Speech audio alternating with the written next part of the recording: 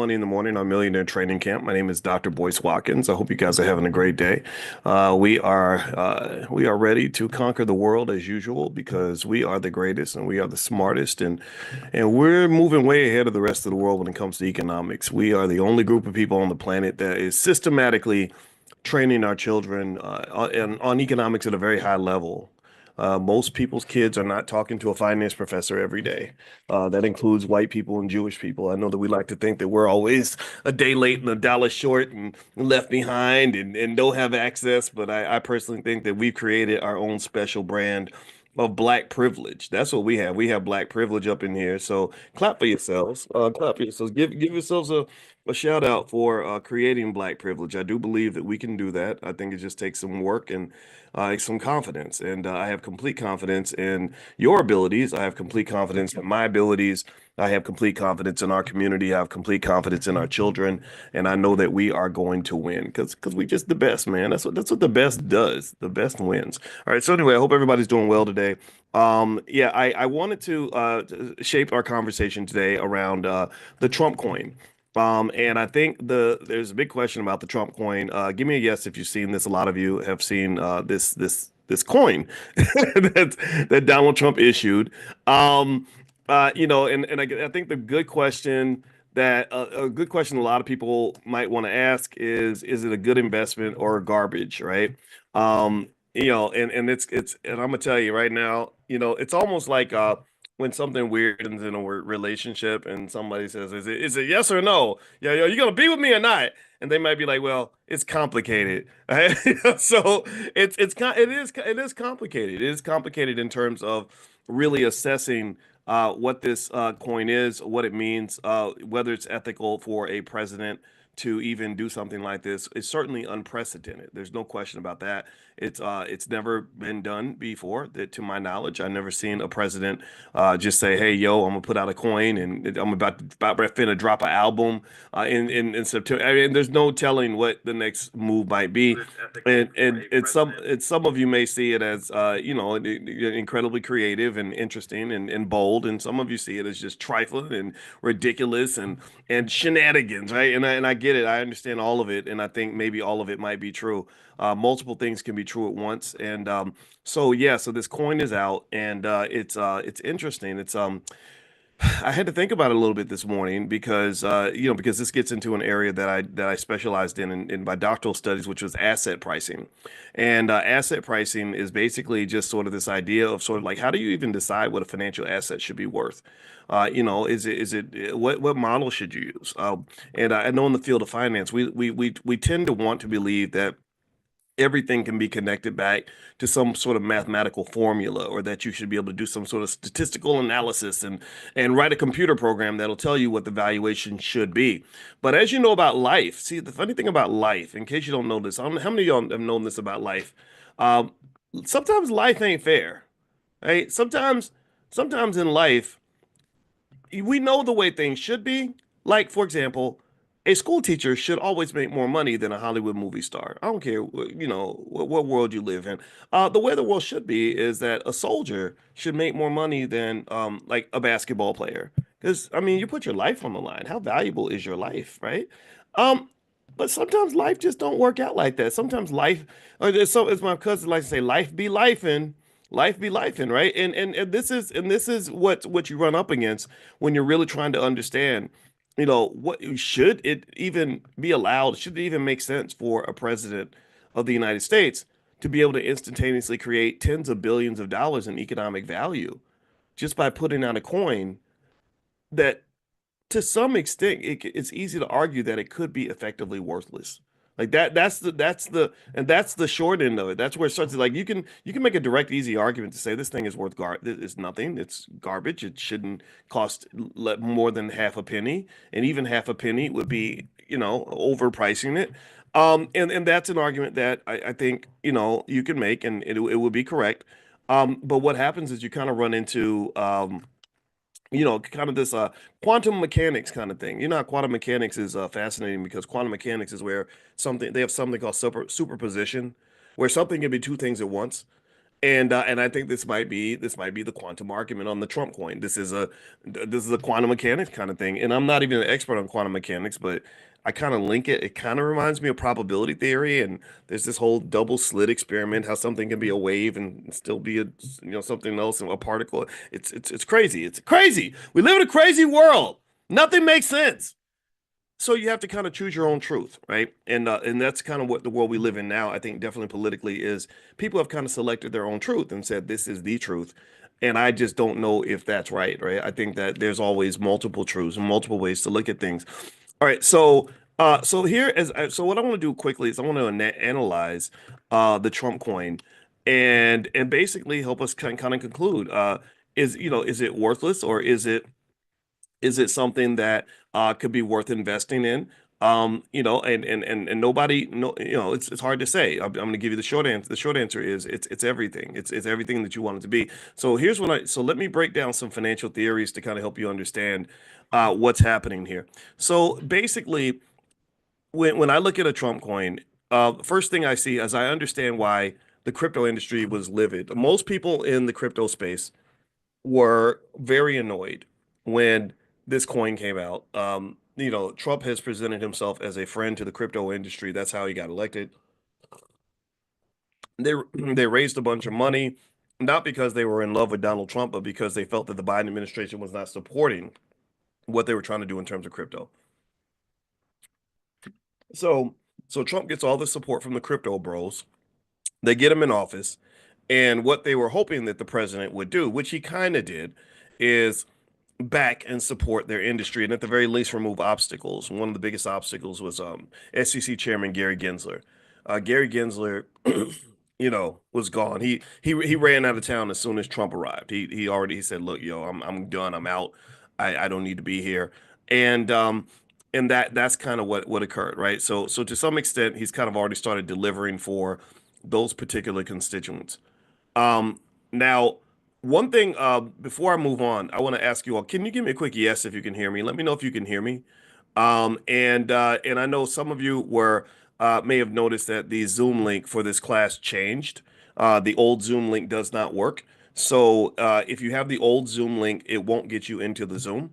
If you want the new Zoom link, send a text message. Text the word morning, MORNING, to the phone number 87948. So text morning to 87948, and I will text you the Zoom link to join the class. So you will have the latest Zoom link. So just know the Zoom link it changes about once every 6 to 8 weeks. So just kind of be on the. So that's why you may want to get on the text list so you can be alerted when we do class in the morning. All right. So thank you for giving me the audio sound check. I did something yesterday and the audio was bad, and technology just makes you mad, right? Again, life be life, and it ain't fair. So here's so going back to that, the crypto bros, wanted Trump to kind of lend some legitimacy and backing from the government for what they were trying to do, and I think he's done that. If you notice, if you own, how many of you give me a yes if you've noticed how the price of Bitcoin has just skyrocketed since the election? Give me a yes if you own crypto. My God, I hope that you own something because there's been so much money being made over there. And I'll tell you, that's what I really want. I mean, that's my bias. Everybody has a bias. My bias is I just want to see y'all put some money in your pocket. So even as you get mad or happy about whatever's going on in politics, I kind of feel like at least if you're sad, you can be sad with, $50,000 in the bank than to be sad and broke. Because being sad and broke that just sucks, man. That ain't even right. But if you sad and rich, then I'll be like, well, you over there complaining, but you rich. You got rich people problems. You need to shut up with your rich people problems, right? So anyway, you look here, the last month, you see Bitcoin's gone up by about 8%. Not bad, pretty good. Last 6 months, it's been insane. Last 6 months, it's skyrocketed 53%, $36,000. So that means if your family had, enough money to buy one Bitcoin, you made $36,000. Quite a lot of money. That's $10,000 a month or $6,000 a month, sorry, without doing any work at all, right? And then this is what understanding economics and finance is really all about, is really understanding like how do some people in this society work their butts off and don't make anything, don't have anything to show for it, don't have any assets, don't have any financial security. But you have some people who know how to make money without working.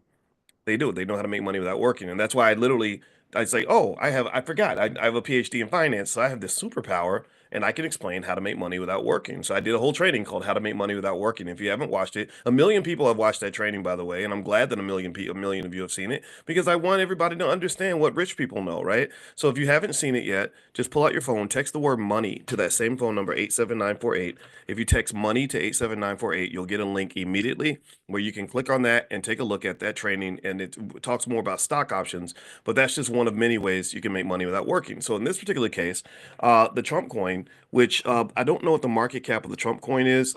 I've heard ranges from 8 billion up to 58 billion, but 58 billion seems on the high side because that would instantaneously make Trump one of the richest men on the planet.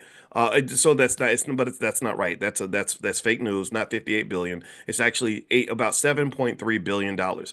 So when you talk about making money without working, I want you to think about this. There are millions of people that can work 80 years and maybe make $1 million, maybe $2 million. They didn't do any work at all. They just put out this coin, and their family net worth goes up by several billion dollars, depending on how much of this they own. Let's say they own half of it. That's $3 or $4 billion. It was created probably in about a day, right? So this is kind of the weird world of finance. This is the weird world of money, and this is where academics like me get it wrong. This is where people, my colleagues, just had it backward. We tended to believe that everything should be able to be explained by some mathematical formula with all these rigid assumptions that allow the calculus to work out, where you assume ridiculous things like investors are rational and that they have access to all information and all this other stuff. And that's just nonsense. That's just simply not true. Human beings are human. So just like life be life and humans be human, and right? So humans are human and life is life. And so at the end of the day, you can't explain the valuation of a Trump meme coin through a simple formula. You have to really look at the nuances of just what's really happening. And you have to really dig deep into things that I'm really fascinated by, like investor psychology. The fact that human beings just make decisions that sometimes don't seem rational, but actually they are kind of rational in a certain way if you understand what makes a human being tick. So, one thing that I thought about when I saw this coin come out, and I understood why the crypto bros didn't like it. They didn't like it, in my opinion, most of them, because I think that they look at it and they're like, damn, this is speculative. This is just some crappy little coin that has no value, does nothing for anyone, doesn't you can't drive it to work every day. You can't use it at the store to buy things. You can't take this coin and actually make something happen. It's not manufacturing anything. So there's no fundamental value to this thing. And I think that's what the crypto industry was trying to get away from. They were trying to get away from this perception that they were just basically fake money. People like Charlie Munger, who worked with Warren Buffett, he's a great man. He used to basically say crypto was a bunch of crap. All of it was crap. And if I'm a crypto guy, I'm going to be offended by that because there are real people in the crypto industry who do real work and create real value with their coins. If you read the white papers, they have these projects. We're going to use a coin. We're going to create a coin that's going to create an economy around blah blah blah blah. We're going to trade this and do this, and this is how people are going to earn the money because they're going to like they really go they worked really hard to say, no, this is real. Like this is a real economy. There's real value being created. We're really getting things done. And then you have somebody like Trump that comes along, it's like, yeah, I'm gonna make a coin too. Everybody buy my coin, right? And people do, and billions of dollars gets created, and then people say, see, that's what I told you. I told all those coins are ghetto. It's almost like for black people, it feels like it's like almost like being black, where black people work extremely hard. We build strong families. A lot of us, we go to work every day. We educate ourselves, but then they'll take they'll put sexy red out there and be like, this is black excellence, y'all. This is black women, and all the black women are like, come on, man, like this ain't we're not all sexy red. Stop that, So ultimately, to me. I think the Trump coin is kind of like if you know anything about hip hop, look up Sexy Red. It's real. It's a scary thing to see. I think the Trump coin might be kind of like the Sexy Red of the crypto industry, right? It's that big shiny object that's thrown out there. Everybody sees it, and it's misrepresenting, just so many people in the crypto industry who are working extremely hard to do legitimate work, who want to be respected, who want to be seen, who want to have credibility, and they're like, "Damn, you're literally putting out something that has no credibility." So here's what so let's look at a couple of things. I was sort of researching and thinking about some financial theories that it might relate to, and one thing that I thought about is I said, okay, so yeah, this thing. So let me ask y'all this: give me a yes or no. How many of you think that the Trump coin is just crap? It's not even crypto, it's crapto. Give me a yes if you think it's crapto. Give me a no if you think it's like, if it's something good. Okay, I see a lot of yeses. All right. Most of you say yes. Okay, and I don't disagree with you. Um, but what if you are Bernard Arnault, who's one of the richest men on the planet? I think he's worth a couple $100 billion. And what Bernard Arnault does is he takes these items, these items, like a bottle of liquor, like and he puts a label on it, and the bottle of liquor costs $2, and he puts the Hennessy label on it, and then he sells it to you at the club for $200 a bottle. Would you say that that's a problem? That that's kind of fraudulent and just borderline ridiculous? Or he takes a purse that can be made in Taiwan for, 20 bucks, let's say. And then he puts a Hermes on it, and it becomes a Hermes bag or something, and then suddenly you're buying it in the mall for $1,200. Would you say that anybody who's ever bought a Hermes bag is just a sucker, and that it's stupid, and that it's ridiculous, and it's pathetic? Some of you would say yes, some of you would say no. And I think that you could both be right, right? If you say yes, that it's garbage and it's stupid, then a Hermes bag is not for you. You shouldn't go buy a Hermes bag. I see people, that buy stuff like that, and I'm like, ah, man, I ain't buying that crap.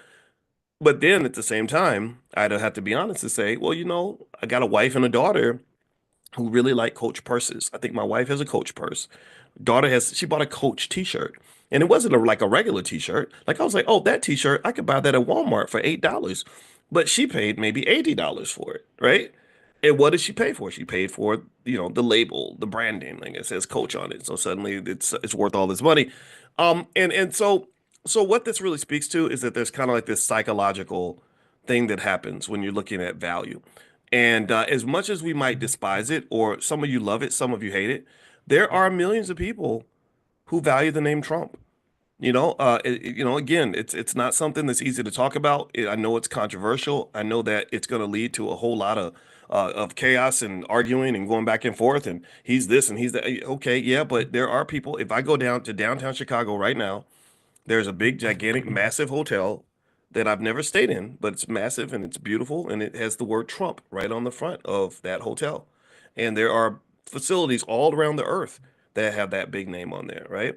And and you could say it's pro-black, anti-black, whatever, but I know that it's complex, right? I think R. Kelly stayed in the Trump Tower for a long time, and back when people, I guess, thought he was a good guy.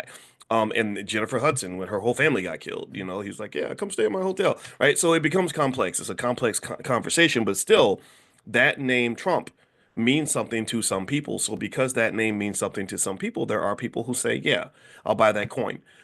What I see there happening from a political standpoint is that there's a set of financial theories that relate to narrative, that a lot of times an asset's value can go up just because there's a narrative attached to it. There's a story. There's a power in storytelling. And so effectively, in fact, Tierra KJ Williams, who is in Hollywood, she writes scripts and she's a masterful storyteller. She's actually going to come in and talk about storytelling in business and how that works. And so what occurs here is that sometimes you'll see a stock that will just shoot up in price, where people will say, well, why, what happened with this company that should make the value double? Some of you have seen this. Some of you have seen stocks that doubled in price in a day, right? IONQ. Any of y'all own IONQ? I know a lot of y'all do, because we talk about IONQ in the Prime program a lot, and that stock's maybe a lot of money. Well, IONQ didn't change anything about the company when their stock price went up 400%. There was just a story like quantum computing. The Google computer solved the problem in 5 minutes. That would have took a cotillion years for a super, right? That's a narrative. That's a story. So this story creates real economic value. And then what happens is that there are some who say, okay, the value is what it is. It just is what it is. You can't get mad about it. It just is what it is. And then there's some people who say, no, no, no, that's not true. That's a bubble. That's gonna pop. It's BS. And in fact, if you want to see what happened to IONQ when it kind of had this whole quantum computing story, let me show you um what happened to the stock price. It's at 41.46 right now. I know this stock. I own this sucker. Let me show you what has happened with the stock price. I think it dipped a little bit recently, but it's okay. If you know how to protect against risk, it's still been a big money maker. Look at the last 6 months. Look at this stock, 400% in 6 months. This stock 6 months ago was $8. I mean, $8. So how can any rational person literally make the argument that like 6 months ago you were worth $8, now you're worth 41? That's insanity. They're not 5 times more productive than they were 6 months ago. They're not selling 5 times more products than they were 6 months ago. The market cap is $9 billion, and so even though IONQ is different from a Trump coin because they're actually creating real value, they really are doing real work. They're not doing $9 billion worth of work. I can tell you that right now. What a lot of this valuation increase represented was just the narrative. A lot of this was correlated with the story, the news story narrative of Google creating this quantum computer that's going to eventually change the world. So suddenly everybody's rushing to quantum computing stocks. And if you remember, we talked about this. I sent you all a list of quantum computing stocks that I think you may want to look at if you want to get in this industry early. And a lot of you made a ton of money from this stock, and I'm happy for you. I love it when black people make money. And even if you're not black, I love it when you make money too. If you're down for the cause, then I'm down for you. So here is this kind of shows you how it's not cut and dry when you talk about what something's worth. So when you ask me, is the Trump coin worth it? I'm like, I don't know. I mean, what do you think? Who are you? What do you believe? Are you a Trump fan? If you're a Trump fan, maybe it's worth it. What does that coin cost? Let me see. Hold on. Let's look it up. Let's see. So imagine if I'm a big old Trump supporter. Let's say that I just love down in Nashville, Tennessee, or Knoxville, not Nashville, Nashville. We like President Trump because he's gonna fix the immigration problem and he's gonna make America great again. And what else Trump? Oh, Trump's gonna fix the economy. He's gonna fix the economy. So I down at where I'm from, down in Nashville, we love us some Donald Trump, and not Knoxville. I'm sorry, Knoxville, not Nashville. And so what I'm gonna do is I can go and I can buy me some Trump coins. Let me see how much they cost. Let me see here. I'm looking at the price. Well, it says okay. Oh, here we go. So let's see. The cost is $46. So I because I'm a big fan of President Trump and I'm real happy that he's back in the White House. I'm gonna go and I'm gonna buy me three Trump coins. I'm gonna spend me $138 and get me three Trump coins for $138. What Think about how often we might spend $138 doing anything, doing things that give us no prospect for economic growth. Like think about how easy it is to spend, or it's $46 coin, right? Many people, I bet you that in the last month, most of you have gone out to dinner and spent $46 on an asset that you put in your mouth that came out of your butt less than 12 hours later. I know that sounds nasty, but y'all know you know what it is. I've got to be honest, right? So does that mean that you're stupid or something? No, it means you were hungry and you had a good experience. Even though I could probably argue, I could say, well, you could have ate at home for $3, but you didn't want to. You wanted the experience. You're like, no, I wanted to be at Applebee's. I wanted to be at wherever I was, right? So ultimately, um, I think when you talk about just an amount of money that a lot of people might throw away very easily, $46 is really just not a big deal for most people. And I almost see the selling of the Trump coin as kind of like a campaign contribution that goes around the campaign finance laws. And I think that's where it does become kind of questionable and ethical. It's definitely unprecedented. Like we're not used to the president of the United States doing something like that. But that's kind of, if you know the history of Trump in terms of how he's done business, he's thinking about making money, and he's been doing things like this since the 80s. He's always known that his name and his moves and his decisions can create economic value out of thin air. In the 1980s, he knew that if he started to acquire millions of shares of a company stock, that the stock price would go up because people thought in the 80s that he might be trying to do a hostile takeover. So he would just go buy a bunch of shares of his stock and not say a word, just acquire the shares. Maybe somebody in his office leaks it out. Hey, Donald Trump is acquiring a big stake in such and such company, right? And then the rumor spreads, the price starts going up because everybody wants to buy it, everybody wants to get on the bandwagon, and as the price goes up, then Trump says, "Oh, I think I'll sell today." Right? So he's able to make money that way. Is that manipulative? Yeah, it is. He's definitely manipulating something. Is it illegal? I don't know. I mean, I guess it could be if you change the law. Does it happen all the time? Absolutely. There are lots of people all the time throughout the world who understand when their name or their presence or their idea or whatever can generate income, and they take advantage of that. If I go to a Chris Brown concert, I've got you got all these poor sad women that will go spend $1,000 to take a picture with Chris Brown. Is a Chris Brown picture worth $1,000? To me, no, it's not. But is it worth it to a woman who's been idolizing Chris Brown since she was a teenager? Maybe, maybe, right? And if you and what this speaks to, in my opinion, is that one thing that makes valuation complicated is that valuation is in the eye of the beholder. So if I'm that Trump supporter down in Knoxville, Tennessee, who just loves President Trump, and maybe I was there January 6th, and he also gave me a pardon, and I got out of jail last night, then maybe I am gonna go ahead and spend $46 buy me a Trump coin because it means something to my family. You understand? But if I am a liberal who just thinks that Trump is garbage and he's a terrible guy and he's a convicted felon and how dare they elect this man and blah blah blah, then no, it's not worth $46 to me. So here's the point. One thing about valuation you should just definitely understand 100%. Valuation is kind of in the eye of the beholder. That's what it is. Just like beauty. It's like economic beauty. There might be a man or a woman where if you put them in front of one person, they say, "Oh, gross. Oh God, I would never date him." And then another woman's like, "Oh my God, I want him to be my baby daddy." That could happen, right? All of you have gone through this, right? All of you have been on both sides of that transaction, right? I've been in situations where when I was 20 and I was 25 and just trying to get a girlfriend, I'd meet women who would say, "I'm sorry, but I don't date men who are under 6 feet tall." Like they would talk to me like I was in a wheelchair or something. Like I feel like one of those little, one of those little hospital kids, like something's wrong with me, like I'm a midget or a munchkin, we represent the lollipop kids, right? Because I'll never be 6 feet tall. Like I keep hoping, like I was praying to white Jesus, black Jesus, and baby Jesus to help me grow, and it just never happened.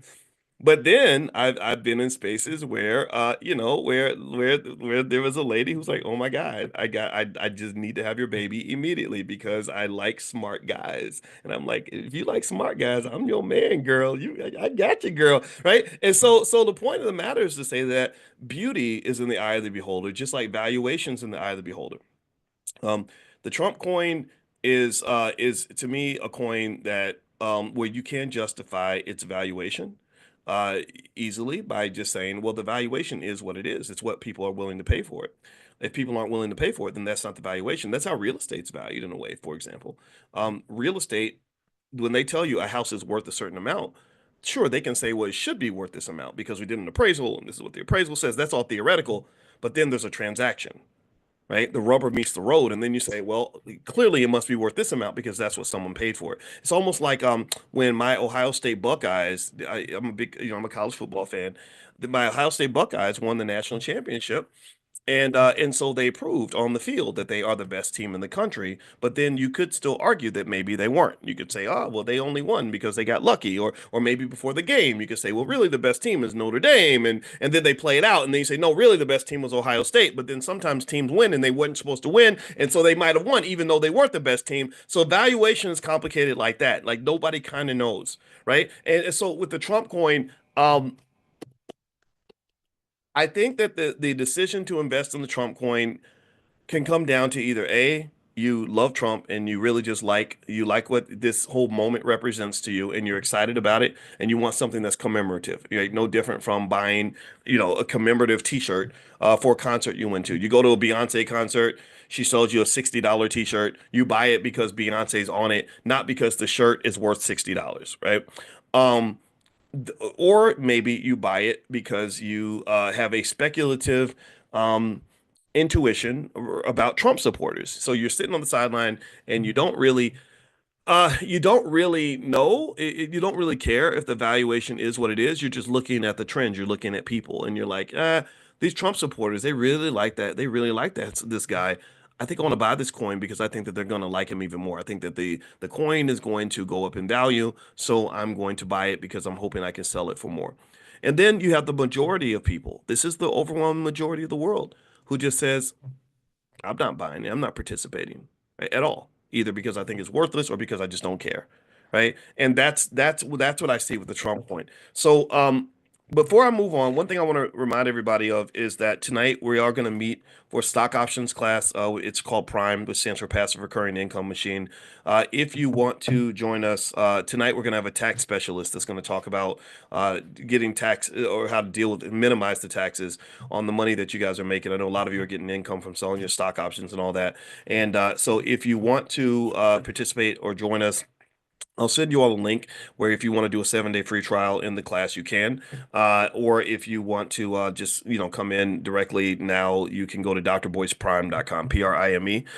And the other, it's so look for that text. If you're not on the text list, text the word morning, MORNING, to the phone number 87948. So just text morning to 87948. Also, if you have an interest in crypto, we do a lot of crypto stuff in the Black Business School. So you could just text the word crypto to that same number, 87948, and we'll send you some crypto information as well.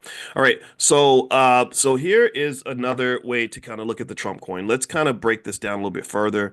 I actually gathered some financial theories that we talked about in grad school that I thought would be appropriate to understand what's happening here. One of the big weaknesses of the Trump coin is for sure that if you did decide to invest in it, just know you're going to get a lot of volatility. I think it dropped 50%, in a very short period of time, but I think this morning it's up by a lot. So it's going to probably do that. It's what you call a high beta asset. So it's going to have a lot of up and downs. There are some ethical and regulatory issues, but then again, it's released by the president of the United States. So I don't know if the SEC is going to try to stand up to the president like that. That doesn't seem like this type of administration. Also, market sentiment is a big driver, meaning that people are buying the coin because they like Trump. So if Trump's popularity were to suddenly drop, then the coin's value would drop. So to some extent, in a way, what you're kind of buying is Trump's popularity as a financial asset.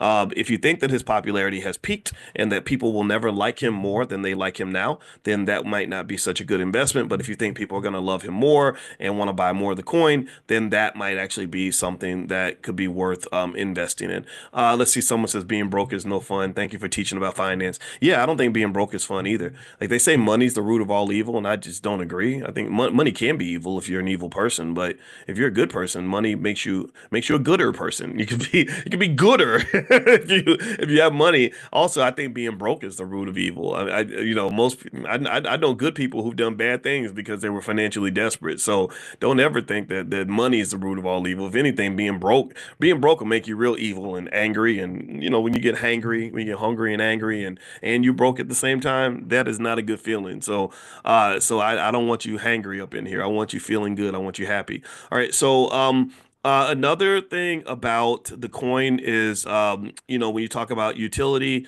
utility is the ability of the asset to be used for some purpose other than just speculation. So effectively, the utility of the Trump coin is pretty much minimal.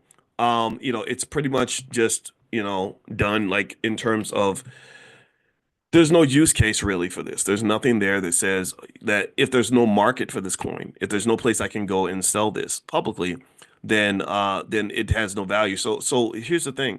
This is one of the things about American finance that makes it powerful, but also makes it problematic is that markets create value. Like all those billionaires that were on the stage with Trump, their total net worth was over $1 trillion. Their net worth, much of their net worth is tied up in equity markets. It comes from the fact that there's a functioning market that you can go to where they can take stocks and real estate and sell this stuff on the market and generate this wealth from it. One area of discrimination or racism, if you want to call it, or where black people are locked out of economic value, is that we don't have access to markets like that. We don't have big markets where I can go and I can just issue a Dr. Boyce coin and then instantly create $20 million worth of wealth, on an open market. It would be hard to do, right? And so effectively, the ability to access markets is really big in wealth creation and wealth manifestation. But I can also tell you though that a lot of you have wealth that's there that you just can't see, and you maybe can't see it because you can't sell it. Right? There's nobody coming up to you and saying, "Hey, if you were to sell 10% of your earnings for the next 20 years, you could get a check for $2.5 million right now." No one says that because there's no market out there for that. So the existence of markets is a really big part of valuation, and that's what Trump was taking advantage of, is the fact that there's a market where he can sell this coin. If there were no market, or if he were blocked legally from participating in the market, then that wealth wouldn't be created. There's also something called herding behavior. In my dissertation committee, there's a very nice little short guy named David Hirschleifer who was an expert in herding behavior and following the crowd. And one of the things that Professor Hirschleifer taught me that I really respect about him, he was a wonderful guy, is he would talk about the fact that in financial markets you have people that follow the herd. Studies show that 70% of all people follow the crowd, even if the crowd is wrong. And that's what's crazy. That's insane to me. When I heard that, I said, okay, we don't have a chance here. Because I believe in free thinking. I believe in critical thinking. I believe in leadership. I believe in leading your life. I don't believe in following the crowd, because following the crowd will get you in trouble. Especially when you talk about our community and the toxic ideas that get pushed into our community in terms of bad choices and everything else. Is following the crowd will get your son killed. Following the crowd will get your daughter killed. So if I'm raising a child, first thing I teach them is how to think for themselves.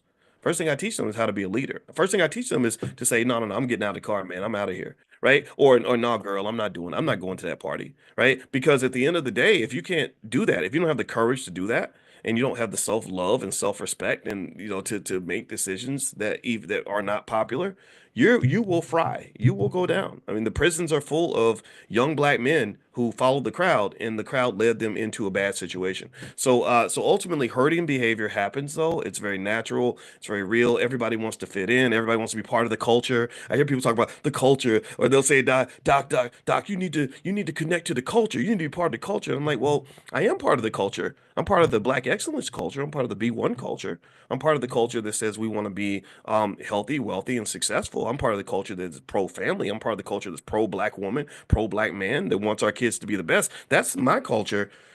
But that shit you talking about on BET, that ain't my culture. That was made in a lab. They they manufactured that. They sat down and said, "What are the instructions? Like, what are the ingredients to destroy the life of a young black man?" Seriously, and that's what they did. It's okay. So we're gonna make a bunch of music where you're gonna sing mantras about how you want to go have sex with every girl that moves until you're dead. You want to create babies, mamas everywhere. You want to go and kill each other and be happy about it. You want to throw your money away, trick your money off, so until you're broke and financially desperate and got to go and hold a white man's testicles in order for you to have a job. We're going to also show you how to be as ignorant as possible. And then, oh, and by the way, we need you to call yourself the N word the entire time. Keep calling yourself the N word, so we don't have to do it, right? That's because we need somebody to do it because we know what y'all are. So that culture is not my culture. That's a culture that I get people get mad at me, you get yelled at. I don't give a damn. I say, well, I ain't had that many friends growing up. I don't need no more friends now. So at the end of the day, herding behavior is part of something that is natural. It's very human to do that. But I encourage you, if you want to be a leader, you want to be a winner, you want to be successful, practice breaking out of that. And that starts with just loving yourself enough to say, you know what, it's okay. I'm gonna stand over here, even if I'm wrong. And but y'all go do your thing. You go to the party, you go to the club, y'all have fun. Have fun in college. I was like, have a good time at the step show. I'm gonna be in the library with the little nerdy Asian kids because I want to have a future. But y'all go and you kill it at that step show, dog. You go do your thing. You go bark and hump each other, whatever. Let me stop because people gonna get mad at me. All right. So anyway, let me keep going here. Um, there's also when you talk about one more thing about the Trump coin. Let's get back to that. Sometimes if you have a scarcity in something, that makes it more valuable. So like a lot of you may not know this, but De Beers, the diamond company, if you know, De Beers basically artificially restricts the supply of diamonds. How many of y'all knew that? That the diamonds are not nearly as valuable as they make you think that they are. They're like, damn, we need everyone to think that diamonds are rare.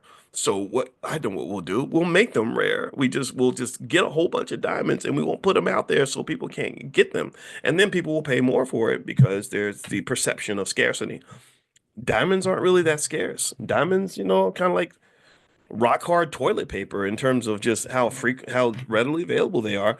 But there's a marketing campaign around the idea that you should go spend 2 or 3 months of salary to buy a diamond for a woman to prove that you love her.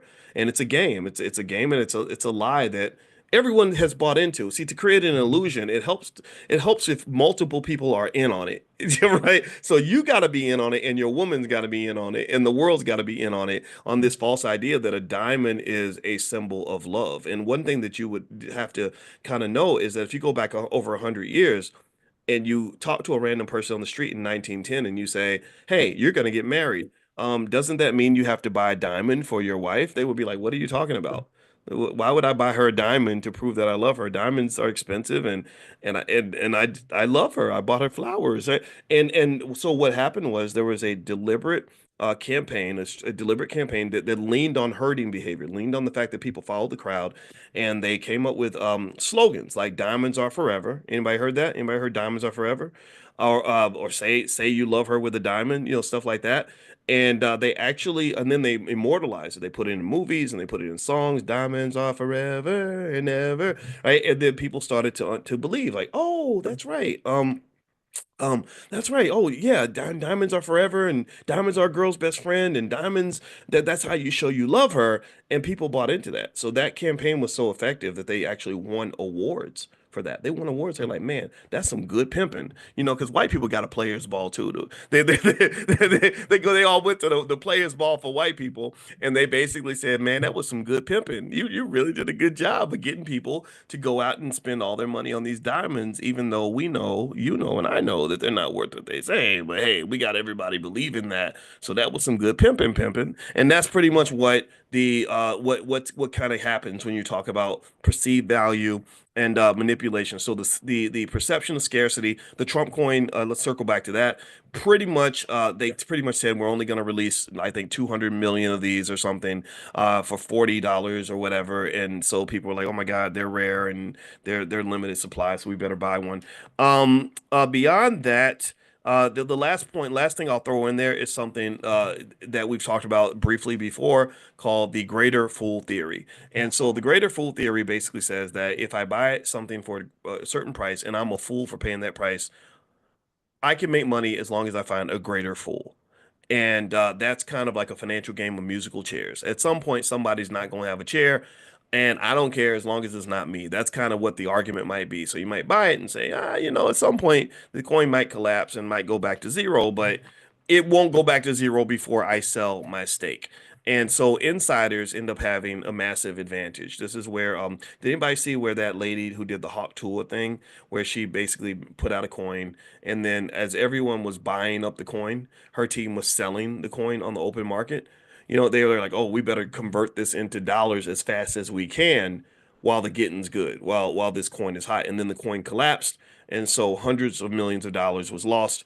A lot of people lost their money, and this is the common thing. And this is one of the reasons why there are so many um, crypto bros who are legitimate, who are getting up every day, working hard, sitting at a computer screen and creating real economic value. This is why they're not a big fan of the Trump coin. They're generally speaking, from my understanding, most of them are not happy that he put out this coin. So it's out there. But the thing is, and not everybody's unhappy about it. Robinhood has it listed. You can buy it on Coinbase, all these things.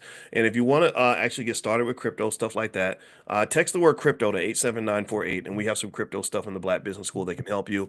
We brought in a really great crypto expert. We got to bring the sister back because I know y'all loved her.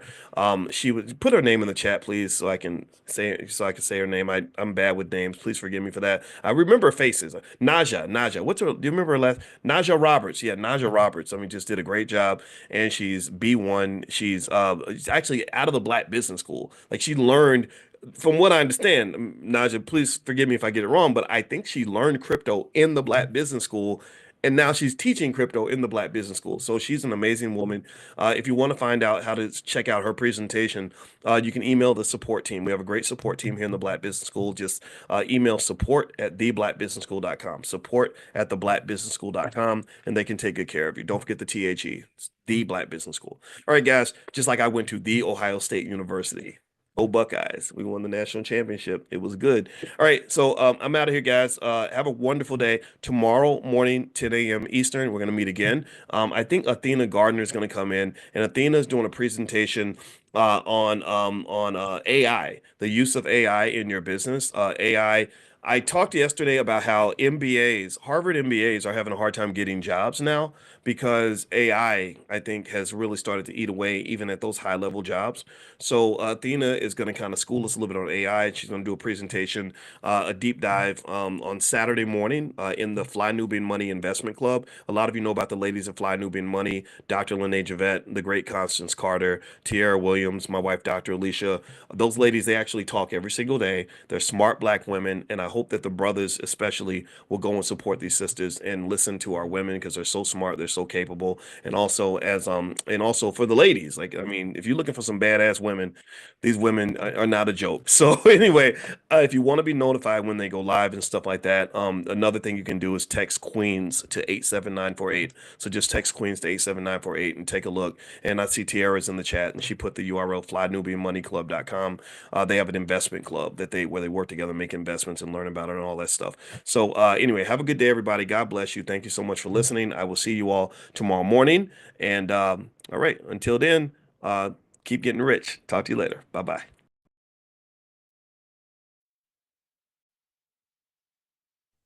Hey everybody, how are you? I hope you're doing well. Come on in, come on in. It's good to see all of you. I want to say welcome, welcome, welcome. It's Powernomics time. That's what it is. You guys know what happens Wednesday night. That is when we get together and we train ourselves to be black and excellent, black and powerful, and to tell the truth. I think that you got so much lying out here. You got people just teaching fake news and calling it history and thank God we have people like Dr. Claude Anderson who teach us real history and help us to really know who we truly are and how great we are.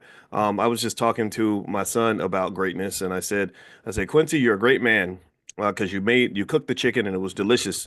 And he said, thank you, Boyce. And I said, yeah. I said, greatness is a membership where you have to renew your membership every single morning. It's a club. Greatness is a club where you renew your membership every single morning. And he goes, that was a bar, Boyce. I said, that's right. The album's coming out next Tuesday. It'll be released on all platforms. So anyway, I believe every day we got to have attitude. And we have to believe in ourselves. We have to know what we can do instead of worrying about what other people are doing and what other people think about us and all this other stuff. I know right now there's this thing that just happened called a presidential election, and I know a lot of you have mixed feelings about it. Some of you, some of you love Trump, some of you hate Trump, some of you are in the middle. And I just want to reiterate that, I personally don't care if you love or hate Trump. I just care if you do you love yourself. If you love yourself, then I don't really think I can't really see how you would believe that Donald Trump is going to save you. I think that will be a false belief. If you love yourself, I don't. I hope you weren't fooled into thinking the Democrats are going to save you. The black community pretty much looked the same economically under all administrations, Democrat or Republican. I don't know if anybody knows that, but even when Democrats, um, you know, um, were in office, things didn't get better. When Republicans are in office, things don't get better. What happens is you have what is called idiosyncratic outcomes. Idiosyncratic is specific to you, one-offs, just you and your family. And what you will find is if you study, particularly in the area of economic power, which is really the main type of power in America, uh, you're going to find that economic power is determined mostly by what you do. There's no government policy that's going to make you a millionaire most of the time. It doesn't mean it doesn't make a difference. Doesn't mean that billionaires and millionaires don't use government contracts and all that. That's all very real. But typically, what we find in the research, and this is what I do, I'm a financial scientist, is that people that tend to have wealth tend to have certain habits. They make certain choices, and they are able to achieve freedom. And that's it. So anyway, in fact, I think that's a good place to start the conversation. Because how many of you noticed that that during the inauguration there were oligarchs? They call them oligarchs now, that were on the stage with the president. Did anybody notice that? It was quite interesting. I was pretty stunned by it. I was very surprised. I'd never seen that before. He had lots of CEOs up there that were taking positions ahead of leading government officials. I mean, you had people up there that I think Mark Zuckerberg and Jeff Bezos and Sundar Pichai, the CEO of Google, the CEO of TikTok. He's only, I don't know if he's enough of a billionaire to be close to the president. He was actually on the edge of the front row or something, and all you gotta do is run TikTok, and this probably makes it, that's $500 million a day, and you can get a seat somewhere in the back. And this was really interesting. This was something that is worth assessing. And there were people who had different reactions to it. There are some people who were deeply alarmed by it and said, this is evidence of capitalist corruption in our government, which it could be. And then there are some who just thought it was cool, and some just kind of wondered what this means. I've been listening to lots of assessments in places like the Wall Street Journal and others where they've been kind of doing these breakdowns to sort of determine, like, okay, what does this mean? What is this saying? And one of the things that's been stated that I agree with is that we definitely have entered kind of this era of what they does anybody remember? Has anybody ever heard of the era of the robber barons around the turn of the century? The turn of the century, I think late. Like, okay, oh, sorry. Does this mean? The late. What is this? Let me turn this off. Sorry. The late 19th century, President William McKinley, who Donald Trump, for whatever reason, seems to really love McKinley. I don't know a lot about him. McKinley opened up the door for these robber barons to get a lot of power. Rockefeller, Carnegie, Vanderbilt, people like that, and they were able to build these monopolies that allowed them to accumulate massive, massive amounts of wealth. And so Trump really likes McKinley for whatever reason, I guess because he's emulating him.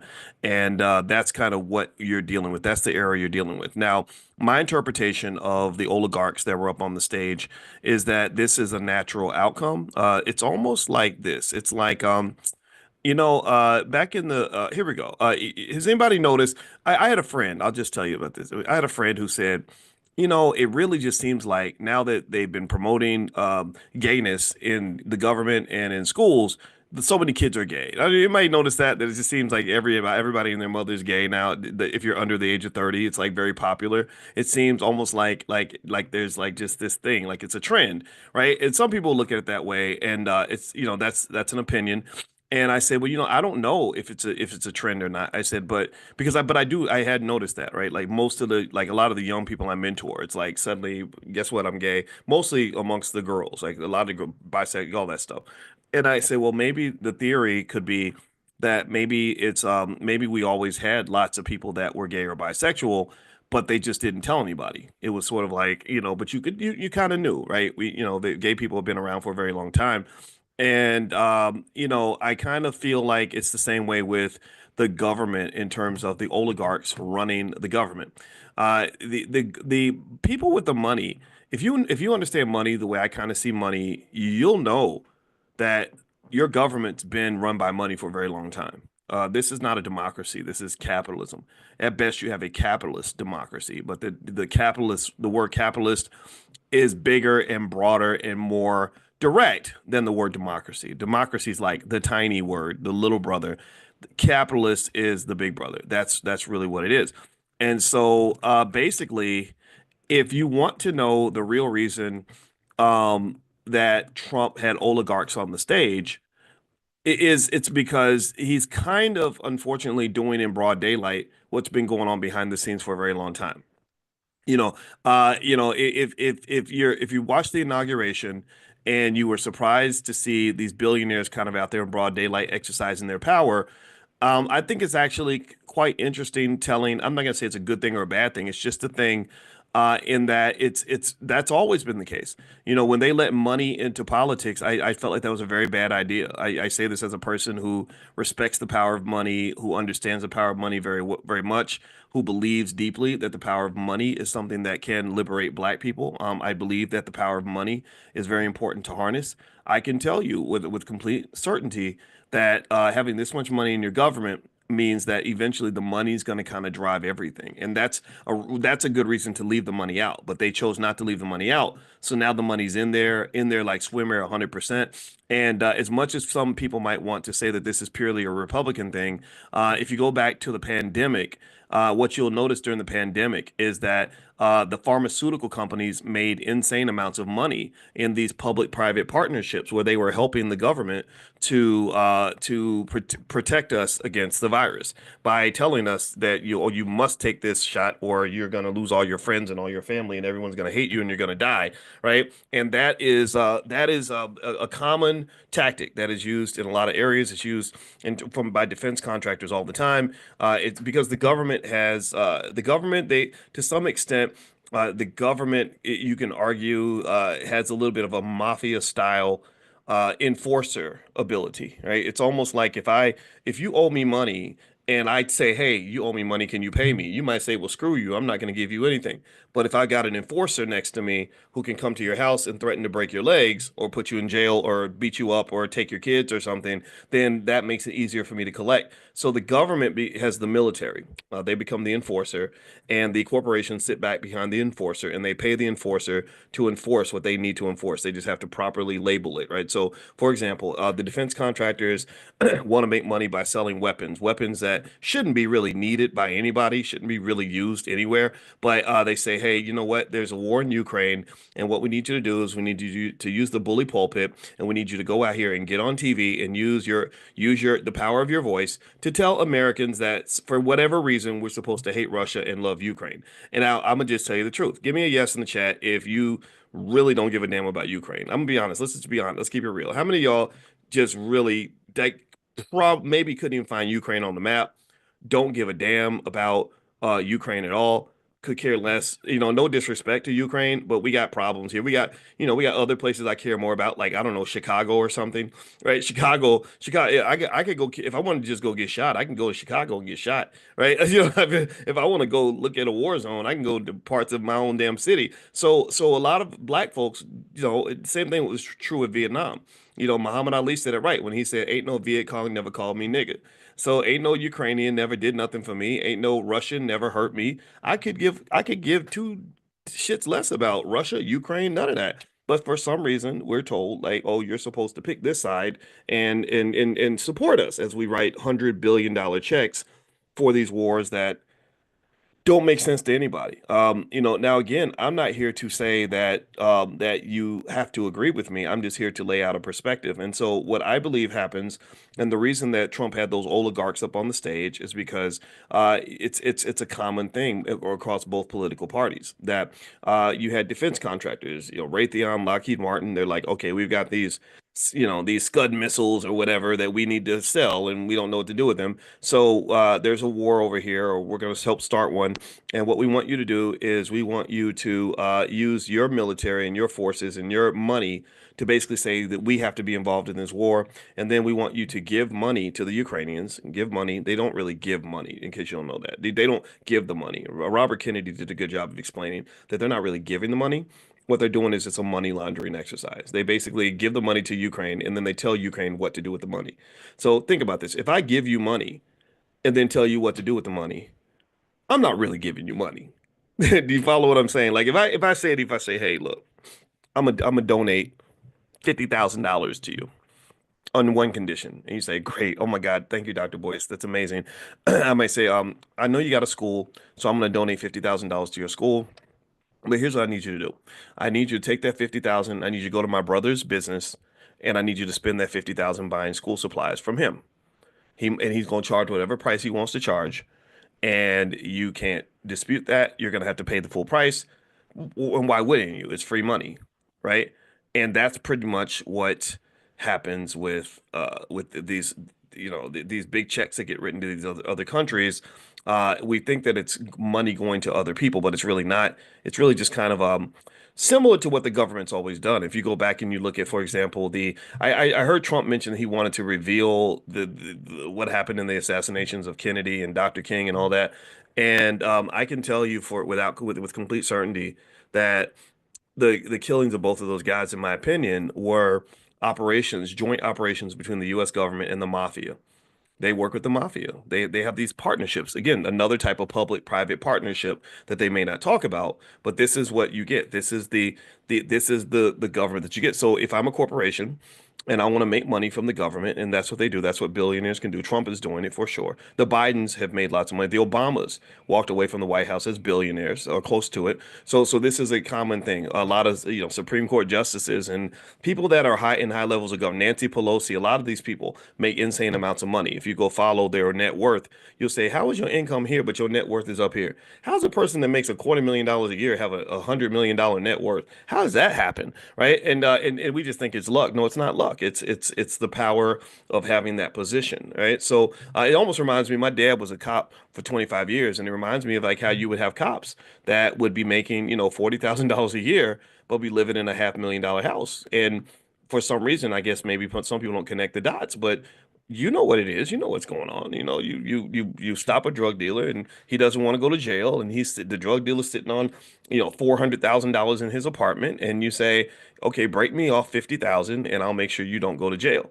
Right. So that power can be traded for money, and sometimes it happens in broad daylight. So what you're seeing right now with Trump and the oligarchs, the reason you saw Mark Zuckerberg up on this stage and Sundar Pichai up on the stage, and the CEOs are all kissing their butt. The Wall Street Journal has done deep dive analysis on this. They said this is fascinating that so many CEOs have switched their tune when it comes to Trump. So many have.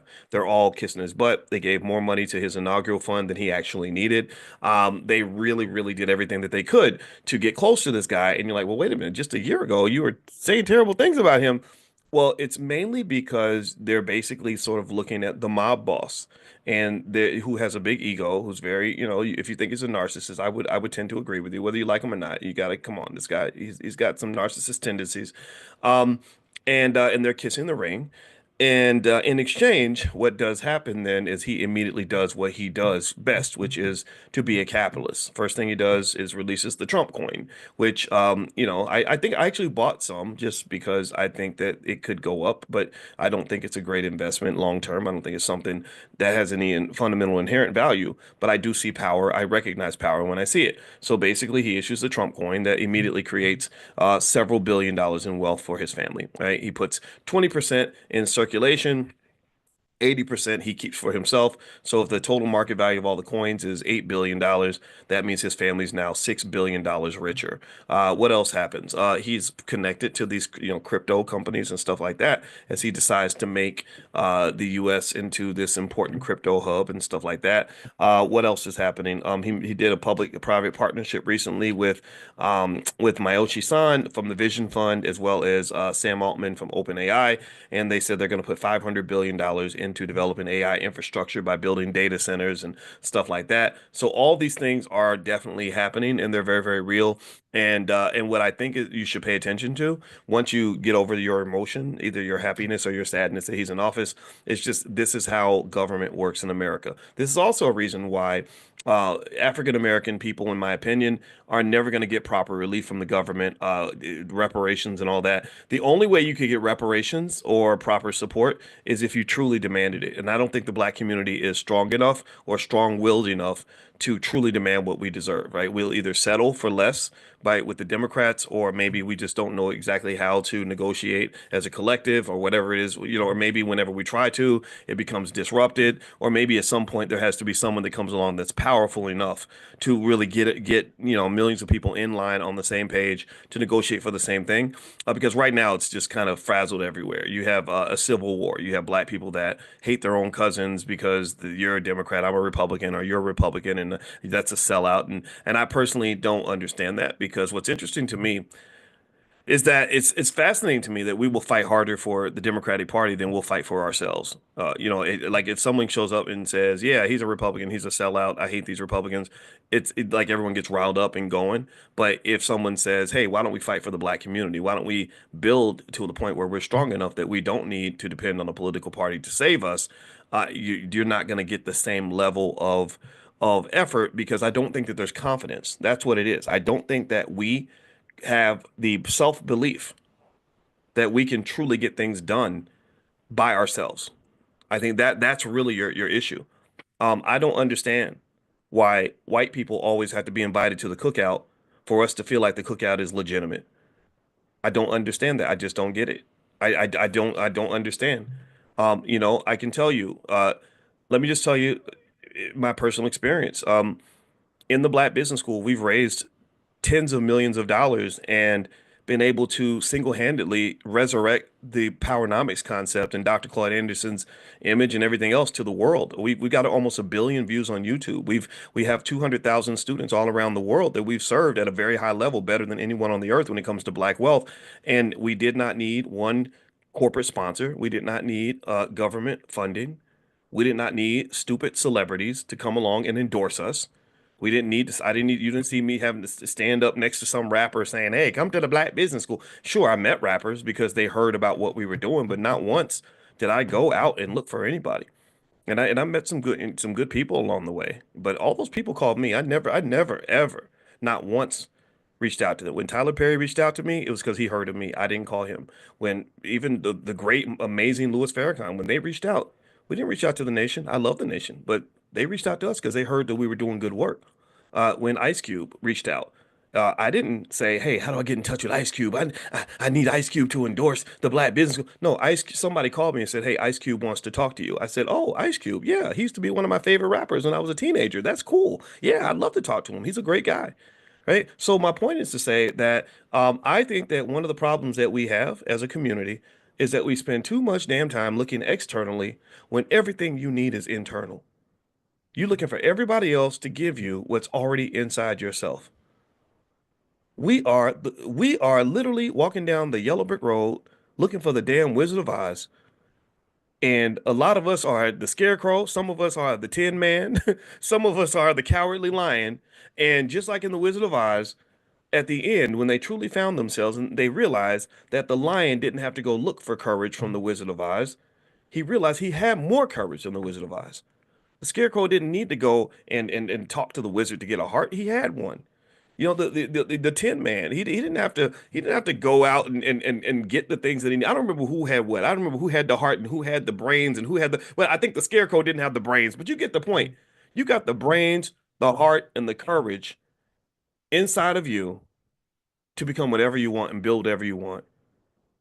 But if you are wasting all your time, if you're wasting all your damn time trying to attach yourself to someone else, hoping that that's going to pull you up the elevator, then I think that that's going to make you feel like a sucker at the end of the day. When I said I want to go out here and change the world, and I can say that now, I'm 53. I've been doing this thing for 20 years, damn near, publicly anyway. Privately, I've been doing it for 30 years.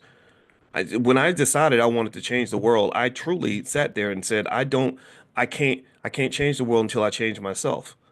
I can't get nobody else to believe in me if I don't believe in me.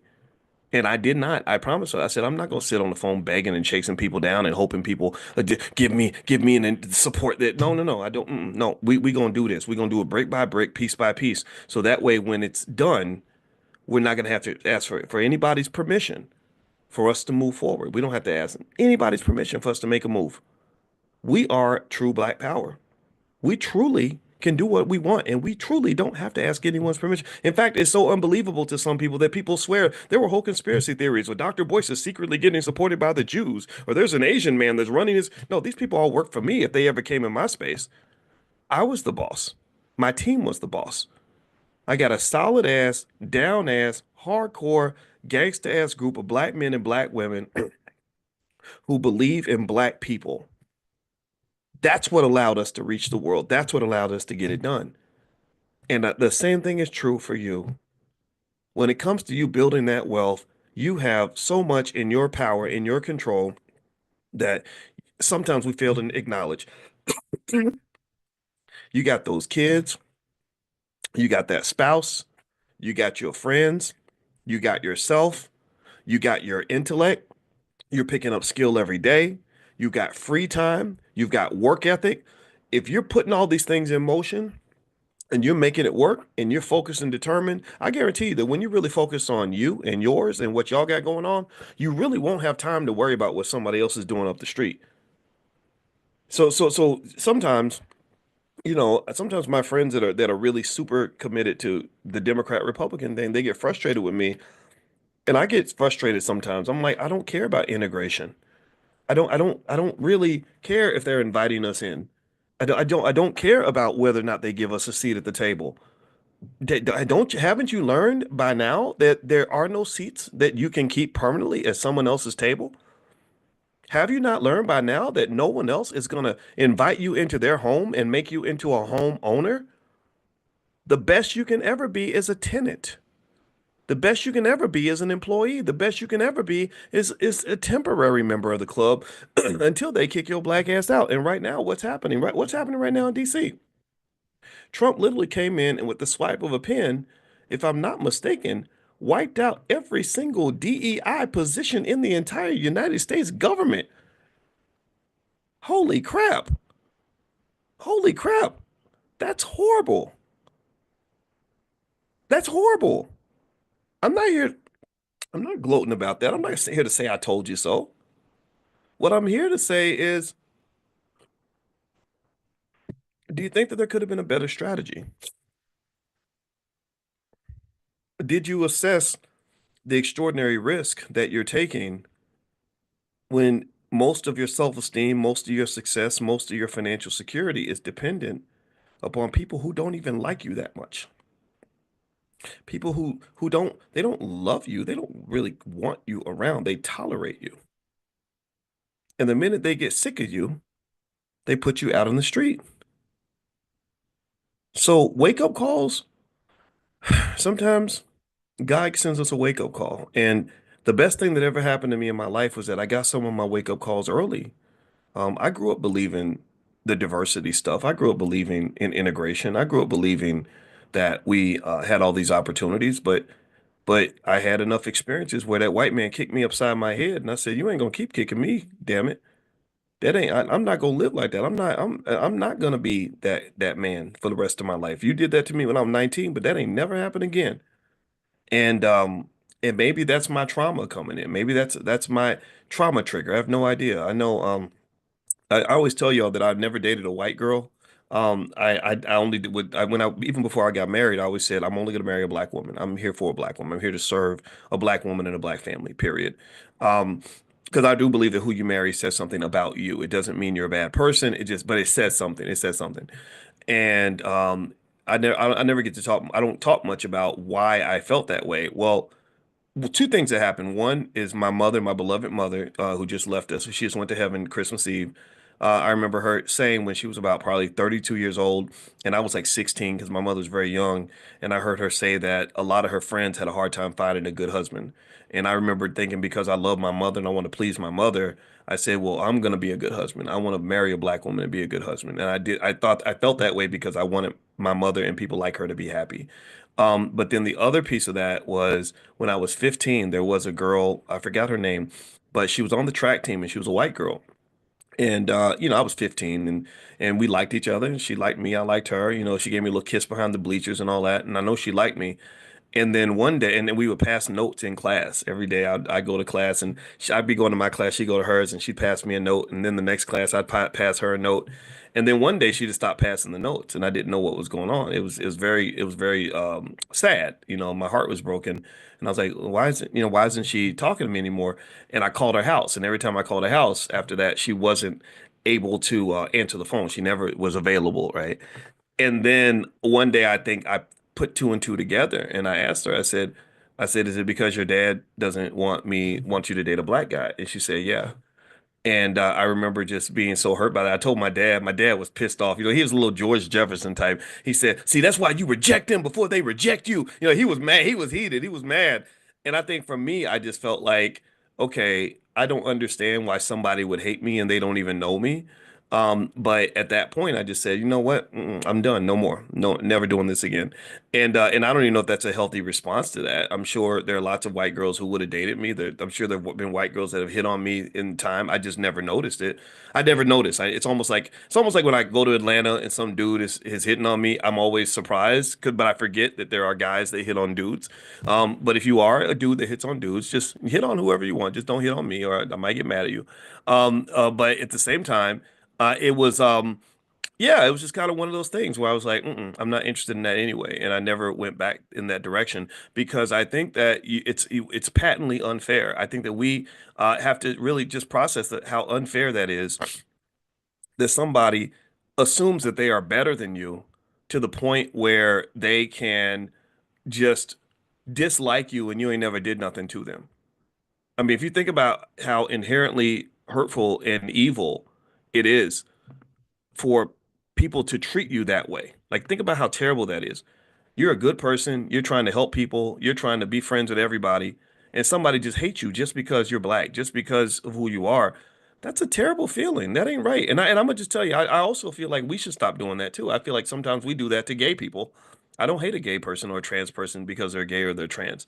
I just have my beliefs, but that doesn't mean I got to be mean to you. I can love you and disagree with you, and so I think love is really important. And I think that that lack of love, I think the most horrible feeling in the world for a black person, in my opinion, is this idea that we spend our lives looking for love in all the wrong places.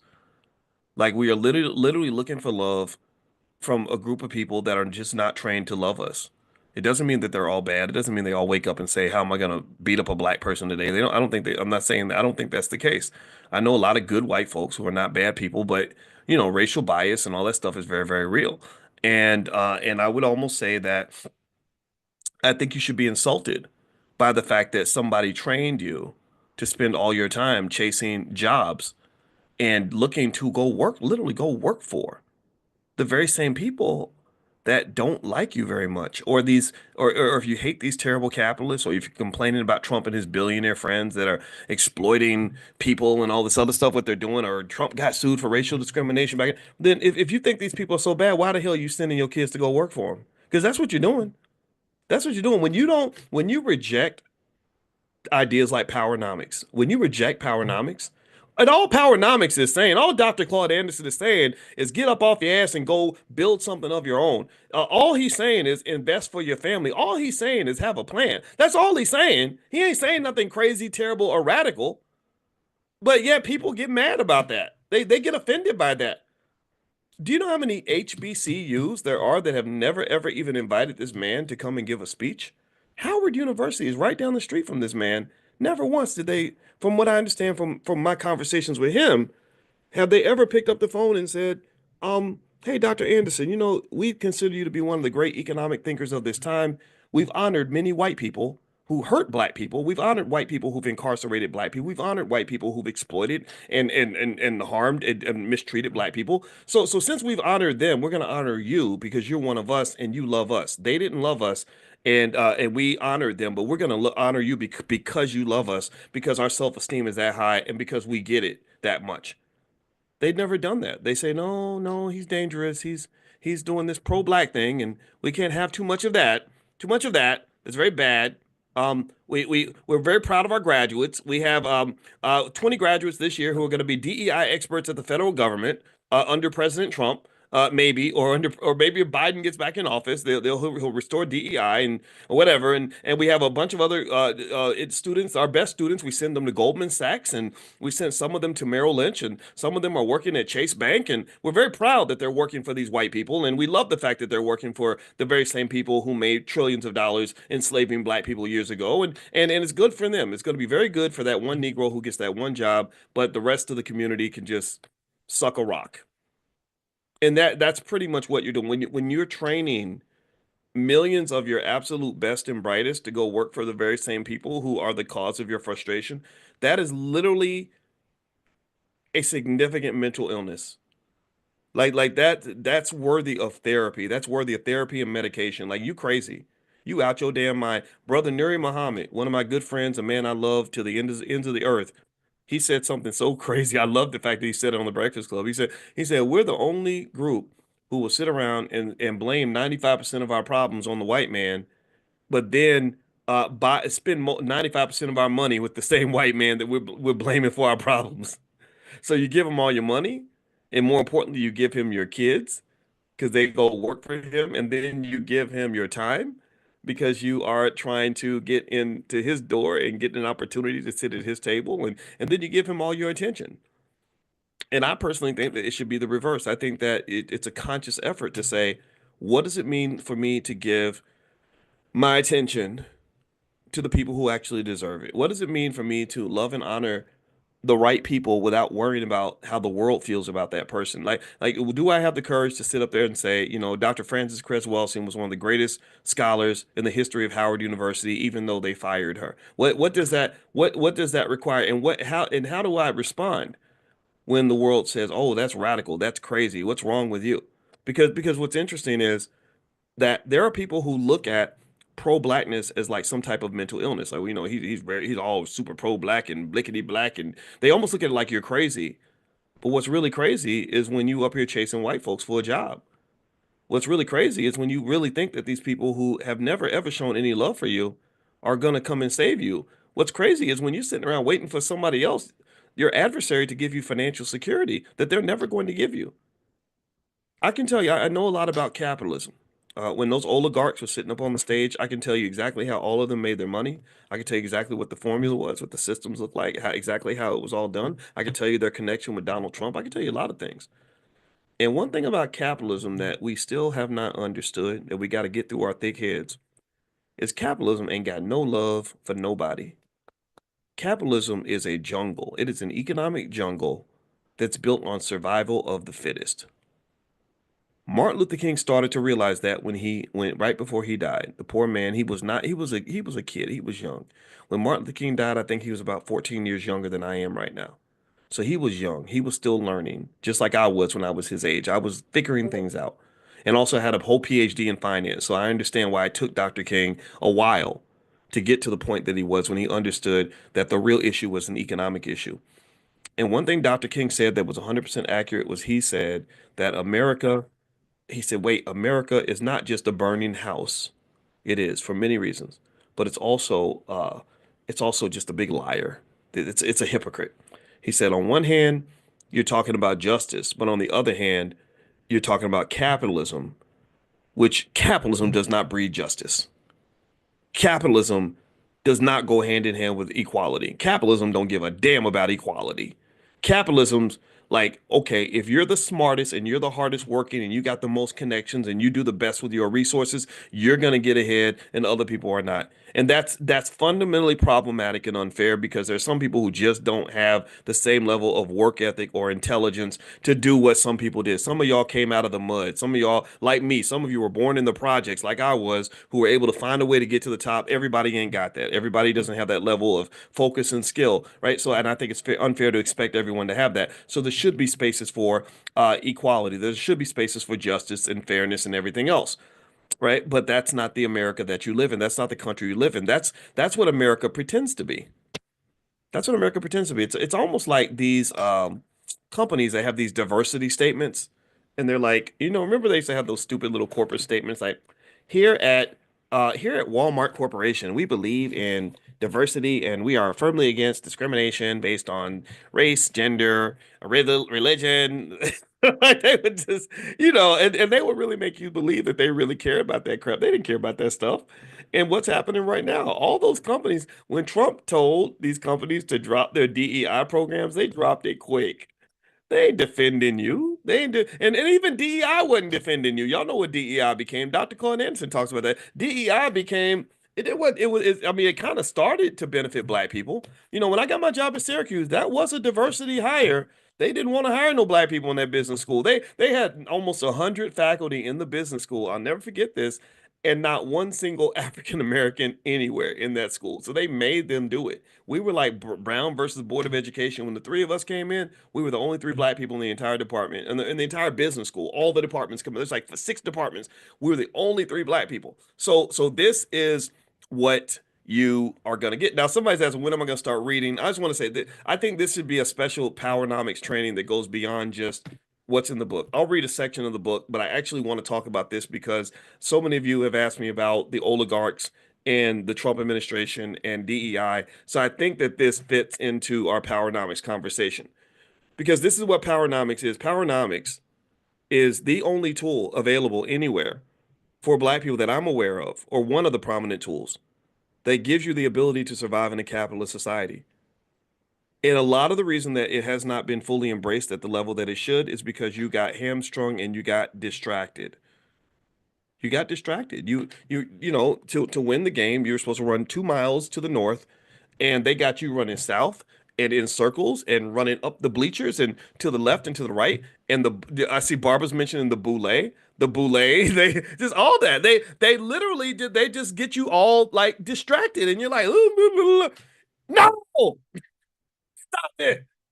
I'm gonna break it down for you right now in terms of who's winning under Trump, who's winning under Biden in the black community. Who's winning? Well, first of all, if you want to know who's winning, first thing you got to do is know what a winner looks like. You got to be able to identify what it means to be winning. That's the first thing. We think winners are losers and losers are winners. We look at Sexy Red the rapper and say she's winning. No, she's not. That poor girl, STDs, and she's in a garbage culture. She's ignorance, babies, daddies, and you ain't winning. That just a white man wrote you a check to make a fool out of yourself. That don't mean you winning. You don't know you don't know if people are winning until they're like about 50, 60, 70 years old anyway. Like a lot of 22-year-olds think that they're winning, then they're dead at 24. Right? This happens a lot in hip hop. Oh, he's winning, he's a role model, and then he's gone because there was all these risk factors all around him that no one acknowledged. There was nobody talked about the fact that this poor 23-year-old is in a world now where he's got to get up and watch his back every day because he's got a bunch of people that want to kill him. Okay? So winning, to talk about winning, first thing you got to do is be able to identify like what does that mean? You need a measure. In mathematics, they call this a measure. And measures are really important because different measures mean different things to different people. So you can have your own definition of winning, but I'm going to throw something out there that we might want to think about. I would say if you're trying to figure out what it means to win as a black person in under any administration, maybe you start with a word that we use all the time, a word called freedom. We've talked about freedom before. Most people don't have it. Most people aren't even free to decide what they're going to do with their afternoon because they have to go to work. Okay. And then when you have economic constraints, that limits your ability to be free, that limits your ability to do the things you love, that limits your ability to live the life that you feel like you're supposed to live, right? So freedom and options are kind of connected. If I'm a free person, I tend to have options. If I don't have options, then I am not free. So if you are a black person that is raised in a way where you are led to believe that you should not have options because you're black, or that somehow being black means by definition you're not going to have many options and not much freedom, I feel kind of bad for you because that definitely means that you're not winning, and it might mean that you've been tempted to be led to believe that black people are supposed to lose unless a white man pulls out the key and unlocks the gate and gives you an opportunity to be free. That's kind of the discussion, right? Even James Brown, when he was making songs like "I'm Black and I'm Proud," and I love James Brown, but I think he was saying something like, "I don't want nobody to give me nothing. Just open the door and I'll get it myself." And I like that statement. I love it. It felt good when I heard it. But eventually I realized, wait, I think that there's another level to this. There's another consciousness to this because the bigger question isn't just, will you open the door? I think the biggest question is, well, who built the damn door? And why do I got to walk through that door? And why do you have to open the door? Who owns the door? Where'd the door come? Why is there a door? Why I got a door and you ain't got no door? Those are to me, those are the bigger questions. Is there another door? Maybe there's another door. I got a door at my house. I can walk through that door and get it myself. What am I getting? What am I trying to get? Why am I going through a door? Where did the door come from? These to me are the existential questions I believe every black child should be trained to ask. Because what happens is we make statements like, well, one day you'll get a seat at the table, son. Man, F you and your damn table. God gave me the right and the freedom to decide if I want to even, if I even value your table enough to even try to come sit at it. Maybe I ain't got time to sit at your table. Maybe your table, what is it at your table that is so special? What privilege, what white privilege have I given you by even believing that somehow your table is more important than my table? Do you follow what I'm saying? Do you get what I'm saying? This is really important. This is really important to understand. When you talk about values and success, what you got to understand is how, to some extent, there's a certain type of white supremacy embedded in the way we even define things like success. For example, if I consider success as an actor to mean I get an Oscar, And I don't sit back and say, well, where did the Oscars come from? Who created the Oscars? So they get to, so wait a minute, I gotta earn an Oscar. They get to print Oscars. They get to print them and give them to their friends.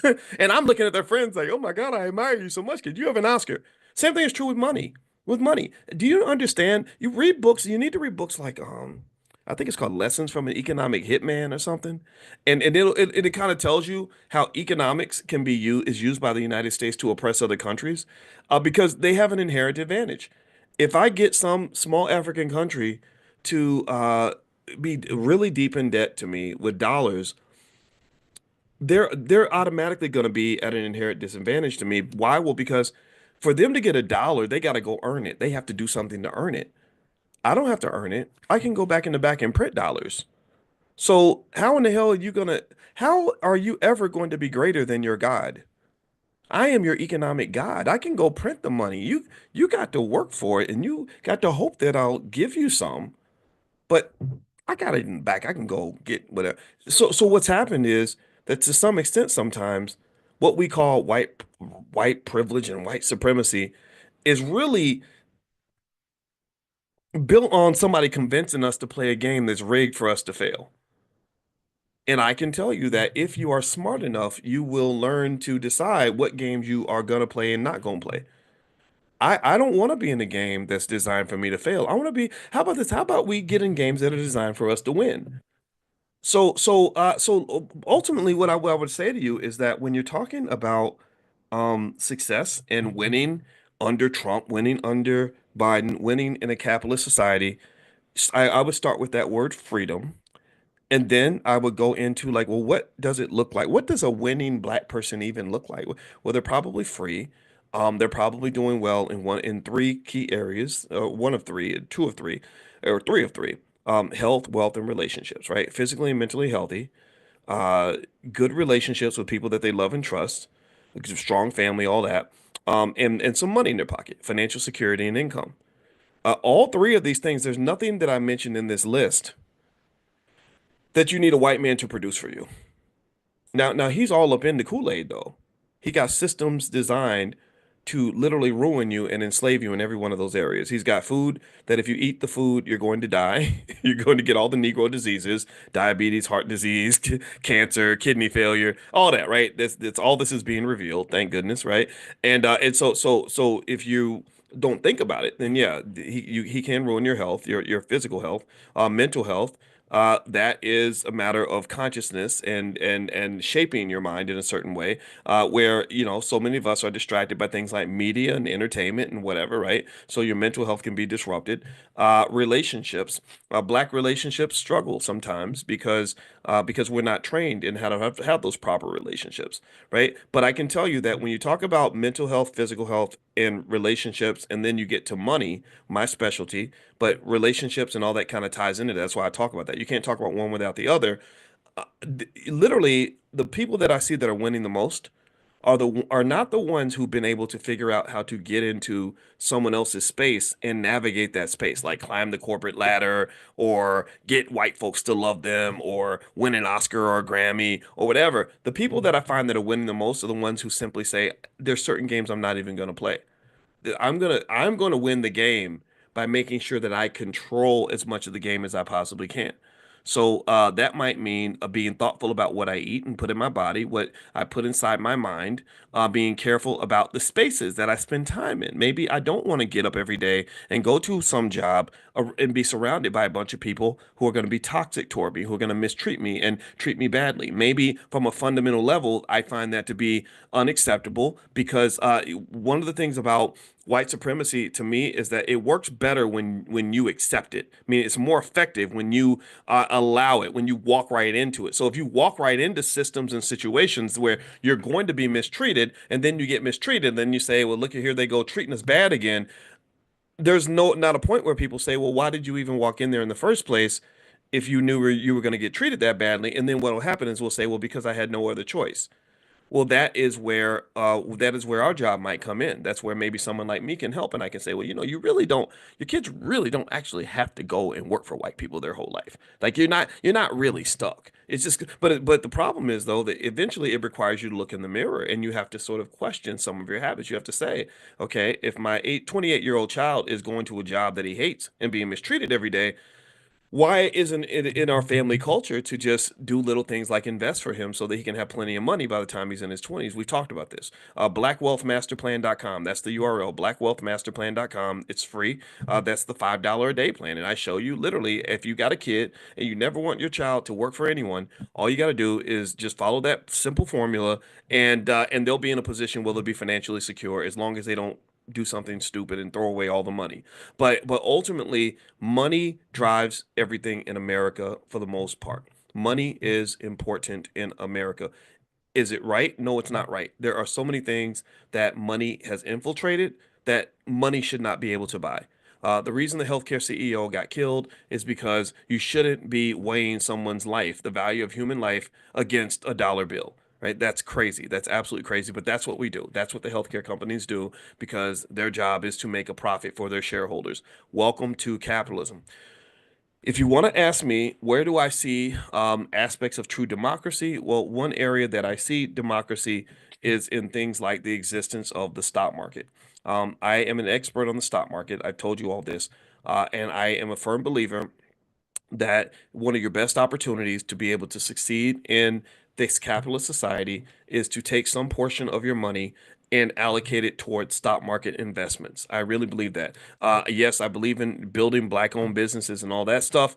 That's very important, of course, but also there's nothing wrong with you owning a piece of somebody else's business. If they own businesses where you're doing all the work, it's okay for you to own businesses where they're doing all the work. If I own shares of a Walmart or a Costco, then I'm right in there. That to me is the best form of integration I've ever seen because Costco treats its shareholders all the same, and so many of those shareholders are regular working people who have allocated a percentage of their wealth to investing in a company that they want to be a part of. They say, when you make money, I want to make money because I know money is the key to freedom. And typically, those who are financially secure have better access to the other important areas of life. People that are financially secure tend to have better relationships, better marriages. They tend to have better mental health. They tend to have better physical health because they're not stressed out. They don't have to go and do things they don't want to do in order to make money. So getting that financial piece together, I think, is really important. And I'm gonna tell you, it's gonna work whether you're under Trump or you're under Biden. Most of the people I know that are doing well economically in America, black people, they do well under any administration. They're fine regardless. The bigger picture stuff is interesting. It's fun to watch. It's easy. It's fine to be excited about it or be offended by it. But I would encourage you to also focus on what's happening right there at home. I think that's what's going to get you through almost any storm, any situation. So one thing, and in fact, if there was a benefit to when Republicans get in office and we get all mad and disgruntled, is that we then suddenly realize it's right in our face that we don't have any friends, and then we start saying, well, what are we going to do now? Let's get together, let's rally around each other and help each other, and that actually creates more opportunities. I can tell you that if white folks had been nice to me my whole life and hadn't been mean to me, I don't know if I'd be the person I am now. Sometimes your struggle calls you to greatness. Sometimes you got to go through some hell to be able to create a heaven for yourself. They say that necessity is the mother of invention. And I had the necessity of inventing something that would allow me to sustain myself because the path that I thought I was going to take wasn't the path that God wanted me to take. It wasn't the path that was allowed and afforded to me. And maybe my extreme commitment to marrying a black woman, maybe that wouldn't have been quite what it was if that first white girl had been much nicer to me and I never knew any better, right? Again, I don't know. I don't know if I should be ashamed to share that story or not, but when I was 15 years old, I was still a kid. I was a little boy. And I just thought people were people. And then this was my introduction to racism, and it was a reminder. It's interesting, I grew up in Louisville. That's where Muhammad Ali grew up, and he and I both left Louisville for the very same reason, that the racism was just absolutely stifling. As a black man, it was very hard to get opportunities and to make things happen. So I went out into the world And when I did, I found so many opportunities that I never would have known to exist had I not been sort of pushed out there by my circumstances and by my situation. It's almost like being in a relationship where you're in love. Most of y'all have gone through this, right? You know, where you're in love with somebody that's like a terrible person and you're almost embarrassed to even admit it. And then they dump you, and then you go and you meet all these amazing people, and you're like, oh my God, I didn't know all this was out here. I would never would have known because I had all you, I gave you all my attention. And that really is an exercise also in self-esteem and knowing your worth. So I think that we are in an abusive relationship with white people. I really believe that. I believe, and it's no disrespect. I don't hate white people.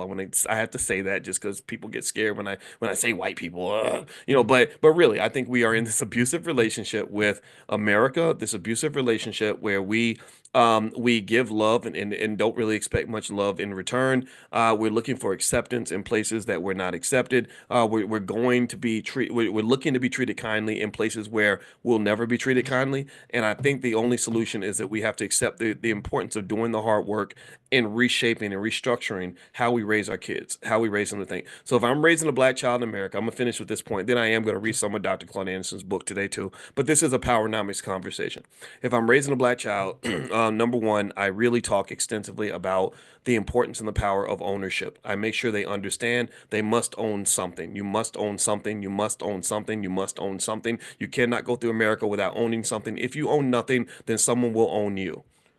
When Donald Trump stood on that stage with his son Barron, he pointed out his son Barron specifically for a reason. He pointed out Barron because he wanted the world to know this kid is going to be your leader one day.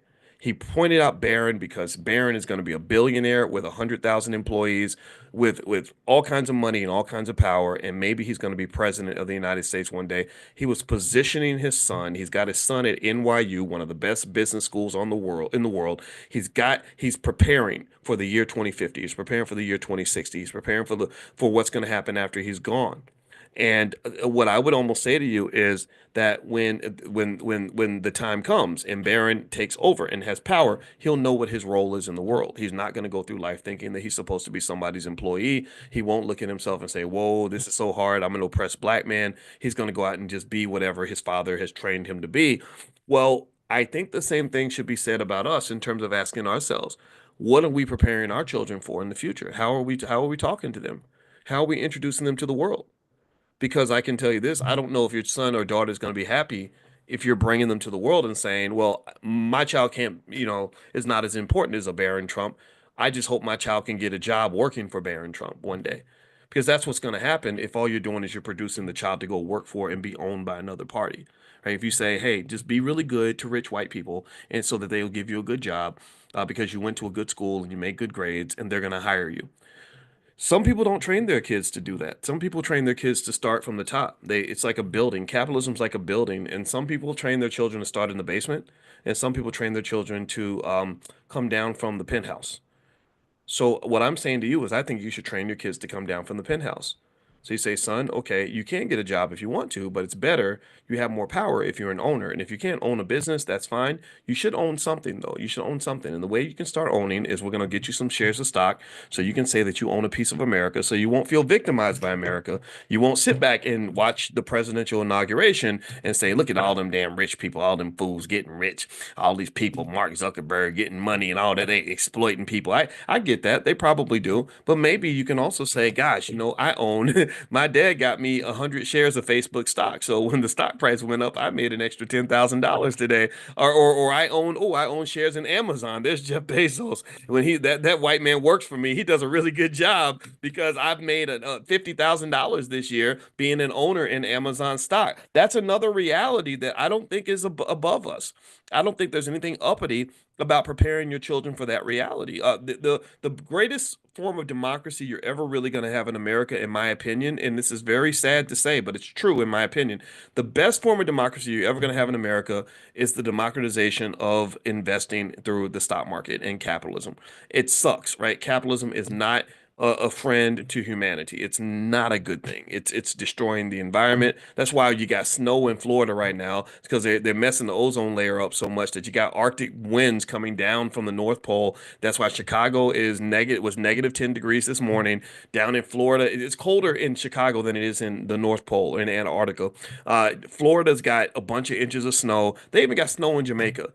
So capitalism is doing that. Capitalism is ruining the environment. Capitalism is causing people to die early. Capitalism is the reason so many Americans have cancer. Capitalism is not it's not your friend, in my opinion, because it's unchecked. It should be regulated, but it's not regulated because it's infiltrated your government. It's like a poison that's kind of gotten into your government, and now you have a capitalist, Donald Trump, running the government with another capitalist named Elon Musk, and that's just what you're going to get. So the closest thing though you'll get in terms of capitalism is that the capitalist at the top of the pile needs public money in order for them to do what they do, right? When Tesla sells millions of shares of stock to the public, they raise money from the public, people like you and I, so they can then go and build rocket ships to Mars and driverless cars and everything else. I believe all of us should be participating in that. I really do. I think that you'll feel better if you're seeing things happening and you'll say, gosh, I don't like that guy, but he did make me a lot of money, which makes me hate him a little bit less, right? I'm not saying that you should think that he's a good guy because he made you money. I'm not going that far because I don't think money should override that. But at the same time, I think hating someone who put you in the struggle is different from hating someone who also made you rich. Just at least do that. You do that with your boss. A lot of y'all hate your boss, but you go to work with for him. You serve him. You're right there for a boss. You need some coffee. Yeah, what time you need me to be there, boss? That's what we do, right? A lot of us so the hatred that you might have for say a Donald Trump, in my opinion, is probably similar. It's probably connected to the fact that you probably worked for people like that your whole life. I don't know how many of you worked with a guy that just was kind of a prick like that, just kind of arrogant, dismissive, disconnected, right? A lot of us have. A lot of us have worked for Donald Trump. So maybe that's what you hate about it. And I can tell you that this two-way game between the racist and the and the so-called victim of racism is a game that both of you have to agree to play. And it starts with little things like how Trump talks about Barron and says, "Oh, this is going to be your children's boss." And then we talk to our kids and say, yeah, our kid is going to come work for Barron one day. Because if you're not preparing your child to own assets, then what you're doing is you're making your child the asset. There's a saying in business that says, if you get a product and you're not paying for the product, then you are the product. So if you get something, if you go into capitalism and you're not paying the price of freedom, then somebody owns you and somebody's going to be using you as the commodity. If you don't own something in America, and it kind of sucks, but it's true, if you don't own something in America, then someone's probably going to own you. And ownership means, basically, in simple terms, that you're an asset. That's what you are. Ever since slavery, you do know, y'all do know, like the price of a slave was about like buying a car. You could go get a bank loan against your slaves. You could tell the bank and hey, they might say, do you have collateral? They might say, yeah, I own 20 Negroes. Oh, wow, that's plenty of collateral. So they would sign a loan document based on the fact that they have, 20 slaves. So you've always been an asset. I think the question to ask is, have you been an asset to yourself? Right? Because given that capitalism is a very competitive sport, or economics is a competitive sport, you're competing for resources. You're competing to acquire and control things. Just like when they realized how much wealth is in Africa, you had European countries all vying for jockeying for position and carving up Africa, negotiating for pieces of Africa, right? Because there was like a rush, like a gold rush. We're gonna go to Ghana and get this, and we're gonna go to Mali and get that. We're gonna go to Nigeria and get this, right? So there was like this rush to acquire assets to use for their own benefit. Well, remember, you and those precious black babies that you're giving birth to are assets. And there's always a gold rush to acquire that asset. And if you're not conscious enough to realize how valuable that asset is, then someone's going to come along and acquire it. Like, so for example, we have this really handsome, intelligent young black boy in our house who is also 6'9". He's a whole 6'9". He's very tall. He walks in places that people look up and they're like, whoa, and all the girls are like, ooh, you know, and don't you dare for a second, you would not believe how often people look at him and they say, well, how long you been playing basketball? Or who do you play for? When I walk with him through downtown Chicago, everybody looks at him because they think he plays for the Bulls or DePaul or something like that.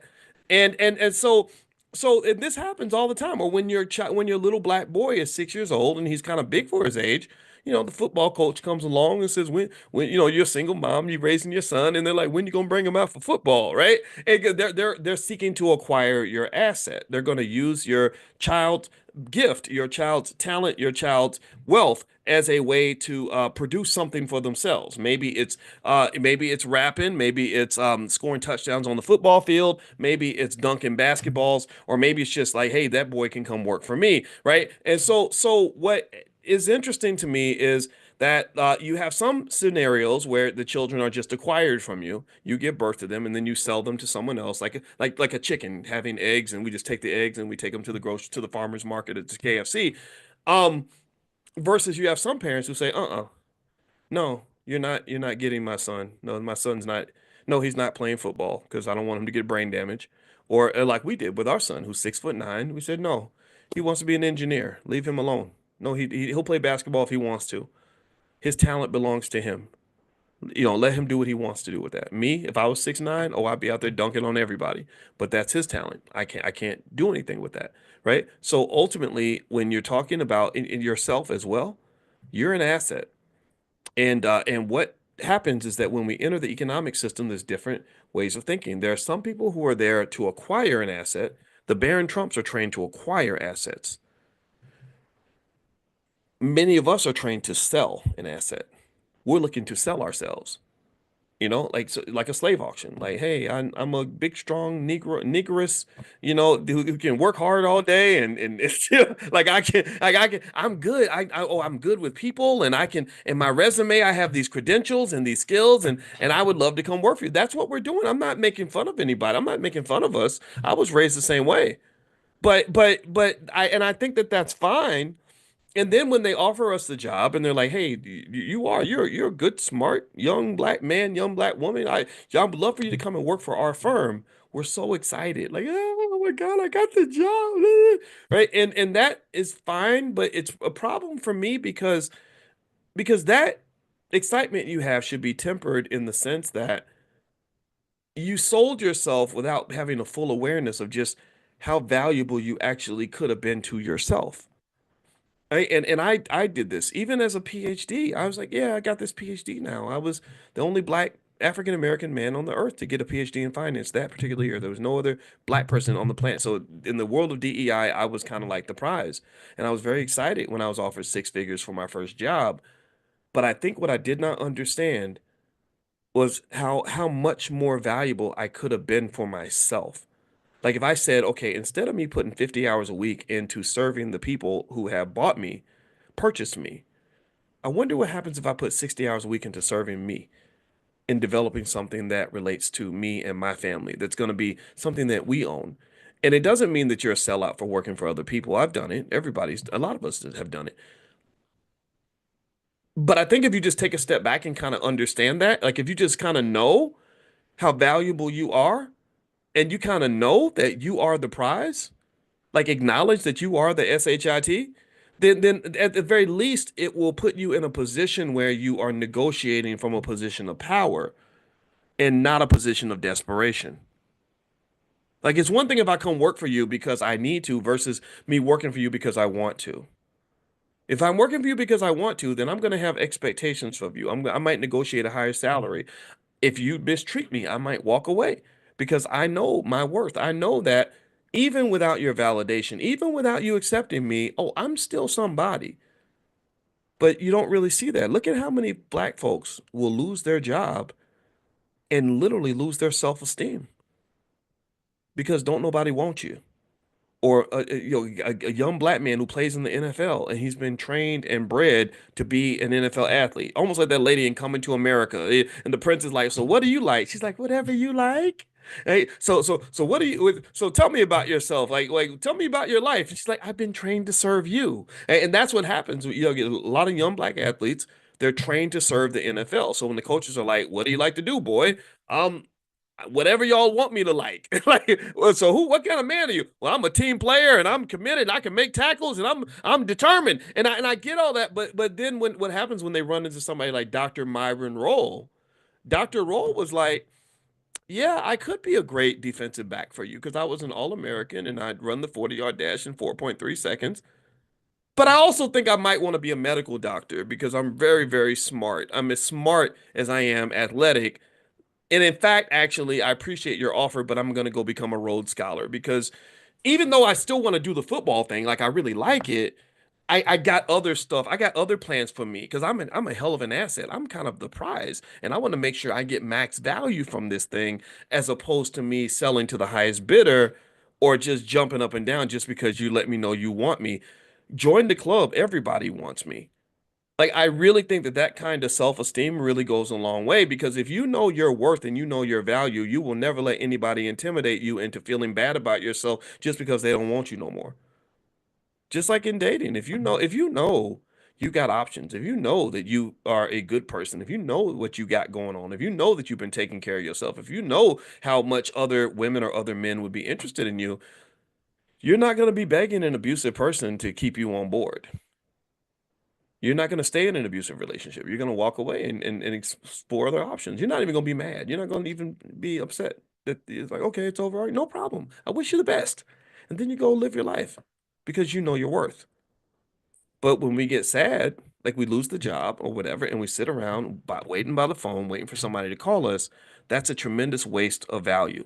One of the rules of capitalism actually is that an asset should be put to its best available use.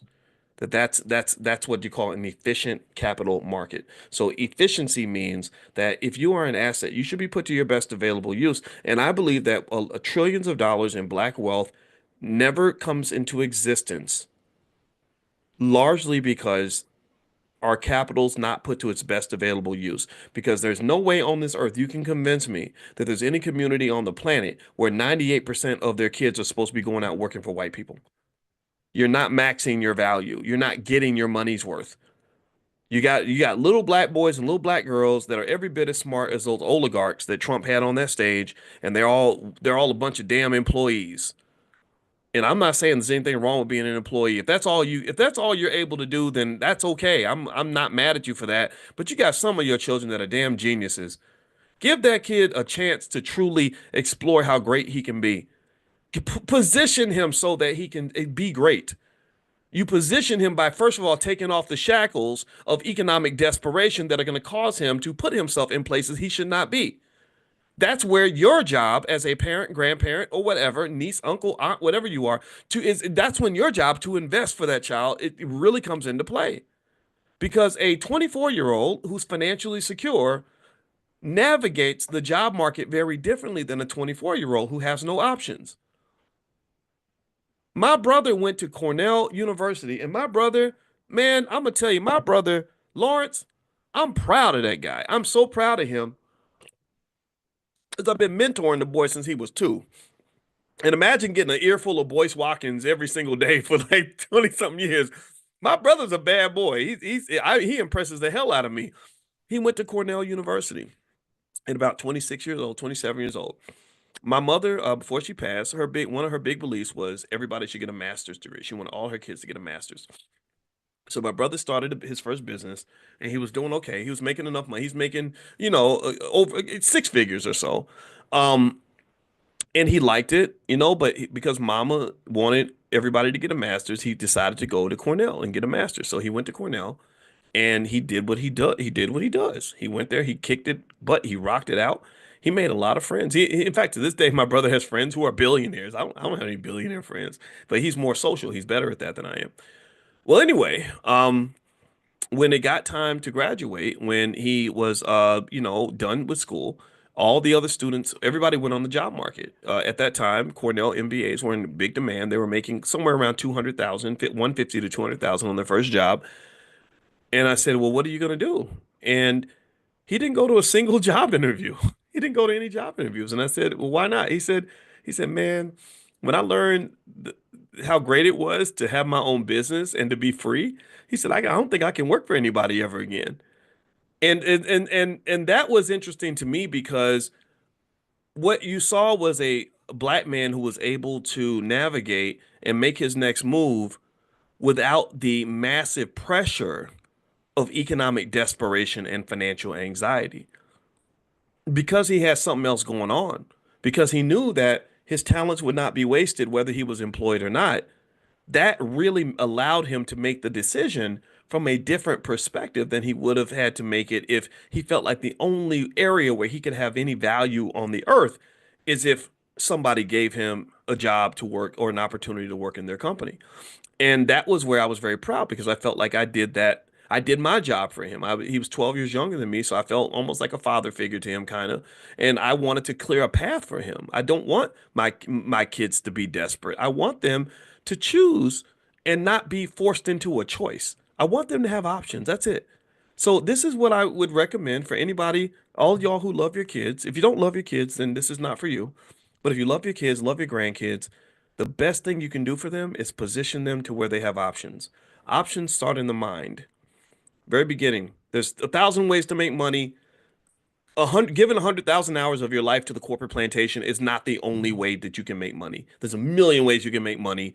Let's go through at least 12 of them or something.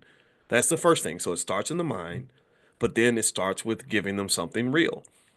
You got a newborn baby, you got 20 years, 25 years really to get them ready. 25 damn years. Do you know how much money a person can have in 25? Do you know if you went back in time 25 years and just bought like a couple $1,000s worth of Apple stock, you would have over $1 million right now? You know what 25 years, and if you bought shares in Amazon 25 years ago, it would be worth $2 or $3 million right now. Like, do you understand that? 25 years is a remarkable amount of time. And time, you should think about building wealth through time, almost like traveling. Like if somebody tells me I gotta get from New York to LA in 30 seconds, that's really hard to do. There's not a vehicle on the earth that can do that. If you tell me I've got 3 days, or not 3 days, let's say you tell me I got 6 hours, that's really hard to do because I gotta rush and get a plane ticket. It's kind of stressful. But what if you told me I got 6 months to get from New York to LA? I could probably walk. I don't have to fly. Yeah, I could ride my bike. I could get in a car. I could definitely drive.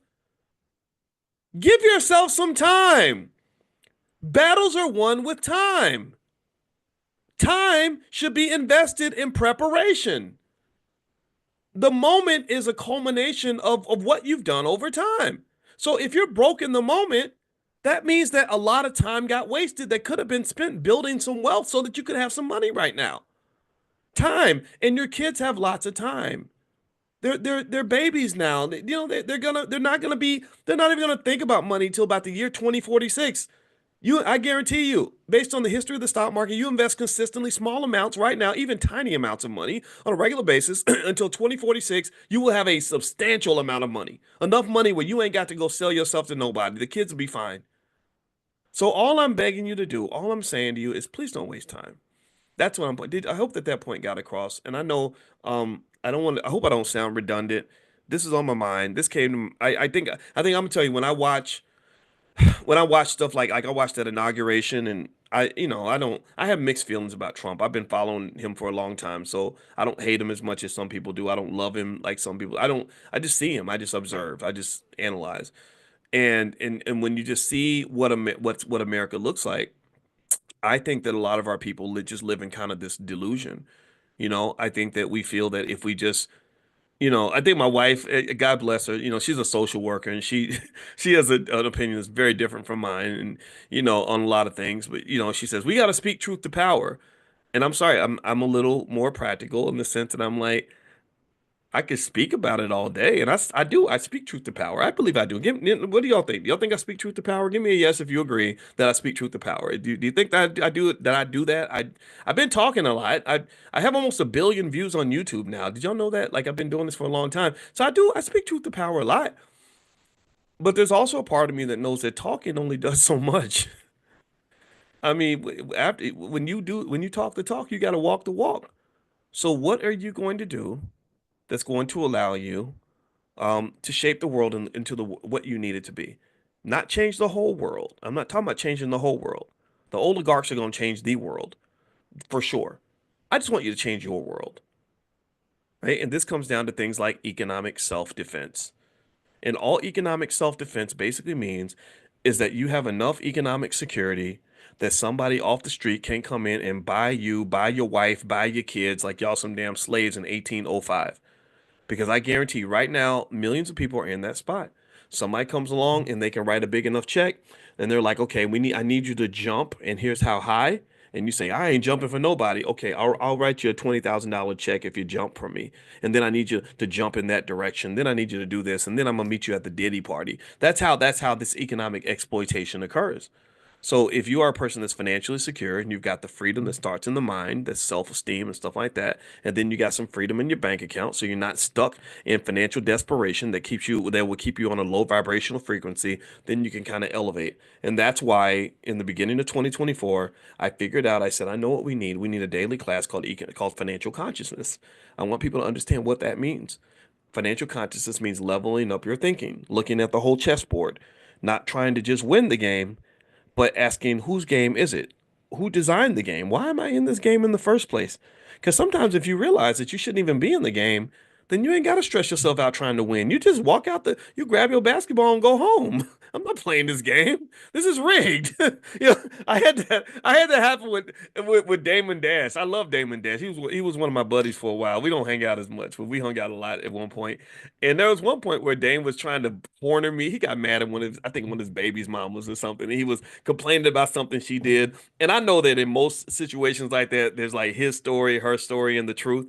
And so he's trying to get me to agree with him, and I just wouldn't do it. And he asked me a question where either answer that I gave was going to agree with him. And he said, so what do you think? Which one is it? Which one he said it? I said, I don't have an answer. I'm not answering that question because you cornered me into a spot where whichever answer I answer is going to be the answer that you want. So I'm refusing to even engage in this conversation. I'm just not going to give you an answer at all. And that's kind of just like with politics, right? It's like, well, which one do you want? The Democrat or the Republican, right? And a smart person is like, they both suck. Like, I don't want either one of them.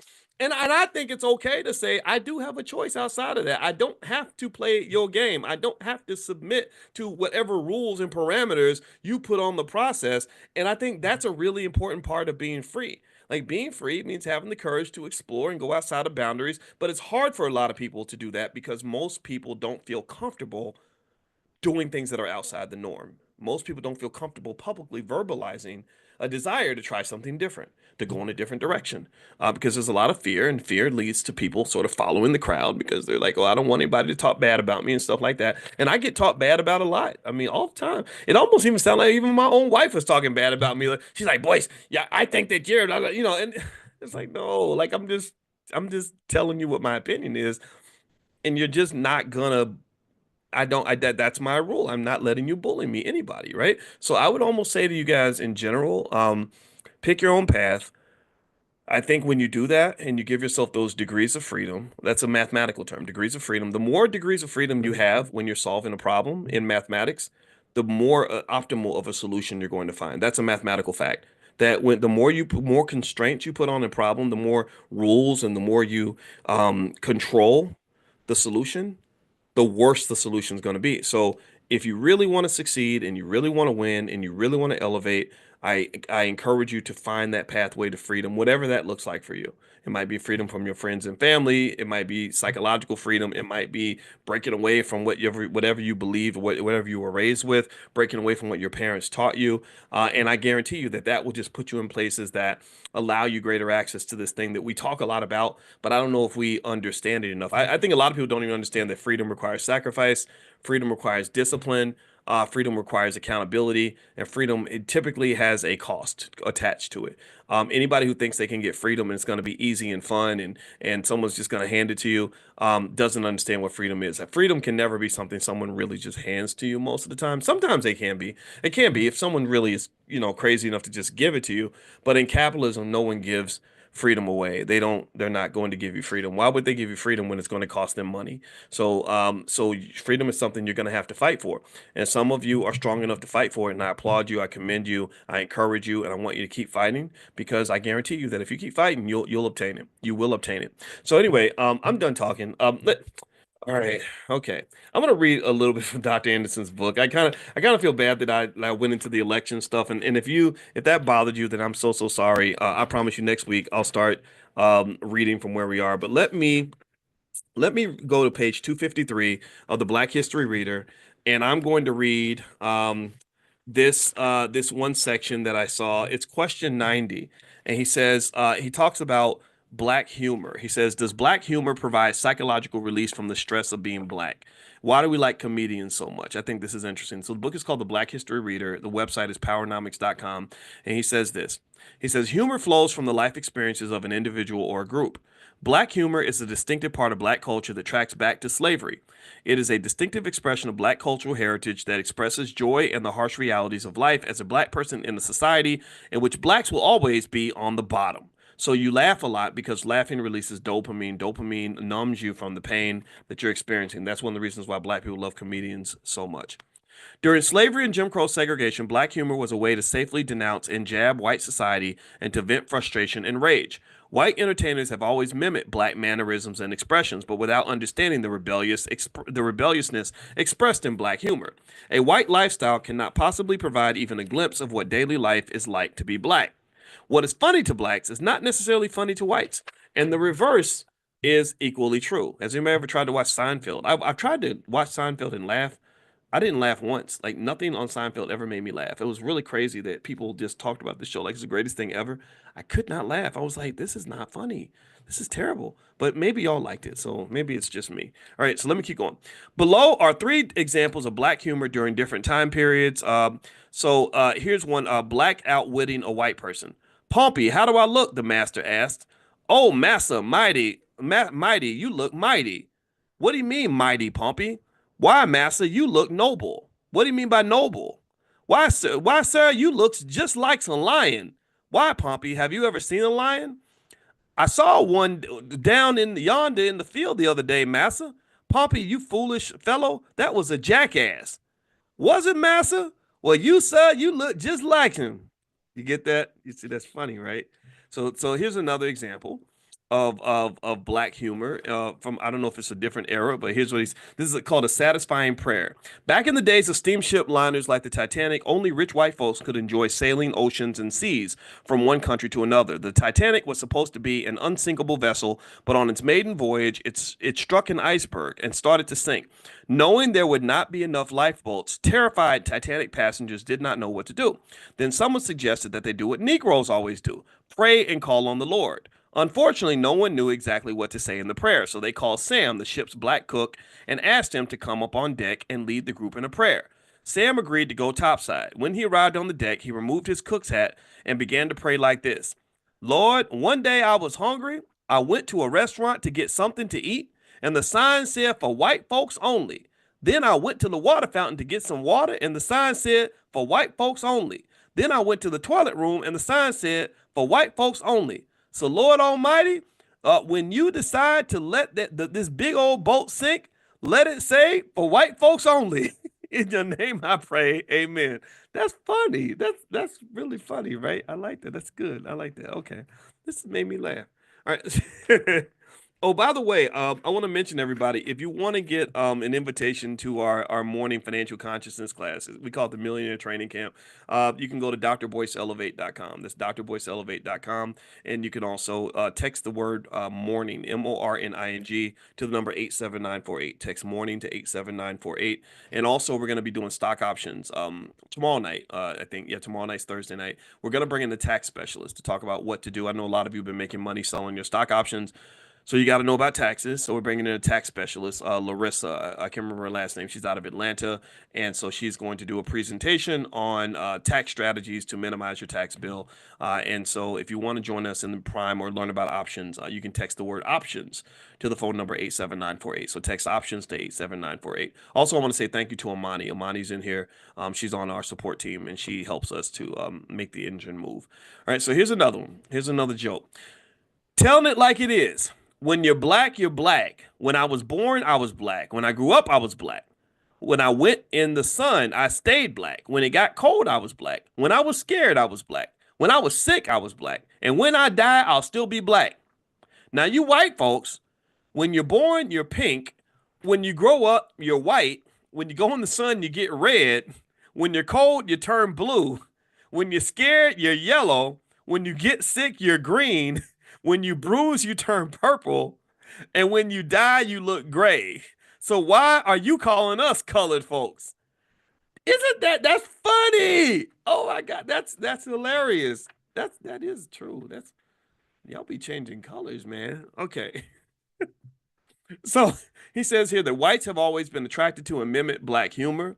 Blacks have always used humor as an acceptable vehicle to criticize and make fun of whites. It allows blacks to vent their anxieties, fears, and frustration and to build self-esteem. Interesting, interesting, interesting. Yeah, so anyway, I'm going to bounce out for tonight. It was fun talking to you. And next week we'll jump back to more of our regularly scheduled stuff. I figured that this week it was kind of a great opportunity to really talk about what's happening in the country. And I know you may not agree with everything, but let me know. Give me a yes if it's okay for us to agree, disagree, and still love each other. I hope that that's okay. Sometimes I know I'm gonna say stuff you may not agree with, but and you may not agree with me, and that's okay. I think we can just talk, and you can say, "Boys, that was stupid. That was crazy. I don't agree with you," and that's all right. And maybe I think you a little crazy, and we just be crazy together. So, I like diversity of perspective. I don't think every black person has to have the same opinion, and just reiterate that I don't care who you voted for in the election. I love you. If you are black first, then you are my brother. You are my sister. I will not, will not, will not, will not, will not, will not, will not, will not, will not fight with another black person over politicians. I just cannot do it. I'm not interested. I don't think it's beneficial, and I think it's a waste of energy. I think it's a waste of energy. If you don't believe me, I want you to look at scenarios where people sit around and talk about the politics all day, whether it's Democrat or Republican. I want you to go look and see what differences they're making in the black community. They're not making any difference at all. They're not making any difference. Nothing, wealth isn't going up. Opportunities aren't growing. Our children are not better off. Our communities aren't safer. But if you go into spaces like this, I can tell y'all, I know a bunch of black folks right here in this room right now. Give me a yes in the chat if your wealth is going up as a result of all these economic conversations we're having every day. Give me a yes if you have a better vision for your family. Give me a yes if you if you can see things better, if you're making different moves, right? A lot of you, seriously, I meet a lot of you, and I've been collecting data from you for since I started doing this in 2006. When I meet you in the airport and you talk to me, I met a young brother that was 31 years old, and he was in the airport on my way to Amsterdam, or not Amsterdam, I'm sorry, Copenhagen, Denmark. And I listen. I don't listen to see if you recognize me. I appreciate that. I don't care if you recognize me. I'm not trying to be a celebrity. I want to know, did anything I say get you to shift your behavior on some level? If it got you to change even something small, like you say, oh, I bought my first share of stock, or oh, I talked to my kids about money, and all this other, that is where I'm in my mind. I'm like, ding, ding, ding, touchdown. We did it. We did it. We did it. Because I'm gonna tell you that this is not just for you. I'm selfish in this to some extent. I told you all my biggest regret that I admitted to was that I didn't have more kids. I was so busy working. I didn't think I had time to have a family and try to build what I was building at the same time. Luckily, I married a woman that had 3 kids, so I've got the whole experience of being a father, but it's not the same as having kids of my own. So I was like, damn, I wish I could go back and fix that one thing, right? So when you tell me that you're influencing your kids with things that I say, or that somehow what you've learned here is impacting your family in a significant way, that allows me to kind of just have a little piece of legacy, just to kind of know I put some energy out there that's gonna live after I'm gone, because I might be dead tomorrow. Nobody knows. My mother just died. I could die tomorrow. Nobody knows. You never know when your last day is, but I'm not scared to die. But what I am scared of is to die for nothing, and I don't want that to happen. So at the end of the day, that's what I'm looking for. Like I really believe. I know. I don't just believe. I know. I know. I know that if you take just 3% of what we've talked about and you apply 3% of this to your family, you will be so much further ahead than everybody else. You would not believe it. Compound interest is powerful. That little pivot is crazy. I have seen that happen. I knew this kid who went to my alma mater, the Ohio State University, national champions, by the way. Hell of a football team. And I met this guy, and he was a 30-year-old millionaire. And he ran this business with his girlfriend, and they were making all this money. And I said, well, how did you end up doing so well at such a young age? And he said, well, when I was a little kid, my daddy used to say, any black man who wants to be free should have his own business. And I said, well, did your father have his own business? He said, no, he didn't. He was a truck driver. He worked for somebody, but he used to say that. And just because his daddy said that one thing, that stuck with him. So when he got to college, he was like, well, what do I want to major in? What do I want to do? And he said, well, my daddy used to say that if a black man wants to be free, he should have his own business. So that's what he did. So he lit the match, like he started the spark, and his son became the forest fire, so to speak. Not to use a terrible pun right now, but you get the point. Like his son took it all the way down the road. So a lot of times with the kids, all you got to do is kind of be that spark. And if you're the spark, they'll do all the work. They'll do all the work, but you just got to kind of help them pivot a little bit, help them point in the right direction. And then when they start running, they're going to be running towards something good and not running towards something bad. So long story short, this is the vision. This is the dream. I know it's going to happen. It's already underway. It's already happening. I went to that great event in InvestFest. I'm gonna go again next year because I had so much fun and so many people. I couldn't go 2 inches, and I kept getting stopped by people, and I was so happy to see this because I believe one of my dreams, one of my visions is that I believe that Black people will be and can be the most economically intelligent group of people on the planet. I believe that there will be a time in 30 years or so, maybe 40 years. I was thinking 2070, it might happen before this, where Black people, when they think about Black people, Black men and Black women, they're going to think about business ownership. They're going to think about stock market investing. They're going to think about real estate. And they're going to say, oh my God, these people are obsessed with their economic power as a pathway to freedom. And this has been done before. This is how the Jewish community built Hollywood. They built Hollywood because they got tired of getting beat up on. They got tired of being discriminated against. They got tired of being blocked out of situations. They got tired of not being invited to sit at the table. So they said, we're going to go build a table out in California, and it's going to be our table. And it became one of the most powerful tables in the world. So this is the future for us. This is what I see when I look 50, 60 years ahead. So the future is very bright for the Black community. So just keep on moving, keep on trucking. Don't get distracted by the nonsense. You do you, make it happen. You got this. All right. So I'm out of here, guys. Have a good night. And don't forget, if you want to join us for class tomorrow, you can go to drboyceelevate.com, or you can also just text the word morning, MORNING, to 87948. And I do have a training called How to Make Money Without Working. It's totally free. If you want to learn about stock options and all that, you can do that if you text the word money to 87948, you can grab that. So we got a lot of stuff for you in the Black Business School. Thank you, Amani. Thank you, everybody. Have a good night. I'll see you all tomorrow. Take care. Good morning, everybody. Good morning. Welcome to Money in the Morning. My name is Dr. Boyce Watkins. It's so great to see everybody. Money in the Morning is our morning millionaire training camp. This is for anybody who plans to be financially successful, everybody who desires to be economically woke, everybody who wants to get ahead in the world and wants to be great, wants to make Black people great again. I want to say good morning, everybody. Welcome. And you guys know we do this every single day, 7 days a week. I want to reiterate that because we are that serious. I don't think there's anywhere you can go where people are, as a community, learning about economics every single day, 7 days a week, every morning. And I'm gonna tell you, it's gonna really pay off, everybody. I want you to just know that. I want you to just understand that this isn't just a feel-good exercise. This is how you prepare for battle. This is how you prepare for greatness. So anyway, today we have a special guest that you can see. This very nice lady in here that you see from Abundant Returns. She's a tax strategist, and her name is Larissa Humphrey. Larissa Humphrey is not just an awesome lady. She's also a student in the Black Business School and has been part of our community for a while. So she's with y'all. She's one of y'all.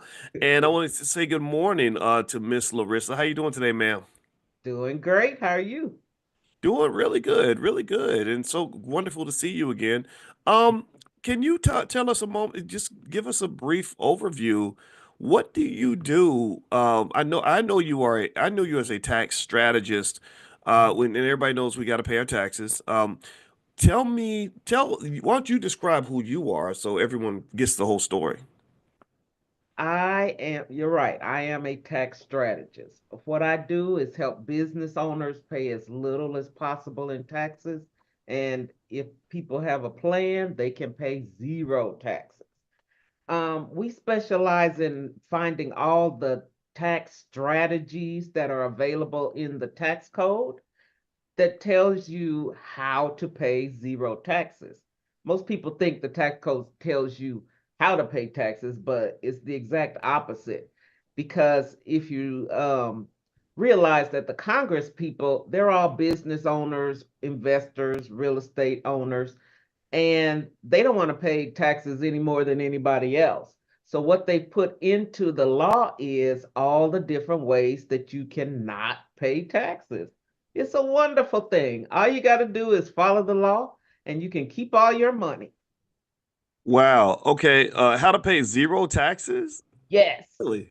Mm-hmm. Okay, okay, that's a pretty powerful statement. It All right, is. so okay, zero taxes. Now, I know that there, um, right now, for example, I'll just start with the obvious. We're in a pretty heated political climate. I know a lot of students in here have mixed feelings about the recent inauguration of President Trump. And I'm gonna tell you, we don't care in this space what your political affiliation is. We don't do gang affiliations up in here. So if you part of the the Democrat Crips or the Republican Bloods, then we want you to leave that at the door. We respect everybody as long as you're black first. That's the gang. Like they said in that song, we're all in the same gang, in my opinion. But I welcome all those perspectives. But with this happening, we have this guy in the White House now, and I know that he's received a lot of scrutiny because a lot of people have argued that he does not pay his fair share of taxes, that he's made billions of dollars, and they'll say his tax bills have been incredibly low. I know he's even not even wanted people to even see his tax returns, apparently because he's probably got people, smart people that are going through and scrutinizing the tax code. What do you think about that? Like when you hear about a billionaire paying almost no taxes, uh, how does that what goes through your mind as a tax strategist? It makes me think that he has a team of strategists figuring out how he can pay zero taxes.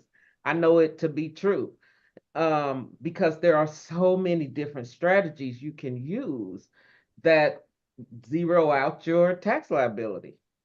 It's true.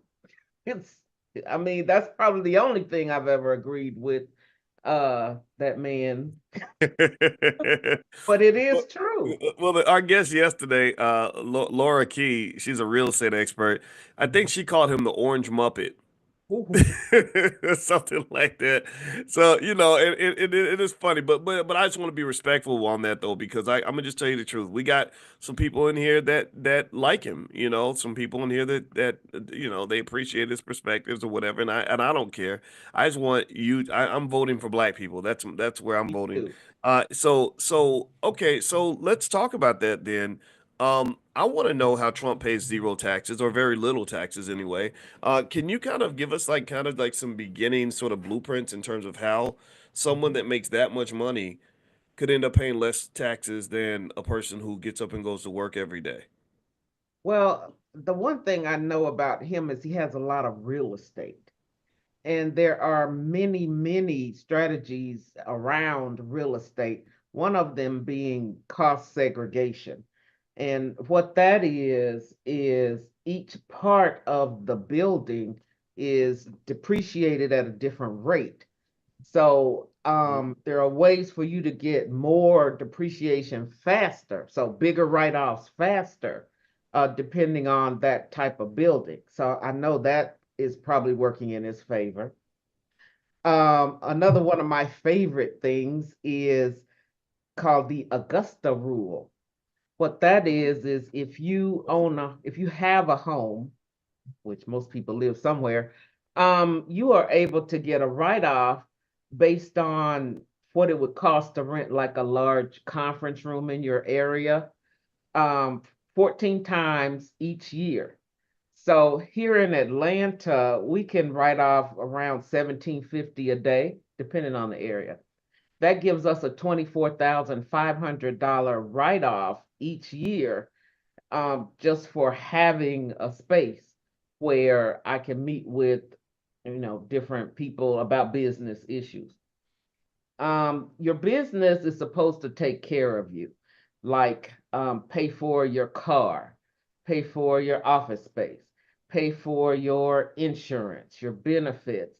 It's almost every area of your life, if you look at it. You can get a write-off for just running a business. And I know a lot of your people in the Black Business School are investors. Having a business is the one thing that neutralizes all those gains you receive from, investing and making all that big money that you make. Hmm. So I mean, there's so many strategies. I could go on and on and on. Um, which is a good thing because everybody's life is different. Another one of my favorites is paying your kids. Did you know if you make a $7,000 deposit into your child's IRA, by the time they're 60, they'll have $1 million if you don't do anything else? Just one Wow. deposit. So imagine if you start when they're very young and you are making a deposit every year, how much money would they have? I mean, you like to talk about building generational wealth. That's one key right there. And it Mm. $7,000, that's almost nothing to think about what it would do for your child's future. Yeah. Yeah. Um, I uh, mean, well, people spend, they'll easily drop that amount on a car, right? And it's crazy. You got millions of people that love their car more than they love their kids.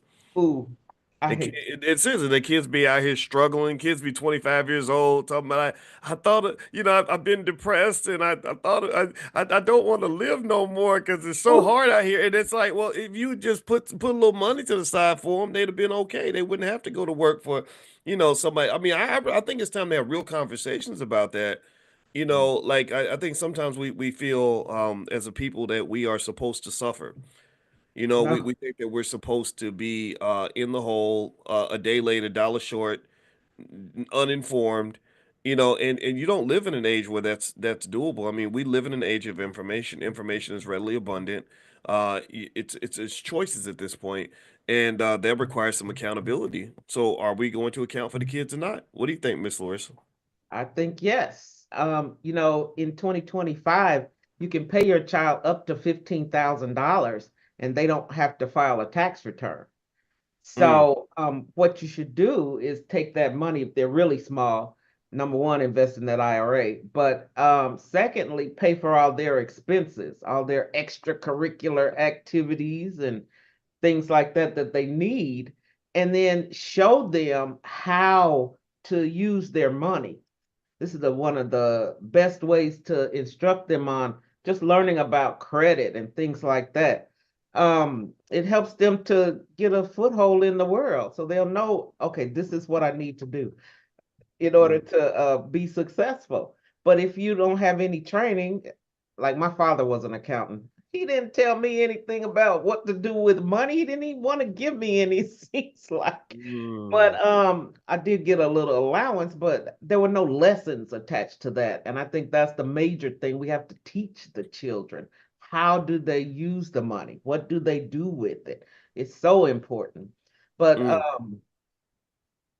using the money to help benefit them, enrolling them in classes where they can learn, or be great to bring them into the Black Business School.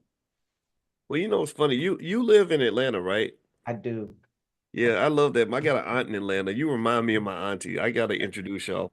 But just as a side note, but I'm gonna tell you, it's really interesting, and I did see I saw a comment where when I mentioned that thing about investing for the kids and the kids struggling, somebody made a good point. They said, well, maybe the kids are struggling because the parents are still struggling, and I do agree with that. But one of the things I want us to understand is that, um, is that what Larissa is saying is that you can do little things that will make a massive difference. When you look at the power of things like compound interest, which is something everybody should understand, because my grandmother introduced me to that. And you will be amazed what you can do for your kids, even if you ain't got a whole lot of money. You could be making minimum wage. If you can afford to eat fast food, you can afford to invest small amounts of money for your child. And we have the $5 a day plan for anybody who's new, anybody who doesn't know about it. The $5 a day plan means your child can be wealthy by the age of 25 if you just invested $5 a day, which is less money. You can't even buy a McDonald's value meal for that. So if you tell me that you're too poor to invest, I'm gonna come back and I'm gonna challenge you. I'm gonna say, well, but can you afford to go to McDonald's? Have you Mm, ever been ate at Popeyes? And then that's when the conversation gets awkward because I think that's where we have to really look in the mirror and say, okay, well, are we preparing our kids? Are we investing as much in ourselves as we're putting in investing in these other things that don't really benefit us. Like investing in that fried chicken, that's not an investment. That's an investment in heart disease, diabetes, strokes, right? I mean, let's be real. I mean, but I love fried chicken, so I need to still up and stop talking. But with that said, Larissa, Larissa, you're a tax expert, a tax strategist. I'd like to ask you about this. I want to go through some things that now everybody in the chat, give me a yes or no if you are a fan of Donald Trump or not. Like, give me a yes or no, or if you're neutral. I'm really curious because I tell you, Larissa, like I said, we got people in here that love Trump. We got people in here that can't stand him. I would say the majority don't like him. But Mhm. so a lot of people are neutral. A lot of people just don't even Democrat, Republican don't do none of that. And we believe in freedom. I do, and I stand on that. I believe everybody has the right to do what they want to do. Don't nobody Yeah. own your vote. But at the same time, there's I love to hear all the different perspectives and all the things in terms of how we can best be prepared, no matter who's in office. And here's one thing that I researched in terms of how Trump himself goes about not paying as much in taxes as people say. Now, some people say, well, he didn't pay taxes because he's a crook. Maybe that's true. He's kind of a gangster mafia kind of guy. He operates in that kind of way. He was in casinos and all that stuff. That's a very Yeah. corrupt industry. But here's some things that he's done. One, he writes us off his losses from his businesses. Apparently, he's able to figure out how to take the losses. Like in 1995, he declared a loss of 916 million, which allowed him to avoid paying income taxes for nearly 18 years. I guess because he could carry the losses forward. Forward. There's a lot of depreciation. As a real estate developer, Trump leveraged depreciation deductions, which permit property owners to deduct a portion of the property's cost over its useful life. And you talked about that. So anybody who's looking to get into real estate, there are ways to use depreciation. He Yeah. classifies a lot of personal expenses as business costs. He reportedly uses things like haircuts and resident money he spends on his residences, like the place he lives or that big jet he flies. There's write-offs there as well, and a lot of people don't really know about that. They don't know that a lot of the way rich people can fly around in private jets and have yachts and all that is they find a way to write that off. He also pays his family members as consultants. So by compensating family members, including his daughter Ivanka, all of his children are multimillionaires. Trump reduces taxable income. These payments, which may lack substantial business purposes, effectively transferred income within the family while lowering tax liabilities. So this is an argument in favor of everyone in here looking into starting some kind of family business, because that's where the big win is.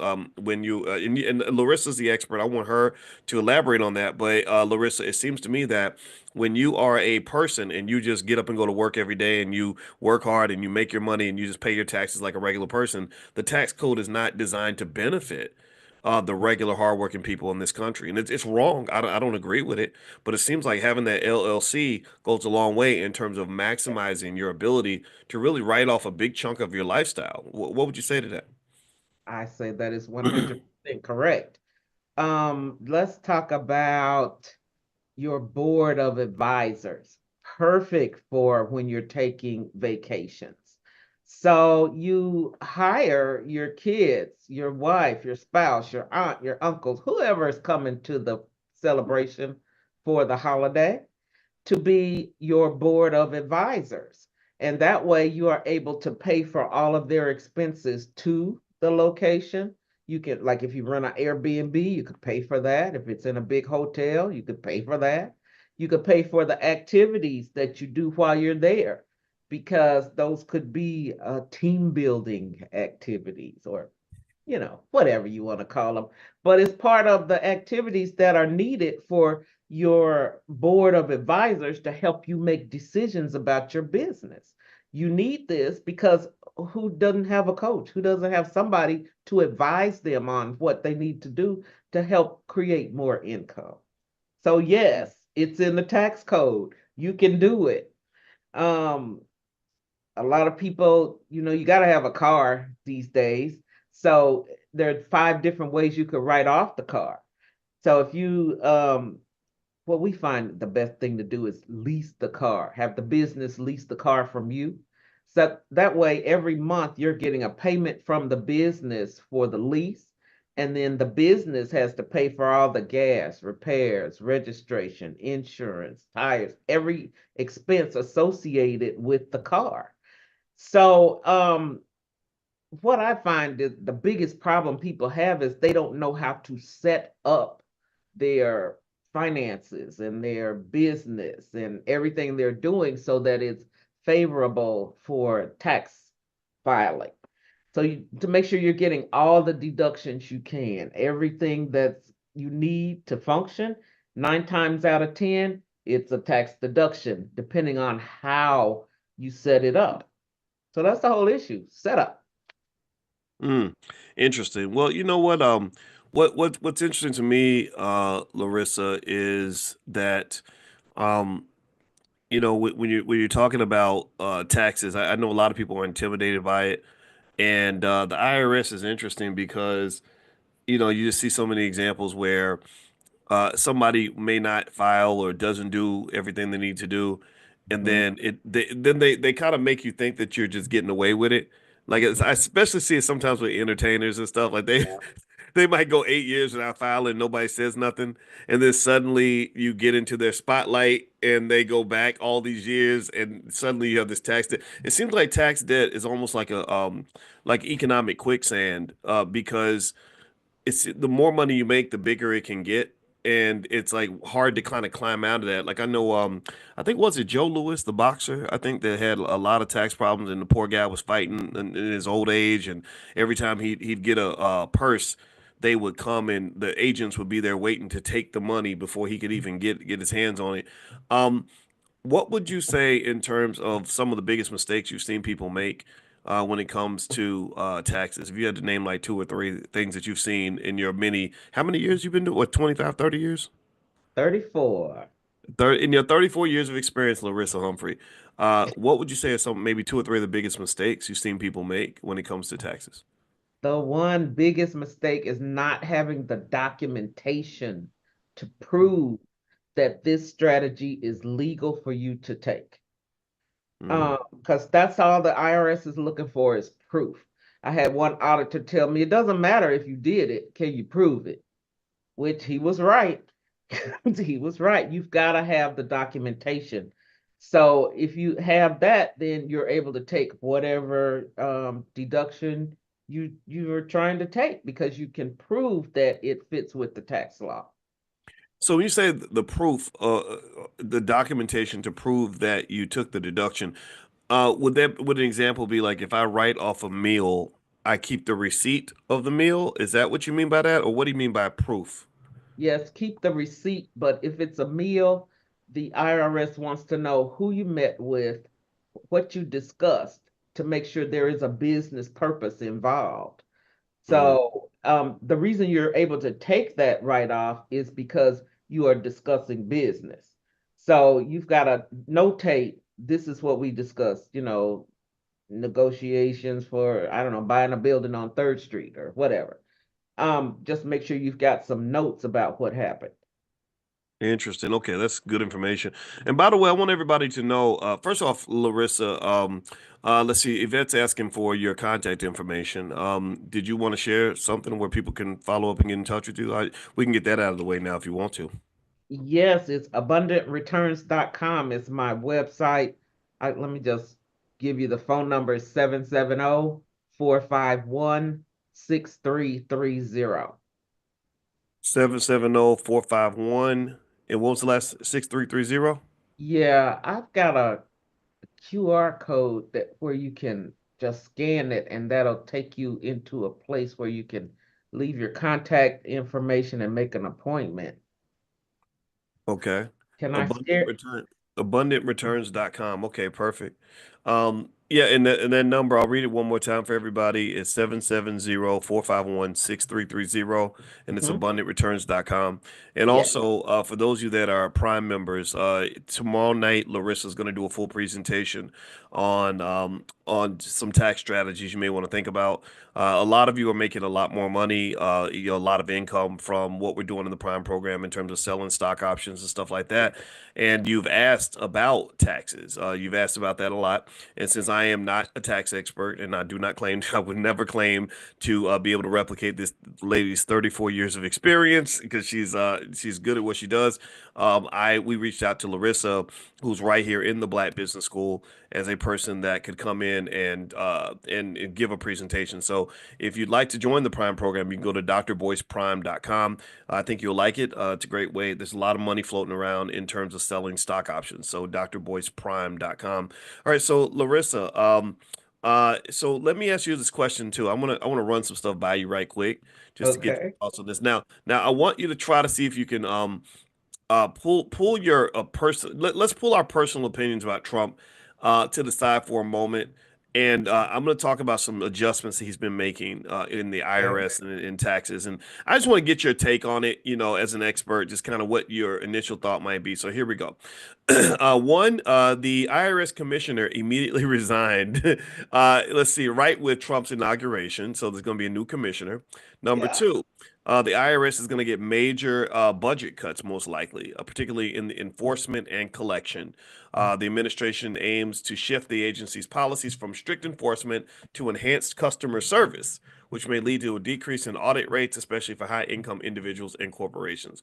The establishment of the External Revenue Service, where Trump wants to basically have a service that goes out and collects tariffs from foreign countries that are selling products in the United States. He's talked about big tariffs, which has the downside of causing inflation. It'll cause prices to go up. The upside, the experts would claim, is that it can long term possibly increase American jobs. Like a lot of people don't know that a lot of manufacturing jobs that used to be in cities like Gary, Indiana, and Milwaukee, etc., were shipped overseas to China when China entered the World Trade Organization and the tariffs went down, so they could sell goods in America but make them in China. And it seems like his policy is if you are going to sell it in America, you better make it in America. If not, you're going to have to pay a tax. That's his Mhm. argument. Fourth, there are tax policy reforms. They want to make permanent individual tax cuts from the 2017 Tax Cuts and Jobs Act permanent, and also they want to, because they're supposed to expire in 2025. Also, there's a push to simplify the tax code and reduce bureaucracy within the IRS. So it seems like, Larissa, within the IRS, he's trying to make these changes where they're not going to be enforcing as much. They're not going to have as much staff, and they're going to actually enhance their customer service. So maybe when you call them, you can actually get someone on the phone. I don't mind that so much. I mean, I hate calling the IRS. Tell me, what did you hear that what got your senses going? And assume Trump didn't do it. Let's just say Biden or whoever your favorite politician proposed this. How do you feel about that? Well, the biggest issue for me is the customer service. Trying to call the IRS. I even have a special line that's designed to get me through in 3 minutes. Sometimes I'm still waiting an hour, and then they hang up on me when I finally get somebody on the phone. Or the biggest problem is they don't know what they're talking about. That's bad when I have to tell them, no, sir, that's what the form was designed for. But Yeah. anyway, I'm sorry. No, Because yeah. I mean, I've had times where I had to do that, where I was like, look, I'm looking for y'all, trying to write a check to y'all. Like, how come I can't get somebody on the phone to tell me where to send the money? Or you didn't even take the money. We put the money to the side in the account like you asked. You didn't come get it. Now we're trying to call you because I'm like, I don't want you thinking I'm stealing from y'all, but you're not answering the phone. I right. had See, Larissa, you got me triggered now. I'm gonna stop because I'm a trauma. My wife explained. My wife's a therapist because clearly I need one, and she explained to me that I'm high on the trauma scale. I took the trauma test, so when I Okay. get triggered, that's what's going on. So here's where the IRS triggered me. I had to get in my car, Larissa, and drive an hour and a half to the IRS office. This was during the pandemic, and you know how terrible it was dealing with the IRS during the pandemic. I had to Yes. drive and I had to go to their front door and knock on the door, wait outside for a long time, and then wait in the office for like an hour and a half. Wow. And it just, I begged the lady, like, can somebody please talk to me? Because I don't know what to do next. I'm trying to get this issue resolved, and I don't know what to do. Tell me about that. Like, so with those reforms, I kind of like the idea of the IRS having better customer service. What do you think? Yes, they need it. They need it really, really bad. To the point we got a letter for one client got a letter saying that we received your return, and then, but we can't find it. So please file it again. And we're like, what?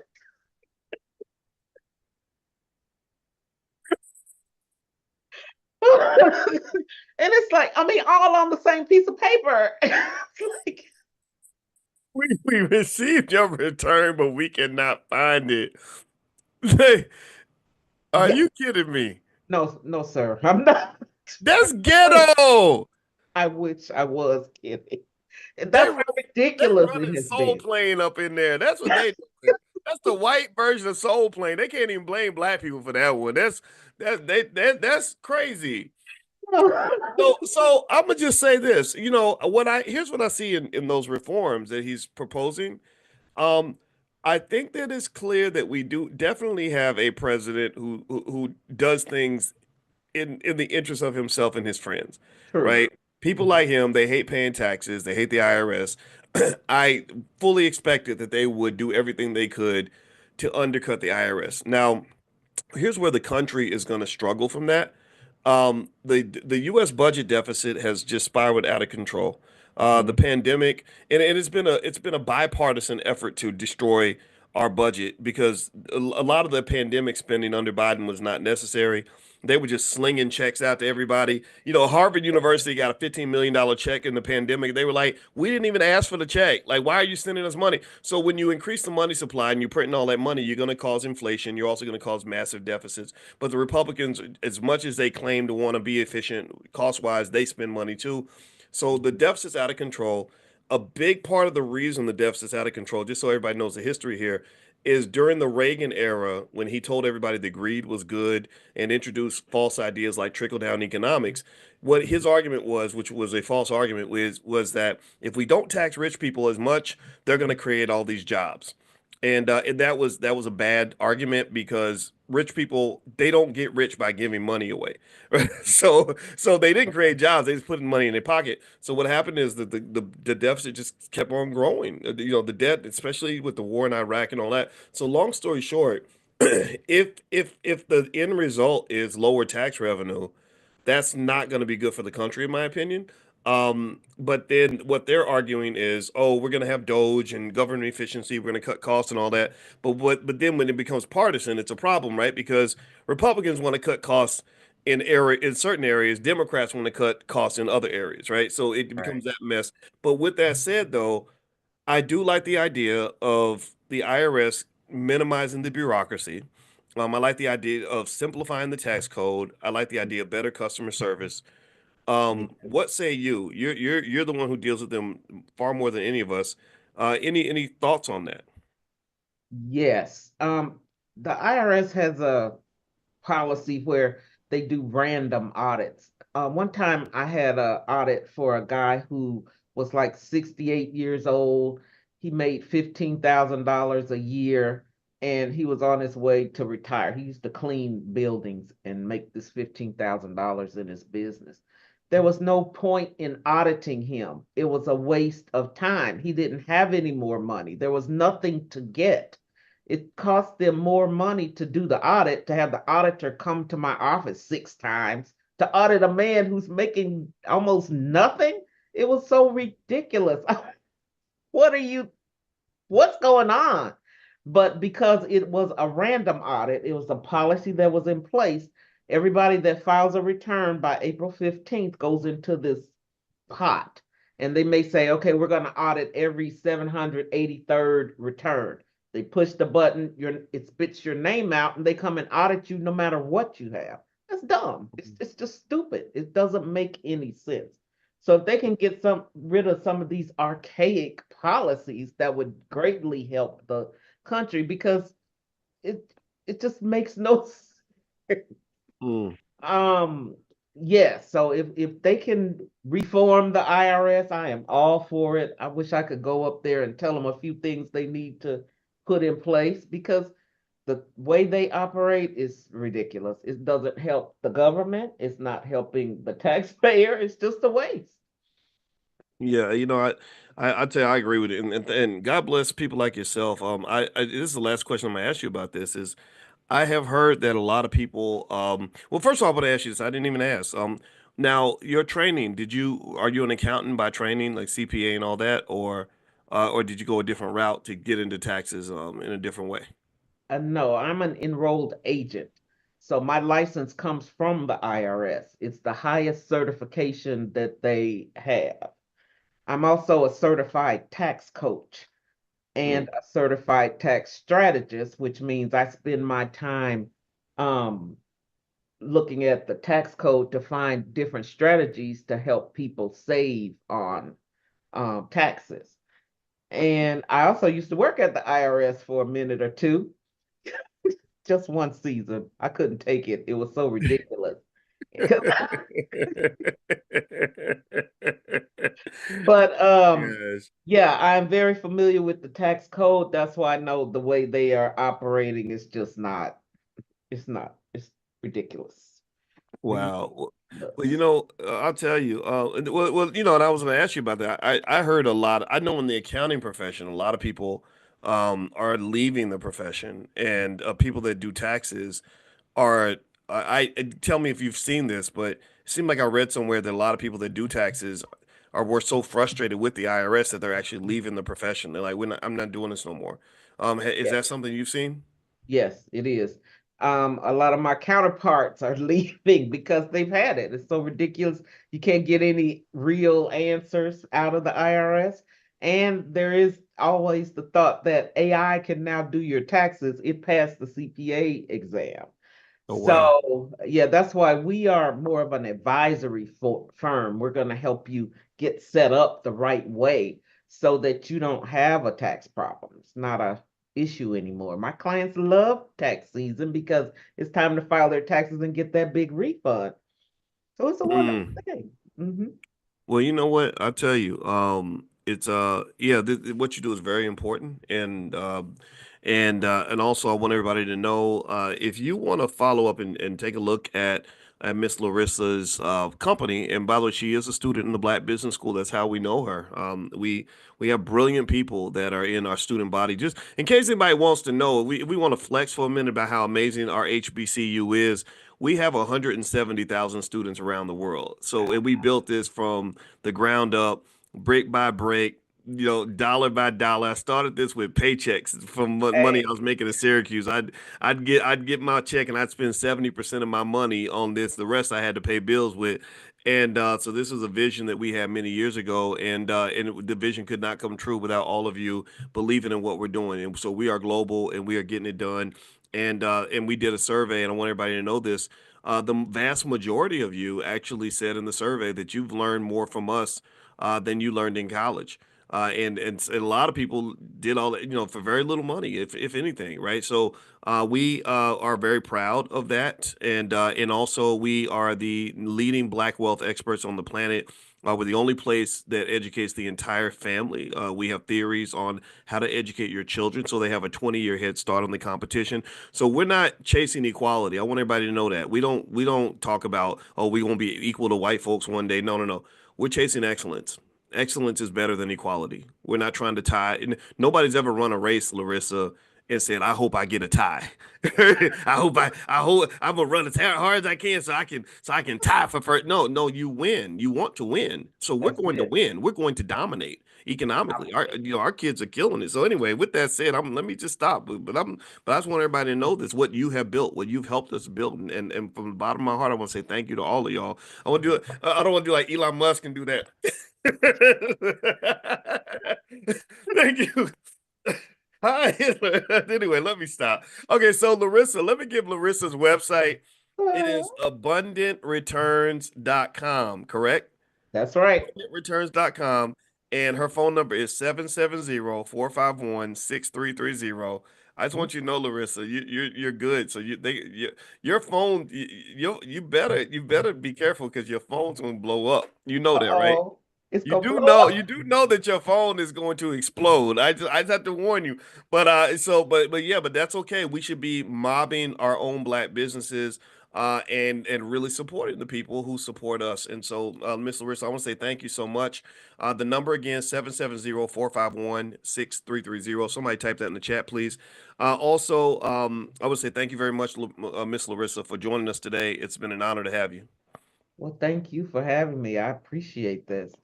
Being able Yes, to ma'am. say, hey, you don't have to pay all those taxes because people No. don't believe me. That's right. That's right. Don't let the Donald Trumps have all the fun. You go learn how to make it work for you.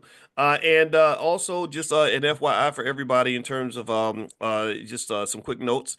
One, Larissa is going to do a full presentation on tax strategies tomorrow night in the Prime program for those of you that want to learn how to sell stock options. So if you want to join, go to drboyceprime.com. You can get a discount there. drboyceprime.com. Number two, tonight at 8:30 p.m. Eastern, today is Wednesday, the 22nd.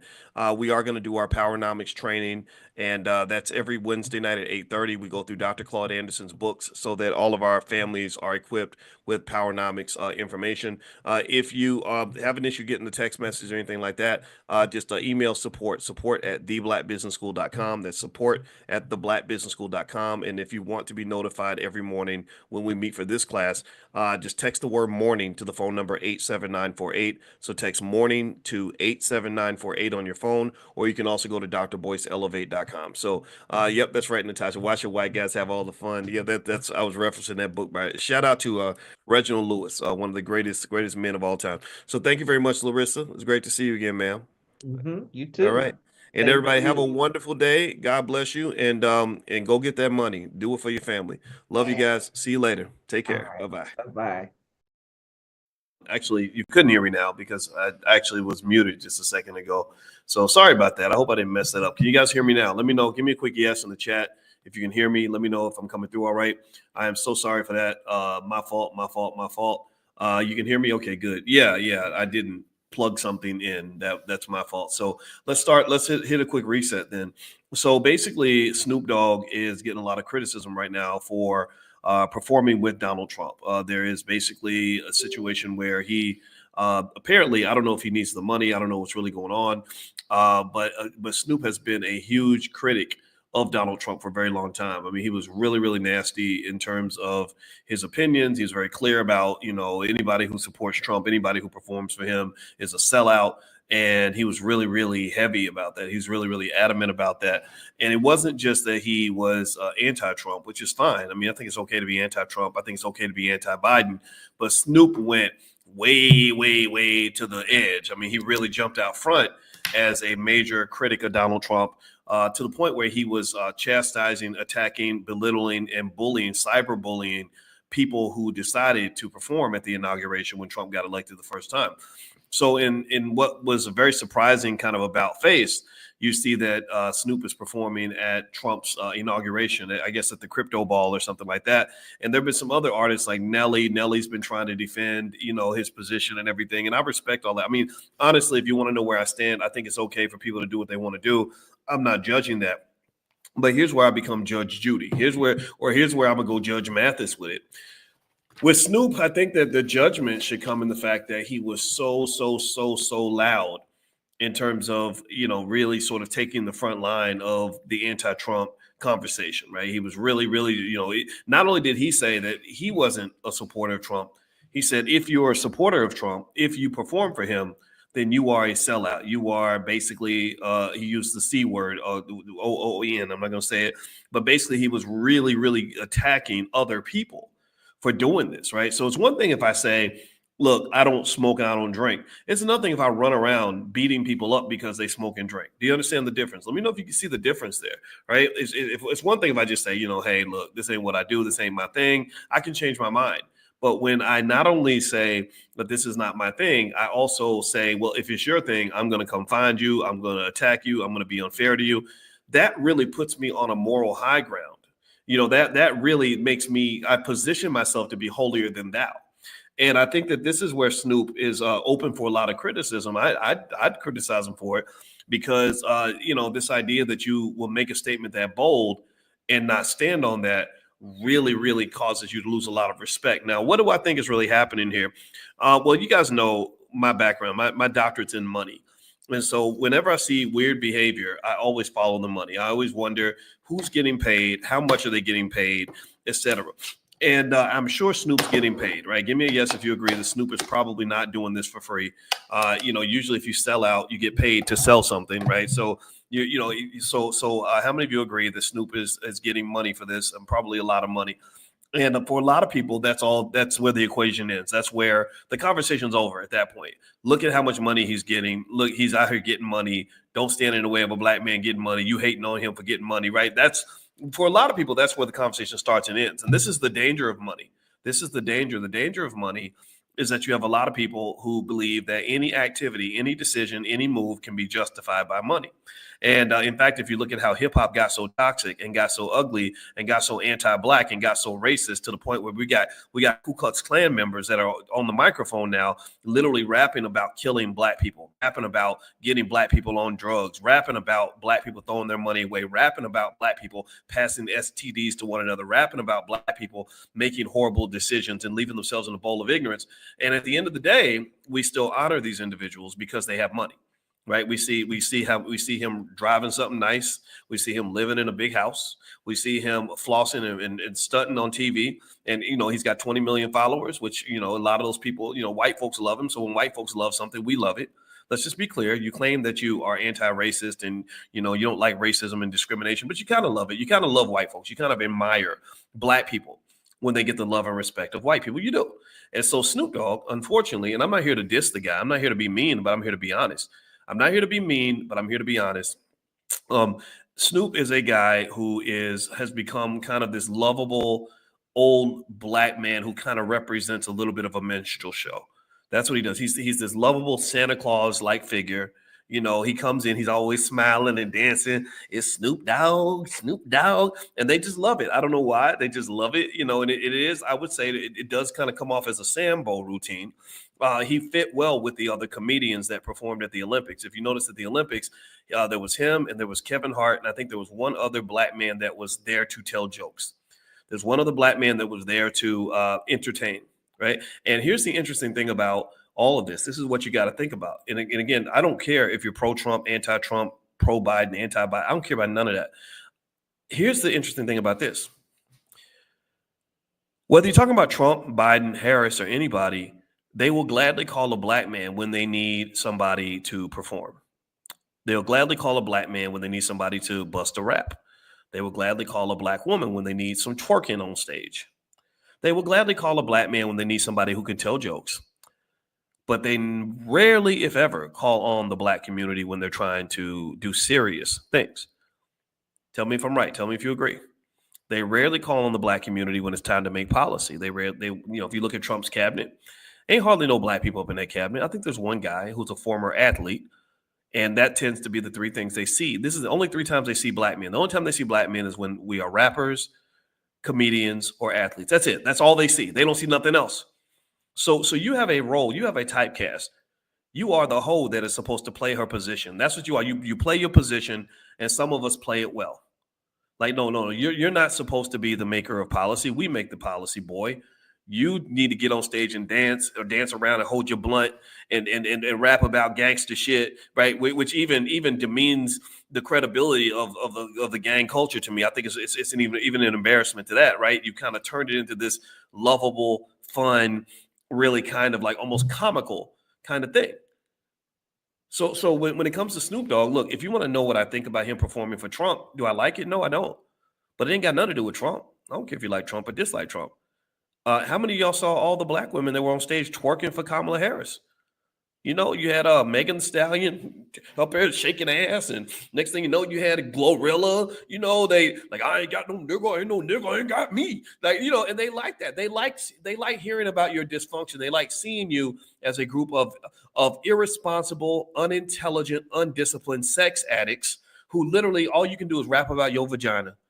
You're a black man. All you can do is talk about the depth of your dysfunction, how much you don't take care of your kids, how much you throw your money away, how much you've been out in the street, how much you love going to prison so somebody can bend you over and pump something in your booty. They love that. They want to hear about that. That's what they want to see. That's entertaining. That's entertainment for them.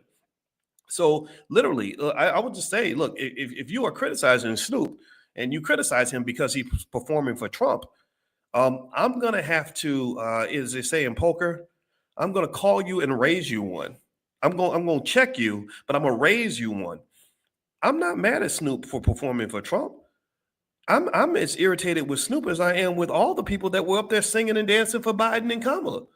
They were just as ridiculous. They were just as buffoonish. Who in the hell told you that all a black man knows how to do is a black woman? Who told you that all a black woman can do is twerk on stage?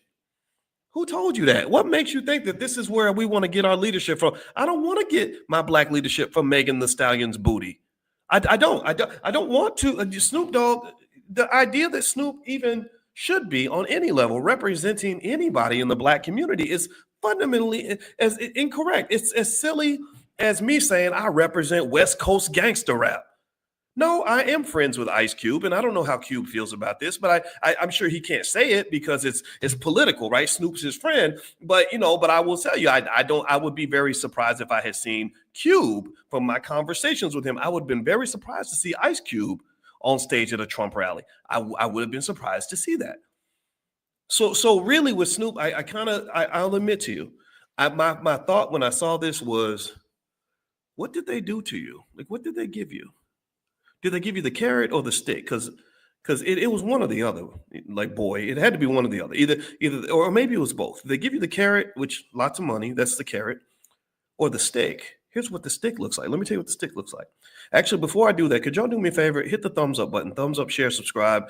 My name is Dr. Boyce Watkins. This is drboycetv.com, the home for intelligent black people. I believe in black wealth and black economics at the highest levels. I believe that is our source of liberation. And I teach finance every morning at 10 a.m.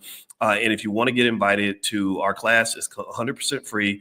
All you got to do is text the word morning to 87948. Text morning to 87948, or you can go to drboyceelevate.com, drboyceelevate.com. And by the way, some of you that are in that class, I can't make it tomorrow because I got to fly back from Copenhagen. But when I get back, you know what it is. It's on back again. We're going to be doing it every day like we did before. I just need a couple of days away because international flights take a long time. So my apologies for that. Now let's get back to Snoop. Let me tell you why. What I wonder. Again, I don't know. I don't have any inside information about any of this. And again, even though I did have a lot of conversations with Ice Cube, I'm not one to speculate about him or his friends. I understand it's a delicate situation for him. And one of the things about forming alliances with other people is that sometimes you got to be quiet when they do something that's corny and goofy and weird. So here's what I'm going to say about Snoop. What I wonder when I say the carrot or the stick. When we know what the carrot is money. Here, man, we'll write you a big check to embarrass yourself and embarrass your family. We know that you people are for sale. So here's the money. Make sure you show up on Tuesday. Okay. Well, the stick to me is I wonder if there's a conversation that says, okay, you see this guy over here, Diddy? You see your homeboy Diddy, the guy you partied with for the last 30 years, you know, your buddy, your friend. Like, we got 100, he must be your friend because we got 100 videos of you with your arm around him and kicking it with him, right? You've been buddies with this guy for the night. You see where he's at right now. You see what he's going through right now. You see the destruction of all of his generational wealth. You see that happening right now. You see his freedom being taken away, possibly for many years. Who knows? Maybe Trump will pardon him. I have no idea. You see how he's being relabeled. He's being rebranded. We're doing a rebranding of Diddy. And the rebranding is that he's going to be the new R. Kelly / Bill Cosby. That's what he's going to be because we decided that. Because we made you. It's like just like your mama, how your mama says, boy, I brought you in this world. I can take you out. So that's what they say to them. They're almost like their parents. They say, Negro, I brought you in this world. I can take you out. So you see what we're doing to Diddy? Well, we have evidence that you hung out with Diddy a lot. And we know that you and Diddy got into some things, right? Because hip hop was a wide open, wild west, right? Wide open. You could go out and say anything on a record. You could do whatever you wanted with women, and we looked the other way because we needed you. We needed cooperation. We need Fed cooperation for you to poison the black community the way that you have since the 1990s. So we kind of looked the other way. Now we're done looking the other way. Now we're going to go back and start getting receipts on everything that's been happening since the 1990s. And so what we need is for you to play ball. And if you don't play ball, then guess what? If you don't take this bat and this ball and hit that sucker out the park, we're going to take this bat and crack it upside your head. We're going to come in here and we're going to start talking about all the things that you have hoped that we have forgotten, but we remember everything. Like, here's what we might remember. I don't know. Let's just throw something out there. Diddy's been charged with stuff related to like sex trafficking, right? Trafficking. What's the definition of sex? Let's see what that. I'm just curious to see what that is. Okay, sex trafficking. Let me see here. Let me just Google that real quick. All right, define sex trafficking. Okay, so sex trafficking is what? Let's see what that is. Okay, so sex trafficking is a form of human trafficking where individuals are coerced, forced, or manipulated into engaging in sex acts for the profit of others. Victims are often women and children, controlled through threats, violence, or fraud, and are exploited for criminal sex purposes such as prostitution, pornography, or other sexual services. Okay, all right. So here is. By the way, this is important. It is a criminal offense and a severe violation of human rights, often involving traffickers who prey on vulnerable individuals for financial gain. So when you talk about who are the biggest sex traffickers in our society, who would you say when you think about sex trafficking? What's that? What's another way to sex trafficking is what? What else would you call it? You would call it what? It starts with a P. It rhymes with limping. What's another term for sex trafficking that starts with P, rhymes with limping? It's pimping. Right? Pimping, like, I don't know what you heard about me, but you can't get a dollar out of me. Blah, blah, blah, blah, blah, blah, blah, fancy. Because I'm a other ucking P-I-M-P, right? So pimping is kind of like sex trafficking. So if you go back in Snoop's history, you'll see, if anybody knows Snoop and been following him for 30 years, you'll know that there was a time where he would go to award shows with a pimp. Anybody remember that pimp? His name was Bishop Magic Don Juan.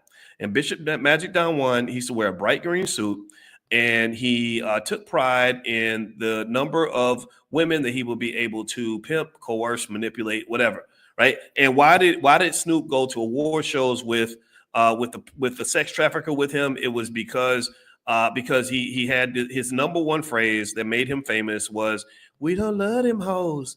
And so to show him how little he loves the black woman, he would show up to these award shows with Bishop Magic Don Juan, and they would just be pimping together. It'd be like just straight pimping. Let's up pimping, right? And this is what you had, right? So here's the deal. Here's what I'm wondering. Again, I'm just speculating. I don't know nothing. I really don't know nothing right now. I'm just literally saying, like, what if there were some incidents that took place during this time where white folks pretty much got you to let your guard down. That's what the white man, like Malcolm X used to say, that the white man will sell you the liquor bottle and then lock you up for being drunk. Shout out to Malcolm X. He'll sell you the liquor bottle and then lock you up for being drunk. So at what point maybe do you think that maybe the guard got dropped down? You were young, in late 20s, early 30s, a lot of energy, a lot of sexual energy, and you got involved in some things. We got some accusations, some allegations, some lawsuits, got some situationships that occurred that wouldn't necessarily fit your family-friendly brand that you've established now. Because now, Snoop is this lovable, almost like a skinny Santa Claus, right? He comes in and white people just start clapping. They start laughing and clapping because they just love him so much. And I don't dislike him. I have nothing against the man. I liked his music a lot. Like I think in 1994, he came out that first album. Don't. That was the peak of my Snoop Dogg affection and love. Because after that, the music kind of slipped a little bit, but he maintained his brand quite well, and I think he did a great job with that. But I think now there is a state where I feel like some of the artists are almost in crisis mode. Crisis mode because one, you're trying to stay relevant in a new world. It's 2025, and it's not 1988 anymore, 1995 or 1999. And then number two, you're dealing with the fact that you have 30 years of a track record of engaging in things that weren't necessarily that don't look good through the lens of 2025. So I'm wondering if this is what they actually did to Snoop, to be honest with you. I also wonder if there are other so-called black leaders, black public figures that have been coerced into engaging in various political activities because they maybe have a criminal case over their head or whatever. Like I wonder about Cardi B. I remember she had a case where she threw a liquor bottle on a lady's head in a bar or something crazy like that. I wonder about Al Sharpton. I know that he had some financial challenges, and he was on tape. He was on tape in a HBO thing where he was trying to sell some dope to somebody. Again, no disrespect to any of these people. I'm just telling you facts, things that I know.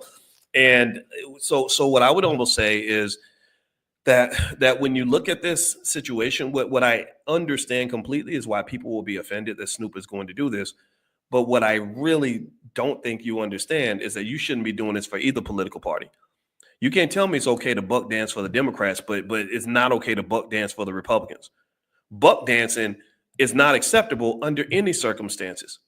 These politicians have not shown under any circumstances that they care about your communities. The Democrats lost this election because they neglected the Black community. The Republicans, we know they're not going to do any better. And this is where guys like Roland Martin get it wrong. Roland Martin is sitting back, you know Roland, he's real sassy.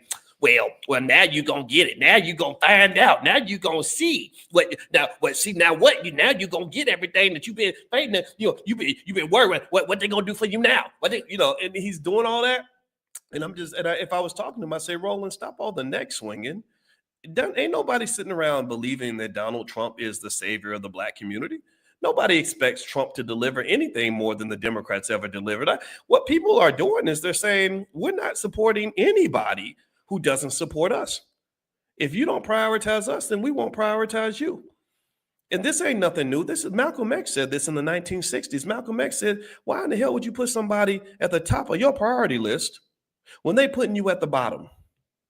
Why are you out here fighting for people who would never fight for you? Why are you giving your vote, giving your time, giving your energy, and believing in people where there's nothing to believe in? So at the end of the day, again, I'm not sitting here saying that you should. I am not criticizing what you did with your vote. I want to make that clear. Give me a yes if you understand that, because I have to do this because people use propaganda. They like to go out and say Dr. Boyce was telling Black people to vote for the Republicans. I've never, ever told you to vote for a Republican. But where they're pissed is that I never told you to vote for a Democrat. I don't tell you. I tell you to do what's best for your family. And anybody who has a problem with me telling you to do what's best for your family, that person's a sucker. That person's a liar. That person's a racist. That person's trying to oppress you. That person is your opposition. That's the person who's blocking your freedom, not giving it to you. That's the person who wants to hurt you, not help you. How in the hell can you be offended because I've just simply said to Black folks, do what's best for you? Maybe you're not used to a world where Black people come first. Maybe you're not used to a world where we put our priorities at the top of the list. Maybe you're not used to a world where you pour as much energy into saving yourself as you put into saving the people who you think are going to save you. Rather than saving them and hoping they save you, why don't you cut out the damn middleman and just save yourself? Seriously. That's where I stand. If you want to know where I am politically, that's where I'm at. I'm just as annoyed when I see the Black people dancing for the Republicans as I am when I see them performing for the Democrats. I saw Megan Thee Stallion up there twerking and stuff. I'm like, you know how many brilliant Black women we have who can shape policy, who can write legislation, who can do amazing work, doctors, lawyers, economists, people that are in the community, activists, teachers that can literally provide a whole framework and platform for the Black community.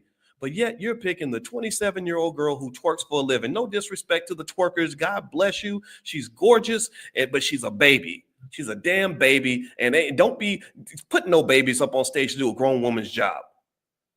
You got clowns doing the jobs of serious people. You got serious problems in your community, and they are selecting the most unserious people they can possibly find. And then they turn around and say, well, there is no Black agenda. Black people don't have no agenda. Well, that's because, idiot, you put the bums up at the table. You put the people at the table who don't even know what's going on.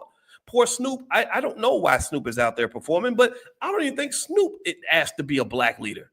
I don't think he asked for any of that. But at the same time, I would encourage him, man, you got to watch what you say. This is the second time Snoop did that. He did that also with Gayle King. If you remember, Gayle King said that crazy thing about Kobe Bryant, basically calling him a rapist, and Kobe was never convicted of anything. And Snoop went out and called her a doghead B, and everybody's like, yeah, get him, Snoop, get him, Snoop. And then the next thing you know, they put the hammer on that boy. I mean, they put the switch on him. They took him out back and spanked him so bad. He didn't just apologize once. He apologized like 3 or 4 times. Y'all remember that? How many of y'all remember that? Snoop, I mean, I said, man, you went from beast mode to bitch mode, like in a matter of seconds. Like, what happened, Snoop? Wait, I thought you was being gangster. Again, no disrespect, but I'm sorry. The most gangster people I know are the people who say things and stand on it. To me, being D1, I talked to D1. He's a great artist. I talked to him today. Now, D1 is gangster. D1, it's hard to catch him in hypocrisy. If D1 says he believes in something, D1 will stand on that. Muhammad Ali was gangster. Muhammad Ali lost everything standing up for what he believed in. Those are the gangsters I look up to. I can't look up to this poor guy who's trying to be be a gangster one minute and then he's being Santa Claus the next. I feel like he's trapped in a tough matrix. I get it. That's a lot of money.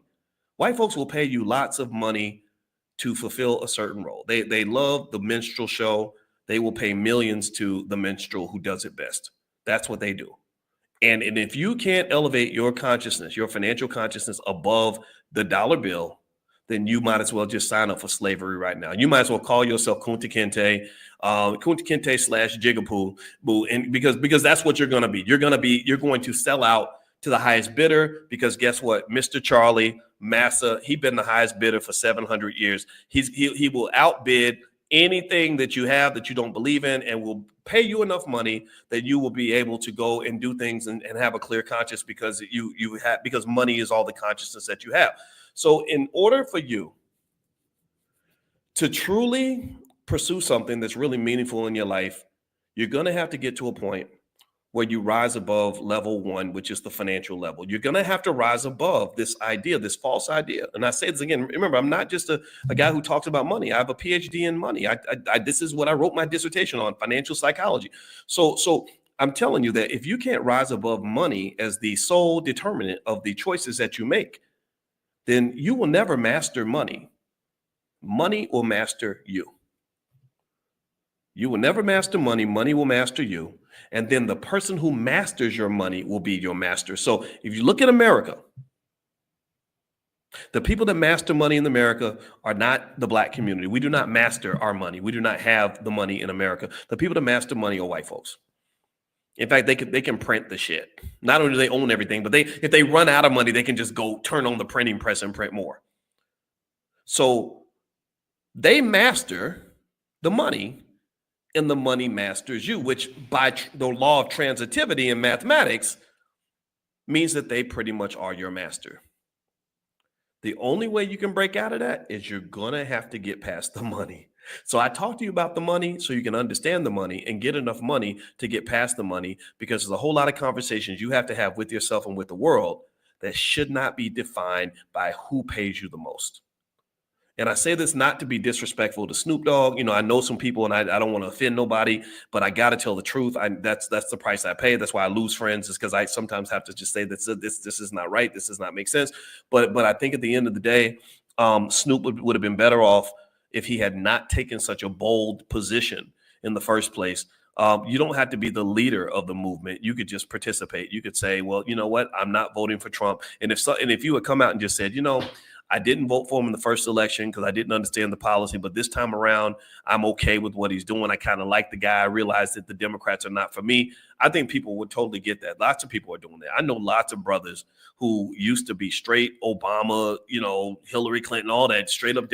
In fact, how many of you, like seriously, for the Trump supporters that are in the room, raise your hand. Say something. Give me a yes in the chat. How many of you voted for Obama and then got disillusioned? How many of you used to be hardcore Democrats and then said, screw this, I'm not doing this no more? Give me a yes in the chat if you're in that category. There's lots of people, there's millions of Black people that, that at one point were like all Democrat all the way. And this is the part that they will never understand, because they want to spend time being mad at you instead of spending time actually prioritizing you. You don't prioritize people that you don't respect. Right? You don't really prioritize the side chick. You don't really look at the side chick and say, how do I treat you better? You say, why aren't you loyal, you hoe?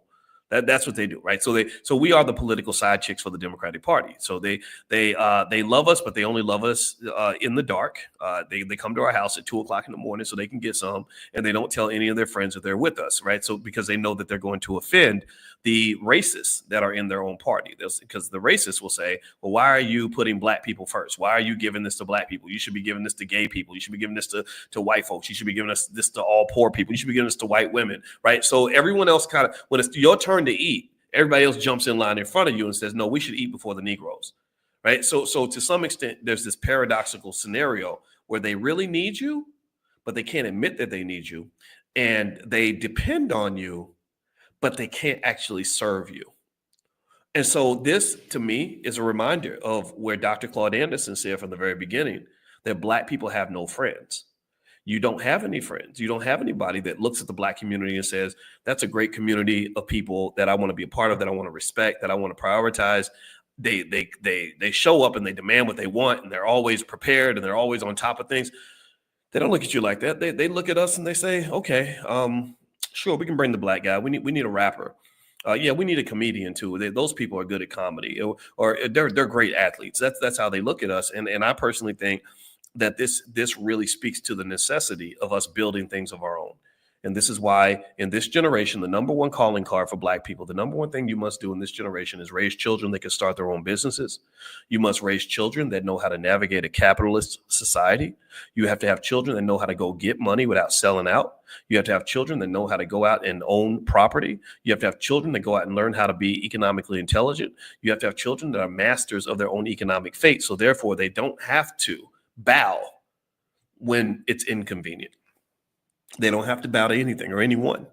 So ultimately, I think this is what we're dealing with. We're dealing with the idea that selling out has become a cool thing. Selling out is okay for some people. Some people say, well, look at all the money he's getting. Of course he should sell out. And I just don't believe that. And who knows? Maybe deep down Snoop doesn't like it. Maybe deep down Snoop doesn't even want to do what he's doing. Again, that's what makes me wonder what's happening behind the scenes, because I'm sure he's intelligent enough to realize how badly this is impacting his brand in the Black community. And if Snoop sees this video and Snoop wants to come in and explain himself, I'd be more than happy to talk to him directly. And I want to speak out of love and respect. I don't want to be mean to the guy. I'm trying to learn how to not be so frustrated and be so mean, because when I get frustrated, I just start talking angry, and I don't want it to be that way. I think there's something to learn from in this whole situation. So anyway, guys, I got to get out of here. Have a good night. Thank you so much for listening. Sorry about the audio issue. If you're interested in Black wealth and you want to get started, feel free to go to blackmoney101.com. We do a lot of stuff in the Black Business School, and we work with our people quite often when it comes to economics. That's my background. And also, we do a free class every morning called Money in the Morning. It's our millionaire training camp. It's 100% free. So if you want to be invited, text the word morning to the number 87948. So text morning to 87948. And somebody's asked me about Nelly. Is Nelly, I didn't talk about Nelly, but yeah, Nelly's another one that's kind of, I think he's defending himself. Willie D, who's a good friend of mine, Willie D was interviewing Nelly, and I didn't watch the interview because I kind of feel like you don't really have to necessarily always explain what you're doing or why. I think Nelly, maybe he's explaining it because he wants to sort of, it's interesting when you say like, okay, I'm going to sell out, but I don't want you to see me as a sellout. And I just kind of feel like that's a tough situation to be in. If you support Trump, then I think you should just say that. I think that that's okay. I really do. I don't have any problem with anybody who says, I like the guy in the White House, because that's what being free means. Being a free Black person means you can have diversity of perspective. You don't have to be the same. You don't have to vote for the same politicians. And I know that people like Roland Martin or others will try to make you feel bad because you're making your own choice. Well, screw those people. Again, you got to make the choice that works best for you. And that's what I believe. So I think with Nelly, I don't know. I didn't watch the interview. I saw him and Willie talking, and Willie's my man and all that, and I love him and respect him, but I was like, okay, well, whatever, man. Like, don't go explaining it. You did it. You made the decision, and people are gonna have their opinion. So just stand on it, live with it, But maybe he has something to say that might help with that. But I personally did not care, because I believe every man, every woman has a right to make their own decision. So anyway, guys, I'm out of here. Have a good night. Thank you so much for listening. And again, text the word morning to the phone number 87948 if you want to join us for class tomorrow. And also blackmoney101.com is a place you can go if you want to get started in your economic journey. So have a good day, everybody. God bless you. Thank you so much for listening. See you soon. Peace. Good morning, everybody. Good morning. I hope everybody's doing well. So good to see you. Welcome, welcome, welcome to our Millionaire Training Camp. My name is Dr. Boyce Watkins, and it's so great to see everybody today. And sometimes I come in a couple minutes late, but I apologize for that. It's sort of like last minute shenanigans, kind of getting everything ready, everything ready for the big show, the big class, the big gathering, the big everything. Because literally every single day I wake up excited. Today is January 14th, 2025. And we will never have another January 14th, 2025 ever again. Do you ever think about stuff like that? I think about that a lot. I think about things like that all the time. And then you can only imagine, like with my mama passing on Christmas Eve, I've been really deeply thinking about everything. And what it kind of does is it reminds me of the importance of never wasting the moment. I really believe in seizing the moment, you're pursuing your passion and your purpose. I can tell you, I think that you're more alive when you're really doing something that's purposeful and that you're passionate about. That's literally where you have more life inside your body. And I would encourage you, if you're disconnected from your purpose, then spend some time meditating, spend some time learning what your purpose is supposed to be. And I guarantee you, it'll just enhance everything. I promise you. All right. So anyway, all right. So one thing I want to mention is that there is tonight, if you are interested in going on the trip to Ghana this summer, you can meet with Jay Cameron tonight in a Zoom, and he will give you all the details and all the information. Also, we have other trips that we're partnering with Jay Cameron on. So if you want to just see all the trips that are available, you can go to b1voyages.com. That's b1voyages.com, be the number one voyages.com. And you can also text the word travel to the number 87948. If you text travel to 87948, we'll keep you notified whenever we do anything that's travel related.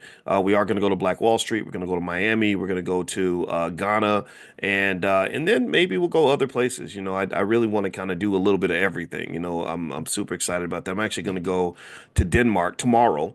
And so I'll be sort of talking to you guys from Europe. So that's going to be very interesting. All right, so here, what I want to do is explain to you, basically give you three reasons why China is going to dominate the world. Okay, China is, not a perfect country. They make some mistakes. There are policy errors that I think are very costly for them. But Lord Jesus, man, when I tell you, I hope that did that sound that ain't sacrilegious for me to say Lord Jesus, is it? I don't think so. I wasn't saying it like in a bad way or nothing. But anyway, when I tell you that this country, I wrote notes down. I can never find my notes. When I tell you that this country is doing everything right, like they're just literally just being real gangster with the rest of the world. I'm not kidding. They are right now, China has a trade surplus. A trade surplus is the value of everything you export minus everything you import. So they have a trade surplus with the world. And if you want to understand how a trade surplus works, it's kind of like the opposite of what the black community does with white people. Like if you want to know how a trade surplus works, a trade surplus basically says that I'm selling you more stuff than you're selling me. That's it. That's all it says. It says I'm selling you. You're buying my stuff, but I ain't buying your stuff. I don't get high on my own supply, but I'm serving these fiends all day, right? To go street with it. Does that make sense? Give me a yes if you understand that, right? So that's kind of what China does. China is they are the original gangster with the rest of the world when it comes to economics because they understand powernomics probably as well as Dr. Claude Anderson himself.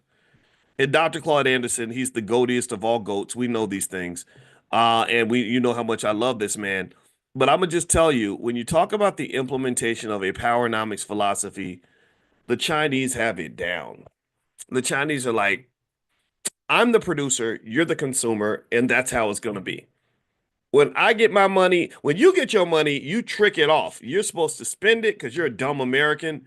When I get my money, no, we're gonna say we're not buying your stuff. And if we buy some stuff in China, we're not gonna buy the American stuff. We're gonna buy the Chinese stuff. So the same way that we talk about being B1, the Chinese are kind of C1. They're like, no, China first. You want to sell us a car? No, we buy Chinese car. You want to sell us an iPhone? No, we make Chinese iPhone. We call it Chai phone. That's what the Chinese do. The Chinese, they're like, no, no, I don't, I know support your family. I support me family. I support my family. That's kind of what they do. And so I mean, I'm not mad at them for it at all. I think it's amazing and it's very powerful. So let me kind of give you some stats to kind of help you understand the severity of the massive economic imbalance that the Chinese are creating. They're what they're doing in a way is they're kind of doing the same things that America used to do. America used to manufacture stuff. Did y'all know that? We used to make things. And we used to make more things than anybody else in the world. That's how we won wars. That's how we won World War II and Probably even World War I, is we just knew how to, like, we could make, like, whatever, for every one bullet you made, we'd make 100. For every one ship you could make, we'd make 10. For every one airplane you made, we'd make 50. And that was how America won. America was very productive because we knew how to manufacture things, and we lost that. We threw that away, trade agreements, globalism, all that. So now America doesn't make stuff. That's what you go to cities like Gary, Indiana, Milwaukee, Wisconsin, Detroit, Michigan. You see depleted manufacturing bases that don't exist as much as they used to because we just decided, oh, we don't need to make stuff. We're gonna let other people make stuff, and then we'll just let them serve it back to us. And so the Chinese said, okay, we're going to take over manufacturing. We're just going to be the greatest manufacturer on the planet. So here are three reasons why. Here's what's going on with China. So let me give you some stats here. I pulled some stats. And by the way, I want to mention, I forgot to tell you that if you want to come to the Ghana informational session, I didn't follow through on my thoughts. Sorry about that. ADHD kicking in again. Um, is if you get on the text list, I will text you a link to join us for the Ghana informational session tonight with Jay Cameron. You can get on the text list, text the word morning to 87948.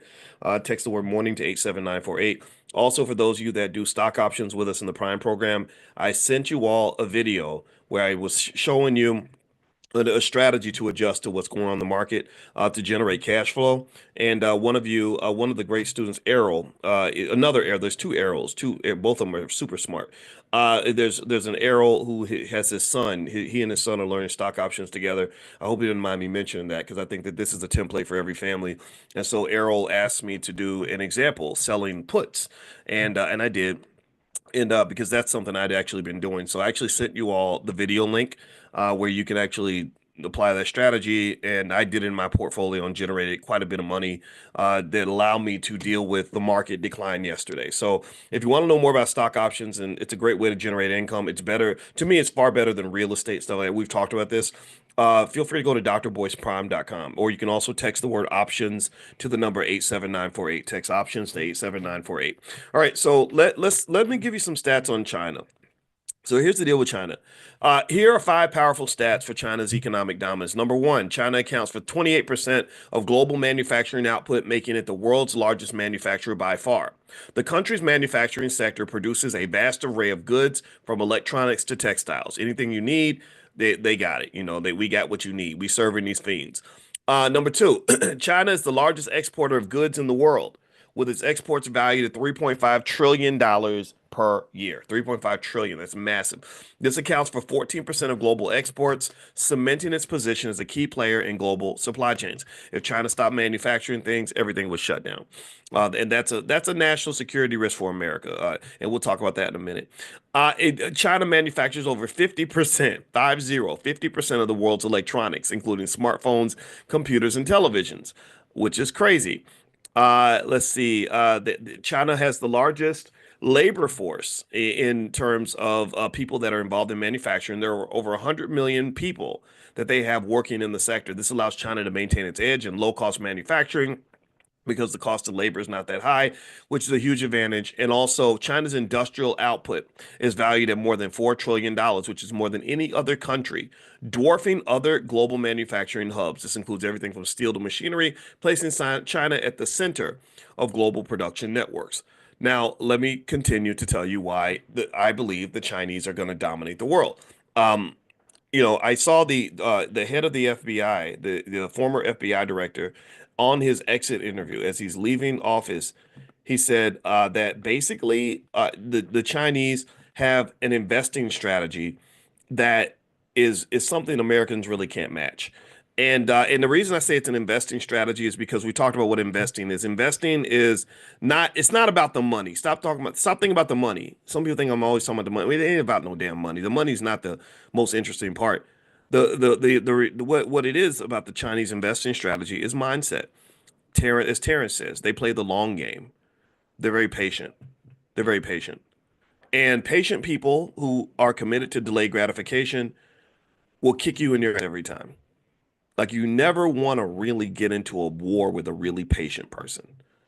Like I had a friend the one time that was like kind of a gangster, like she was a drug dealer, and she had a past that we didn't talk much about. And I said, I ain't gonna ask you nothing about nothing that happened in the 90s. But We were talking about her experiences a little bit. She was speaking like hypotheticals, right? So she would be like, well, if I wanted to go and get revenge on somebody, I would not do anything right away because the police are paying attention or whatever. She says, so I would just I would let you think that it was over. I would let you wait 4, 5, 6 years and let your guard down and get into your comfort zone. And then I would go and handle my business. So that's what she did. She said, I would just wait. I would just wait and wait and wait and wait and wait. And eventually they just think, oh, it's over. It's all in the past. And then one day, next thing you know, your dog is boiling on the stove or something or whatever, right? So, so basically, so patience is not just powerful in life, but it's powerful in investing, actually, incredibly powerful. Warren Buffett actually says that wealth is nothing but a transfer of money from impatient people to patient people, impatient people to patient people. And so capitalism thrives in America largely because we create a society full of highly impatient people. Tell me if I'm lying. Instant gratification, gotta have it now.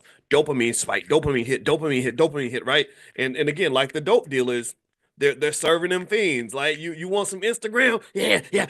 Scroll, scroll, scroll. Right? You want sports betting? Yeah, yeah. Cowboys. I'm betting on the Cowboys. Don't do that because you'll lose your money. But you know, like whatever. Like we have this society that's built on all this instant gratification. And you see it kind of pile up in a lot of areas, like relationships. Oh, if it's the third date and I ain't getting none, then I'm out. I'm out. Right? If you can't spend $300 on a first date, I'm gone. Right? You know, and so what happens is that there's the short-term benefit, but there's a long-term cost. There's a long-term cost. And what I see in terms of the long-term price people are paying is number one, people are lonelier than ever. A lot of marriages don't last. A lot of people are disconnected from each other. Most young guys in their 20s haven't even slept with a woman in over a year, like 75% or something crazy like that, which is just unbelievable. And then people get older and and then they sort of realize like, wait, I didn't invest in people. I thought kids were a burden. I thought a spouse would just hold me back. So now I'm 65 years old and I don't have what I wish I'd had if I'd made different choices when I was younger. There's a retirement crisis. Millions of people are not ready for retirement.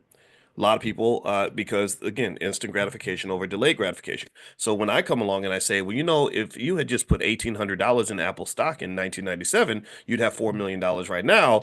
Well, then next thing you know, people are like, so first off, there's the regret, right? It's like, man, I had $1,800 several times in 1997. I could have done it. I could have bought some stock with that. And then you get these impossible questions like I retire in 2 years. How do I turn $1,800 into $1 million in 2 years? And I'm like, I don't know how to do that. That's like asking me to make delicious Kool-Aid when you don't give me no sugar and no water. You can't make Kool-Aid without sugar and water. If anybody's ever tried that, you know it does not work. What am I supposed to do? Spit in the bucket? Like it ain't gonna work. You need water to make your damn Kool-Aid. So you need time a lot of times to build your wealth. If you throw away time, then you've kind of thrown away your opportunity. So millions of Americans are in the middle of a retirement crisis. Millions of Americans are lonelier than ever because they didn't invest in relationships. Millions of Americans are in a physical health crisis. I saw a stat the other day that said 48% of all women over 55 are going to get dementia at some point. Also, nearly half of all Americans are going to die from cancer. There are easy, simple studies out there that talk about the link between sugar and cancer, and processed food and cancer, and obesity and cancer, right? But then but then there's a price to be paid if you're getting up and going to the gym, if you're avoiding the sugar and the salt and all these other in the processed food, right? So it's hard to do. It's very hard to do, especially when they're putting it in your face, right? They're putting it in your face because capitalism is it's almost like the original kind of artificial intelligence. Capitalism, when it is at its worst, it's like this really smart demon that literally has pierced your soul. It can read your mind. It knows what you want.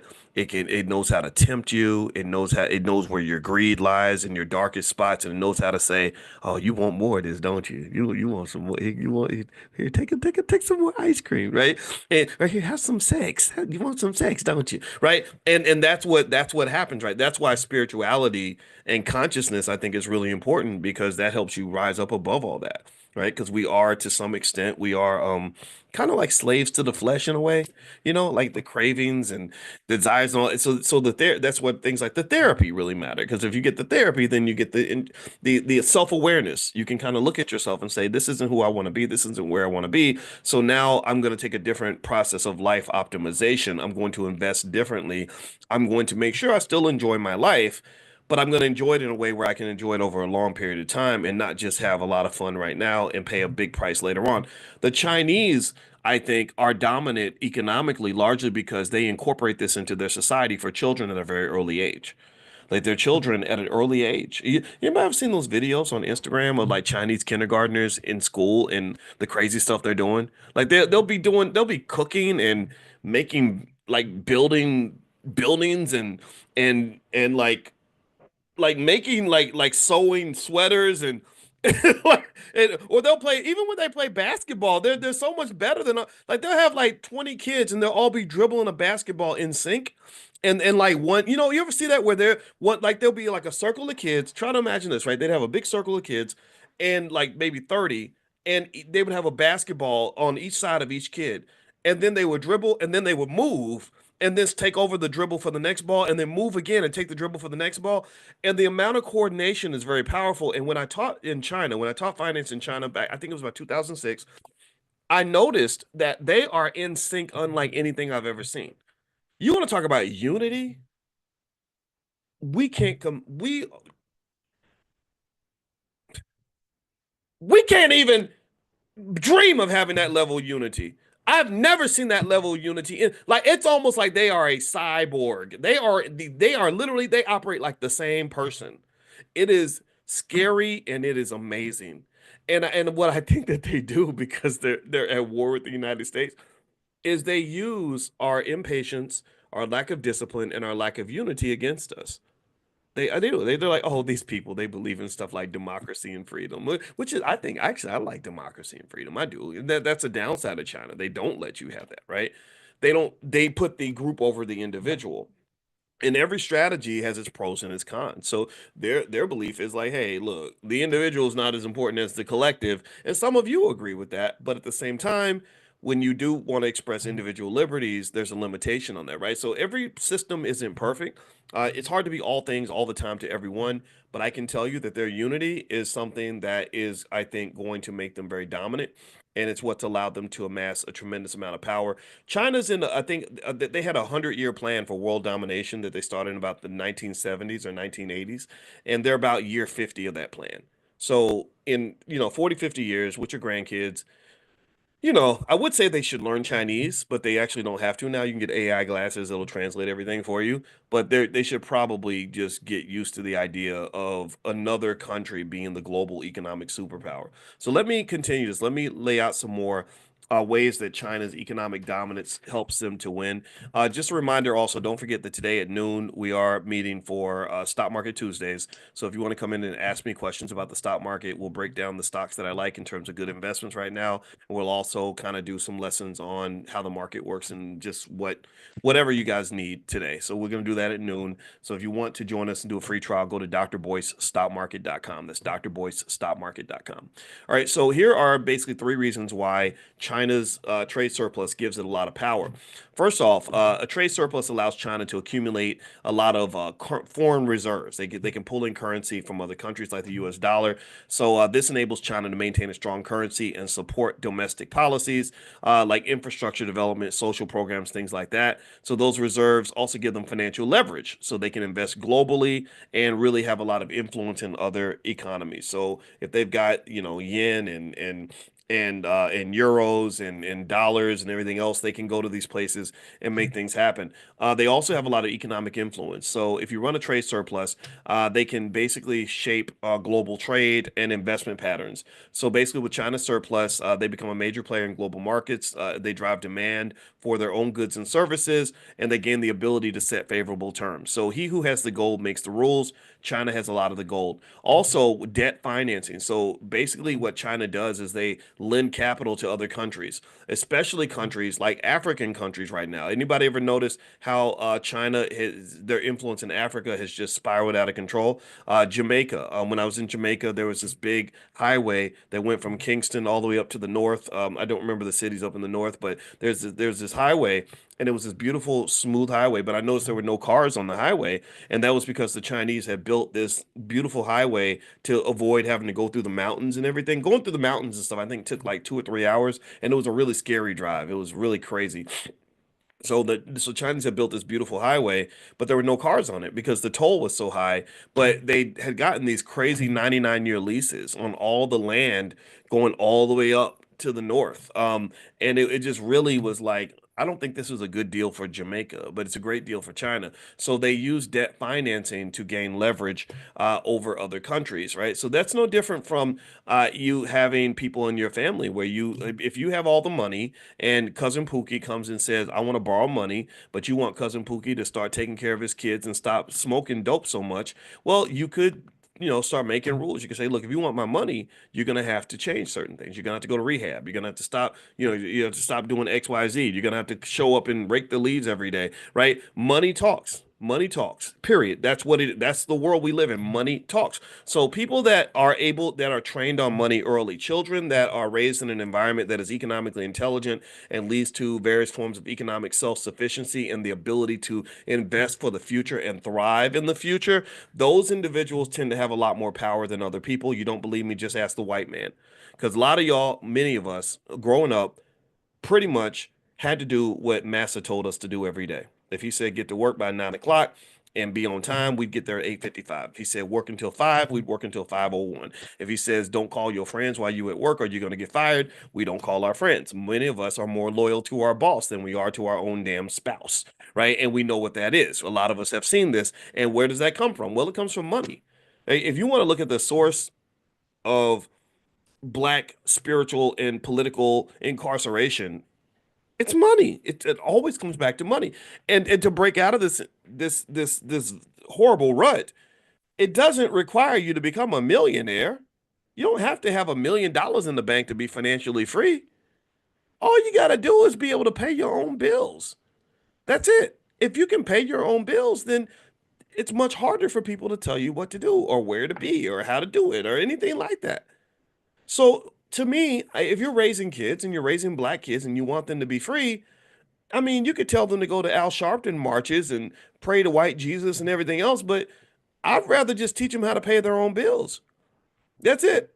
If the person who can pay their bills has freedom. Remember when you were little and you say something to your parents, well, so and so said blah blah blah, and they'd be like, well, they don't pay no bills in this house.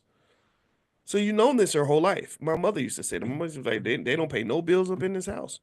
So my thought, honestly, is if we can get to the point where we just say, I want to be in a space where nobody who oppresses me, no one who hates me is going to be paying bills in my house, that will go a long way toward freedom. In fact, that would pretty much give you free. I can just tell you, when you have enough money to pay your own bills, you don't have to listen to shit. Like you really don't. I don't have to. I didn't have to ask anybody's permission to come and talk to you today because I paid the cost to be the boss.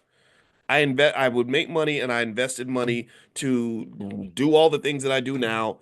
And I did all that because I don't want nobody telling me what to do. I don't want to be getting kicked around. I don't want to be disrespected. When I was 18 years old, and my girlfriend was pregnant and I was on that college campus trying to figure out what my next move was going to be, had no money in the bank, didn't know how I was going to make it. I knew a couple of things. One, I did not want to go back to work at Taco Bell because I got disrespected a lot. And number two, I didn't want to be punked. I didn't want anybody kicking me around. I didn't, I wanted to be a grown man. I didn't want to be in a space where I was treated like a little boy or just put through misery that I had no say in. So I kind of saw education as a way to invest early in my life at a significant level so that long term I would have some freedom. So freedom is typically not free. Freedom is something that has a price to be paid. And one of the things that I think you have to confront is when you see it is those who claim they want freedom but aren't willing to sacrifice for it. There's no individual, no country, nobody, anybody, no one on earth in the history of this world that's ever had freedom and could not fight to obtain it and could not fight to defend it. If you cannot fight to obtain your freedom and defend your freedom, then you will have no freedom. You will have no freedom. Somebody will come along, beat you up, and take all your stuff. That's what happens in a capitalist society, but that's really what happens in the jungle of humanity. We are animals at the end of the day. I'm not saying that we're 100% animals. Yeah, we're separate. We have the prefrontal cortex. We're a little bit different from the animals, but at the end of the day, go watch some bears or some lions or some cats or some chickens fight over territory and see how the weak chicken does. The little punk ass chicken that's crying and whining every time a chicken beats him up. You think they're gonna feel sorry for him and give him something? No, they're gonna beat him up and take his stuff. They're gonna say, okay, you've identified yourself. You are the weakest link. Mother Nature says you shouldn't even survive. Survival of the fittest. Darwinism says you shouldn't even exist. You certainly should be allowed to reproduce because you got these weak, punk, inferior genes. So we're just gonna beat you up, take all your stuff, make your life miserable, and kill you. Or you look in a prison. You ever see in a prison? Like it's kind of sad, what they do to the weak, to the weakest in the prisons, right? So what I'm saying is, at the end of the day, I vehemently reject the way black people have been trained to perceive ourselves and perceive each other. I think that we are trained to just feel sorry for ourselves and to be sad and to just politely ask white people to please change your behavior and all this other stuff. And then you see shenanigans. You see a lack of disciplined behavior. Like Dr. Claude Anderson writes about this in Powernomics. He talks about what he calls inappropriate behavior. You out here buffooning, cooning, and twerking and acting a fool, don't want to open a book, but and all these other things, but then you somehow expect the world to respect you. It does not work that way. It does not work that way. To get respect, you got to show up and command respect. If you command no respect, then you will not get it. So anyway, let me keep going because I don't want to offend nobody, but this is the reality. And so I think that the way we're even taught to think about race is completely wrong. It's completely wrong. I think that our children should be taught to compete. That's it. Yeah, they may not like you because you're black, but who cares? Why do you even need somebody else to like you like that? What's wrong with you? Your mother should like you. You should like yourself. The need to be liked is a weak to some extent. That's a weakness, actually. That's something people can exploit. Oh, you need us to like you. Okay, well, do what we say, or we're going to say that we don't like you. We're going to call you ugly. We're going to call you stupid. We're going to take away your Oscar, your Grammy, your Nobel Prize, whatever little stupid awards we've invented to give you your self-esteem. We're going to take those things away. We're going to take away your little fancy job. You won't have the corner office no more. You won't be the chosen Negro anymore because you're not behaving appropriately. So what we do is we learn over time that if you behave, then they're gonna hook you up. So we have a lot of well-behaved Negroes that are in corporate America and other places because we know that if we get out of line, there's going to be an economic consequence. And I don't know, maybe, I mean, I know my whole life I've kind of been the rebellious kid a little bit. When I was in elementary school, I used to stay in detention, and I don't even know what it was. I would try. I'd be like, I'm trying to fit in. I'm trying to. I would just every damn day, and it was like, damn, I'm suspended again. I gotta stay after school again. I would stay in detention. Like I would just sign myself up for detention at the start of the day because I knew at some point something was gonna pop off. And I guess it must have just been like I don't know, like if something didn't make no sense, I'd be like, well, I'm not doing that, or that doesn't, or if I wanted to just do something, I would just do it. I have no idea. My mother used to say, "Yo, boy, your mouth will either make you great or get you killed. I'm curious to see which one." And when I met Cornell West for the first time, he's such a wonderful human being. And let me tell you about the time I met Cornell. It was really really cool. We did something in Brooklyn in 2013 where I had put out this book. It's out there somewhere. You can go find it. It's probably free. It was called Wealth, Education, Family, and Community: A New Paradigm for Black America. And I was kind of doing like a little tour on that book, and Cornell joined me in Brooklyn. And but we met in Manhattan. So I walked in this restaurant in the middle of Manhattan, and it was a fancy restaurant I never heard of, full of white people. And in this restaurant, he let me tell you what he did. This is the kind of guy he is. He gets up in the middle of the restaurant and he walks over and he gets on one knee and he grabs my hand and like bows to me on one knee. And all these white people are like, what's happening right now? Who are these Negroes bowing to? Like, what's going on? And I was like, wow, like he's such a great, humble person. I'm like, stand up, man. Like, this is kind of if I feel like I'm Eddie Murphy and Coming to America. But anyway, when I told him what my and then when we sat down and talked, he told me that he literally knew my parents. He said Robin Watkins, blah blah blah, Larry Watkins, blah blah blah. He had read my Wikipedia page, and he knew my father was a police officer. He knew my mother was a social worker. He knew that my parents are a little more on the conservative side. That's their choice. That's who they are. Because cops, my dad's a soldier and a cop. He's black, 100% black, but he's not into the shenanigans. He's not into feeling sorry for yourself. That's kind of how he was built. And it was just really interesting. Like, so just that, if you want to know my bias about Cornel West, that's where it comes from. It's like I said, wow, this guy, and I spent years with him, and I watched people very closely. Like I spent hours and hours with Al Sharpton, and I told you, I felt like, okay, there's a game being played here, almost like a mafia type of game. It's about power. And but he also is a genius. He's extremely smart. The man is you cannot tell me that he's stupid. Cornell came off as a genuine soul. I observed him closely as he interacted with every person on the street because people recognize him more than me, and white people don't really know who I am, and I don't, and I like it that way. Whereas with him, everybody, lots of people were stopping him, and I just liked the way he treated everybody. It was something that just told me, like, wow, I wish we had more people like this running the country because we'd have a better world. I really believe that. But anyway, I remember I told him, I said, yeah, my mother used to say, boy, your mouth will either make you great or get you killed. I'm curious to see which one. And he said, I think it might be both. He said, I think it's gonna be both, brother. And I said, yeah, you might be right about that. But that's okay. I'm all right. I'm willing to die for what I believe in. So let me finish up with this China thing. Okay, so in terms of China's economic dominance and the fact that they have this massive trade surplus, this is something I think the black community should pay attention to because what happens when you have a trade surplus is that the people that are buying all your stuff, where you're not buying any of their stuff, they're at a natural economic disadvantage. You're at a disadvantage. So for the black community, when you see how little we are actually producing for the world, how little others support black owned businesses, how black owned businesses get boycotted by two groups. They get boycotted by black people and they get boycotted by white people.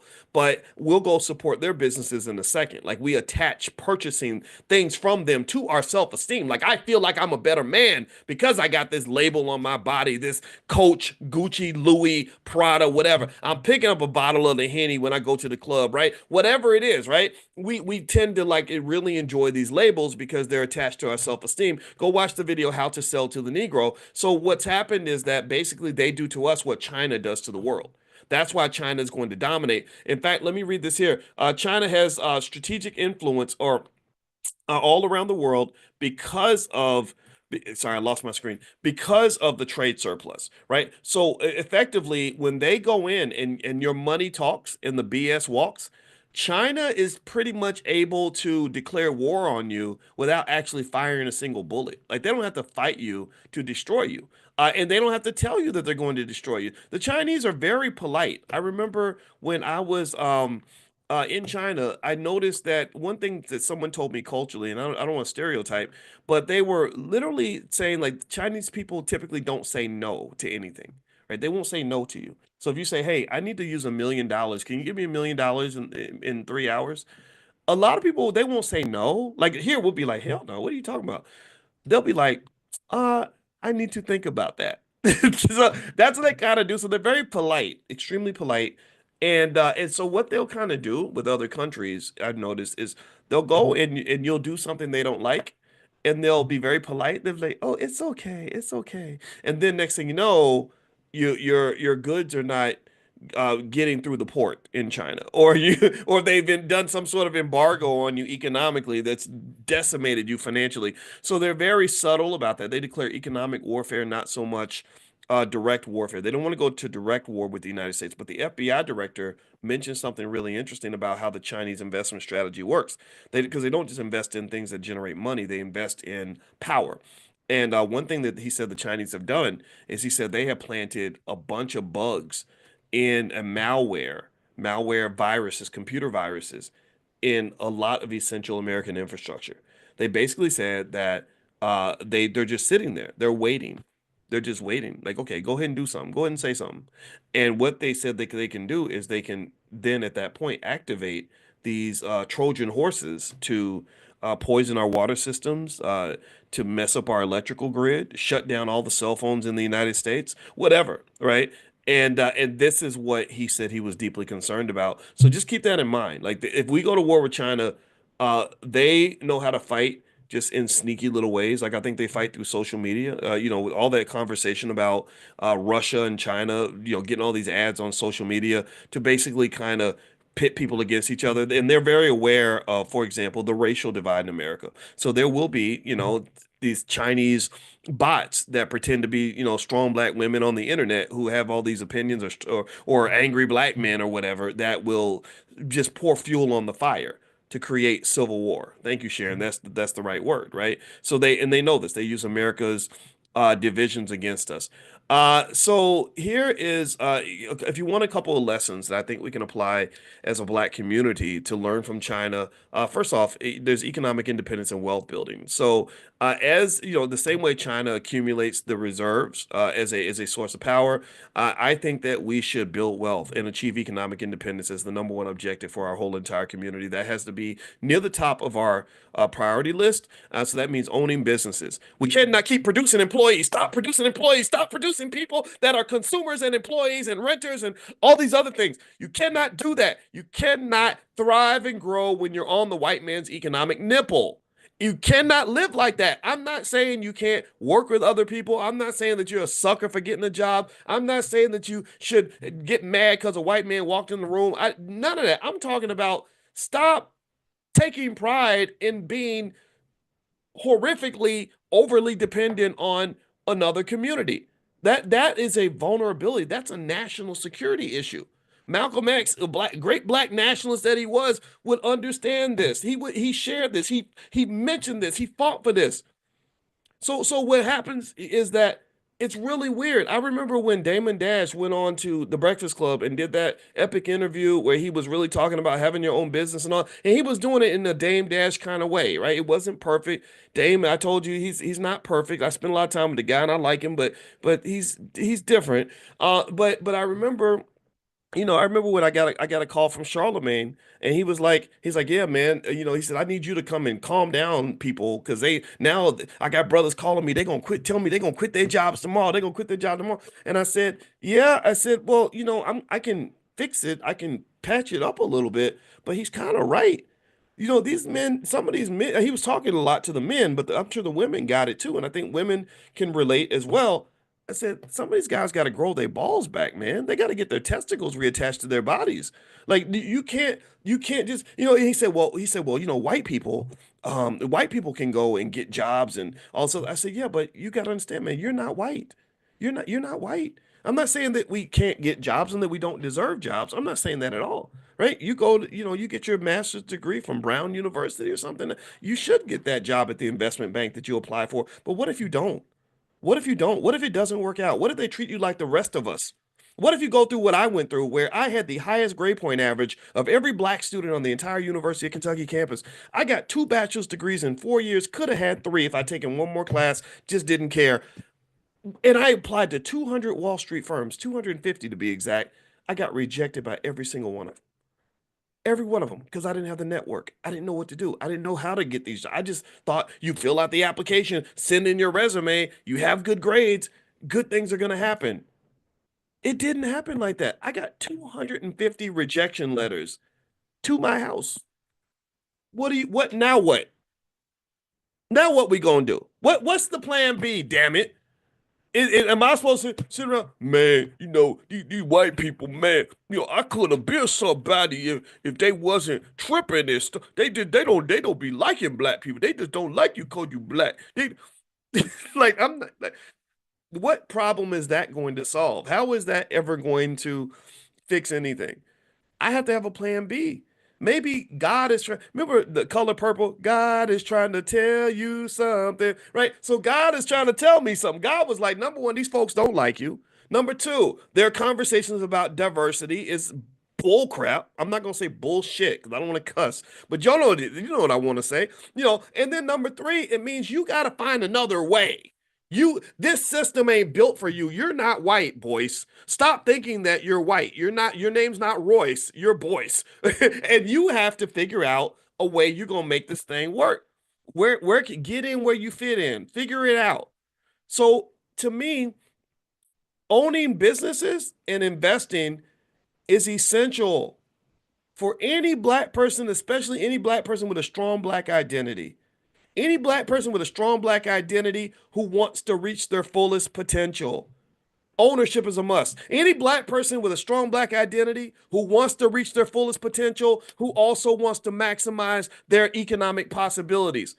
Ownership is the key. Any black person who wants to reach their fullest potential with a strong black identity, who wants to maximize their income, who wants to have a little bit of power in this world, ownership is essential. Any black person who wants to reach their fullest potential, who has a strong black identity, who wants to maximize their income, who wants to have power, who wants to have a solid say in the structure of their families and their community, ownership is essential. Ownership is essential. Ownership is essential.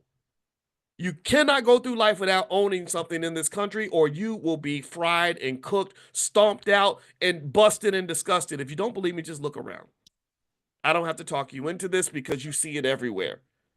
Nothing but despair and sadness, and then the conversation will turn into a primitive slavery, like old plantation conversation. We need to get jobs for the Negroes. Black folks needs more jobs. I'm not saying jobs are bad. I'm not saying jobs are bad, but y'all know what job stands for. What does it stand for? Just over broke. Just over broke. That job ain't gonna make you wealthy. That job is not gonna give you no real power. That job's gonna give you just enough money so that you don't die so of starvation or something, and you have a place to live, and then you can keep showing up to work every day. They give you just enough, like almost like a basketball player where they're like, we're not gonna pay you, but we're gonna buy you some gym shoes and a uniform, just enough for you to show up and play for us every day. We're not really trying to help you thrive. We're not trying to get you into the owner's box. You're not going to be Jerry Jones. You're going to be like an unpaid member of the Dallas Cowboys. That's pretty much all you're going to be. So what I'm saying is at the end of the day, jobs have to be a stepping stone. That's my point. Jobs should be from the time children are babies. We should teach them. Yeah, get a job until you can own something. Or if you have a job, make sure you own something. Or if you like your job, keep your job, but make sure you always have options. Options, options, options. Options are freedom. That's what they are. So make sure you have options, make sure you own something, and then if you don't like the job, you should be able to walk away, get a better job, or go and start something on your own. So this is why you build your networks. This is why relationships matter, because if you're an asshole, nobody's going to want to start a business with you. But if you're a good man, then a great woman will want to marry you and be by your side. If you're a good woman, then guess what? You're going to have lots of friends that are going to want to work with you. They're going to share networks with you, and you're going to succeed together. You're going to thrive together. Want an example? Yesterday, Jay Cameron came in, and Jay is a good guy. And by God, my goal when I met him was I said, I'm going to be a good guy too, so we can be two good guys helping each other out. Neither one of us showed up as the alpha asshole who disrespects people because somehow he thinks he's the most important person in the room. I never do that. It's like, oh, you're a great man. You're a great man too. You're a good guy. You're a good guy too. Hey man, how can I help you? I don't know. Let me tell me what I can do for you. That's how we talk to each other. And you know why we do it? Not just because it's the right thing to do, but because we're helping each other succeed and survive. The world does not want a black man to be successful. This country does not want a black man to have power. This country does not want black women or black men to be together. They do not want black people unified. They do not want black people secure and safe and happy and wealthy and having stable families and all that. That's why they promote all this garbage to you in the media. That's why Sexy Red will get more radio play than India Ari, right? India Ari, no, nobody wants to hear that. They want to hear about some lady rapping about her baby daddy and how many STDs she caught last week. That's what they really want. They don't want to hear I'm not your average girl in the video, right? No. What are you talking about? Self-respect. You haven't earned the right to have that. So what I'm saying to you is, at the end of the day, I love what China's doing. Let's circle back to China before I get railroaded in too many other directions. I love what they're doing because they're protecting their economics. China is a powerful country because they are practicing Dr. Claude Anderson principles of powernomics, basic ideas. We sell stuff to y'all, you buy stuff from us. We are the drug pusher, you are the drug addict. The dealer always has more power than the addict. We support our businesses, and you support our businesses. But we don't we know support your businesses. We in China, we know buy American products. We buy Chinese products. If you go to China, if go to China, I dare you to do this. Go to China and I want you to look up Facebook on your phone and see if you can find Facebook on your phone or Instagram, or Google or Uber. I want you to try to catch an Uber in China. You'll be sitting on the corner for the rest of your life because there is no Uber in China. They said, "Oh no, we know need Uber. We make our own Uber." So and that's where they pour their resources. These are simple ideas. This is going to lead to China and Chinese youth being the most dominant on earth. One other fact about China that's really interesting is they produce more engineers in China every year than India, Japan, and the United States combined, and their engineers are more qualified. They can go on the job, and because they don't spend all their time in college, like going to frat parties and step shows and whatever, they actually learn stuff. So they can actually go on the job on day one, start getting patents, and start actually being productive on day one. American engineers need 2 years of training after college before they can even become an asset to the company. This is just a fact. Look this up. So ultimately, when you talk about power and influence and things like that, when you own assets, you tend to have more power over your life. And then eventually, when you have an agenda or an objective, you're better able to pursue that objective because you're not hamstrung by economic limitations and economic challenges. So this is the mandate for the 21st century and beyond. This is what intelligent Black people are doing. This is the plan for our community. This is where we're going to be. And it's going to take time to build all that. But you put a good 20 or 30 years into this, you become incredibly dominant and you have a lot of leverage in the world. The Jewish community did that with Hollywood, by the way. If you ever go watch that book, I've told you all about how the Jews invented an empire of their own, how the Jews invented Hollywood. Fascinating book.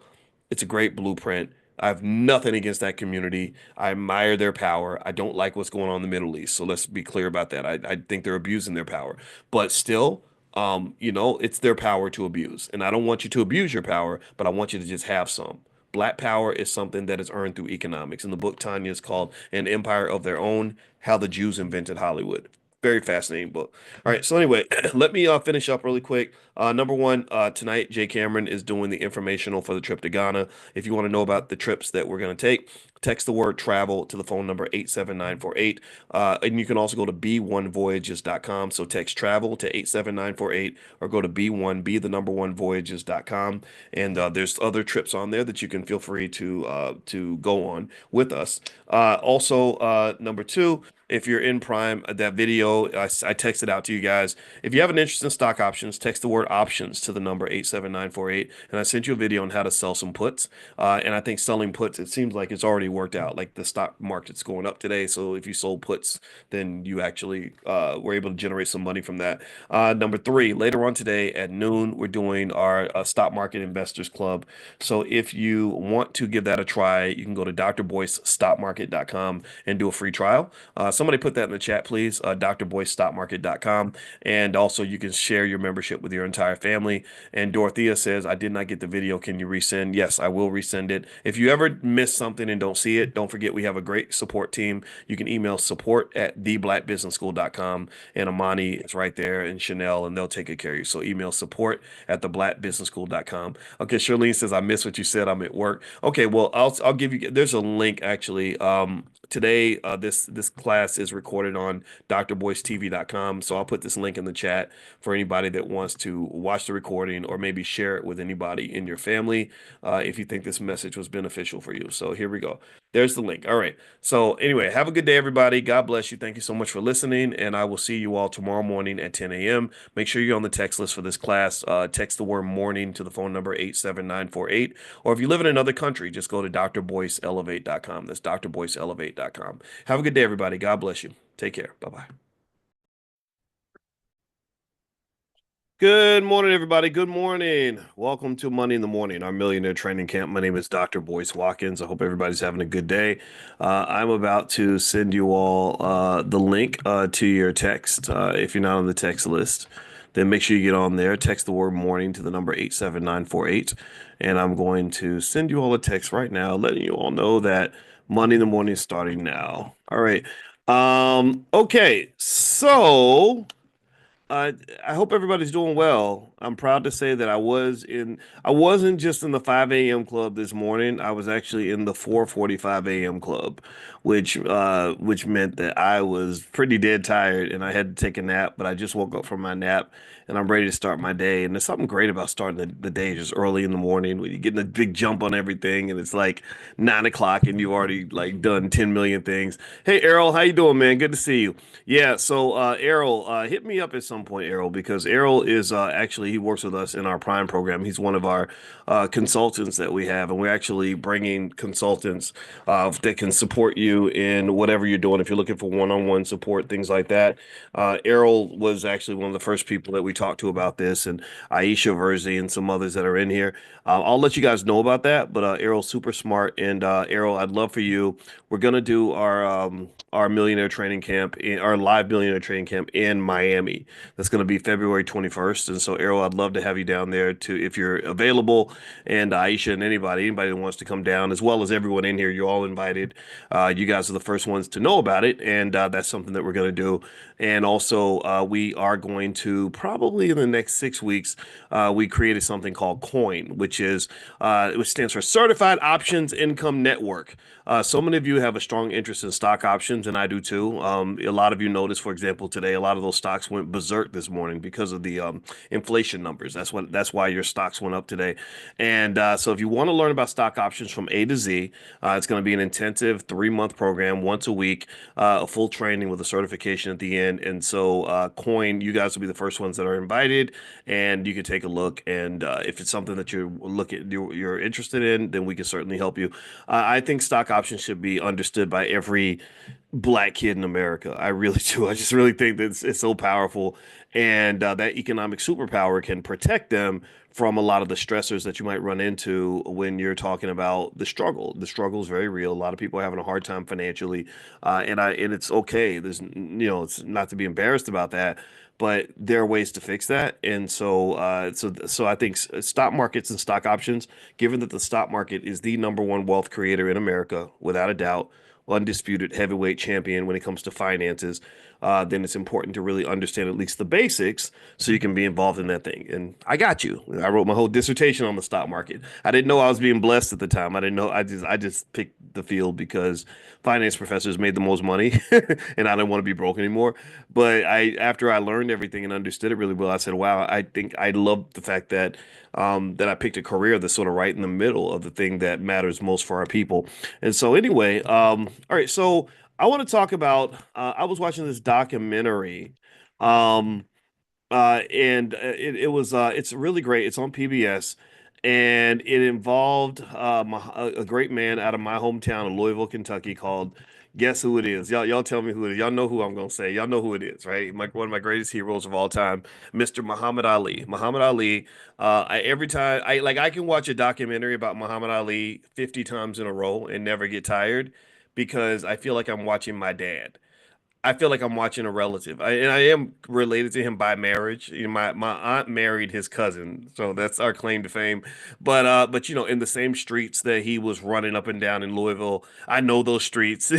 My grandma went to high school with him. My grandma would tell these old Muhammad Ali stories about his daddy and his mama and his family and everything. And to sort of see this guy come out of my little city and just become so phenomenal and so powerful in the world really inspired me. And so also, I felt excited about sort of roaming the same spaces he was in. Like he spent a lot of time in Chicago with the Nation of Islam, and you know what happened with that and everything. And I lived 2 blocks from Farrakhan, and I would go to Farrakhan's house about once a year. It's not like you could just walk up to his house and just be hanging out, But I did meet the minister several times, and I just love him. I have a lot of respect for him.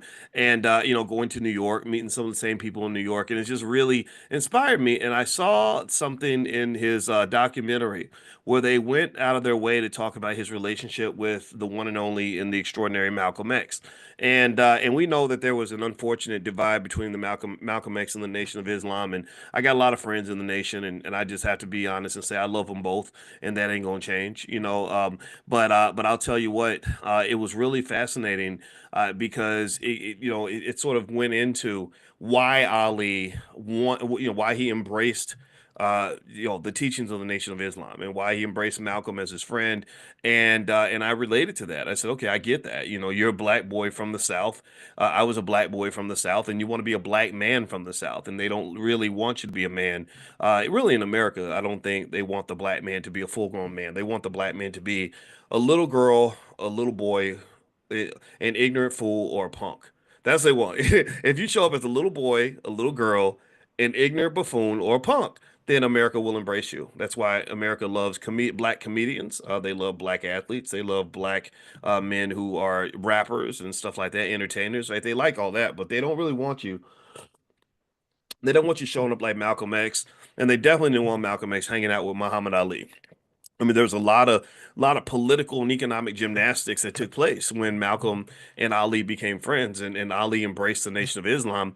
And they, right before his first heavyweight fight against Sonny Liston, they told him, "You got to disavow the Nation of Islam, or the fight's going to be called off." He said, "I'm not doing that. I'm just not doing that." So they went and they asked Malcolm to leave the city. They said, "Can you leave, please, at least leave the city, until after the fight's over, or until the fight." That's what it was. So Malcolm said, "Okay, I'll leave the city to, out of respect for him, and I don't want to mess up his opportunity because that's how my friends in the nation are. They're just smart and logical and intelligent, and strategic. So strategically, Malcolm left the city and he came back for the fight, and the rest was history, a black history, extraordinary black history, right? So then he comes out and he's like, "I'm Muhammad Ali, and this is what I believe," and he stood by that, and that's what made him great. That's what made him a legend. That's what made him amazing. And I'm gonna just tell you, I just love all of that. Like I embrace all of that. When I see pictures of Malcolm and Muhammad Ali together, I say, "Oh my God!" Like those are my two favorite men on the planet. Now, the living versions of the men that I love at that level, Dr. Claude Anderson, I love Kenny Gamble out of Philadelphia. I love Dr. George C. Frazier.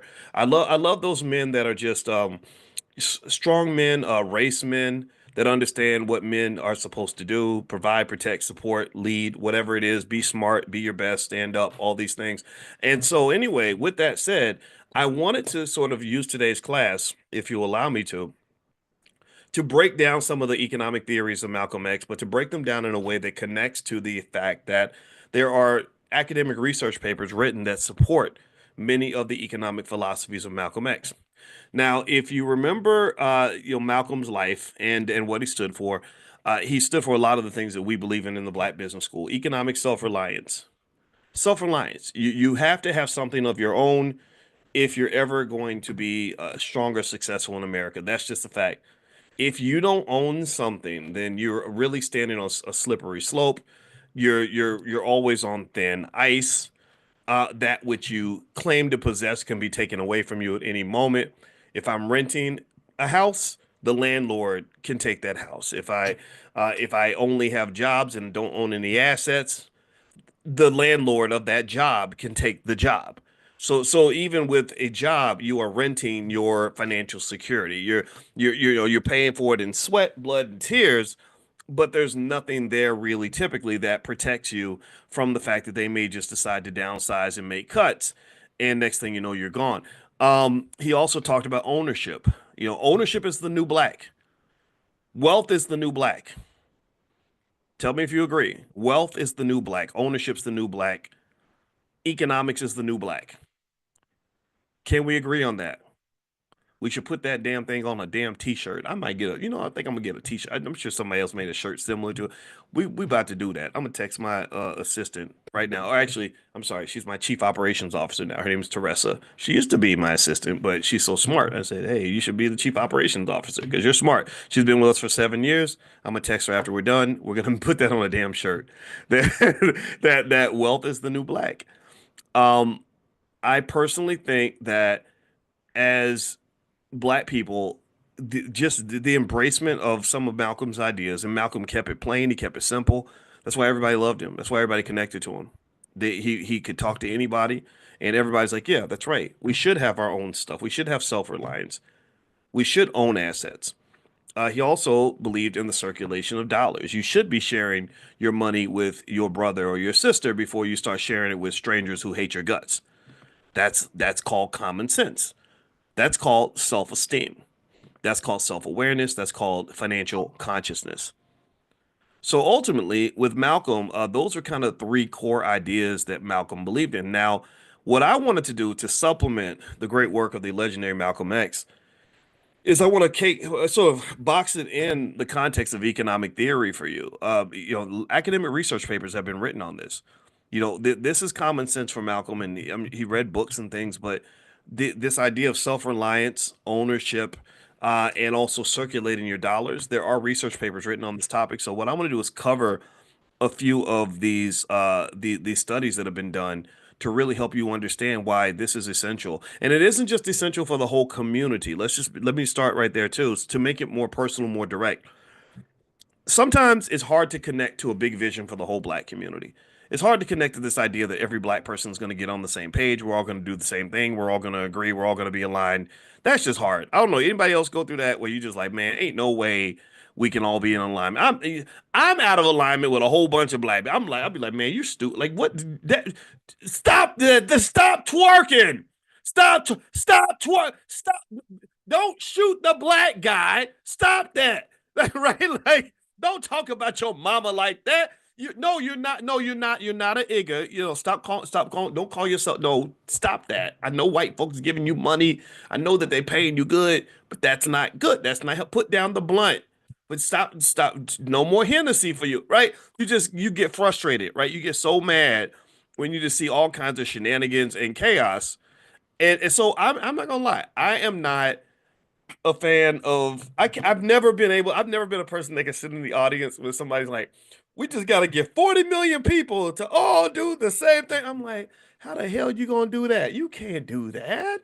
That's not gonna work. Only oh, the closest that's ever come, maybe the Democratic Party could do. That might be the only institution that's been able to get nearly all black people to do the same thing. I don't know how they did it. They put something in the Kool-Aid. But here's the thing. Here's what's beautiful about it.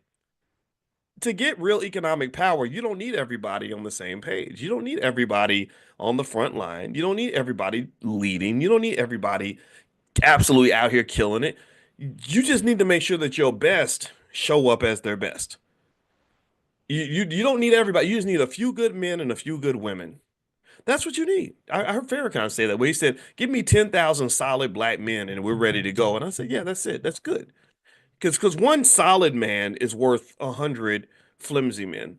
One solid black woman is worth 100 flimsy black women. So literally, if you just sort of make sure that those who get it, and that you got it, and that you run with it, and that you stand on it, and that you put it down, and you push it, and you scramble for it, and you defend it, and you fight for it, then guess what? You have progress because those individuals who become leaders who learn those basics in terms of economics, they learn how to create jobs and build wealth and create financial security, then that becomes very contagious. That becomes very contagious. People start to copy that. They start to emulate that. If you want to know what I'm talking about, a lot of times you try to tell somebody about your plan to be successful and they don't listen. But then as soon as you go out and execute the plan and you become successful, those same people are usually coming up and saying, "Well, how did you do it? How do I do like you? How do I become like you?" Right? And it might be after they ask to borrow $20. So you say, "Look, I'll loan you $20, but after I give you some money, I'm gonna give you some game. Shut up and listen to me now because now I have power because I just gave you $20, which shows I care about you, but I also am going to give you something more valuable than the $20. I'm going to show you how to fish. I'm going to show you how to win." People will respond to that, especially young people. So don't always worry about getting everybody on the same page. Get yourself on the same damn page. Half of y'all, I bet half of us in this room, me, myself included, half of us are not even on the same page with ourselves. We're not. We're certainly not on the same page with our purpose. We're certainly not on the same page with God. We're not on the same page with what God intended for us to be. We're living another life. We're living in the closet. We're being something that we were not intended to be. We're distracted. So before you try to get the whole community on the same page, get on the same page with yourself. And I'm not talking to you. I'm talking to myself. I'm talking to myself. Because I have different voices. There's many. I have multiple personalities. I'm probably diagnosable. There's the lazy voice. There's the unfocused voice. There's the Boyce you might see playing video games on YouTube. Y'all ever see me play video? I play Call of Duty sometimes with my friends because it's fun. Um, there's the Boyce that has doubts. There's the Boyce that has fears. There's the Boyce that don't want to do no work right now. There's the Boyce that isn't being the best version of himself. There's the fat Boyce. You saw him years ago. The fat Boyce, he didn't exercise. He didn't want to eat the right food, right? So there's those versions of Boyce, but then there's the other Boyce, right? There's the focused voice. There's the intellectual voice. There's the fearless voice. There is the determined voice. There is the disciplined voice. There's the voice that gets up at 5 a.m. There's the voice that goes hard every day. There's the voice that believes in something and sticks with. So that version of him is the one I need to show up every day. So I got to get on the same page with him. Do you understand? So before you get the world on the same page with you, ain't nothing holy and righteous about any of us. None of us are holier than thou or better than other people. Get on the same page with yourself. Get on the same page with your purpose. Get on the same page with God. I see it that deep. I really see consciousness as getting closer to God. I can explain that to you actually mathematically if you ever want me to break it down. But literally get on the same page with all of that. And then what you'll notice is that when you do that, when you're just living in your purpose and you're making it happen, you're marching forward relentlessly, you'll turn around, there'll be 50 people following you. They'll just be right behind you. There's something because there's something magical about you. You've unlocked a superpower that maybe you didn't know that you have. So here's what I'm gonna go through really quickly with Malcolm X, very quickly. And before I do that, I want to mention really fast. I you go. Let's see. Last night, Jay Cameron did his thing with the Ghana trip. You guys know we're going to Ghana this summer. Um, I'll try to get that recording out to you. I'll try to make sure I hit Chanel up about the recording and send that to you if you want to watch it.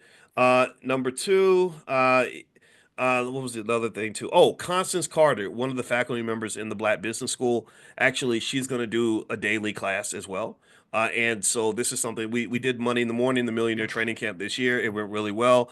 And I said, you know what? Maybe Constance, maybe you should do this too. That way we can be with our people every day and talk to them every day. A lot of you have come in here and seen Constance. You've seen how great she is, how smart she is. So basically, she's going to actually be doing her thing right after I get done. So what I'll do is I will text you all the link so you can go join Constance and hang out with her. If you're into this whole Black economics thing and you just want to keep, just hang out with us for a big chunk of the day. I know Madam President does some stuff earlier in the morning as well. So these are people that are sort of in our clique. These are people in our group, people that we love. You've seen them at the All Black National Convention, and they have something very positive to say and beneficial. So I'll send you all the links. So if you see Constance's name in a text message, you'll know what that is. So anyway, with that said, let's talk about Malcolm's economic theories and break some of those down. Number one, there is actually an economic field or theory called community wealth building, and I'm going to read some of it here. It emphasizes local ownership of resources, cooperative business models, and the retention of wealth within communities. So basically, the community wealth theory backs up what Malcolm was saying. It basically says that wealth creation should prioritize community benefit over external profit extraction. All that means is that you take care of your own before you start taking care of everybody else. That's really all it's saying. It's saying it's like a type of nationalism. Malcolm was a nationalist, which means that success and prosperity starts at home. It means that if you have a job available, you hire your friend or family member if you can. You go outside of the space if you have to. If you have $1 to spend, you try to spend it with people that are in your circle. If you can't, then you might go outside of the circle, right? So you do a little bit of both. Also, there are institutions like cooperatives. You probably heard these terms. Give me a guess if you've heard about any of these terms. Has anybody ever heard of a co-op? Co-ops are in this space. Credit unions are built on building community wealth. Locally owned businesses, etc.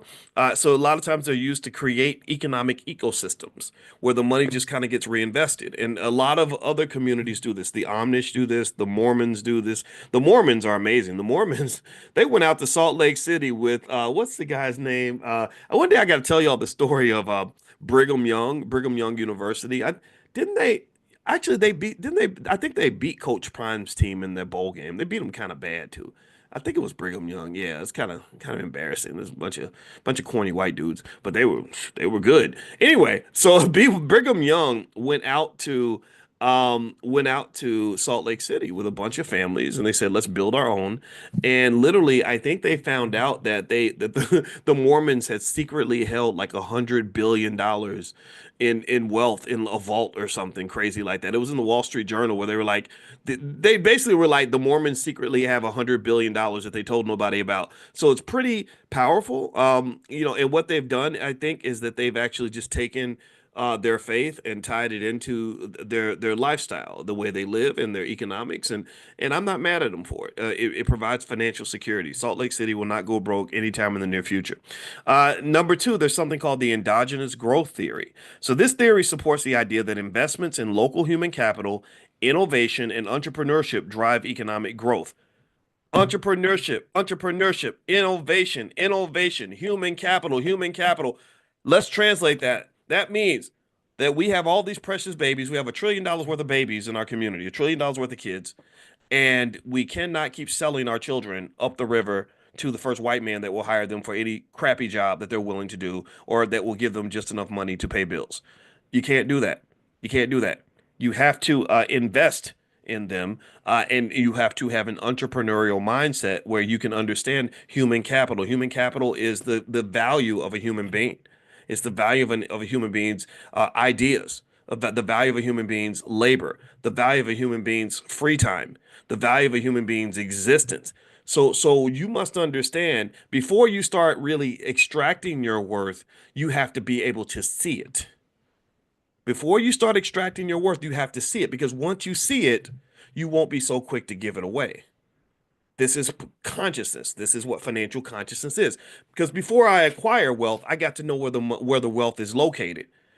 Before I own it, I got to be able to visualize it. I have to see something before I grab it. You can't grab something that doesn't exist. A lot of wealth gets passed up. I stand on this point.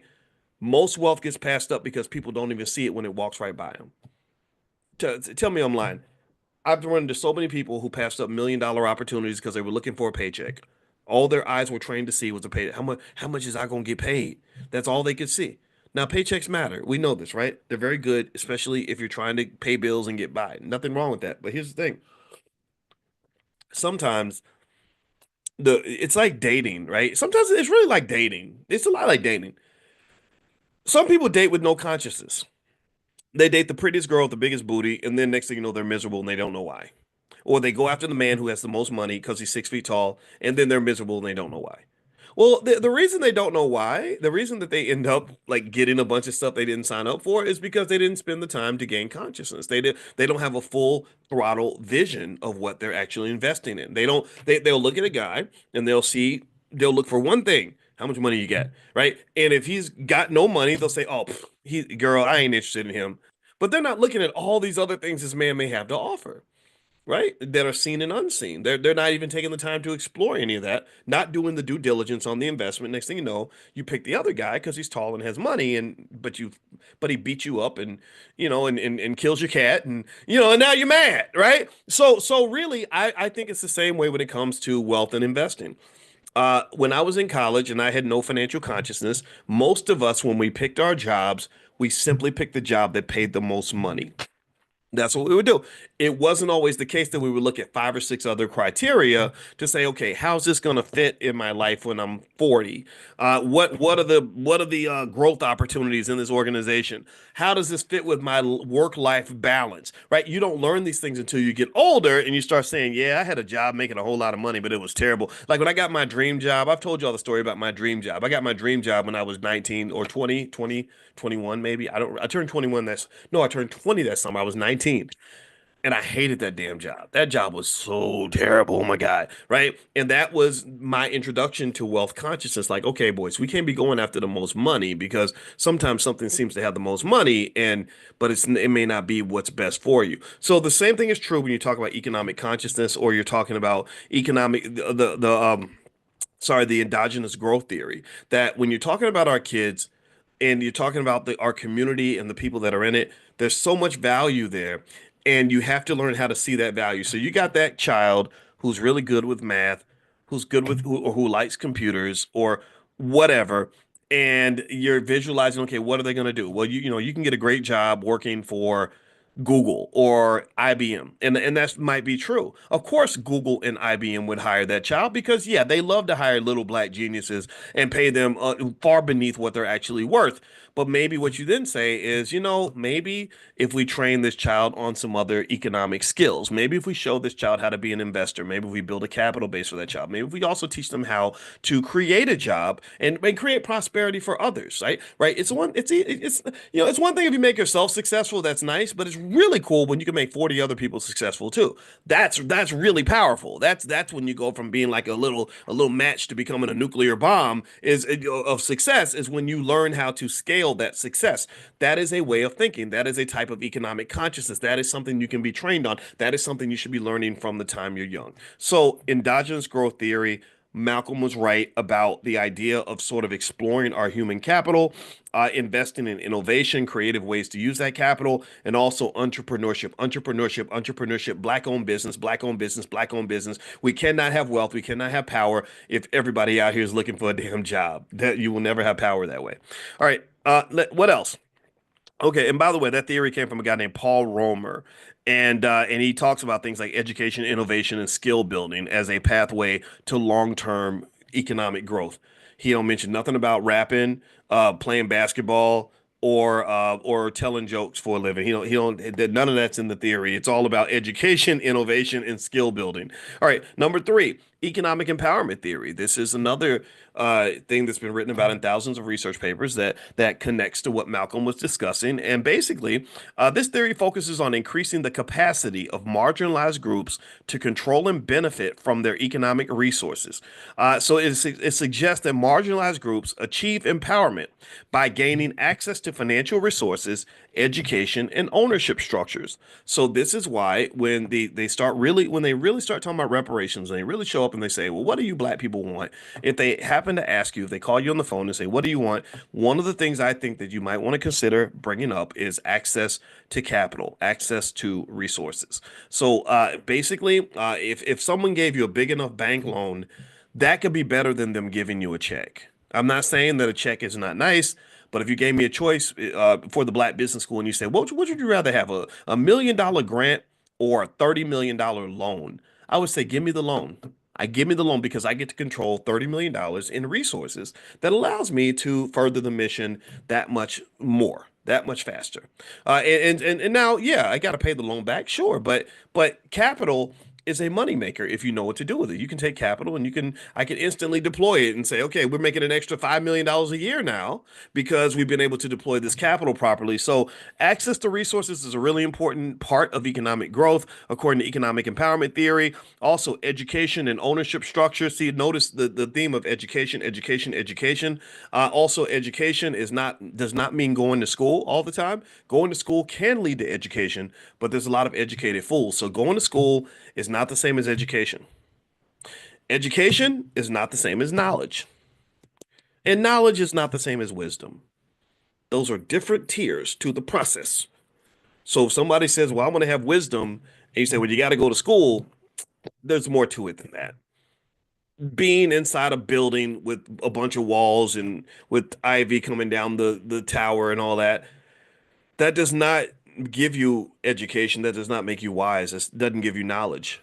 What knowledge do you have that specifically applies to the problems that you're seeking to solve as a black person? That to me, that's what education should do. It should be targeted like a gun. I'm not just spraying bullets everywhere, hoping for the best. I'm gonna look at the target, get the bullseye, pew, hit that bullseye, right? Are you hitting the bullseye with the education for your kids?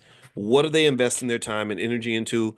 Time is not something to be wasted. Time is something that is precious and valuable. You will run out of it. Are you spending time doing the right things, learning the right things, getting the skills that will specifically help you solve the problems that you're going to have to solve? So if I'm looking at my child, I'm asking, what are the biggest problems they're going to have to solve when they're a 35-year-old black woman, with two kids and a spouse? What are their biggest problems going to be? And once I figure that out, then I say, okay, that's what we're going to train on. Just like when my Ohio State Buckeyes win the national championship in football, they're studying the Notre Dame Fighting Irish, and they are preparing. They're looking to see, okay, what exactly is their biggest strength? What are they going to try to do to beat us? What specific skill set does our team have to have in order for us to win the championship? And that's why you watch the film. So when it comes to life, you got to watch the film. You got to, and the film is everywhere. God lays it out for you everywhere. There are examples of misery everywhere. There's examples of failure everywhere. There's examples of stress and struggle everywhere. Economic struggle, it ain't hard to find. So to me, I say to you, if you're talking about trying to understand this game and how to get your kids ready, go watch the film, watch the tape. Pay attention. Somebody dies from a drug overdose. Maybe drugs aren't bad. Somebody dies from diabetes and heart failure. Maybe all that fried chicken ain't so good for us. Somebody else is over here crying and sleeping with a fat, dusty old man to get rent money. Maybe my daughter should an investment account so she doesn't have to do that. Right? Watch the film. You gotta watch the film. If you watch the film, it'll tell you everything you need to know because life ain't nothing but a big ass classroom. It's a classroom, it's a book. Everything that's in an academic book that you can read on a college campus came from the world. It came from the world. The world is a big university full of lessons everywhere. So the question I ask people, and this goes back to consciousness, is that it's like, okay, God is trying to tell you something. Did you get the message? Right? When DMX and Whitney Houston die, these billion-dollar assets die from drugs. Did you get the message, or are you just spending all your time being sad, waiting for the next tragedy to happen? Right? When you see somebody that got their dream job because they went to Yale and got a master's degree, but they're coming home every day drinking themselves to sleep and angry as hell because of the racism on the job. Did you get the message? Did you sit back and say, let me think about that? Right? Or did you just say, "Oh, white people be mean. They need to stop that. White people need to stop. They need to stop being mean. No, that ain't right. That ain't right. Yeah, that ain't right." But you should learn from people. And in fact, I'll tell you, as much as I love Malcolm X and Muhammad Ali, if I was to really critique them, and again, I think this might be a superpower that you get, because just when you get a PhD in the field I was in, you get criticized constantly. You can do the best work on earth. You can literally do work that could lead to a Nobel Prize, and somebody in there is going to be in there hating on your work, not in a negative way, not in a toxic way, but in a way where they're going to poke holes, right? Iron sharpens iron. So you just get in a space where everything can be critiqued, everything, right? So even if you were to hear me talk about the life of Malcolm X or the life of Muhammad Ali, and I was to talk about it in a deeply critical way where I really have assessed and analyzed and thought about the mistakes they made, you would really think I don't like either one of these men. You would. You would be like, boys be hating on Muhammad Ali. Boys don't like Malcolm. But he hate on Muhammad because he talked about all the women that he was with and how all those women took all his money. No, that's just a lesson I learned. Like Muhammad Ali is very charismatic because he's like, I'm so pretty, and the women thought he was pretty too. So he was sleeping with all of them. And then you saw what happened, right? He lost all that money. And none of those women were sticking by him when that poor man started to degenerate. But he found him a good wife named Lonnie who pulled his wealth back together. That lady saved his legacy, right? And I just love that. I think she was from Louisville too, if I'm not mistaken. Tell me if I'm wrong, but I think she might have been from Louisville. I just love that. I'm a Louisville guy, right? So that's a big deal for me. Or if you think about just getting punched in the head till you're 45 years old, maybe that wasn't the best move for him, right? Because I think Ali had another 50 years of amazing work that he would have done, had boxing not taken so much from him. So there's a lesson to learn from that. So I would encourage you to not think of a critique as hating, right? Some people that are simple-minded kind of they think of everything as either I love everything about what you say or I hate everything you say. And I think that that is just the absolute worst way to assess anything. Um, Everything is nuanced. So and through the nuance is where you get the lesson. That's where you learn. You're watching the film, you're figuring it out. And when on game day, like my Ohio State Buckeyes, you can actually show up and win. So that's it.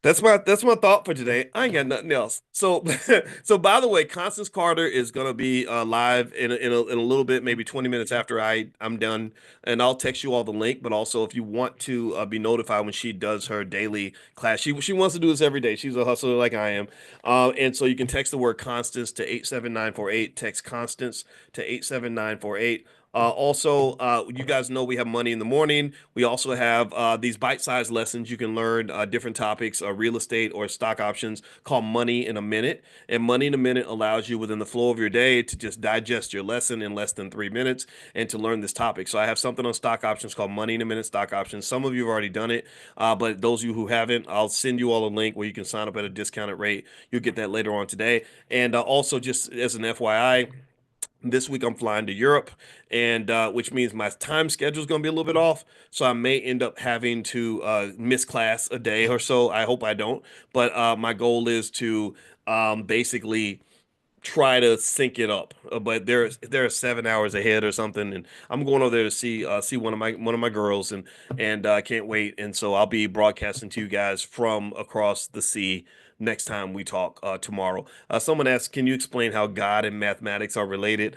Well, I can get to that a little bit later. That's more of a full thorough conversation, but basically it has to do with dimensions, right? When you do mathematics, like particularly starting with one topic called linear algebra or multivariate calculus, you go into higher dimensions, and basically dimensions are structured in a certain way. And basically, long story short, when you get to the sixth dimension, they say that's where God lives. God lives in the sixth dimension, mathematically speaking. But one day we'll talk about that. So that's my connection there. All right. So anyway, have a good day, everybody. God bless you, and I will see you all tomorrow morning at 10 a.m. And don't forget, if you're not on the text list for this class, just text the word morning to the phone number 87948. Text morning to 87948. Oh, and one more thing, too. A lot of you have asked to be, if you could be affiliates on the Black Wealth Mastery Store, where we sell our financial flashcards for kids, our financial workbooks for kids. Dr. Alicia's books are on there, my books are on there. So we actually set up an affiliate program. I think the original commission was 10%. I'm going to up that to 20%, actually. And so if you are looking to build a business, I'd love to be in business with you. I'd love to, build together. So I will text you all only people in this class, the link where you can sign up and become an affiliate. And yeah, and so that means you start a YouTube channel, or you see people that love what's going on here, and you want to tell them about it, or you want to talk to your church about it or your school about it, whatever.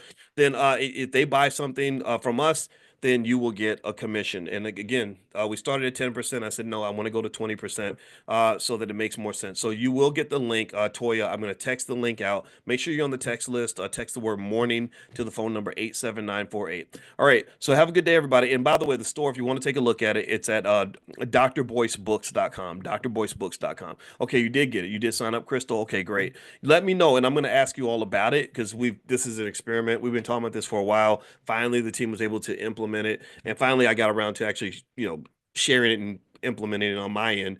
So now we're going to give it a try, and hopefully it'll go as well as we hope. All right, so have a good day, everybody. God bless you, and I will see you soon. Take care. Bye bye. Good morning, everybody. Good morning. Come on in. Sorry, I'm coughing. Hope everybody's doing well. It's great to see you on a Sunday. Well, it's great to see you any day, actually. Sunday or not, Sunday or not. Today is, as usual, a beautiful day, and it's a great day to talk about our future and plan our black wealth and make ourselves successful. That's what we're trying to do here. That's what we're going to do. We are the chosen people. We're the chosen people. All right. So one thing that's interesting um, I saw something the other day where a woman was basically explaining why your kids should not want to be professional athletes. In fact, in fact, I would say specifically the NFL. She did this great video where she was kind of giving the backdrop of life, as the wife of an NFL athlete, and she was talking about the financial side of it all. And she did a masterful job of laying out this reality that people don't get. A lot of people just don't know these things because you see the big headlines, or you see the stars. The stars do really well. They make a lot of money.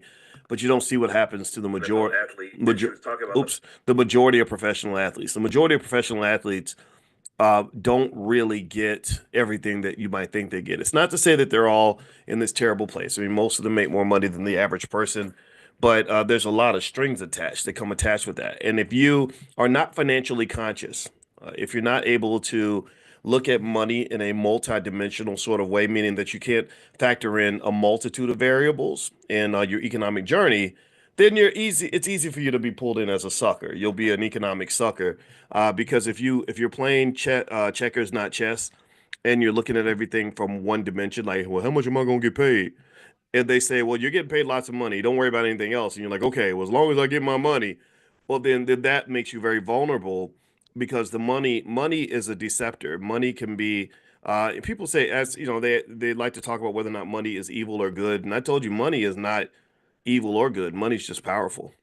So imagine putting a lot of power in the hands of an evil person. Like, I don't know, let's say like your oppressor, who spent hundreds of years exploiting your community and financially screwing you and manipulating you and harming you in a multitude of ways, some of which were revealed, some of which were not. Um, well, then in that case, money could become evil. Money could become a pathway for not just control, but destruction. Just look at the hip hop music industry. Look at what hip hop did. It was the most beautiful art form I've ever seen, but it was bastardized and turned into this weapon of mass destruction. Mass destruction. In fact, give me a yes if you've noticed that how our people change, how our people have changed over the last 30 years. Give me a yes if you've noticed this. I mean, in a really bad way. Dr. George C. Frazier actually said something really profound at the All Black National Convention. He said that our people changed when our music changed.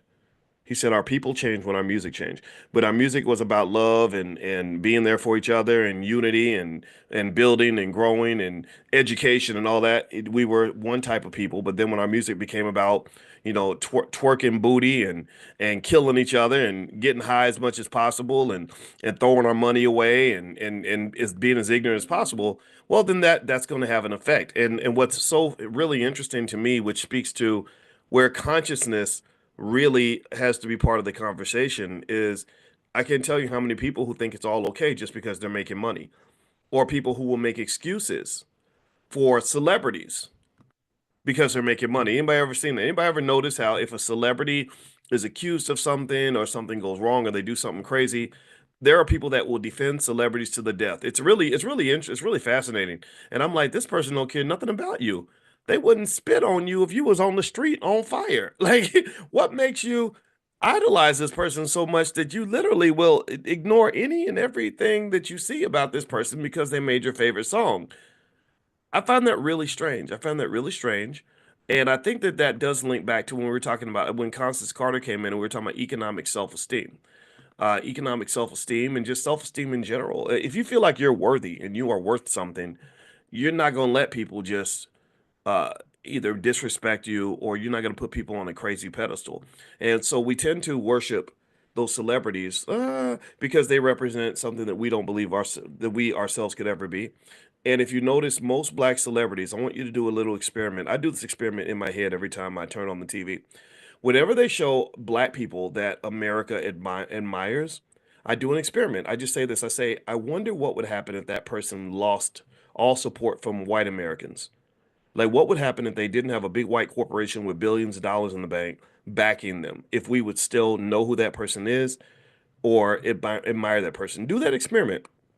Like your favorite actor. Like, ask yourself, what if Hollywood disavowed that person? Maybe they were too black and said, we're not doing any movies with you. We're not going to finance any of your projects. See, this is all linked back to money. Or look at your favorite singer. What would happen if no record label was willing to put out their album and spend millions of dollars distributing and marketing that album? Would you know who they are? Think about your favorite athlete. You know, they got the Dallas Cowboys logo on their shirt. What would happen if Jerry Jones decided, I'm not going to invest millions of dollars in putting this guy on the field, and the NFL said, we don't want to draft you. We don't even want you here. We're not going to put you on the platform of the Buffalo Bills or the Dallas Cowboys or whatever. I want you to really think about that because when you do that calculus and you take away the what you could call this call this the white man effect. If you take away the white man effect, A lot of your heroes are people that you never even meet. You'll never know who they are. And here's the other thing too. There are plenty of people in the community who didn't play the game, who decided, you know what, I don't want to be a part of that, that you'll never hear about because they did not get the financing to be able to do what they do. For example, if I was even to use myself as an example, I know a lot of you, I've been able to impact a lot of your lives because I specifically aimed for that. My goal was not just to talk and get in front of you. I don't care about being famous. My goal was to actually get a result. I'm a mathematician. When I taught math at Kentucky, one of the things that we learned a long time ago is that if you do a math problem, you got to have a solution. You can't just wave your arms and scream and holler and give a great speech and get everybody singing hallelujah and think that that's the answer. That, hallelujah is not the answer to your problems. Right? I'm not saying hallelujah is not important in your life. Sure, go to church, accept the good Lord. Do what you're supposed to do. But this idea that somehow we think that having a feel good moment and a rah-rah speech is the same as actually solving a problem. That's just not the case. That is not a solution. What that is the injection of dopamine into your brain to help you feel good, and it numbs you from your pain. See, what you got to understand is that there's a lot of drug dealers out here that don't sell drugs. There are a lot of drug dealers out here who don't sell drugs. For some of y'all, your biggest dope dealer is your pastor. Drug dealers who don't sell drugs, but instead of selling drugs, they sell you dope. Look it up. Dopamine. Dopamine is the feel-good chemical in your brain that you get when a comedian tells you a joke. Oh, they dealing dope. I'm laughing because it helps me get over my pain and my undiagnosed, untreated trauma. When I go to church and the pastor's like, when the good Lord tells you, you got to do it. When the good Lord says it, you got to mean it. When the good Lord steps up and he says to Jacob that you got to climb the mountain. You might not want to climb the mountain, but you got to climb it anyway. And then when you climb the mountain, you got to keep climbing because you're going to get tired. And when you get tired, you can't take a breath. You got to keep going, right? So when the pastor's doing all that and you're like, yes, Lord, hallelujah, hallelujah. And then you realize after 2 hours, he ain't really said nothing. He's repeated himself over and over and over again. But you loved it because he spoke at the same cadence and it got you all riled up and he tapped into your emotion, but not so much your intellect, right? You're feeling good. But the problem with inspiration and motivation is that that's very temporary. So you ran out of church doing cartwheels and jumping jacks and you sprinting and you did right and you just I mean you feeling it. No disrespect. Some of y'all going to church today. Go do that. Go do that. Go do that. But then I want you to just notice you can't stay hyped up like that forever. Your cortisol levels will be through the freaking roof, first of all. Like you can't live like that all the time. It helps. It's a spark. It's a spark. But that does not sustain you. That is not what's going to keep you going on the mornings when there is no spark. And you got to get up and you got to stick to that diet. You got to go to the gym. You got to work on that business. You got to go back to class. You got to teach your kids. You got to do all the things that you were hyped up to do. But now you're tired. So again, dope dealers. You got a lot of dope dealers who don't sit. You got a lot of, sorry, drug dealers who are actually dope dealers because they're not dealing you drugs, they're dealing you dopamine. That's what a comedian does.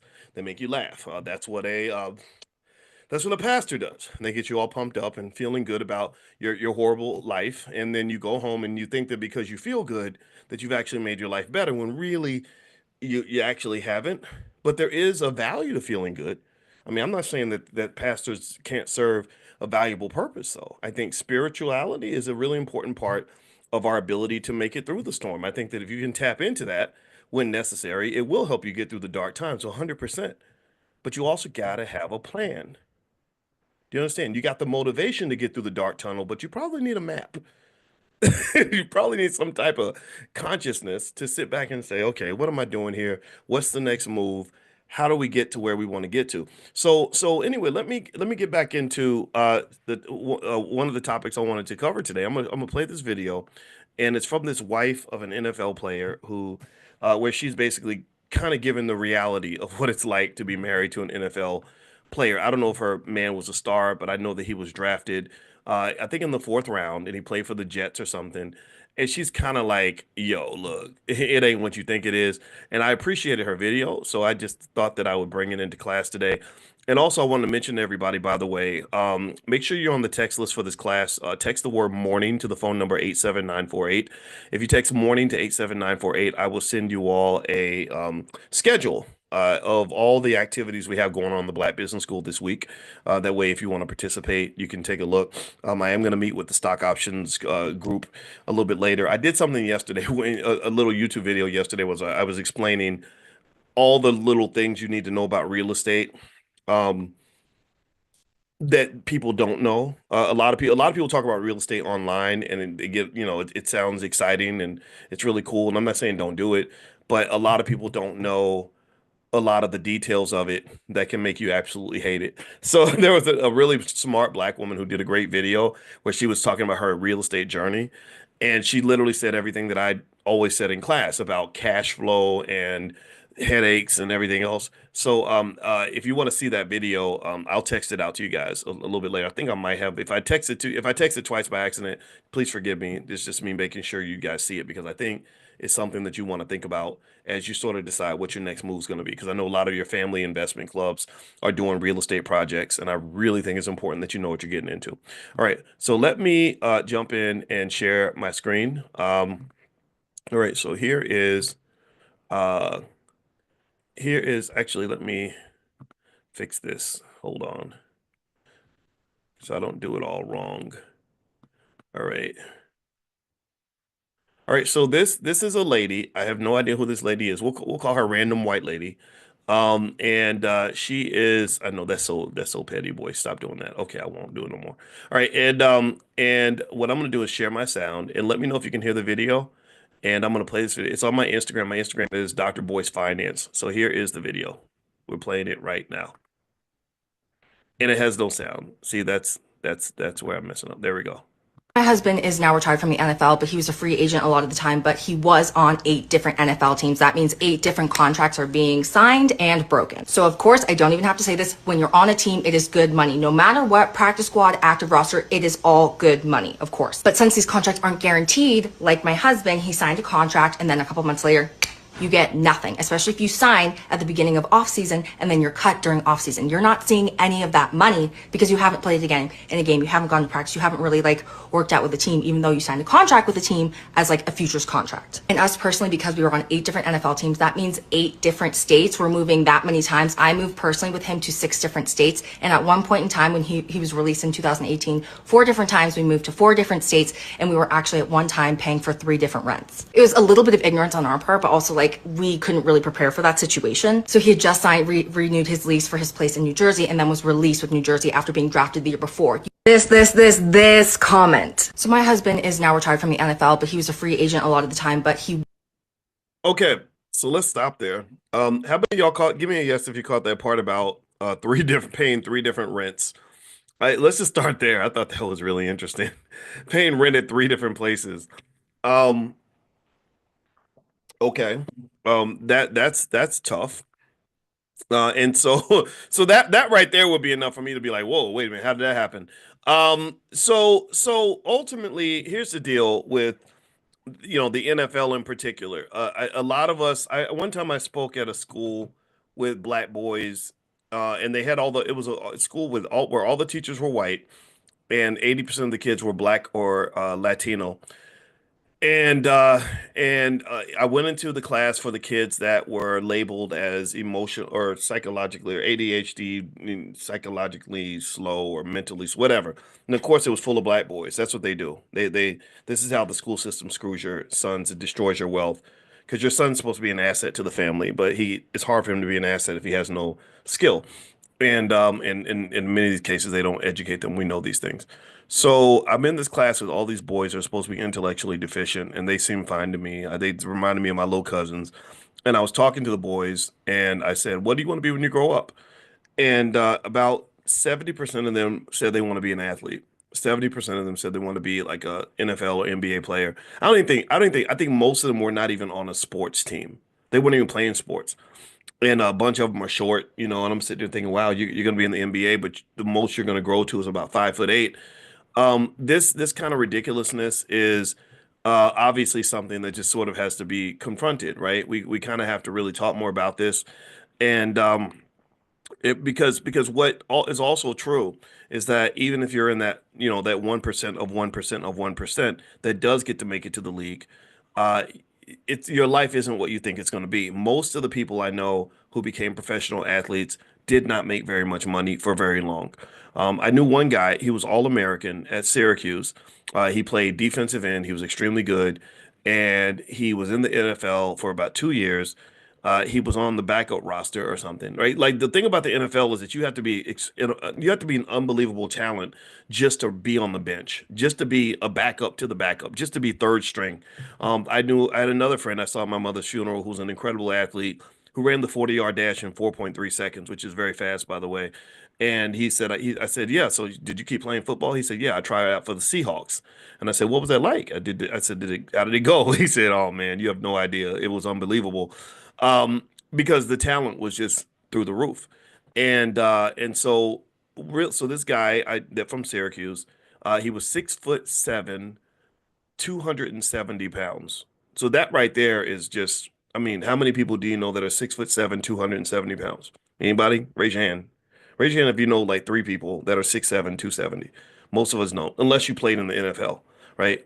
And anyway, he was in the NFL for about 2 years, and he tore his body up. Because the thing is, when you're leaving the league and you're being pushed out, unfortunately, you're losing more than just a job. You're losing more than just a paycheck. You're losing part of your identity.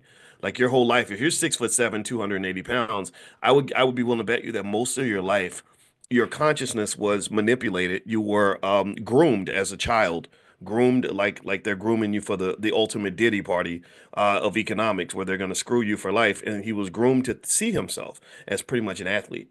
Right. So when you're groomed that way, almost like they're molesting your consciousness, right? They're pulling you away from your community. In his mind, all he saw himself as was an athlete. That's all he could see. That's all he didn't see. Okay, I could be a father. He didn't see, oh, I could be a great husband to somebody. He didn't see, oh, I could be a great entrepreneur. He didn't see, oh yeah, I could be a great intellect. He didn't see the things like people like Dr. Myron Roll, who's another friend of mine who has a very successful NFL journey. He didn't see all the other things he could have done, and I always talk about Myron Roll because I just admire the guy so much. Every now and then, like a famous person will reach out to me on social media, and I'll be like, wow, this is so cool. Like I have so much respect for you. Oh, you respect me too. That's nice. We just gonna sit here respecting each other. How about that? And he was one of those people. He had sent me a little nice little note. He sent me a copy of his book, and I said, man, you have no idea. I've been talking about you for years because Dr. Roll is now a Harvard educated neurosurgeon, if I'm not mistaken. But he had a really hard time with the NFL because they assumed that because he was a black man that didn't just see himself as an athlete, that he was going to be a problem. They labeled him almost like he was a troublemaker. Boy, what's wrong with you? Like you should be happy that we're going to let you go out here and get your head busted and play football for a couple of years for us. We're all you got. We're your only option. We're your best solution. We clearly must be the best place you could be because there's nowhere else for a black man to go other than the football field or the basketball court or whatever. Like if we don't want you, nobody will. Like an abusive relationship, you know, how the abuser will be like, "Girl, if I don't want you, nobody will, because you're ugly and you're fat and you stink," right? But so that's kind of what they do to us, right? So with Dr. Roll, he said, "No, I'm not worthless without you. I'm okay without you. You're not the prize." He said, "I'm the prize. I'm the prize because not only am I one of the most talented players to ever play at Florida State, the second greatest defensive back at Florida State, other than the absolute GOAT, which was Deion Sanders. But on top of that, I'm actually smarter than you too." And so Dr. Roll literally left the NFL. He didn't take I think he didn't go right into the league. He finished college, almost won the Heisman or something. He was like way up there, like candidate for defensive player of the year, that kind of stuff. And he's like, no, I want to just go be a Rhodes Scholar because I'm smart and I have options. And I think that was the most brilliant thing in the world. Whoever raised him right. Because I've told you all that the most valuable thing that a black man or black woman can have in America is options. If you want to bless your children infinitely, teach them how to have options. Options, options, options. If you have options, then you will have freedom because options and freedom are like cousins. They're connected. You can't have one without the other. It's hard to say I'm free when you ain't got no options. Am I right or am I right? Am I right? And what is an option? An option, a stock option, the definition of a stock option is the right but not the obligation to buy a certain asset at a certain price on or before a certain date. But that first part is where it all kind of captures the idea. The right but not the obligation. That means you can do whatever you want. You have rights. I know my rights. We're always talking about civil rights. I know my rights. So you have the right, but not the obligation. Ain't nobody gonna make you do nothing. But I have the right to do lots of things. So if you want to understand one of the keys to consciousness and the ability to see the whole playing field, so to speak, and to succeed in this place called America, learn what it means to have options.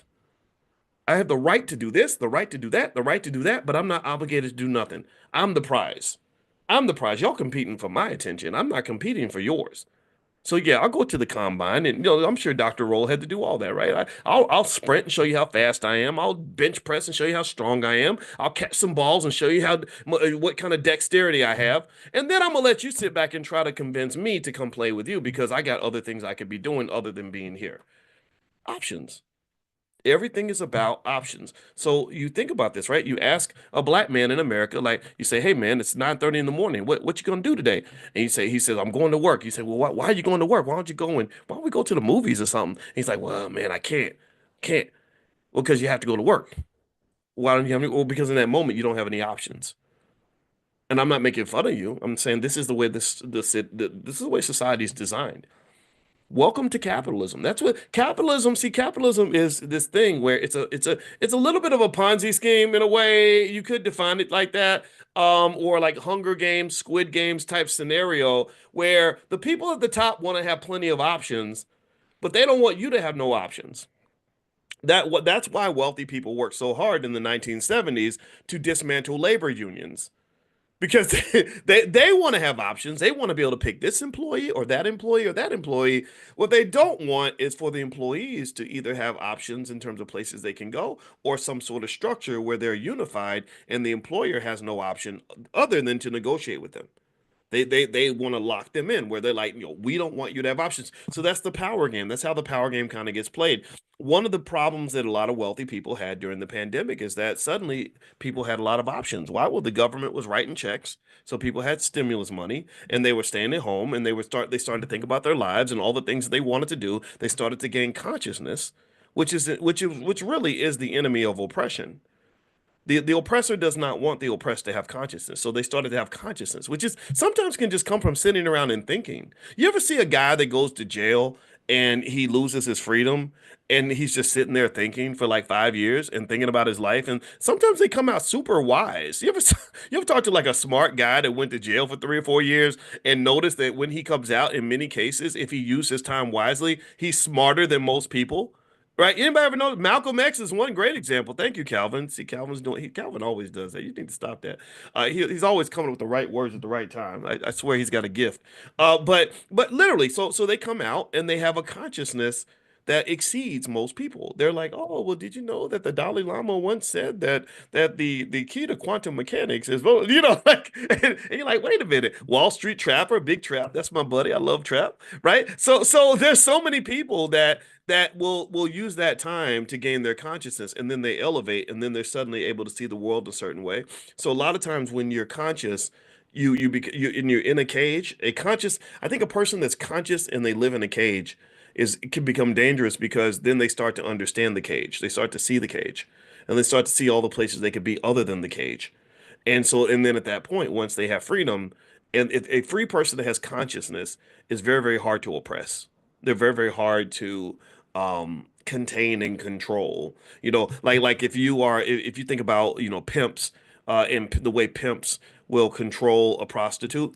They don't want her to be conscious. They don't want her to have high self-esteem and education and knowledge of all the places she could be. They want her limited in her options, and then maybe they'll give her drugs because a person who's high, they're not very conscious at all, right? So unconscious people are manipulated. That's why Diddy kept the baby oil that was laced with the whatever it was, the that drug that makes everybody go to sleep so they'll be unconscious so that then bad things happen, right? So anyway, with that being said, let me finish up this point on the NFL stuff with a few stats that might be interesting to you. Second thing I want to mention really quick, later on this week, I'm going to send you guys a list of of some good stocks that you might want to buy your kids if you want your kids to be introduced to wealth.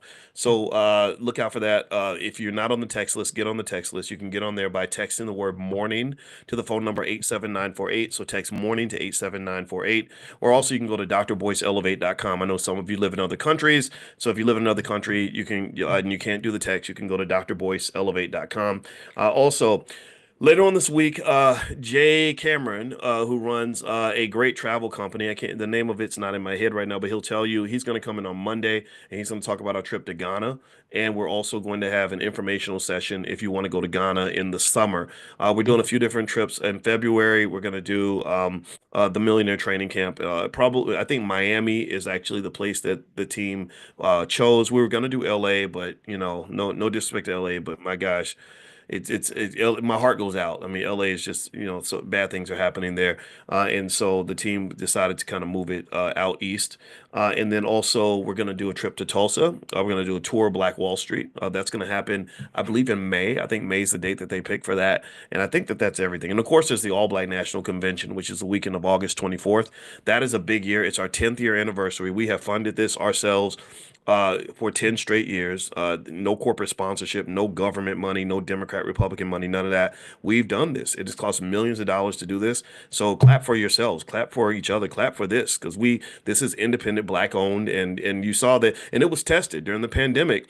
You got penalized for even having conversations that did not agree with whatever Dr. Fauci was saying, right? And we allowed all conversations. At that convention in 2021, we were in Orlando, Florida, and we brought in Riza Islam, who was literally on the disinformation dozen list. If you remember Riza, who is a buddy of mine, who's been my friend for a long time, he was on this list of people that the government had pointed out, like as being like almost like terrorists, like because they're telling people that they don't have to actually get the shot. Now Riza's being proven correct. In case you don't know, a lot of as the information's pouring out, Riza's sitting there like, see, I told y'all, I told you, I told you. And I stood by that guy the entire time. Man, he came on my YouTube channel. I said, bro, you're gonna get my YouTube channel banned. But I guess this is where your character gets tested. I said, I'm not gonna leave your side. So let's do this. So Riza came in, but here's the thing though. We didn't pick a side. We didn't pick a side. My belief is that you can respect all points of view. So we had doctors there that did think that the shot was something that you're supposed to get, and they gave their point of view. And I was like, look, I don't care what people decide to do. I just want people to have options, right? And we were the only black conference, that major black conference I can think of that did that. I don't think you're going to get that at the NAACP conference because we know who they're in bed with. We know who pays the bills there. No disrespect, but we know who pays those bills. Corporate America and the government, and particularly the Democrat or Republican Party. Usually it's the Democrat. Urban League, they can't have that conversation. We had it and we did it. We did panels on it and everybody walked away with information, and that's what it was. So anyway, the convention's going to be August 24th. It's not only the 10th year anniversary, but we're partnering with the Black Business League run by Dr. Ken Harris. Again, one of the best leaders in America. Dr. Ken Harris, last year at his Black Business League conference, they had thousands of people there. They had entire delegations from African countries. I think he might have like 5 or 6 African leaders that are going to speak there. And what he's doing is he's connecting African Americans in Africa with black businesses that want to do business in Africa, and just doing it on an epic scale. So this year we're doing a joint conference basically. So when you come to the All Black National Convention, you will have access to our convention, and you'll also have access to the Black Business League's convention. This happens, so our 10th anniversary happens to be the same year as their 125th anniversary. They were started by Booker T. Washington. Sorry, I almost said W.B. Du Bois. Booker T. Washington. It's going to be in Atlanta at the Hilton, and it's going to be this massive conference with thousands of black people that all have the right ideas. So it's absolutely 100% epic. And one other thing I'll say about Dr. Harris, he has a PhD in economics from Michigan State University. One of the things I admire about Dr. Harris is that he doesn't really get involved in the shenanigans. He doesn't get involved in this Democrat Republican stuff. stuff, he does what Booker T did, which was he talks to both parties. He'll talk to the president of the United States if they're a Democrat. He'll talk to the president of the United States if they're a Republican, and he says, "Look, I'm not picking a side. Don't use me for a photo op. I'm not here to be a mascot for you, right?" And he said, "I'm here for the black people." And you don't get that from a lot of your black leadership. A lot of your so-called black leadership has been bought, paid for, sold out, picking a side, all the pre-committing, which is absolutely the worst negotiating strategy ever, where you commit your loyalty before you even begin the negotiation. That's a sucker's move. Only idiots do that. Any book on negotiation will tell you that you don't pre-commit. You don't show up and say, "Okay, I'm on your side, boss. What you need me to do, boss?" You don't do that. You say, "I could be on your side, but maybe I won't be. I don't know. It all depends." I don't know what you got for me, right? What you got for us? What do you have for us, right? And that's what negotiation is supposed to be. This whole idea of like I'm pledging my loyalty in advance before you even offer me anything, you can't negotiate properly if you're desperate. Like that's just weird. That's just sad. It's pathetic. And I'm gonna tell you, as a black man, that offends me. That gets on my damn nerves. Like, don't be out here acting like that. You're supposed to be a man. You're supposed to be defending, protecting a community, but yet you're out here negotiating like a little punk. You don't do that. Stop trying to make friends and start trying to make progress. How about that? Stop making friends and start making progress, and then we'll be okay. So anyway, so to some extent, if you want to know my position on black leadership, I think you are the black leader of your household. Forget these people on TV. They're not going to help you. Anyway, let me go through some quick stats. And here's some quick stats to tell you why I don't think you want your kids to go to the NFL. Maybe if they're extremely talented and they're lucky enough to do it, then it might be a pathway or a springboard to something better. I think that that's absolutely appropriate, absolutely fine. I'm from Ohio State. We got some of the best football players on earth right now. We're about ready to win that championship. I don't know if you're a sports fan, but you saw my Buckeyes kick butt, and I was really proud of that. And there's been some great athletes at Ohio State. There's one guy named Robert Smith. And Robert Smith was this amazing running back. He was built like a freaking Adonis. He was a track star and he was a football star. And because a lot of people don't know, I think he won, I think they won the national championship in the 4x400 meter relay that year because a friend of mine was on that team. And, but Robert Smith played maybe about 7 years and he left the NFL early. And I think that he left because he was like, I don't want to keep on playing and get hit in the head like that because that's not good for you. And the CTE is 100% real. Just speaking on other NFL stories, there was a guy I met named what was his name? Antoine Randall L. And Antoine Randall L played at another alma mater of mine, Indiana University. I was at Indiana. That's where I met my wife. And Antoine, I knew about him because he was a great quarterback. He was All-American. He played for the Pittsburgh Steelers. He won a Super Bowl, and I think he won the NFL Man of the Year award, if I'm not mistaken. Maybe I'm wrong about that, but he was a great athlete.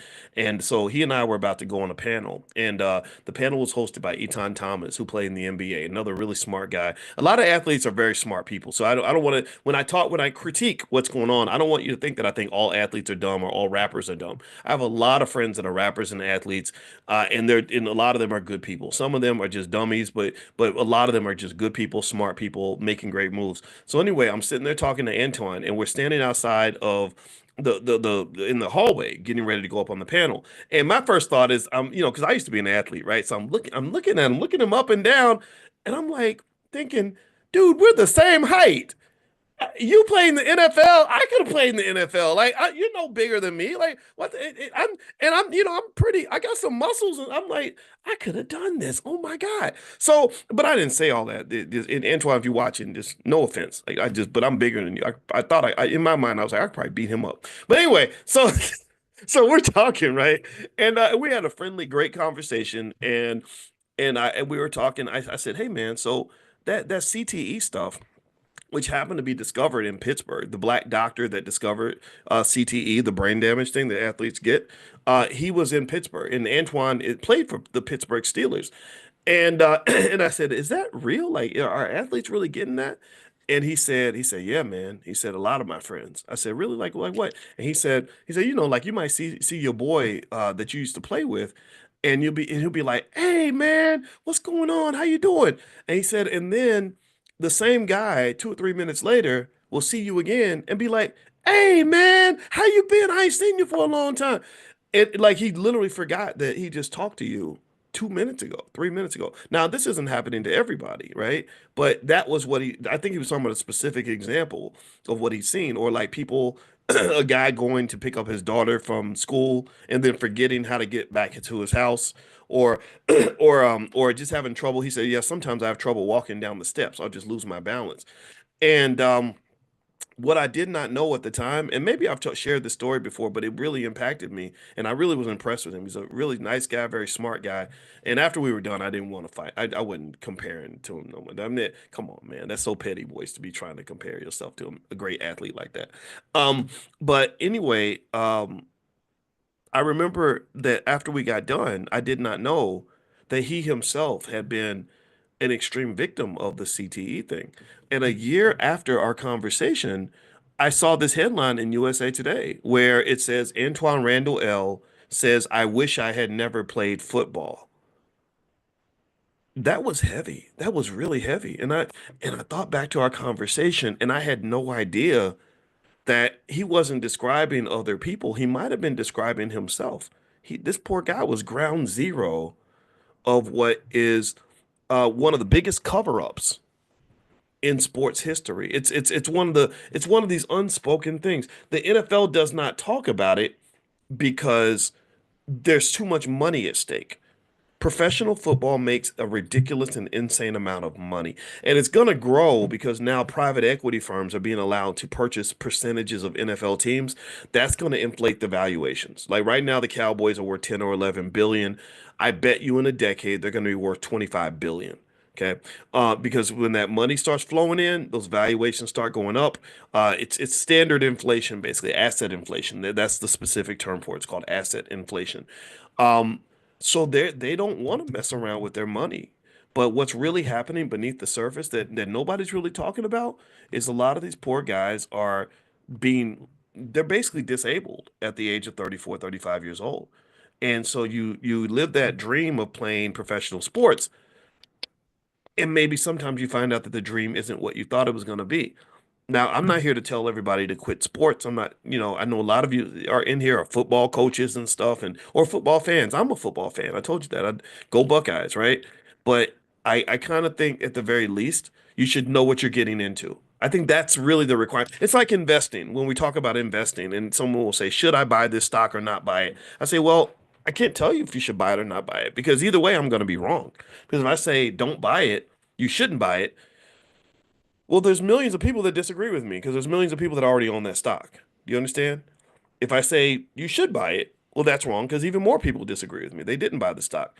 It's really a matter of knowing what you're getting into. If you know what you're getting into and you've assessed the risk and you're okay with that, then I support you 100%. But if you're doing it either because A, you don't know, then I'm concerned for you, or B, you feel like you don't have any options. We talked about that word earlier. Like you don't feel like you have any options, like I can't do nothing else but play football, then I beg to differ because you're a big, strong, smart black man. You're 6'5", 240 pounds. You've already won the genetic lottery, and there's a good chance you may even have a brain that is just as powerful as your body. In fact, you probably do because if anybody's ever seen the complexities of the offensive and defensive schemes of professional football, you'll know it's like studying for a master's degree. It's crazy. Like the way the quarterbacks have to remember all these different patterns and setups. And okay, if the cornerback is over here, then that means the linebacker is going to move here, and then the team goes in motion. Then you got to do this with the running back and go into the flat. Like there's a lot of thinking required in these sports, right? So to me, I'm sitting there thinking, I don't know if you realize how special you are. Like I don't know if you realize that those same skills that you have, they come from sports. Hard work, determination, consistency, right? Courage, right? Discipline, intellect, planning, strategy, skill. I don't know if you understand that's exactly what we do in business and everything else. That's exactly what you have to have those skills to be a surgeon. You use those skills to be, to be an accountant, to be an entrepreneur, to be an investor. Like all these things come into play. In fact, the reason I was the number one student at the University of Kentucky, I had the highest grade point average of all the black students, and I had a triple major. and I got two bachelor's degrees in 4 years. It was all very easy. It was really easy for me, and people didn't understand why it was so easy for me. They thought I was just some genius, and maybe my IQ was kind of high. I'm not going to deny that, but a lot of it really actually came from sports. Like I just learned from playing sports that if you want to be a champion, you got to bust your ass. That's it. And you can't, and no excuses. You work hard every day. Think about this. This is no different from what you do in football practice. You do two-a-day workouts and you get hit in the head. You got to get up and don't let them see your weakness and you get ready for the next play and you got to run every play with precision and or the coach will penalize you and it's hard and you're tired, but you fight through the pain. Imagine if you just apply that to every single thing that we do. Like, imagine if that was just the cultural code. Imagine if that was what black people were known for. We just don't give up. We fight, fight, fight, fight, fight to the end. We do that in sports already. I think that if we did that in the game of life and understand that life is nothing but a sport, it's just your football team is playing against team white man, team white supremacy, and they're pretty good. They've got the best athletes and the most money and the biggest stadium and lots of fans cheering for them. So you're gonna have to come in with a battle plan. You're gonna come in ready to play. But if you come in there ready to play, you can actually win. I really think that we already have everything we need. I just think we have to understand that these skills can be applied in everything that we do. Everything we do. So academically, my child goes into class, they understand that they're in a competition. They're going to compete with the best students, not just from America, but from India and Finland and China and Nigeria and everywhere else on the planet because they're supposed to be the best because that's what African Americans do. I don't understand why that can't be just a simple core value. And if it's not a core value for a community, I think it could be a core value for your family. I think that we have those core values when it comes to like entertainment. Like if you are a singer, you got to be the best. If you're a singer and you're black, you go to the Apollo, they're going to boo you if you're not really talented. They booed major celebrities at the Apollo, right? If you're a basketball player, then you play in Wicker Park where they got that guy, that annoying guy with the big microphone that's like, yeah, he's about to dunk on him. Look out, y'all. What? Right? And all that, but you still got to show up and really play and be excellent and extraordinary. And you're playing against guys who are going to be draft picks. And yet you still rise above all that. To me, that's like a type of excellence that we display when it comes to sports. That's why everyone admires us for the way we perform. They also admire us for the way we play a damn sport. So I'm simply saying that we have to have a battle plan, not for the black men in America who are not 6'8", 240 pounds. What are you going to do with the other 99.9%? I don't want the other 99.9% wasting their time trying to get just 5 or 6 spots in a professional sports team. That don't even make no sense. That's not even logical. That's crazy. The only way to think that way is if you have no options and you've been plagued and diseased. Your mind has been literally injected with the virus of significant misinformation, where somehow you think that because you're all city, that your little 5'8" butt is going to be playing next to LeBron. That's not going to happen. So to me, I'm like, well, let's just take what we do in sports and let's just spread it out. Let's just approach everything like we do a national championship game. Let's approach everything with the same excellence that Whitney Houston had when she was singing in the church. Right? I think that if we did that in business, we did that in education, and we did that in family in terms of like what type of family structure we want to have. If we did that in raising kids, if we did that with our mental and physical health, right? I want to have excellent health. I want to have excellent physical health, mental health. I want to have strong relationships. I want to know how to build wealth. I want to understand cash flow and financial security at the highest level. If we had that same level of excellence in everything, I don't think we could be stopped by anybody. Racism becomes a footnote in the story of black success. I don't think racism is something that can stop you. I've never met a white man who told me I could not read a book. I've never met a white man who told me I couldn't start a business. I've never met a white man who told me I could not take care of my kids. So this default bullshit about sort of looking at racism and thinking that racism is the reason that everything's going wrong in my life is absolutely something I reject completely. And it's something that doesn't even make any sense. Yeah, I really don't think white folks are really thinking about you like that. I really don't. I think that you're thinking about them. I think that we know that they don't admire us very much, except for when we're playing sports or entertaining them, right? But I don't think that they're really thinking about us. I think that we think about them. I think we admire them. We're like, oh, what that white man thinking about me? Oh, he looked at me funny. He must not like black people. Man, who cares? Who cares? I have a neighbor like that. I have a neighbor who is he is like he's a cop and he's like a big card carrying big Trump supporter, big American flag, like what's it, Blue Lives Matter kind of dude, right? Now, I think that because I'm black and also because maybe he's Googled me. I have neighbors that Google me and stuff, and I'm sure they whisper about me and stuff. I think that he thinks that I'm offended by him, right? He thinks that I look at him and I get mad, or I don't know. I'm not sure. I have no idea, but I know that when I've tried to like go up and say, "Hey, how you doing? Nice to meet you," blah, blah, blah, it doesn't work. It doesn't work. Like at one point, I swear to God, I said to the guy, um, I said, okay, I'm sorry that my package got delivered to your house by accident. I said, but here, how about I give you my phone number and you can call me and let me know and I'll come over and get it. And you know what he said? Normally, most people were like, okay, sure, let me get your number. He goes, I know where you live. I was like, okay, peace out. I'm gone. Yeah, I get it, right? Like just real, like, and he's kind of interesting, right? Like I'm kind of like, okay, are you like, do you have like little dead puppies in your basement or something? Like, am I gonna find out one day that you just got something going on that you don't want nobody to even ask questions? He's a real interesting neighbor, and the interesting crazy part is I don't know if he thinks that because he's a cop and the Black Lives Matter whole movement was like kind of anti-police.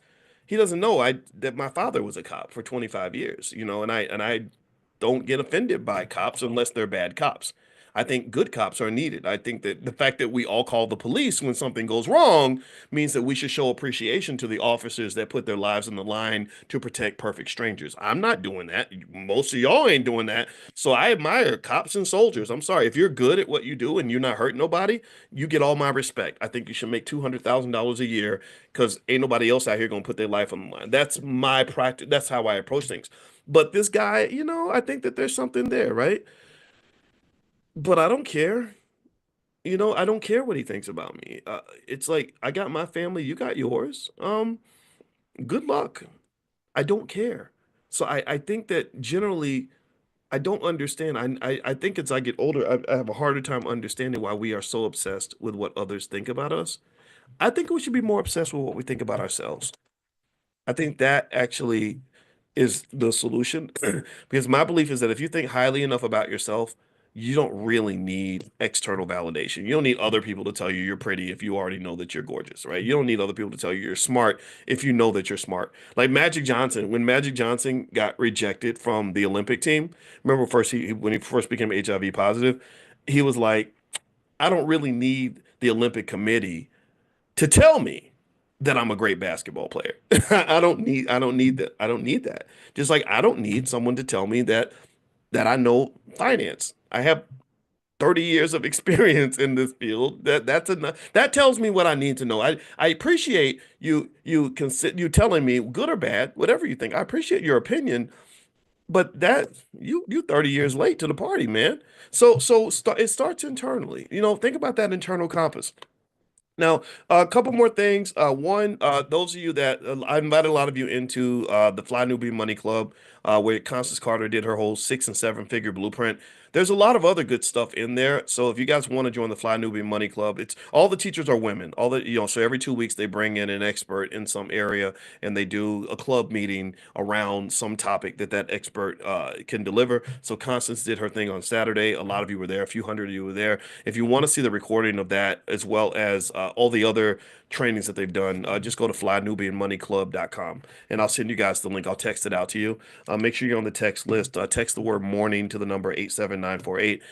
Somebody said it was fire. Okay, good. I'm glad you liked it. Yeah, yeah. Constance is great. Constance teaches with us in the Black Business School, and I have a lot of respect for her. So anyway, we'll text that out to you. So make sure you get on the text list. Text the word morning to the number 87948. And also the Queens go live every day at 1 o'clock. And I really I keep reiterating, like I hope that you we support our women. We got to support our Black women that are doing amazing things. I feel like as a man, I feel like we can do better. And I feel like, and as women, a lot of you women support us, and I want to say thank you for that. And if you're not supporting us, I hope that you'll reconsider that. But anyway, they go live every day at 1 o'clock. So if you text the word Queens to the number 87948, they can actually let you know when they go live. So text Queens to 87948 on your phone. All right, so a couple stats I want to read to you about NFL athletes, just because referencing this list, and I wanted to make sure I share this. Number one, most athletes have a very short career span. The NFL does not stand for National Football League. It actually stands for not for long, because the average career span of an NFL player is about 2.3 years. And after retirement, most of them cannot replace the income that they had before. So not only is the income short term, but it's also very risky in the sense that sometimes your career is even shorter than you think. Like you're thinking, oh, I've only got 10 years to play. No, you might only have 2 years to play.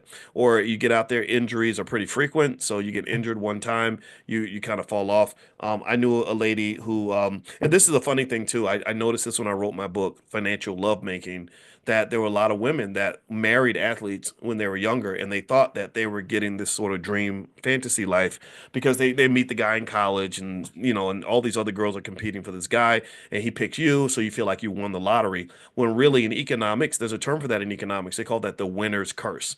That's when you think you won, but really you lost. Like you think you won this amazing life, this fairy tale princess life with all this money and status, but really you might have actually lost. Maybe because remember, unfortunately, with being an athlete and having lots of options when it comes to women and fame and power can spoil people. If a person is not grounded and they're not conscious, it can spoil people and cause them to make a lot of bad decisions. So, like when I used to work at University of Kentucky, I used to work in the basketball dorm when I was in college. And I would sit in this dorm and I sign people in and out. So the person who's sitting there silently, like running the front desk, knows everything. Like you're literally, remember the spook that sat by the door? That's kind of what I was. I don't call myself a spook though, but yeah, that's what I was. I was the Boyce that sat by the door, and I saw everything that was happening in this dorm, and I would see people signing in and signing out, and it was crazy. I would see a girl sign in to see some dude at 7 o'clock, and then she signs out at 8 o'clock, and then another girl signs in at 8:30 to see the same guy. She signs out at 9:30, and then another girl signs in at 10:30, and she signs out at 11:30. I'm like, wow. Now remember, I was a regular guy. I'm not even 6 feet tall. So ladies, y'all would have passed me up in college, I'm sure. And but I was trying to build, trying to be somebody, right? I was like studying and stuff. But back then, when you're 21, you look like a nerd. When you get older, you look like a millionaire. So that changes it. I grew about 7 inches when I got money. But anyway, so I was sitting, so I was sitting there, I was like, God, like all these girls are so pretty. Some of them would just be white girls, and no disrespect if you're white. That just it's like dating an alien, or I did that just I would say like dating a dog, but I wouldn't want to compare anybody to a dog because that's a mean way, that's a mean analogy. So no, but like white girls never did anything for me. The black girls though would just be gorgeous, right? There'd be like all these pretty girls, and I'd be thinking, God, I can't. I'm working hard to get one girlfriend, right? Like, and this dude has three girls coming in the same night, and I'm like, I wonder what they're expecting from this relationship. Like, I wonder if they know about each other. I wonder if they understand like this guy is not the best decision maker, and he's sleeping with all these women without a condom. That's another thing, right? There's STDs. That's a real thing. Um, and I'm like, I wonder like what I like. I was trying to understand the dynamics. That's it, right? Like, because I was like, if they're all thinking that they're gonna be with him and marry him, he can only pick one. So maybe they'd be better off picking like some guy, maybe like me. I don't know. Like I'll be with you, and I'll be just with you. I'm not gonna have 10 girls like coming in like that. And so anyway, there would be one, and then he would pick that one girl. Maybe they get married or something. They go to to the NFL, NBA, whatever. And then sometimes in some cases, you're dealing with a lot of extra stuff, like a lot of shenanigans, right? Like this constant competition from like thousands of other women who are trying to get your man's attention. You're dealing with drugs, right? A lot of NFL athletes have to take drugs and painkillers, especially in order to keep playing. Maybe you're just dealing with like kind of crazy culture, crazy spending, maybe some arrogance, right? Like okay, why would I work hard on this relationship with you when I've got five other women that are telling me how much better they would be for me than you are, right? So a person who doesn't have consciousness or good values, like they're not firmly rooted in terms of knowing, like, okay, this too shall pass. Remember, consciousness is time and space, where they can see the bigger picture, right? They're thinking, okay, this is my wife, and I want my wife and I to have a good family. So I'm not going to get caught up in the temporary shenanigans because I want to focus on having a wife and a family. And sometimes you'll see that if you watch some of the NFL series like Quarterback. It seems like they would show like Patrick Mahomes, who has a $500 million contract, and he could be running to the stripper club, throwing money in the air, living his best life. But he seems like a guy that's like, no, I got my wife and my daughter and my football, and that's it. And I'm not interested in all the extra stuff. But maybe that's just front. You don't know. And so anyway, yeah. So I knew a lady who married a guy who played for Penn State, who ended up getting drafted in his junior year, and he played for the Seahawks, and he thought he was going to have a long career. Because why wouldn't he? I mean, he was All American, and they ended up cutting him like halfway through the season because he got injured, and he was waiting to come back from the injury, and he was waiting to get a phone call from the team. The call never came. So, but because he's this athlete, he didn't think of himself as a person that had options. He was a person that thought of himself as only an athlete, and so he just waited. He didn't do anything in the meantime. He didn't try to build anything. Didn't start a business. Didn't go to school. Didn't do anything. So he'd be sitting at home waiting for the team to call. Now, here's what happens, right? So the mental health starts to decline. The mental health starts to dip. Why? Well, because you're waiting for the call because it's impossible that your dream is going to die. You're only 22 years old. Why? It can't die this young, and because you're too good, you're too talented. All you need is that one shot, and you're going to come back, whatever. Well, the team never called. So then you're sad and depressed. So maybe you're taking those painkillers still because they feel good, or you're drinking liquor, right? The idle mind becomes a devil's workshop. If you ever want to know the most dangerous type of man in the world, it's a man who has no purpose. A man who has no purpose, unfortunately, can be a person that that's when you dabble into the drugs, the alcohol, the porn, the whatever, right? Because you're the dope. You're getting into the dope, the dopamine. Everything's about the dopamine injection, right? The pleasure-seeking behavior. So you're dealing with 5 or 6 women because you ain't got nothing else to do. So you got a bunch of women, the weed over here, the liquor over here. A lot of y'all know men like this. Give me a yes if you've seen that. And it's sad. It's sad. It's like that movie, that Jamie Foxx movie Soul. Remember that Jamie Foxx movie Soul, where they sold people in the real in the soul in the soul space. I guess that's what they would call it, or like the spiritual world where they would just be sitting there just drifting along, because they don't have anything that's giving them passion, nothing that's giving them purpose. You have to have a purpose. Right? I think that's really important. And that your purpose has to come from you. It can't come from the world. It can't come from other people. If you have your purpose, then you're truly alive. You're truly living. If you're living your purpose, you feel good. If you're not living your purpose, it's easy to become stuck in a rut where you become this sort of soulless, empty vessel that's just sort of navigating through life. And a lot of our people, unfortunately, get trapped in that space where there's a lot of people that have almost like walking depression, like a spiritual version of walking pneumonia, where they're able to go through the motions and do what they have to do, but deep down they're really, really depressed. They're really, really unhappy. A lady wrote a book like that. I forgot it. I think it's still called Black Pain. Terry Williams. I met Terry a long time ago. I haven't talked to her in a long time, but she wrote a great book called Black Pain, and she talked about millions of black women in particular that have depression and depression and anxiety. They tend to go together, but it's undiagnosed, untreated because, well, why would you treat it? Why would you even talk about it? You're a strong black woman, and so you should be able to just function and do everything for everybody all the time, everywhere. But yet deep down, maybe you're dying on the inside. Your mental and physical health is just kind of deteriorating because you're trying to be this rock for everyone. So I think it's important to kind of do that work. But anyway, like, yeah, so when I wrote Financial Lovemaking, I saw a lot of couples like that. If you want to know how that story ended with the woman that married the Seahawks guy, she got to the point where she said, I was surprised. I thought that I would have an easier life as a professional, as a wife of an athlete. But she said, actually, it was harder because I had to get 2 jobs to pay all the bills because he refused to get a job because he only saw himself as an athlete. Right. So he would sit at home and she would be out working all day. And then after eventually he became abusive, right? The drugs and the alcohol and all that does mess with your head. An unhappy man who gets liquored up or whatever, then you have a risk of violence in many cases. And he started beating her up. And then eventually that's when she got the divorce. So everything that she thought would be a dream turned into a nightmare. And that is an example of the winner's curse. So when I wrote Financial Lovemaking, which by the way, you can have a copy of the book for free, an e-copy, just go to boyceandalicia.com, boyceandalicia.com. Anyway, there were several women who had that winner's curse. Several women I saw, because again, lack of financial consciousness means you're looking at what someone is right now, you're looking at where things are right now, and you can't see what's this going to look like 10 years from now. Where's this person going to be 15 years from now? Consciousness is like Wayne Gretzky, the hockey player, used to say, I don't look at where the puck is located, I look at where the puck is going. So in your life and in the lives of others, I think that one good way to be able to see good investment opportunities when you're talking about investing in people, the biggest investments you make are in people. They're not in stocks and bonds and real estate. It's people. When you marry someone, you're investing in them. Do you understand? Do you agree with this? Do you get what I'm saying? You're investing something that's more valuable than money. Money is like this. Your life is like this.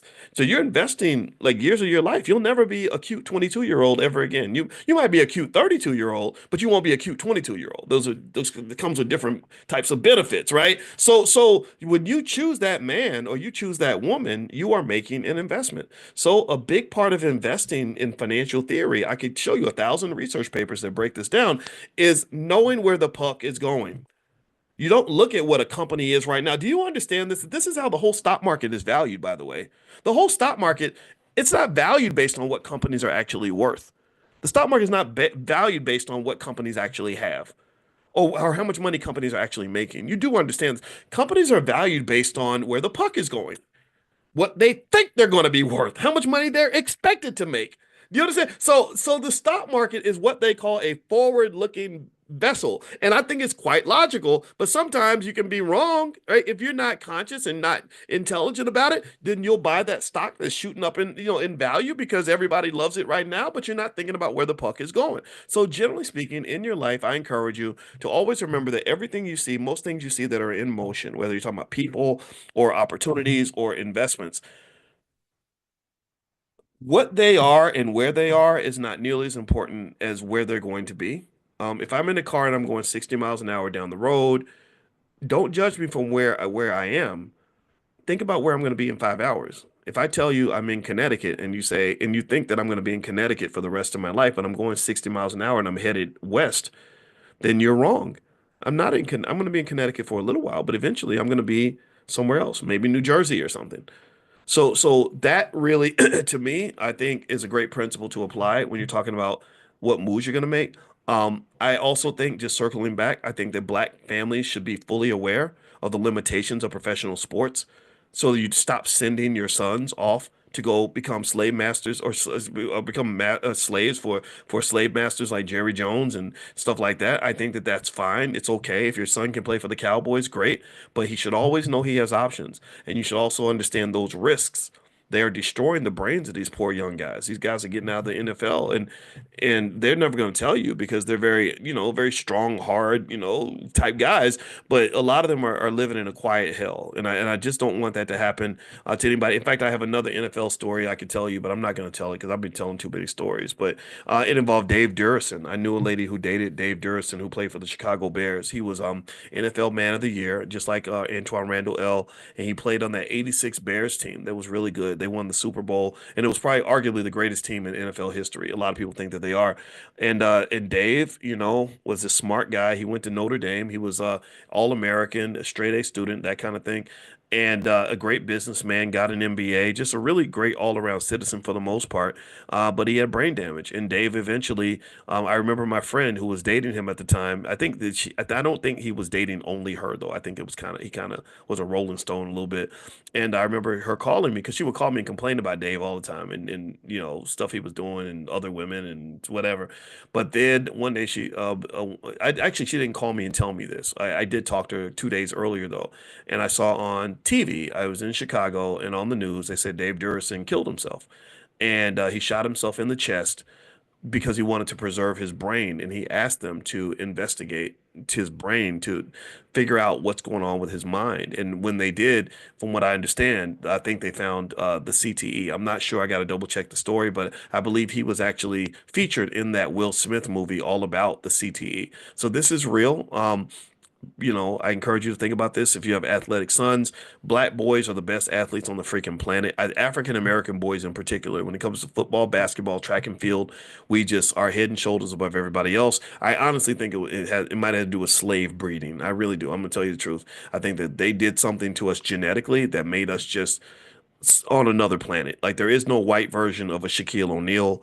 There is no white version of a Michael Jordan. There is no white version of an Usain Bolt, right? So again, we could talk about that later, but I think ultimately we have this asset called our athleticism that everybody wants, right? The colonizers, they want to come in and get a piece of that. And I kind of think that we should understand either, first of all, we should be the ones who benefit first before anybody else does. That requires development of systems that allow you to keep that wealth as opposed to giving it away. Number two, we got to think about what the consequences are, right? You're literally running our boys through this factory, this cultural factory that spits out all this toxic waste. Where you when he's high flying and he's making lots of money and he's on top of the world, then you want him, you want every piece of him, you want to represent him, you want to marry him, you want to keep him with you. But then when he's like this sort of like shadow of himself and he's no longer good for your purposes anymore, you dump him off back in the hood. And we got some guy that's an alcoholic and a drug addict who's sitting around talking about what kind of player he used to be and all this other stuff. And that's kind of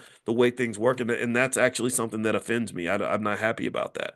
And so the other things too about being a professional athlete that should be considered is that they've spent a lot of money on agents and management fees.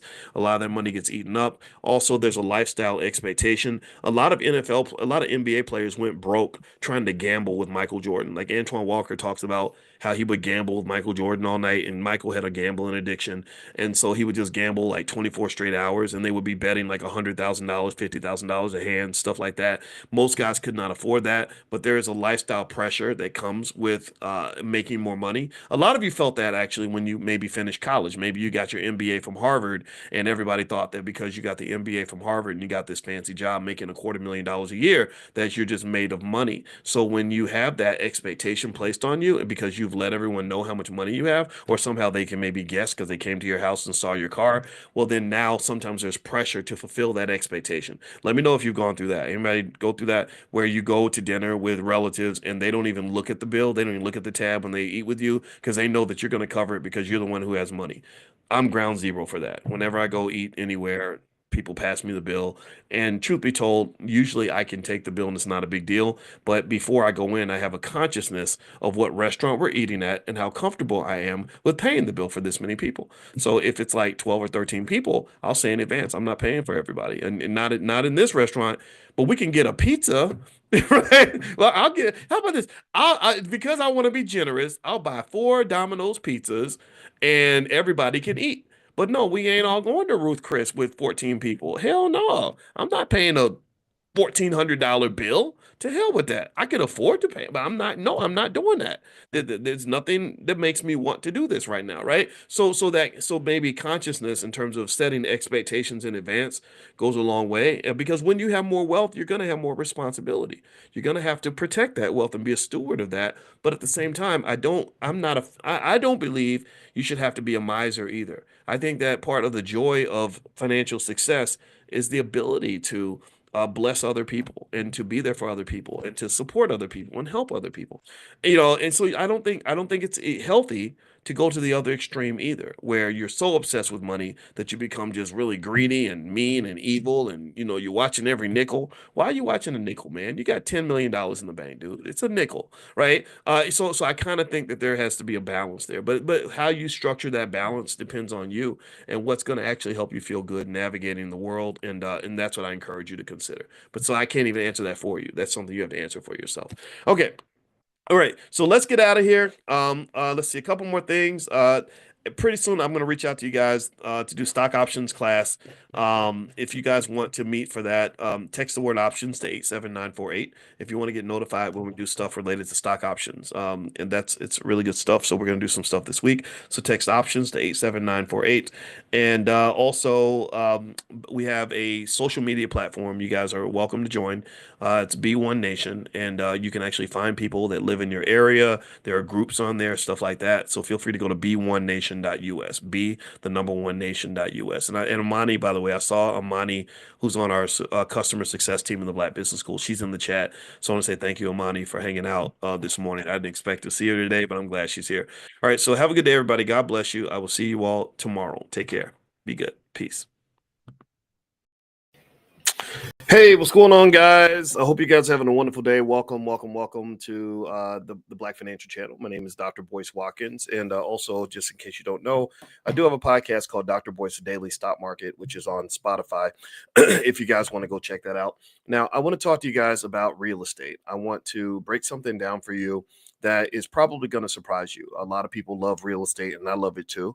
I do own real estate. I think real estate is great as an investment vehicle for diversification purposes. But I'm gonna just tell you the truth. I really actually sold a lot of my real estate, and I'm gonna explain to you why I don't know if the so-called American dream of owning property is really what it's chalked up to be. I think it might be a little bit overhyped. Now, what I want to do as you come in, please hit the thumbs up button, thumbs up, share, subscribe.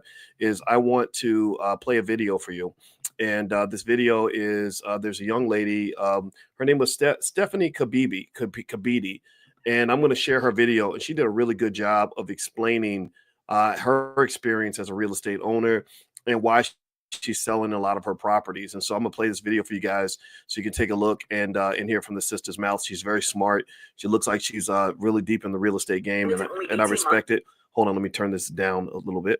And I really think this is worth watching. Okay, guys. So I'm gonna share this real quick. Do me a favor, hit the thumbs up button, thumbs up, share, subscribe. And I hear you about the homeowners insurance, Jeremy. That's a real thing, especially if you live out west and y'all know what it is. Okay, so let me play this video. Give me a yes if you can hear the audio. I always want to make sure the audio comes through okay. Let me see if I can find this dang video. Hold on. I got it. It's somewhere around here. Here we go. Here it is. Okay.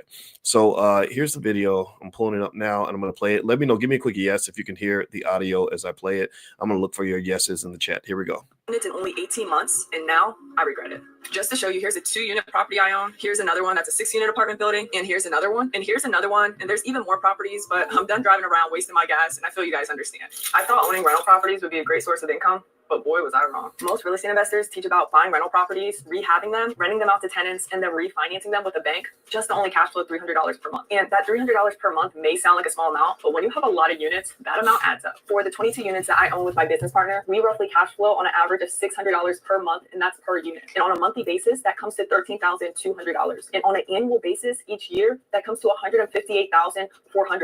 And that's a big cash flow amount just for only owning 22 units. Now that we talked about the money side of things, you're probably thinking to yourself, Stephanie, why on earth would you regret buying all these properties and wanting to sell them if you're making well over 6 figures with them? Well, because I'm here to tell you the dark side of owning rental properties that the other real estate gurus won't tell you. I honestly thought that as we buy more rental properties, that I would make more money. And as we continue to buy more, I just became more broke. So owning 22 rental properties looks great on social media, but in real life, it sucks. And the 6 figures that you see that we make from all these properties isn't really 6 figures, because as you buy more and you scale, more of that money of that cash flow that you make just goes into buying more properties. And not only that, you have to remember you're dealing with properties and things happen. So a roof could go out, an HVAC system could go out, windows could need to be replaced, and those are some pricey items. And that starts to add up. Look, think about it. Let's say you own a single family house and you decide to rent it out and you cash flow $400 per month. That's great. That's above average because typical investors look to cash flow roughly $200 a month. So you're making $400 a month just from this one property. Now, let's say your roof goes out, and to buy a new roof, that costs $5,000. All your cash flow of that $400 per month is completely wiped out just because of that one thing, just because you have to pay for that roof. Look, I'm not here to tell you what to do with your money, whether that's buying rental properties or not. I'm just here to tell you what my journey is and the ups and downs that have come along with it, just so it can help you along the way. Because at the end of the day, we all know that there are pros to rental properties and there are also cons to rental properties. Throughout us buying all these rental properties within an 18-month time frame, I quickly realized that we were becoming equity rich, but cash poor. And having a lot of equity is great, but equity does not put gas in my tank for me to be able to drive to the office and drive to appointments. I don't like living a life having to constantly check if my bank account is in the negatives or not. I just got tired of it, honestly. And with you being equity rich and cash poor and not having enough in your bank account, you have to think of those things. Like, are you going to have enough money for food? Are you going to have enough money to have gas? Are you going to have enough money for just the regular bills in your life? And that's where I just got over it. I was just tired of living a life like that and just came to this realization where I just regret building and scaling this fast. Okay, so what I'm going to do is I'm going to pause right there, and I'm going to start with a financial concept that we've talked about in Money in the Morning. In case you don't know, we do Money in the Morning economic elevation training We call it the Millionaire Training Camp every morning. Anybody who wants to be invited, just text that word morning to 87948 on your phone, the number 87948. I'll put that on the screen. It's totally free. We have thousands and thousands of you that sign up and come in for free. You bring your children, and it helps a lot. And in case you don't know my background, in case you're new, I'm a finance PhD. I taught at Syracuse University for 13 years, also at Indiana University and the Ohio State University. Go Buckeyes. So here's what I want to lay out here. There is one word that this very intelligent young woman shared repeatedly that I think everybody should write down and remember this word, because it often gets forgotten in the space of investing. And that word is liquidity. Liquidity. She didn't even use the word liquidity, but I'm going to tell you what she was saying. What she's talking about is a phenomenon that's really true in academic research in terms of wealth. Remember, as scholars, that's all we do is we look at research and we figure out who has money and who doesn't and why. Well, one of the things that people don't talk about enough, as we talk about all the dreams and everybody gives you the feel-good speeches, about starting a business and buying real estate, is they don't talk about the fact that that most businesses fail not because they're not profitable. They don't fail due to a lack of profitability. They fail due to a lack of liquidity. Liquidity is the availability of cash. The availability of cash. And if you want to look at the dark side of real estate, one thing about real estate is that real estate is a space where sometimes running out of cash can be a real problem. Other areas like fashion. I used to do stuff with Damon Dash from Rock Nation, and he told these great stories about Jay-Z and everything. And one thing he mentioned about when they started Rockefeller, Rockaware, and all that, he said they had no problem with people wanting Rockaware. Everybody wanted to buy Rockaware because everybody wanted to be like them in the 90s and the early 2000s. The problem was that they didn't have the cash flow to run that business. Cash flow is like lifeblood to a business. It's like blood flowing through your veins. It's like liquidity, like water in your body. You have to keep a business highly liquid in certain spaces in order to make things work. Real estate in general, in my opinion, is not a very liquid industry. I don't dislike real estate. I want to make that 100% clear. So anybody who's a big real estate person, do not get offended. I am not saying that you're silly for owning property. Real estate is great in the sense that it holds its value very well. It has made money all through time. But a lot of people are jumping into real estate who don't know a damn thing about it. A lot of people are jumping in because it sounds good on the internet, or they'll go watch an influencer and go put up $30,000, $40,000 for that influencer to show them how to buy real estate and buy property. And I just think that there are better ways to kind of get things done. And so when she's talking about this idea that you have control of all this property, you own all this real estate, and your cash flows down, your bank balance is negative. That's a big deal. That ability to get the money out is really hard. I can tell you this is not just true for real estate, but it's also true for a lot of entrepreneurial ventures. It's very easy to get your money in, but it's really hard to get your money out. So before you jump into somebody's investment or somebody gets you to go and put your life savings into something, you got to think about liquidity and say, okay, if I need my money out tomorrow, can I get my money out tomorrow? If not, how long does it take for me to get my money out? Can I get my money out in a month? Can I get it out in 2 months? What are my guarantees? What's my collateral? What's my protection? And I see Joy mentioned, she said, I dropped $1,300 for furnace repair and dryer replacement. Yeah. So that's what I'm going to actually do is I thought that this lady's video was so well done that I thought I would go ahead and play it and kind of use this as an instructive opportunity for all of us. And by the way, if you haven't joined our Money in the Morning class, you can just text the word morning to 87948. If you live out of the country, just go to drboyceelevate.com. That's drboyceelevate.com, and you can join for free. All right, so here is this video, which I just love this video. I love what this young lady did. And I just said, man, I like this so much. I want to play this. So here we go. I'm going to play it again. All right, y'all give me the yes in the chat. Let me know if you, hold on. See, I'm already hitting the wrong buttons. Hold on. Let me hit the right button. Hit the right button, boys. Come on. Okay. All right. Got you.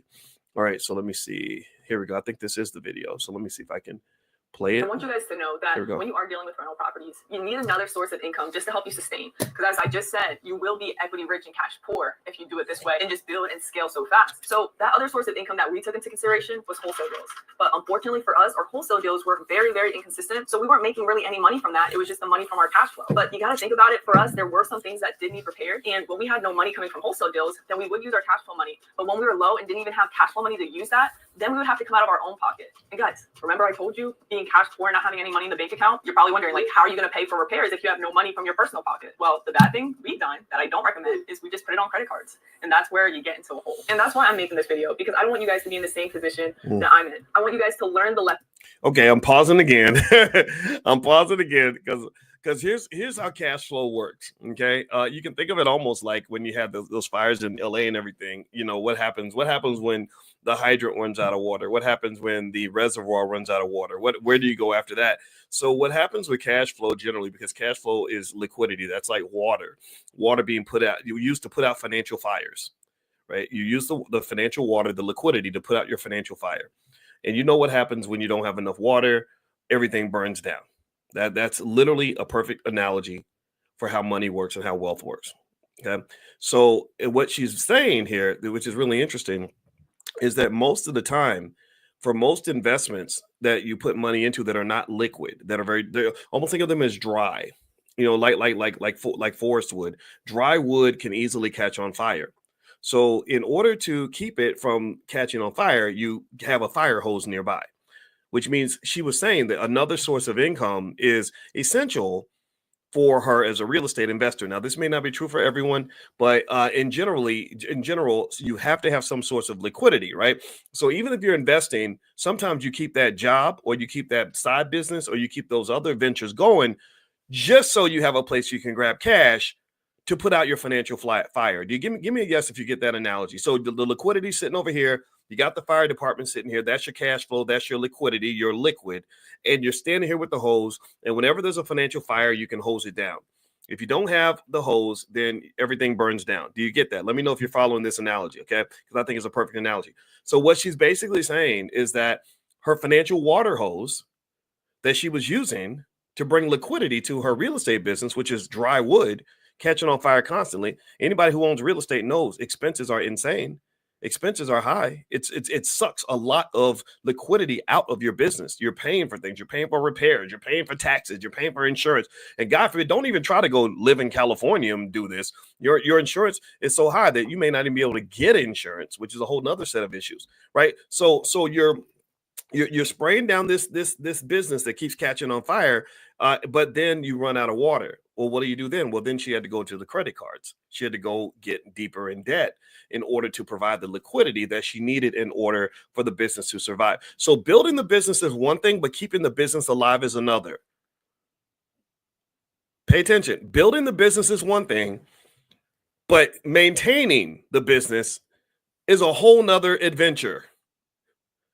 So before you celebrate when you start the damn thing, don't celebrate when you start the business. Celebrate when you kept that business going for 10, 20 years, because that means you sat there with the fire hose and you've been putting out fires for a very long time, solving problems, spraying water on the parts that need it.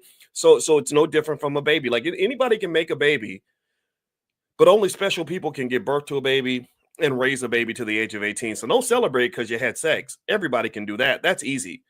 Celebrate when you don't raise that kid up to the age of 30 and they are a productive citizen. That's when I give you your cookies. That's when I give you your award. That's when you put in 250,000 hours of consistent effort to raise that child to adulthood. So business is the same way. A lot of people can start things, but not everybody can finish and maintain. So the liquidity is required for the maintenance. And what she's saying is that when she was maintaining the business with the liquidity that she had available through wholesaling, that ran out. So she had to go to the credit cards, which tended to make things even worse.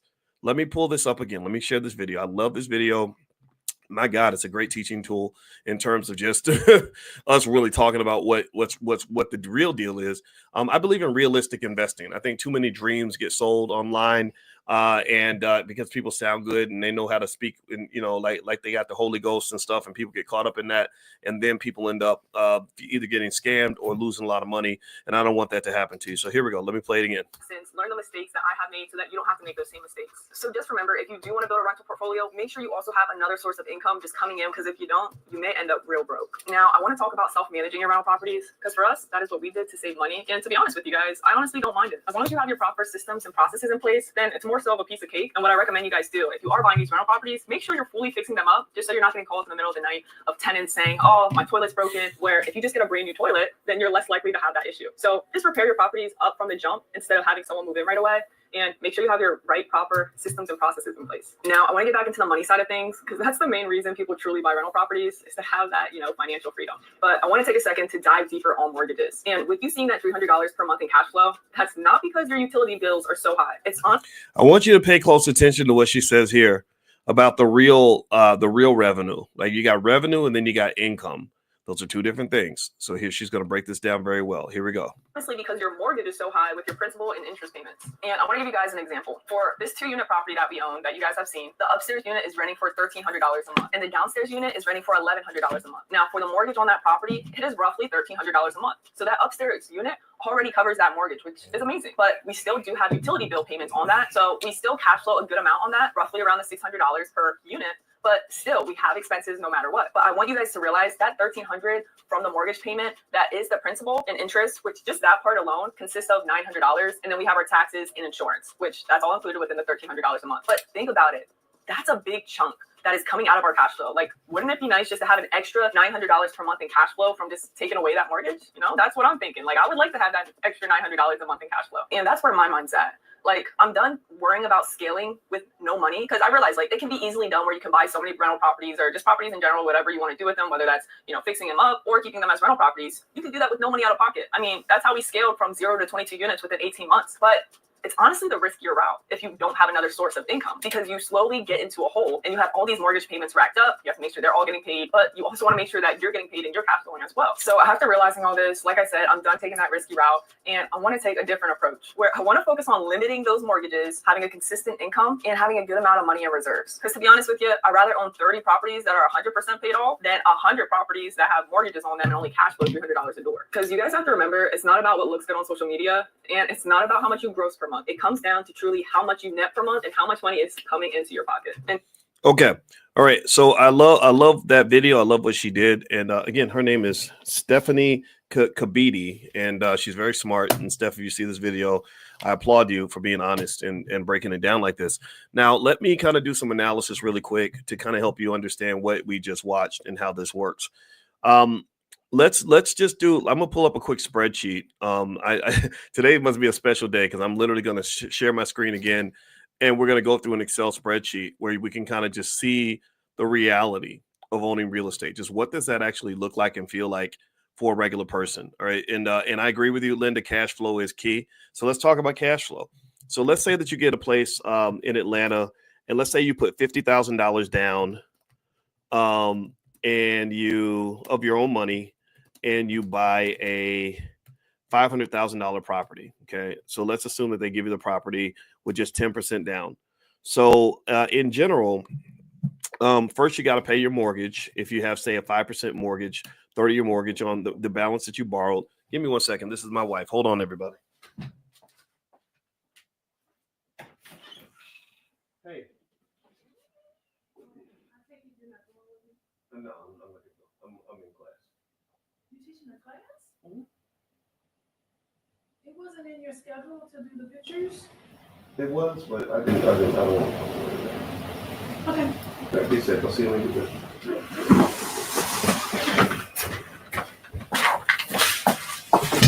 Okay, guys. Sorry about that. Thank you for your patience. All right. So here, let's assume that you spend you get your mortgage. Your mortgage is $2,415. And then you have taxes, and let's assume your taxes are $416. I base this on average amounts in Atlanta, and let's assume that you can rent. Your monthly rent is $5,000. Okay, so your tenant's paying you $5,000 a month. Now, just so you know, I think this number is very optimistic. My wife and I owned a property in Atlanta that we paid $590,000 for, and the income that we got was $3,500 a month from the tenant. But we didn't charge as much as we could have charged. Maybe I'm thinking we could have got at least $4,500 a month. But the tenant was a single mom with 3 kids. I just didn't want to overcharge her. I wanted to just pay the mortgage and the expenses and leave it at that because we're going to get the capital gains, right? As the property value goes up, that's our windfall, and that's what it was. So here, let's keep going. Can you guys hear me? Let me know if you can still hear me okay. So let's assume your insurance is $150 per month. This is based on averages for Atlanta. Utilities, let's say your utilities are $416 per month. Okay. And then let's assume that your management fee is $500 per month. Now, one thing I did not include, Jeremy, is HOA. Yeah, we do pay HOA 100%. So just right there, though, here's the deal. Just right there, your income is only about $4,100. I'm sorry, $800 left. I think so. Let me add this up. Let me see here. I'm gonna do a sum. Okay, so let's add up all of our expenses. $38.97. So I'm sorry. So if you take $38.97 minus the 5,000, you get what? Let me see here. 5,000 minus this. So $1,100 a month. Now, here's what we didn't include. We didn't include HOA fees. HOA fees can be pretty high. I have to pay those in the property that we have. And also, we don't know how much that's going to be. You know, I'm not going to put a number there. But then you throw in like another variable, headaches. How much is a headache worth to you? How much is it if somebody's stressing you out? How much is that worth? Headaches. I think that's priceless, right? Because one of the things that we did not factor in here is the amount of work required to just deal with tenants. Has anybody, give me a yes in the chat if you've ever dealt with a tenant who did or did not pay their rent on time. Give me a yes if you've ever dealt with trying to find a tenant. Give me a yes if you ever dealt with repairs and things breaking down. Here's the thing. If you were to look at sort of a list of all the things that people complain about when they own properties, first of all, you got tenant issues, especially if you live in a place that is very overly tenant friendly. They assume that landlords are all super rich people. So rich people are evil in those places. So they pretty much every ruling's in favor of the tenant. They can squat on your property and it's hard to get them out. Late payment of rent, non-payment of rent. If they don't pay the rent, you have to still pay the mortgage. Your expenses still come in even if they don't pay the rent. So there's $5,000 or $3,800 a month in expenses, which happens on a normal month. That's assuming nothing breaks down, by the way. That's assuming that I don't have, a broken, busted toilet or a broken, or I don't know, like something doesn't happen with the electrical system or there isn't a leak somewhere. And believe me, that happens all the time. How many of y'all have ever owned real estate? Anybody ever owned real estate and rented it out? Like, just say something in the chat about just how much stress it was and financial stress it was to pay for everything, be responsible for everything, take time out of your day to fix things. Even when you have a property manager, they still got to get on the phone with you and talk through it and say, we're going to fix the such and such. And you got to send us a check for $2,000 to get a new blah, blah, blah. Right. It's crazy. Right. So the headaches are priceless. Some other things that people you have to deal with. You got to screen any new tenants that come in. Maintenance and repairs. We talked about that. If the property is getting older, you just might have to maintain it because it's getting older. If the property is vacant, then you still have to pay the mortgage, even if it's vacant. That's thousands and thousands of dollars lost. Now, mind you, you're defending all this with an $1,100 a month income, right? So your $1,100 a month is very fragile. That's the point. If you have one thing go wrong, that in many cases will wipe out every penny that you make, and then cost you more money, which is where she had to keep going back to the reserves.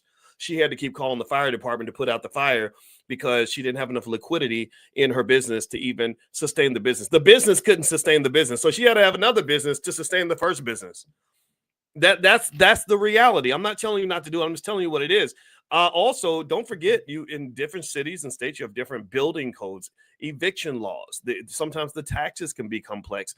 If you talk about managing property, you either pay a management fee, roughly 8 to 12% a month of your rent, or you do it yourself. And that's extremely stressful. Oh, and then we didn't even talk about the liability. We didn't talk about liability. What if you own the property and somebody forgets to check the carbon monoxide detector and everyone in the house wakes up dead? Well, then they're suing you. They're taking everything they can get their hands on. And then you got to do little stuff like get an LLC for every individual property to protect. It's a lot of work. It's stressful. Okay. So that's just my 2 cents. I'm not saying don't do it. I'm saying just make sure that you're clear on this if you decide to go into that space. There are different ways to invest in real estate without having to actually buy it. They have real estate investment trusts. I sent you all a list before of different real estate investment trusts that I like that you can invest in that will still give you the benefit of owning property without actually having to own property. property, so to speak. You let somebody else kind of handle all the headaches of the management of the property, and you just become the investor. I'm a big believer in investing. Maybe I'm biased because my doctorate's in stock market stuff, but I'm just telling you, like, this is the number one wealth builder in America. There is no jobs don't build wealth the way investing builds wealth.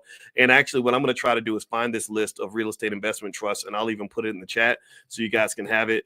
And also another thing too, if you want to know what I think is a better use of that money, I really think stock options, selling stock options, is a beautiful way to generate that cash flow at a higher level, in a clearer, easier way with fewer headaches. So in a more liquid way as well. And you guys know me, you know how much I love stock options. But anyway, there's that list of REITs. I just put it in the chat. I'll also put it in the description of the video. But anyway, let me show you another calculation here. And we do stock options. We sell stock options in the Prime program. So if you're interested in taking a look, go to drboyceprime.com. That's drboyceprime.com. It's on the screen. All right. So here is, let's take a look at stock options. Let's see what we could do. Now, remember, the original capital base that we had was $50,000, right? So what I'm going to do is I'm going to take that $50,000 and I'm going to do something else with it. Let me erase the real estate. So actually, I'm going to leave it up there, and I'm going to share the screen again. Okay. All right. Don't mess this up, boys. Here we go. All right. So here is, all right. So let's imagine that we took the 50,000, we did something else with it. Let's assume we go to even Robinhood. Like, you can do this on an app, very easy to do. And we go get some margin, and we can then go, let's say we want to go into business with Mark Zuckerberg. We're going to do the opposite, right? Remember, there was a time where other people, where they got all the benefits and we did all the work. Well, I think with investing, you can let them do all the work and you get the benefits by being an investor. You just have to come up with the capital. So let's say we take this 50,000, or let's say we get it up to enough money where we can buy 200 shares of Meta stock. Okay. And the cost per share right now, you can do this. You can do this tomorrow, actually, if you want. Not tomorrow, whenever the market opens on Monday. The cost per share is $615. Can y'all see this on the screen? Let me know if you can see this. I want to make sure it's coming through okay. Can y'all see this? All right. So the cost per share is $615. So the cost of 200 shares would be $123,002. Okay. Now, you can get margin. They'll loan you half the money. They'll loan you, like whatever you have 50,000, they'll loan you another 50. If you got 60, they'll loan you another 60. So actually, this will require a capital base of about $61,000. But you can do this, right? You can do this tomorrow. So what I could then do is I can go in to Meta right now, and I can sell a call up. Today is January 11th, so I'm going to sell a February 14th call option with a strike price. And you got, if you don't know what strike prices are, it's basically you're placing kind of a bet on your stock. You're letting people, you're telling them, like, look, if the stock goes above this price, you can have it. So I'm gonna pick a strike price of 640. Okay. So that means that if the stock goes above 640, they get to buy my stock for 640. But I'm not mad, because if the stock goes all the way up, if it goes up $25 a share, then I make an additional profit of 25 times 600, which I guess is what, $12,000 or something like that, for $14,000 that I get, because they're buying my stock at a premium. They're not buying it at the current price. They buy it at the premium price. So I'm okay with that. I'm not mad about that. So that option right now on the market would be worth $24.45 per share. I've got 200 shares, so I can sell 200 of those suckers. And that would give me an income right now in my bank account of $4,889. That's how much money I get. And what I want you to notice is, first off, $4,889 as an ROI on the investment is a hell of a lot higher than $1,100. That's a hell of a lot higher. That's you're 4xing your money. You're making 4 times more than you would make if you went out and bought a whole bunch of real estate with that same amount of money. First of all, let me just ask you all this simple question right now. Give me a yes if I've convinced you that this is at least something worth considering. Give me a yes if you can see why I like this so much better than real estate. Let's start there. Give me a quick yes, because I want to make sure you're following me, because I don't want to go over anybody's head. So I just sold this option. And what I basically did was someone gave me money. They put almost $5,000 in my bank account instantaneously. And all I got to do now is just sit there. I don't have to do anything. Okay. That's the first piece, right? And it's a lot more than this 1,100 I would have made by taking that same 60 grand and going out and buying a bunch of real estate and paying mortgage, taxes, insurance, utilities, management fee. And that's the, but then here's the other part that's interesting that you got to really process is quality of life. I didn't have to get out of bed to get this money. I didn't have to make any phone calls. I ain't got to deal with no tenants. I ain't got to worry about a squatter in my property. I ain't got to worry about a broken toilet. I ain't got to worry about nothing. I don't. So not only do I not have any expenses, but I don't have any headaches. I have no mortgage, taxes, insurance, utilities, management fee, HOA fees, no headaches, no headaches. And I can do this with my family. My family, we get together, we got 60 grand, and everybody's like, let's go buy some real estate. That sounds good and it feels good, and you can show it off and tell everybody. But I'd be like, let's just take the 60,000, get some margin, go buy some meta stock and collect those dividends on the options. That's the options, just so you know, this isn't the same as a dividend. This is better, in my opinion. But here's the other thing, too, right? So I sit back and I watch. So what if the stock goes up to 640? Well, then guess what? Christmas really came early, because if the stock goes up to 640, then I'm making an extra $25 per share on my stock. And the stock, let me see, $25 a share. Let me do some calculations here. 200 shares times 25. I'm making an extra $5,000 for my trouble. I said for 12,000. I got the math wrong. I'm so sorry, guys. Forgive me. Maybe I'm sleepy today. So this to me is far superior. Then let's go through the reasons why. Number one, not only is the income much higher, and this isn't even, I don't even own Meta. This isn't even the stock that I work with, because there are other stocks that are far better than this one. I just did this one because it's the simplest way to exhibit the point. Not only is the income much, much higher, and there are no expenses. Also, there are no headaches. There is no work required. I don't have to do anything. And also, the other piece that's really important to consider is liquidity. I can sell this asset in 5 seconds.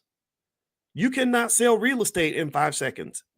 It's very hard to sell real estate in a day, a week, or a month. You got to call, you got to talk to brokers and deal with banks and make sure the financing comes through. And then remember this 1,100 isn't just a lower number. You got to think about the other, what they call the second derivative. The second derivative relates to risk. People forget about risk.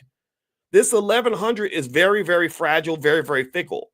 You may not get 1,100 that month. In fact, I dare say that for most landlords, you don't get the whole net income, because in many months something goes wrong. The tenant doesn't pay on time. Something breaks down. Whatever it is, right? So this is not just lower income. It's less sturdy income, right? So it's not just, and with investing, it's really important. People forget about this. It's not just making money. It's how do you make your money?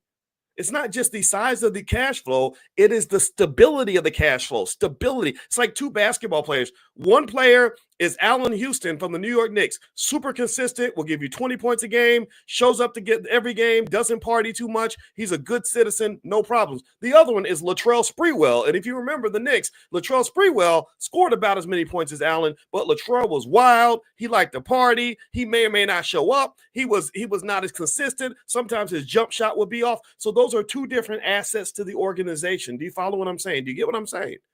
So when you think about investing, I encourage you to not just think about how much money you can possibly make. I want you to look at risk. Risk is extremely important. That was what I did in my whole doctoral program. I worked under a guy named Renee Stoltz at Ohio State, go Buckeyes, who was one of the leading risk management experts on the planet. And I really would be willing to bet you that most people don't process risk at a level that they probably should in order to understand how to invest in the right way. Okay. So that's the point I wanted to make. I like this young lady's video. I thought that she did a great job of laying out something that I think is important. I encourage you to consider other alternatives. This is not investing advice. This is just me sharing what I know and what I've seen. If you want to join us in the Prime program, we have a good program in the Black Business School that does all this stuff. I'll show you guys what I'm doing, exactly what I'm buying and how I'm doing it. So feel free to go to drboyceprime.com if you're interested. You can also text the word options to the phone number 87948. If you text options to 87948, I'll send you a link that way as well. So thank you all for listening. I hope this conversation was helpful. And thank you to Miss Stephanie Kabiti, who did that great video. She's super smart, and I love the fact that we're starting to see the truth about investing. When I started doing a lot of this stuff back in 2006, 2007, a lot of our people weren't as into investing as we are now and into generational wealth. So I remember just kind of going around to different shows trying to say, like hey, we got to invest. Like, we like money. We got to go make money. But what happened, unfortunately, is that when we started, a lot of people were just doing it wrong. They were taking too many risks, and they didn't understand the difference between investing and gambling. And also, we're not factoring in the important variables like quality of life, risk level, liquidity levels. All these things matter when it comes to picking an investment. So it's not just about making money at this point. It's about how you make your money and doing it in a way that is comfortable and satisfying to the other parts of your life that are more valuable and more important than money. Okay. So anyway, guys, thank you for hanging out with me. It was great to see you. And again, drboyceprime.com if you're interested in jumping in. And I will see you guys soon. Take care. Have a wonderful day, everybody. Love you. Peace.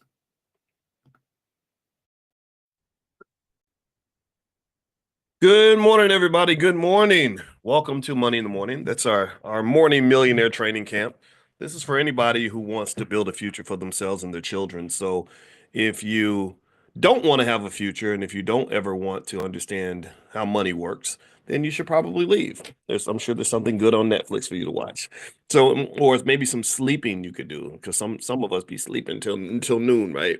But we don't do that in here. I was not in the 5 a.m. club this morning. I was actually in the probably about the 6:45 a.m. club, but I did go to the gym and I did do my workout, and I'm telling you, it makes you feel good. Now, give me 1 second here. I'm going to get us set up, and I want everybody to know I sent you all a text.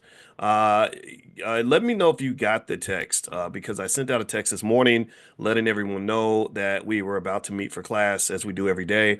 And I'd heard from some of you who actually reached out to the support team and said you were not getting the notification, which concerned me. And so I want to be careful about that. So give me 1 second here. Um, one of the things I want to talk about today that I think we can learn something from is has to do with a new show on Netflix called Squid Game. And what I'm going to do is my goal is to rock your world in terms of sharing with you something that'll make you say, I never thought about it like that. And this is the purpose of Money in the Morning. In case you haven't been here in our millionaire training camp, the goal is to embrace something that we do in the Black Business School that we call conversational learning, which is better than like sitting there and just with a pad and a pen and always taking notes. Sometimes just having discussions and talking about things is how you learn, right? Because economics is culture. And as you guys know, in my book, I wrote a book called The 10 Commandments of Black Economic Power. And in that book, The 10 Commandments, one of the things that I want to impress upon you is the importance of understanding the connection between where your wealth and your financial situation ends up and the things that you think about every day, the things that you do every day, the people that you talk to, the lifestyle that you live. In fact, if you go to my Instagram at Dr. Boyce Finance, I put up a video of Mike Epps, who's a comedian. I do not know Mike, but I know someone who knows Mike really well. I've told you guys many occasions. Willie D from the Ghetto Boys is one of my buddies, and Willie is good friend. Willie is buddies with Mike, so I don't, but I don't know. That's just the connection there. But Mike Epps did a great video where he was explaining how bad culture can really weigh you down. He talked about how did anybody see that video by chance? It went kind of viral. Mike was making a really honest emotional appeal, and he was basically saying, that when I was struggling and I was on drugs and my life was bad and I was making bad choices and I was in bad situations and barely hanging on by a thread, I got a lot of love. He said my friends would say, "Oh man, I'm praying for you, brother. I love you, man. I got your back, man." But then when he started doing well, he was working out, he was eating healthy, he was living a good life, he was doing well financially. He said that a lot of those people did not support him like they used to. They liked him better when he was in the mud. They actually could empathize with him more when he was in the basement with them and engaging in bad habits like them. And I love the fact that Mike then connected that to our kids. And he basically said a lot of our kids fail because they're trying to fit in with a loser. they struggle because they're trying to fit in with degenerate culture that is heavily promoted, particularly to black males. We've talked about this extensively, how it's sort of interesting to me that there is an appreciation for black men who are broken, busted, torn to pieces, weak, uneducated, not working, lazy. There's a celebration of that. But then, when you show up and you say, "There's nothing wrong with me. I'm okay. I'm actually all right. I read books. I don't know. I'm not gonna pick up the liquor bottle. I'm not gonna go to the club and shoot somebody and get 30 years in prison. I actually do take care of my kids because that's what you're supposed to do. Not because I'm special. I don't take care of my kids because I'm a credit to my race." You ever see that when people are like, "You take care of your kids? Oh my God, that's so wonderful. You take care of your kids." I'm like Chris Rock. Chris Rock said you're supposed to take care of your kids. That's what human beings do. So the fact that they convince you that it's normal to not do that is fundamentally hilarious. And I'm gonna tell you what really burns me up as a black man. And I'm gonna talk about Mike Epps and that little thing in a minute. Then I promise I'll bring it back to my key point. Is I saw where Zendaya, the Disney lady. Anybody know Zendaya? Give me a yes if you know who Zendaya is, if you've seen her. She's beautiful, smart, talented. She's in all the Spider-Man movies. She's got a real black family. She actually had a show where she told them to put black people on the show. Like I much respect to Zendaya. Our kids love her, and so I get to learn about the Disney people because of when you got girls in the house, you gonna know Disney. And so anyway, Zendaya is engaged to Tom Holland, who was this white guy that played Spider-Man. And it's an interesting match. He's like about 2 feet tall and she's like, statuesque. It looks a little weird, but whatever. Love is love, right? But the interesting thing to me was I compared and contrasted that to two other Disney-ish types of young ladies. Well, not Disney-ish. One was Disney, one was not Disney. One was the Disney lady. You know what I'm talking about? The one that played the Little Mermaid. And the black girl, you know what I'm talking about. Put her name in the chat. I don't remember I'm bad with names. But anyway, very talented. And she ended up having a baby with a rapper. And the relationship ended after about like 6 months or something. They had a baby and then decided, oh, now that we've had a baby, we should break our family apart. That's the perfect time to destroy your family is right after the baby's born. That way you can make absolutely sure that the baby is born in a big pile of piss, right? They're born in a big pile of just messiness and ugliness and trauma, and that's that because for some people they think that's what it means to be black. And then I saw the tennis player Naomi Osaka, right? Who was, really like the number one tennis player on the planet, and she was dating a rapper too. And I was like, what is it with these girls and these rappers? Like, don't they understand what that most of rap culture, not all of it, but not all of it, not all of it. I'm not because I got some friends that are rappers who are good people, D1, Immortal Technique, guys like that. But some, you know what I'm talking about. Some of the stuff that you hear, if you are a rap fan, a lot of that stuff is not pro family. It's not like, hey, brother, settle down, pick one woman, start a family, live a quality life. Like they don't rap about that. They're like, I got hoes in different area codes. In area, I got hoes. I got hoes. Y'all remember that? Anybody remember that? That's that. And forgive me if that word is it's breakfast. I'm sorry. But anyway, so hip hop is not. It's not. I'm sorry, especially gangster rap. It's just not pro family, right? Lil Wayne literally had a song. I swear to God, in this song, he literally said that I will steal your girlfriend, make her into my hooker, and then I will use her up and make money from selling her body, and then I will chop her dead body up and put it in the trunk of a car and mail it back to you. I swear, go look it up. Look it up. It's like whoa, that's not even sex trafficking. That's Jeffrey Dahmer type stuff, right?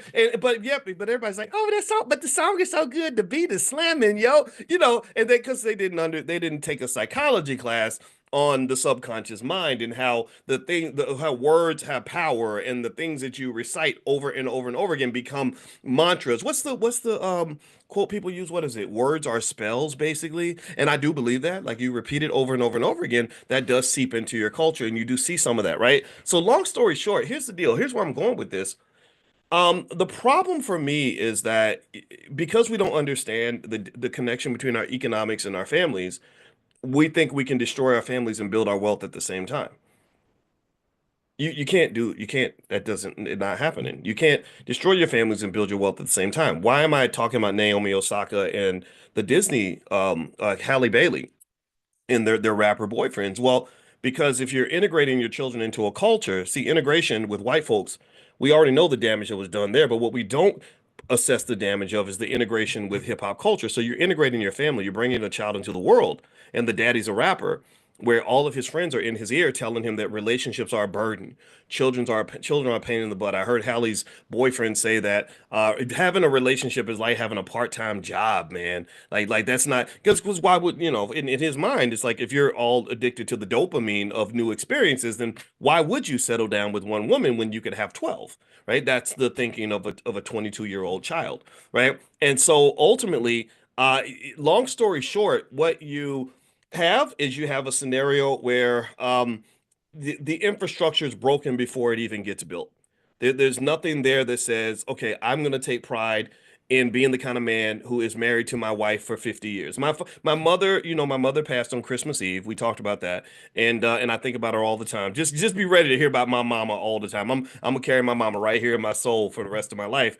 And when I spoke at her funeral, I looked down at my father and I saw a man who was once a 21-year-old man. I knew my father when he was 21, 22 years old. I remember that. And he was very handsome. He had those green eyes that apparently, for whatever reason, girls like those green eyes. Maybe I'm just a hater because I don't have none of that. I'm just an average guy.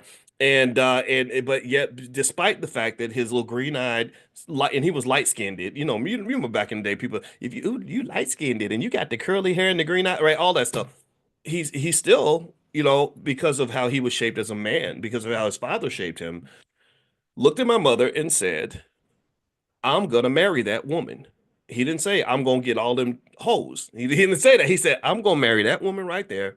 And he claimed her. He went and he pursued her, and he married her, and he stuck by her side until her last breath. When she took her last breath, he was laying right next to her. She passed at about 4:30 in the morning. He was asleep, and he woke up and she was gone. But every single time I talked to him about my mother, his whole conversation was, my job is to take care of her, period.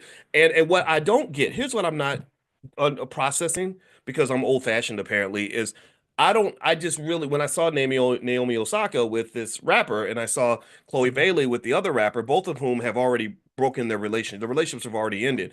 I was kind of like, I wonder why young ladies aren't interested in men like that anymore. Like, I wonder what it is that would make you look at someone who's a complete, who's not going to have a great future, most likely because he's engaging in some unhealthy habits, and not really interested in like family and all that, is not really kind of like a role model in his head. What would make you want to align your children with him versus the guy who says, I want to be with you, I want to marry you, I want to cherish you, I'm going to take care of you until we're old and gray and dead. I want you to die. If you die first, I want you to die right next to me. If I die first, I want you next to my bedside. I don't know if this is where integration was bad for black people, and I'm not talking about civil rights integration. I'm not talking about Brown versus Board of Education. I'm not talking about we shall overcome. Let's go to school with white folks and get jobs working for white. I'm talking about integration with hip hop culture, which is also white culture for the most part. The reason I call it white culture is because the person who has the gold makes the rules. If you want to know who defines what something's going to be, it's the person who writes the damn check. I say this as a finance PhD. The person who writes the check, the person who pays the bills, decides what the culture is going to be. They decide what the rules are going to be. They decide which songs are going to be on the radio. You don't own no radio stations. You don't own the systems of distribution. You haven't raised $1 billion in capital to start a record label. Not one rapper in the history of the world has ever gone to Chase Bank and gotten $1 billion to start a record label. Never has that occurred. So stop acting like hip hop culture is black culture. That is not black culture. That is white culture, where white people are saying, this is what we need y'all to be. This is what we want y'all to be. We want you to be losers. We want you to be degenerates. We want you to have broken families. We want you to be on drugs. We want you to be drinking all the time. We want you throwing your money away. We want you ignorant. We want you lost. We want you with STDs. And if you step out of that role, then you're not interested anymore.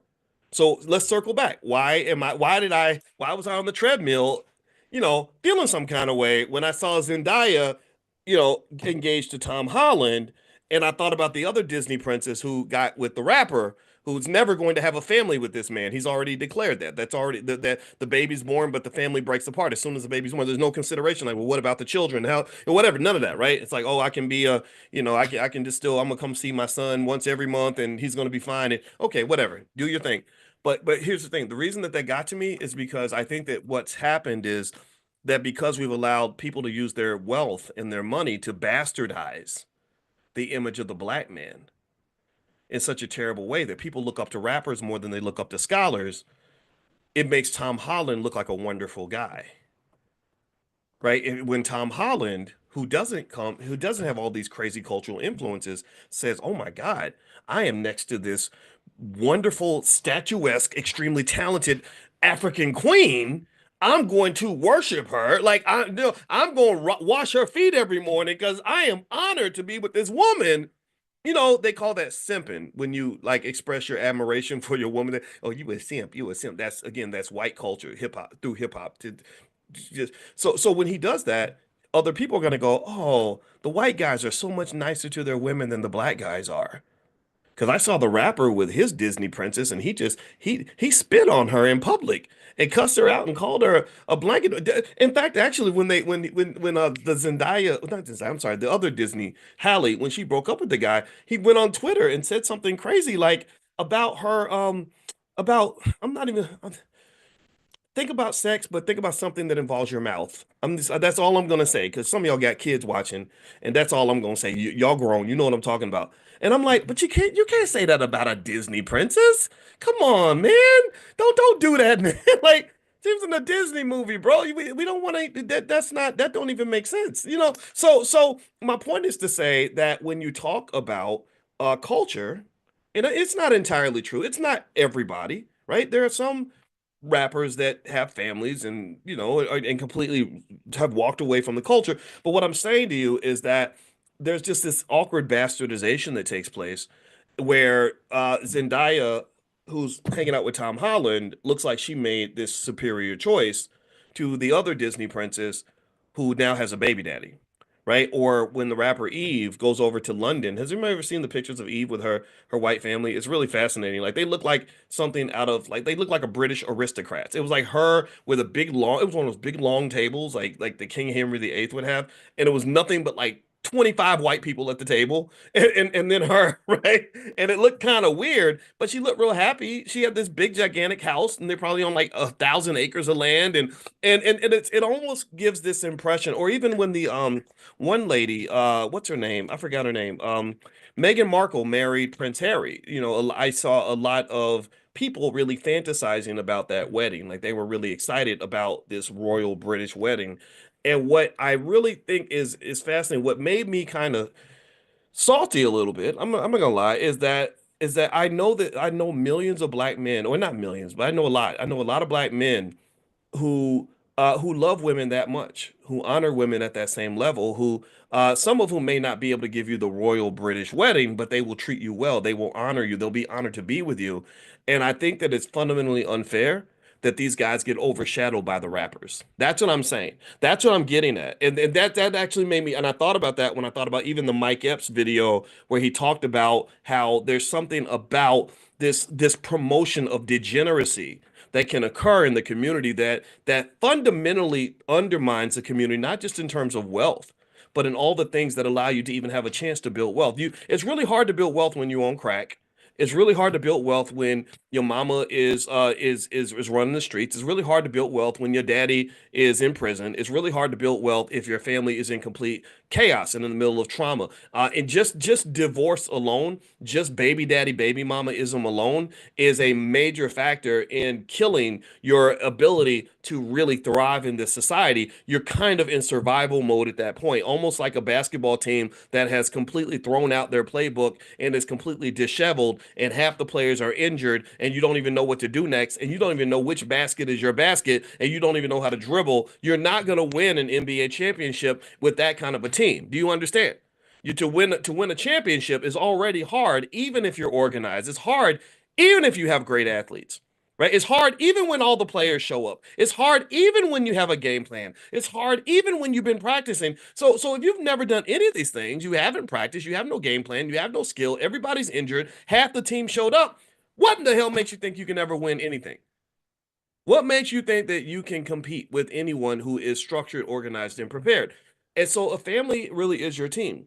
And so really me, again, as the 53-year-old man who shakes his fist at the air, I probably sound like an out of touch old man because half the stuff that y'all young people think is lit and cool and hip, I think is stupid because I see what's going to happen 20 years down the line if you keep doing that dumb stuff. And maybe you'll receive it from an elder and you'll say, "Oh, an elder's talking and he's an educated elder. Maybe he has a point." Or you're going to say, "Ah, man, you just a dumb old man. You just out of touch, dot. You just blah, blah, blah." Okay, cool. I don't care. It's your choice. But I because I'm really saying this for people that want to listen and for people that want to hear a different voice. Because because when I would see just this sort of fascination with like this sort of thing that's being promoted amongst black males, the very unhealthy stuff, liquor and drugs and STDs and ignorance and wasting all your money and and the babies mamas and sleeping with everything that moves. It's really sad to me. And it's sad because not only do people, a lot of young people make these mistakes and they don't know what's going on because nobody ever explained these things to them, but it's kind of like when you try to help, you get sort of attacked a lot. You get kind of like you get made fun of, right? You get called a nerd or whatever. And the really the secret, the reason I related to Mike Epps' video, let's go back to Mike Epps. And this problem, I promise you, this relates to wealth because Mike became rich and famous, and all of a sudden, his old friends from the hood, a lot of his friends had an issue with that. When I saw Mike talking about his experience, and the video's on my Instagram, which is Dr. Boyce Finance, you can go watch it. I said, wow, I had the same experience. When I heard Mike say, when I was struggling, when I was in the mud with you, you really were happy for you. You were my friend. You loved me. But then when I climbed out of the mud and I said, hey, I made it, y'all. I'm doing better. I'm going to the next level. Suddenly, I became public enemy number one in your eyes. And I had to detach from you because you're no longer an ally. You're now an enemy. I related to that because one of the I don't get to talk about this much, but one of the things that one of my secrets to success as a young person was to detach from a lot of the black men in my life. Not all of them. It wasn't like I didn't want to be around you because you were a black male. That's not true. But I didn't have a lot of friends growing up. I didn't, and I had the best, greatest gift and the greatest curse that I had in my life was that I never fully related to white people, and so I would get rejected by a lot of white people, and I didn't fully relate to black people because I was detached enough to look at some stuff and say, I don't want to do that. I don't want to go to the club. People get shot at the club. I saw a video. There was a video. There was not. It wasn't a video. It was a post by a man who was in prison who had an epiphany where he said that 5 minutes ruined his life. And I said, I bet I know what he's going to say. Because and here's what he said. He said something that I've been thinking about this for 30 something years. Because I know a lot of people this has happened to. He said, I was in the club, somebody disrespected me. I pulled out my gun and shot them, and then I got 30 years in prison. And I was like, yeah, I know some guys like that. And I think that like just that lack of a critical thinking skill, that lack of ability to disconnect and kind of say, what do I want from my life? Do I value my life? Am I even going to participate in something that might cost me my life? Um, I wish that was more popular, because I think that for young kids especially, when you have music and stuff that's really telling you, like if somebody makes you mad, you should shoot them, or even that you should punch them, or maybe people that make fun of you. If you don't go and get violent with somebody, let's say you're in a restaurant and some toothless redneck calls you the N-word. And I hear a lot of people like, oh, I'm going to jail today. I'm going to jail today. I'm like, I'm not going to jail today because I don't care what this toothless redneck thinks about me. What makes you put those people on such a pedestal that somehow you think that their approval of you even matters? I don't care what you say about me, but maybe it's because I've had some experience. A lot of people say a lot of things about me, right? And it doesn't. The good stuff it kind of matters. The bad stuff kind of matters. But at the end of the day, what matters is what you think about yourself. So, what in the world? Who trained you to even think that you should give away that much of your power to someone who has no power, by the way?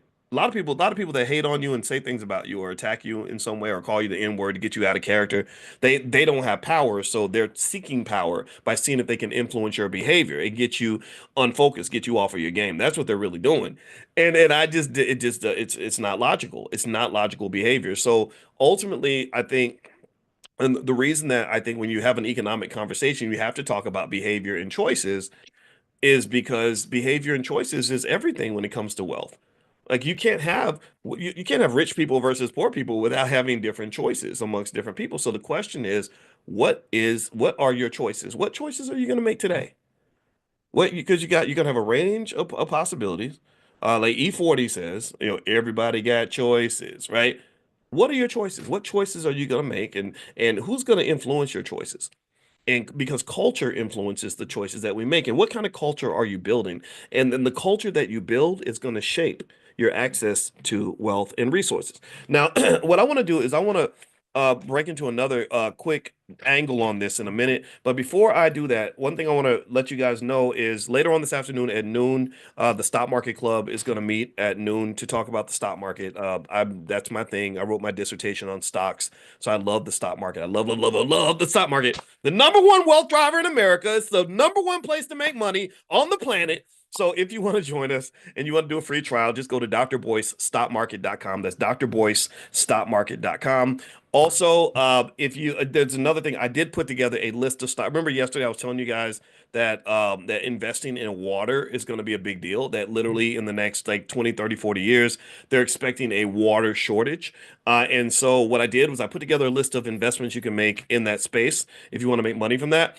I'm going to text that out probably tomorrow. My team's kind of putting that together and getting that ready. So I will text you all the link. If you want to receive that, then make sure you get on the text list. Text the word morning, MORNING, to the phone number 87948. Text morning to 87948, and I will send you that list. Thirdly, you guys may or may not know, but we're actually going to Ghana in July. We're doing a group trip to Ghana, and we have this thing, the B1 Voyages that we created where we can travel together and stuff like that. We're going to Ghana and also to Black Wall Street this year. So if you want to be notified when we go on the group trip and you want to connect with some of the other people that are here in this space, get on the text list for the travel. Just text the word travel to that same phone number, 87948, and we'll send you notifications. So text travel to 87948. I'll send you information.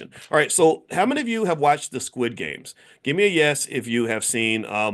I love the Squid Games. I saw the first one; it was really, really good. And I'm looking forward to watching the second one. The Squid Games has been, I think, the most popular show in the history of Netflix, and it's really powerful because I think that the Korean South, I think it was made in South Korea, right? If that's the case, I know that there's something about South Korean filmmaking that really resonates. Where they're just so creative. The movies are kind of different, and you're like, "Whoa, I didn't think that was going to happen." Because we're used to the American stuff. I think South Koreans are brilliant at making movies. They made that other movie. I forgot what it was. It had a one word title. It was called Beef. I think it was called Beef, and it was the craziest movie ever. I think it was called Beef. And then there was another one. Um, where the people were living. Parasite. Yes. Yes. Thank you, James. Parasite was amazing. Beef was amazing. Squid Games was amazing. Like they're good. Death Note. Okay, I'm gonna write that down, Armando. Death Note. Okay, I'm gonna go find that one. Thank you, Armando. I appreciate your contribution. Oh, Queen of Tears. Is that another one? Okay, I'm writing these down because the Koreans just have a great ability to zoom in on things like economic inequality in a really unique and creative way that I think is just really powerful, right? So anyway, with Squid Games, I want to kind of talk about that as an economic lesson because if you don't, in case you don't know, this movie's all about money. It's all about money. It's all about economics. It's all about economic inequality. And so here are some financial theories you can connect to the Squid Games when you're watching to kind of understand how economics works, and also to reiterate the importance of making sure that your children are trained on economics, making sure you're buying stock for them when they're babies, making sure that they understand the different ways to make money in the economy. Like that song. Remember that song? I'm on the highway, making money the flyway. You gotta get a better way. And I was like, what's making money the flyway? What is that? Now, maybe he was talking about something different. I actually met the rapper who made that song. I think it's Lil Troy. I met him. I think he passed away, but he was a very nice guy. I met him at a party. Willie D had a thing, and I went down there there and I met him. It was really cool. But anyway, it was so in this song, one of my favorite songs, they talk about making money the flyway. Well, in my mind, making money the flyway means making money in a way that's actually going to accelerate your wealth, allow you to not have to trade time and energy and years of your life to make a dollar. And that really requires a type of economic consciousness where you can see the whole court, so to speak, and position yourself properly. Just like in a basketball game, LeBron James, the reason he was a great player was because he had extraordinary court vision. He had great basketball consciousness, and he could see where everybody was and get the ball to the right spots. Well, the same thing is true economically. You have to be able to see the whole court in terms of how the whole economic game is played and say, okay, I don't want to be over here. I'd rather be over here, right? So basically, in America, it's very, very simple. It's kind of a horse and jockey sort of system where you have the ways that people make the most money through things like real estate, stocks, and entrepreneurship. Those are the three biggest ways that people make money. And really, you could say real estate, stocks, and general investing in other areas. The hard ways to make money are definitely through labor, like working for other people. America does not support its workers. I just heard something on this show called Morning Brew Daily that I listened to, where they said that these ski resort workers are on strike and they work for this massive corporation that makes something like, I forgot how many billions of dollars a year that they make, and they literally couldn't get them to give them a $2 raise. Where literally, I think they said it would cost them $900,000 to give them the raise, but the company's net income is like either in the hundreds of millions or the billions of dollars. So literally, they could give them the raise, and it wouldn't even affect their bottom line hardly at all. And I remember thinking, well, the government should be stepping in and forcing them to treat their workers properly and give them worker labor rights. But again, I've explained to you guys in previous conversations that our government has kind of been bought out by the capitalists. So they're not giving and supporting power to, you know, to workers. This is just not the country you live in. So making money by working and all that and picking a career and working into the ground and all that just really isn't the best approach. Not just because you don't typically get enough money to thrive, you only get enough to survive, but it's also uh, costly because you're giving up so much more than just your skill. You're actually giving up years of your life. And so even if you do something like become a surgeon, if you become a surgeon and you go to school for, what do you do? Go 4 years of college, 4 years of medical school, a 1 year internship, 6 years of surgery, surgical training, right? So you've gone to school, what's that, like 14 years of your life, and you go to school 14 years of your life, just not to make money. It's not like you do the 14 years and they're like, okay, here's a $5 million check for all the years you put in. Now at that point, you have what is referred to as human capital. That means that now have all this skill in your brain. God forbid that you slip and fall and bust your head and or get killed in a car accident on the day of graduation. That's got to be terrible. But even then, you don't have money. You have the ability to make money. So you can go in now. Now, yeah, you can go and you can do surgeries and make, $1 million a year, $500,000 a year, whatever. But that's even then, you're still working so much that it deteriorates other areas of your life, right? There are a lot of people that are very successful professionally, high-paid attorneys, high-paid surgeons who have horrible lives, right? Whose mental health is gone, their physical health is gone, their families have fallen apart, or they sacrifice family altogether just for their career. And I personally think that building intellectual capital, building an economic base off of an organic entity, which is you, I think that's a misalignment. I think that is a severe problem. I think that's an addiction a lot of people have. It's what we're taught as kids, and a lot of people aren't really talking about it the way that they should. But I think that that's really, really, really a bad trade. It's a bad, horrible trade, right? Horrible trade, right? So instead, why not do a better trade? Why not trade dollar for dollar, capital for capital? So that means, if I've got a kid and I'm like, hey, I don't want you in none of this. I don't want you to even the best parts of this system as a worker. I don't want you to have that. So I'm going to just buy you some stock and get you a capital base. Start when you're little. I remember if you bought $1,800 worth of stock for your kid in 1997, they'd have a couple, $2, $3 million now and never have to work for anyone ever. So I'm going to buy you little shares of stock. Then by the time you're 20, 25 years old, You're going to have a capital base. And also, I'm going to give you some knowledge, not anything fancy. I'm just going to maybe I'll bring you to Dr. Boyce's class every morning with me, and we'll just sit here and listen to this weirdo talk. And then after, a few of these trainings, you'll understand economics at a higher level so that you then have the ability to take this capital base that we're building and then be able to kind of make things happen. Okay. So ultimately, this is the trade-off that I think works best. And I think Squid Games is interesting because Squid Games does a good job of really highlighting what happens or the necessity of economic preparation as a protection against financial exploitation and economic vulnerability. Okay, so let me pull this up. I made some notes on this. And by the way, I see some of you are asking about the list of water stocks and investments you can make in terms of water. I'm gonna text that out. So text the word morning to the number 87948. So if you text morning to 87948, I will send it to you. I cannot email it to you. So because I don't have everybody's email right now, I will try to figure out a system. I don't know, or maybe you can go to drboyceelevate.com. If you live out of the country or something, go to drboyceelevate.com.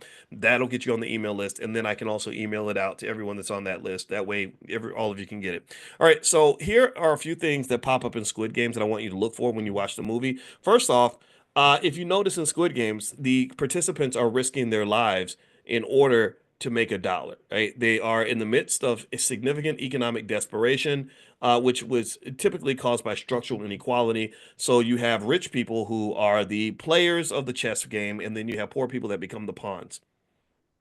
Okay, so ultimately, the wealthy have a different type of consciousness because they're looking at the economic game from the top down. They're just looking at the different players in the game, and you're looking up at them, and they're just moving you around like little chess pieces. And the Squid Games does a good job of connecting to this. There's something called Tom Piketty's Capital in the 21st century. He has a theory on this. He says that unchecked capital accumulation can exacerbate wealth inequality, leading to social instability. So players that have the debt, basically they're trapped, and they reflect how systematic inequality can force the poor into exploitative systems. So systematic inequality is a real thing that does exist, but it's not an excuse. In fact, my argument is that if you have awareness of the inequality and you have time, which I've mentioned to you all that time is the most important element in any wealth equation. Time matters more than money, actually, and this is a mathematical truth. Then you can actually navigate around some of the pathways through which the inequality is created. For example, if I tell you, for example, if we're talking and I say, corporations get you to become a consumer by basically manipulating your dopamine levels by advertising in a certain way, to make you feel aspirational or whatever. Like for example, like that video, how to sell to the Negro. Then now you're aware. Now you know what's going on, right? Now you know. Now you have a choice. Before, maybe you didn't have a choice. Before, you just didn't know, or you just weren't aware of what was going on. But now you know the game. So then at that point, the question is, how are you going to play that game? How are you going to circumvent those issues? Number two is debt as a tool of exploitation. So one thing that happens in Squid Games is that a lot of players join the game because they have so much debt. And remember, debt is something that is powerful if you use it properly. It can become incarceration, financial incarceration, if you use it improperly. So a lot of people, because of student loan debt, they get locked into the corporate plantation because they went to college, and the same institution that will loan you $200,000 for a student loan would not loan you $25,000 for a business loan. Why is that? Well, because a student loan works to their advantage, a business loan works to yours. A student loan means that all you're doing is you're taking that money and you're turning right around and handing it to them. So it's like you're giving them dollar bills, they're giving you Wendy's coupons, right? So if I buy $1 million worth of Wendy's coupons, that's not like having $1 million in cash, because Wendy's coupons are restricted in their use. I can only use that if I go to the restaurant and pay for their product, which already has a markup attached to it. But if you give me $1 million in cash, that's a whole different reality. So if I had a choice, if somebody said, Dr. Boyce, which would you rather have? $1 million in Wendy's coupons or 100,000 in cash?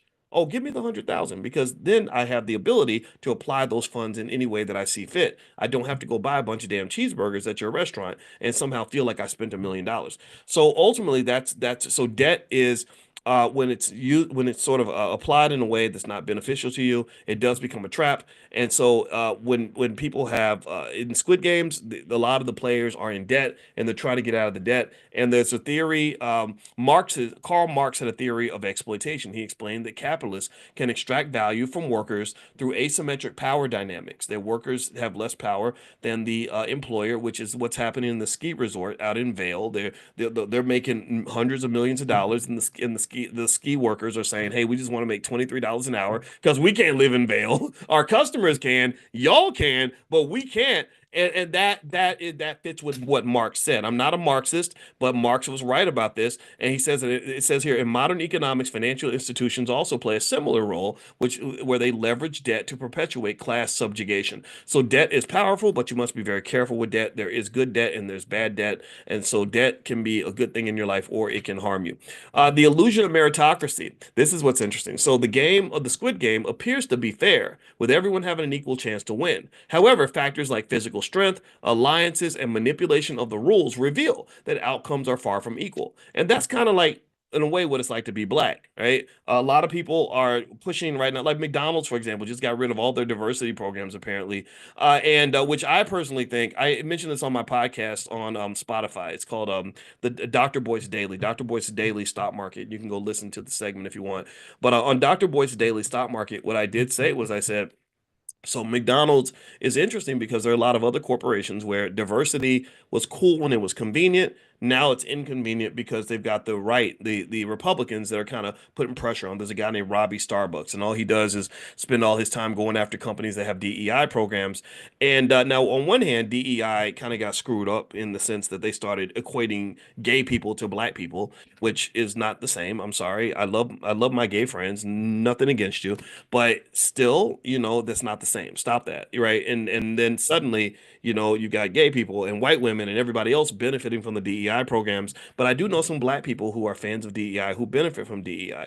I got my first job at Syracuse University through a DEI program. They had to force them to hire us. They did not want to hire black people at that university. They had, I think, almost 100 faculty in the business school at Syracuse, and not one of them was African American. Not one.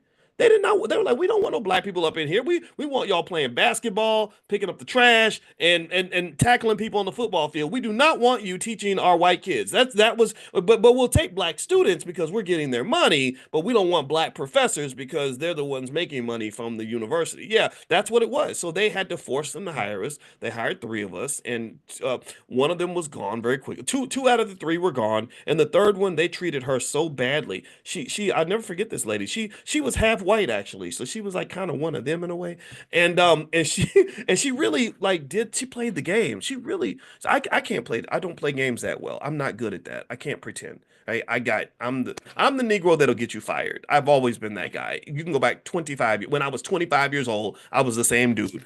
But with her, like she did everything right. She made friends. She would go to their kids' birthday parties. I didn't know where all the people I work with, I did not know where they lived. I did not know if they had kids. I didn't know if they were married. I didn't care. I was there to work. That's it. I worked on my research and that was it. That's my flaw. That was who I am. She did all the social stuff. She connected with them, and I was like, oh wow, this whole like being white thing is really working out for you. Maybe boys, maybe you're too radical. Maybe just slow down. They still treated this poor lady like crap.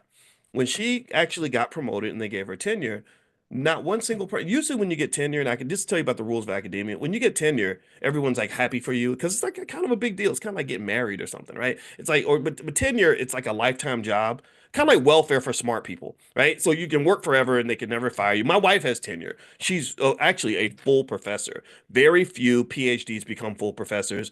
Very few black female PhDs become full professors. So give that black woman her props. But anyway, so she got promoted, and even though typically everyone congratulates you, not one single person in her department sent her a congratulations letter because they were resentful and mad because they felt that she only got it because she was black. And so and so what really kind of like made me sad for her was I said, man, you did all this selling out. You did all this bending over. You were literally doing everything they told you to do. Me, I understand why you'd want to get rid of me. I'm just not pleasant in that way. I don't fit in those spaces. But you, I didn't understand it. And I remember her kind of talking to me, and I said, okay, so I get it now.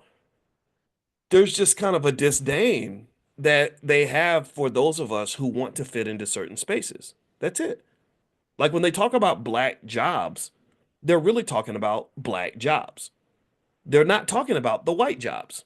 Right? There's certain roles like they're like, okay, if you want to be a rapper who comes and like wants to hold your testicles and call yourself the N-word at the office party, then we're gonna cheer for that. That's amazing. If you want to be the big basketball player who shows up and with your basketball uniform and talk about what it's like to play for the Lakers, we're gonna honor that. We love you, man. You're awesome. But when you show up and you're black and you're like, I don't play basketball because I'm not tall enough. I don't know how to rap, but I can program a computer or I do have a PhD and I can do cutting edge financial research. It's like, nah, you're not interesting. You're kind of boring. And and I think that this is something that we have to kind of acknowledge and understand. I'm not saying that some of us can't find our way to wiggle through the system. Some of you have, and I congratulate for that. I support you 100%. But I do think that there is kind of a belief about sort of us being in our place, right? These are the places that you can fit. Even when I was on the campus at Syracuse, I remember that there were black people that were kind of kept in in a certain place. There was like they would put everybody like in Africana studies. They call that the ghettoization. So everybody all the black professors they'd be like, "Oh, you'd be great for the Africana studies department." And that just speaks to the idea that in some spaces the first thing they see when you're black is that you're black. They don't see you as a human being first. They see you as a black person first. Right? And so what this means, in my opinion, is I think this necessitates the absolute essential nature of what we're dealing with. It tells us what we must do. It tells us what we have no choice.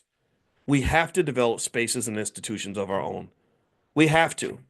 We have to develop spaces, not so much where we're just disconnected from the world or that we just walk around being mad at white people all day. No, I think that we get rid of all that because if you're focused on what you're doing, you're not so worried about what he's doing, right? If you got something of your own, you're not jealous of what somebody else has got. Do you understand what I'm saying? Like I think being conscious of what we're conscious of. So like the consciousness of our consciousness is critical in the sense that um every day I wake up, I got to be conscious about what I'm thinking about because there are some things that you can sit around and be mad about all day that are just not going to benefit you.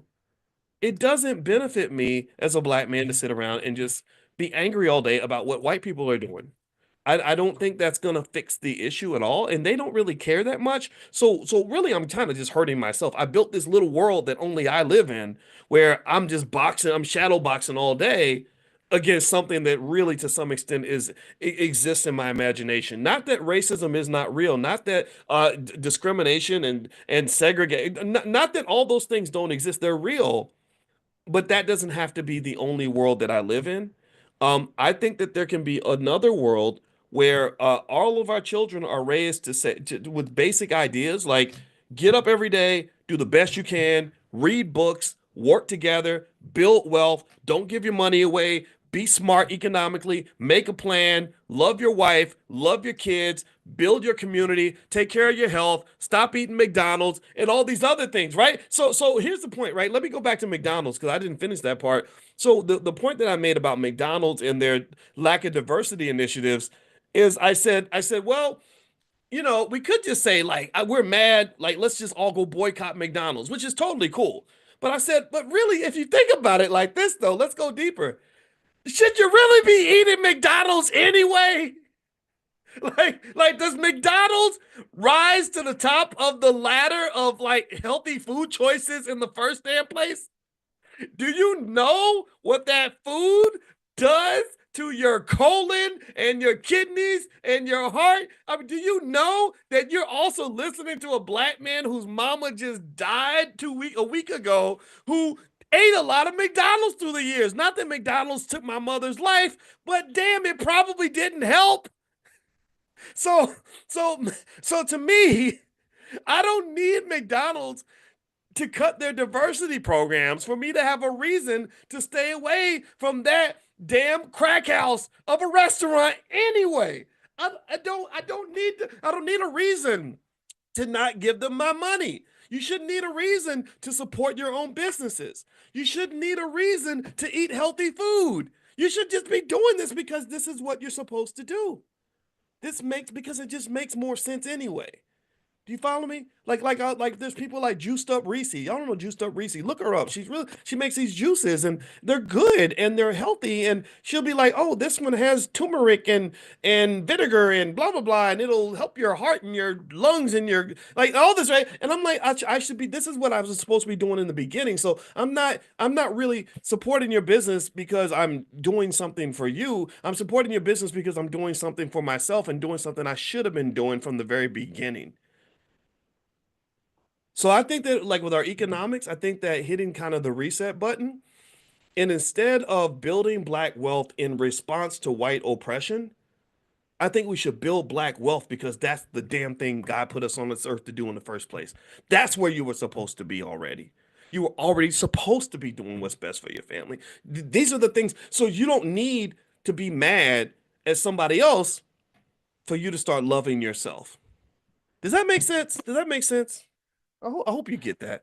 I hope I help somebody today with that because that's something I think that if we process this properly, I think that we can really do some things, man. I believe our potential is just infinite. I think that our kids are just amazing. I think that if we do our job in this generation by guiding them in the right way and developing spaces for them to really truly be who they're supposed to be, they're gonna just run off here. They're gonna run out here and just kill it. They're just gonna be amazing.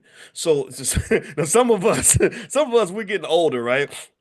So some of us we got a lot of regrets or whatever, but I don't think we should raise our children to have those regrets, right? And that's my thought for today. I don't have anything else to talk about. I do, but if I do, I'll be talking all day. So how about this? Before we go, one thing: if you want to get that list of investments in the water industry, I'll send that out to you. Make sure you're on the text list. Text the word morning, MORNING, to the phone number 87948. So text morning to 87948. Also, those of you that are doing stock options with us or interested in generating income by selling stock options, which is a great way to make money, we're gonna meet. The Prime program is gonna meet tonight at 8:30 p.m. Eastern. I also texted you all a Q&A that I did. I'm gonna do another one today where I answer your questions on video and I send out the video and you can watch it and kind of learn the process. And if you are interested in options and you'd like to participate, you can text the word options to that same phone number 87948, and you can also go to drboyceprime.com.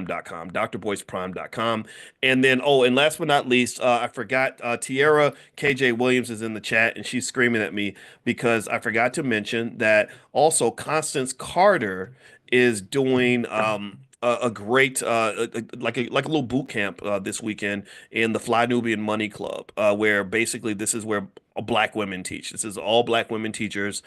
You can be in the audience if you're a man, but this is where we listen to our women because our women are smart and they're the greatest on earth in terms of what they can accomplish. And I just really think that that's important. So if you want to participate in that, just text the word Queens to the phone number 87948 and we'll send you a link if you want to join the Fly Nubian Money Investment Club. So just text the word Queens to 87948. And this is for the men too, right? These are just amazing women. Constance Carter, Tierra's awesome in terms of business storytelling. Dr. Lene Javette is part of it as well. She's an expert on black entrepreneurship. Dr. Alicia Watkins, my wife, is a participant as well. So if you would like to take a look at what they're doing over there, just text that word Queens to 87948. And I'm really also just really talking also to the men too. Like let's put these suckers to the side, these guys that just really don't want to have a good interaction with black women. I think that that's very unhealthy. So let's really show our women how much we support them, how much we love them, how much we honor them. And really maybe I'm feeling extra sensitive about that because y'all know how much I honor my mama. And because without these women, we would be nothing. We would not exist. We wouldn't be a fraction of who we are. And so I think that that's just very natural to do anyway. So anyway, take care, guys, and have a good day. God bless you. Thank you so much for listening. I will see you all tomorrow. Take care. Peace. Good morning, everybody. Good morning. Come on in. Welcome, welcome, welcome. It's so good to see you. I hope you guys are having a great day. Welcome to our Money in the Morning Millionaire Training Camp. My name is Dr. Boyce Watkins, and I was a couple minutes late. Sorry about that, but I had to discuss some stuff with my wife. Anyway, I hope everybody's having a good day. I hope you had a good weekend. I hope you're feeling good. I hope you're feeling extra black, extra proud, extra wealthy. I hope that we are all committed this week to being wealth builders, the wealth builders that we are. The stock market, let me see. I think the stock market is off to a good start this week. Let me take a look here and see what we have. Looks like stocks have rebounded from last week. Oh, look at that, 303 points up on the Dow. What? Money in the building. We're making money today. That's what I love. I love to see black people making money. And one other thing I'm about to do is send out a text for those who want to be alerted via text. A lot of you are on the text list, so I won't repeat the number right now. But anyway, I hope you're feeling good. And I have something that I wanted to kind of break down and share with you from an investing standpoint that I think will benefit you tremendously to at least have this on your radar. All right, so this morning.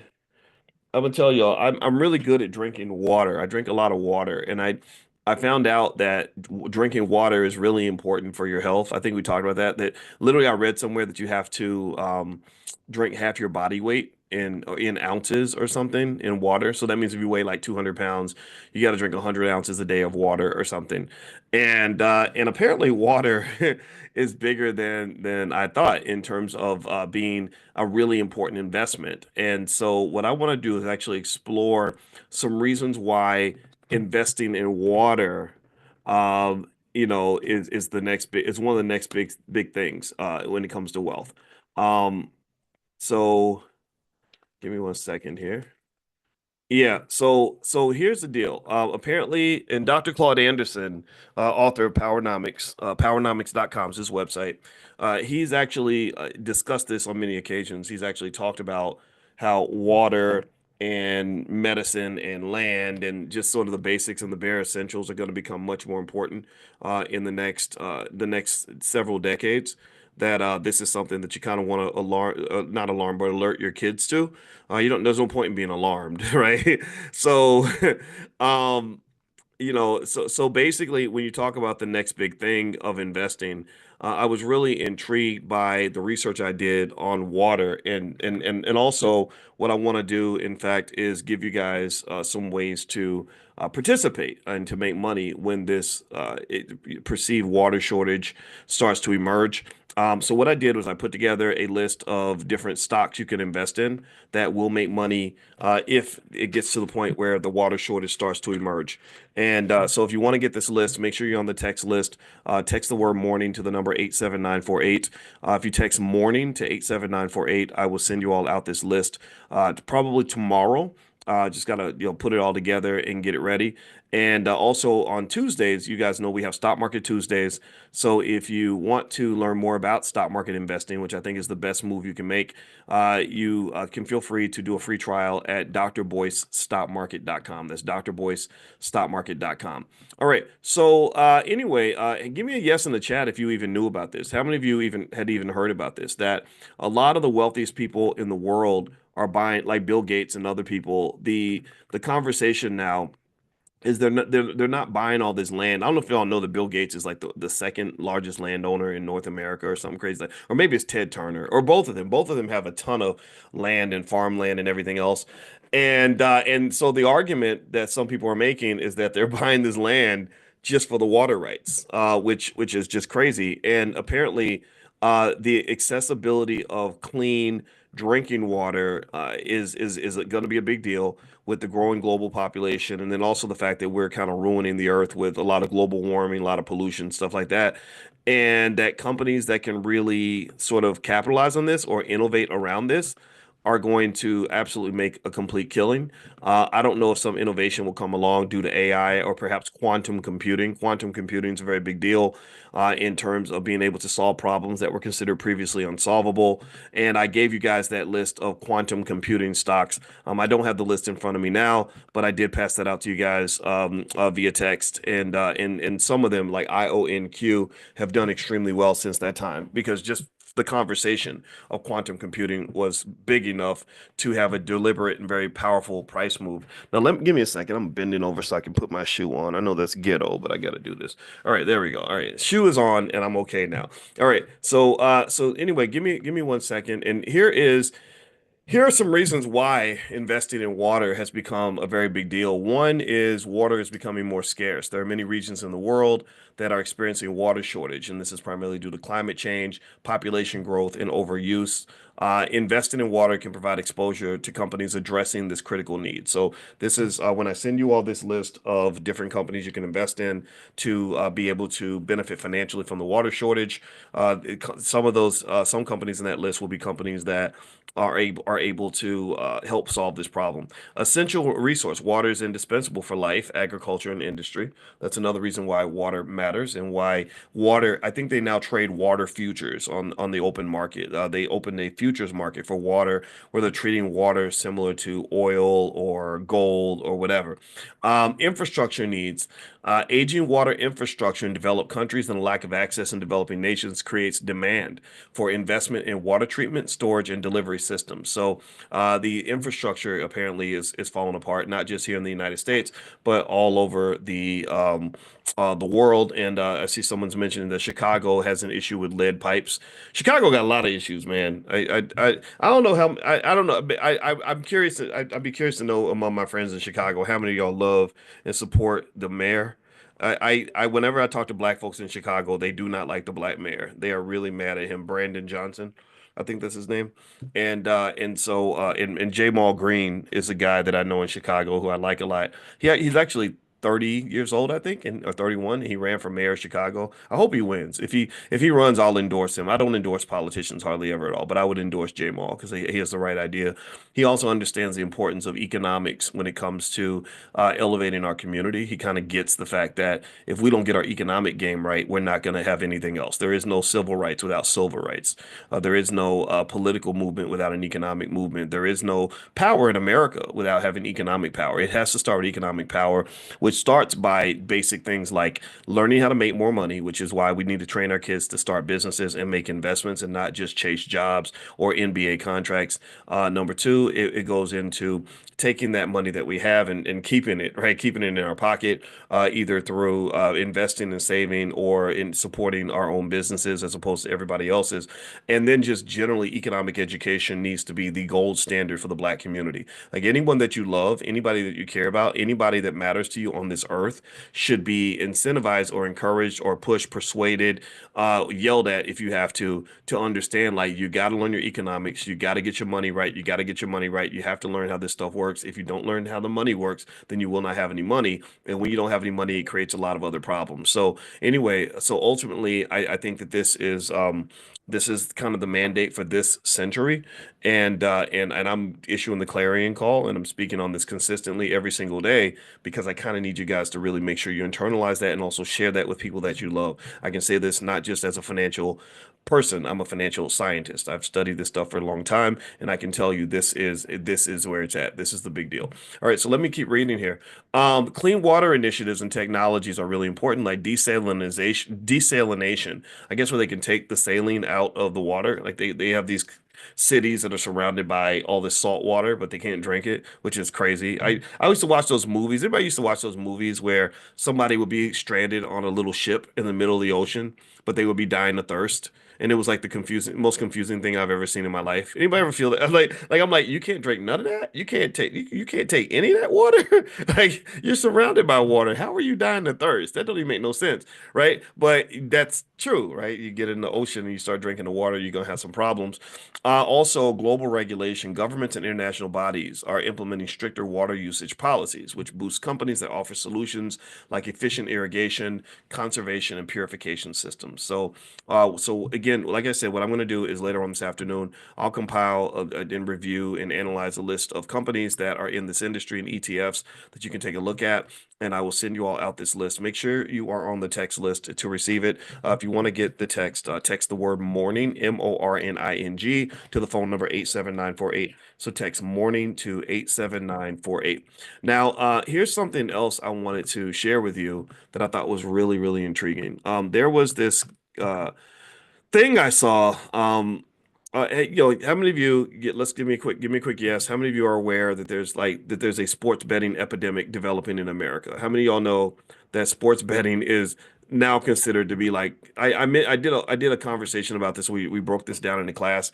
It's really it's if there ever was like a financial crack or a financial fentanyl, that would be sports betting. And the thing is, you can't really explain this to somebody who's doing it because they're not going to believe you. They're not going to listen. They have to hit rock bottom. They got to lose everything and then, get to a point of hopelessness where they're depressed and thinking about unaliving themselves or their families falling apart, right? Or being in this really horrible situation before they start to say, okay, maybe you're right. Maybe you're right. But when somebody's in it, the problem is that they're young, and a lot of young people, their brains haven't even fully developed till they're 25. So they take advantage of young people, mostly men in their 20s. And now, just like we've been talking about this for about a year. I've been mentioning this for a long time since they legalized it. I said apparently people don't know history. You don't know the history of the horrible things that have happened when it comes to sports betting and why they made it illegal in the first place, why they pushed it out of the NFL, why they pushed it out of the NBA, why how many Major League Baseball players got banned for life and lost everything and ended up on drugs. There's a Ohio State. Oh, I love my Ohio State Buckeyes, right? Y'all do know this. I'm a proud Buckeye. That's where I got my doctorate. Ohio State, right now, in case you don't know, has the greatest football team in the country and maybe one of the best football teams in the last decade. Like as good as the old Alabama teams when they would just dominate everybody and how good Georgia was. So anyway, there was this quarterback that I didn't know about at Ohio State before my time named Art Schlichter. I think that was his name, Art Schlichter. And Art Schlichter, I believe that's his name. If I got it wrong, please correct me or forgive me. Anyway, he was the superstar at Ohio State. He was the boss. He was the king. He was the man. They wanted him big out of high school. He goes to Ohio State, takes him to the win. I think they either won the Rose Bowl or almost like did some amazing things. So he gets drafted in the NFL, and he's a very high draft pick. Well, the thing was that while Art was in college, he ended up forming this addiction to sports betting, and he would bet on anything, horses and football and basketball, whatever. And he goes to the Indianapolis Colts or some team like that, and basically they find out that he has this addiction, and he ended up taking his whole signing bonus and literally blowing his entire like signing bonus like on like betting on horses and sports and stuff. And then they're like, okay, but he's really talented, let's work on this, let's fix this, and give him a chance because he was that talented. And they gave him another chance and he blew it again. And literally, if you want to know how the story ended or how the story's going right now, 20, 30 years later, Art just got arrested about, oh, maybe like 2 months ago, and they found him with a crack pipe in his back pocket. So he's literally now, a 66-year-old crackhead who has no money. He used, apparently, from what I understand, again, all the, maybe some of this is all alleged, innocent until proven guilty, all that. But it's really fascinating that this person who was at the top of the world, he was right there where Travis Hunter is and the best athletes on earth, where they thought he might be the Michael Jordan of football, and now he's literally at the absolute lowest point that a person can be in society, pretty much, right? It's hard to get lower than a broke crackhead who has no friends anymore because you scammed all your friends. That's what he did. He used his reputation to go and get his friends to invest in stuff. And apparently there was accusations that he pretty much scammed them out of their money because that's what drug addicts do. Drugs are the closest thing to a zombie virus that there is. That's why I hate drugs. I think drugs are just the worst thing ever that ever happened to the black community.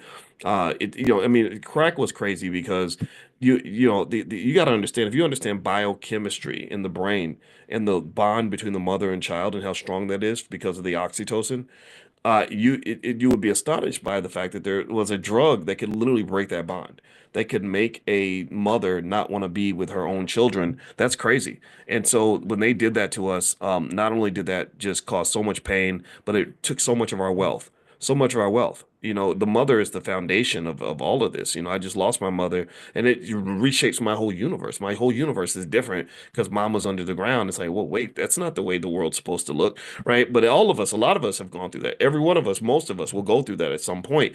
So if you see your mama, give her a big kiss, or tell her every day how much you love her. That's what I did with my mother. That's why my regrets were minimal. But still, though, just this idea that a drug could disrupt that meant you're disrupting many institutions throughout the black community. And when you disrupt institutions, you're disrupting wealth. When you can't have when you don't have some sort of structure around your ability to survive and thrive economically, it's typically not going to happen. It's like the difference between going to battle with an organized, structured military and a battle plan versus just having everybody scattered around doing whatever they want, or a football team that's very organized and everyone's on the same page versus a team where everybody's kind of running around just doing whatever they want. Like teams like that don't win. right? So that lack of structure that they created, that chaos, is a wealth killer. Right? So chaos is not good. Structure is very good for wealth, and also structure requires energy. Right? Energy, we talked about even scientific concepts like entropy, which is pretty much chaos and disorder that naturally emerges through any closed system. So effectively, that chaos or that entropy is contained by using energy to make it stay together. So in general, let me circle back around and talk about your own life. In order for you to have structure, you're gonna have to have you're gonna have to apply energy to that. Structure leads to wealth.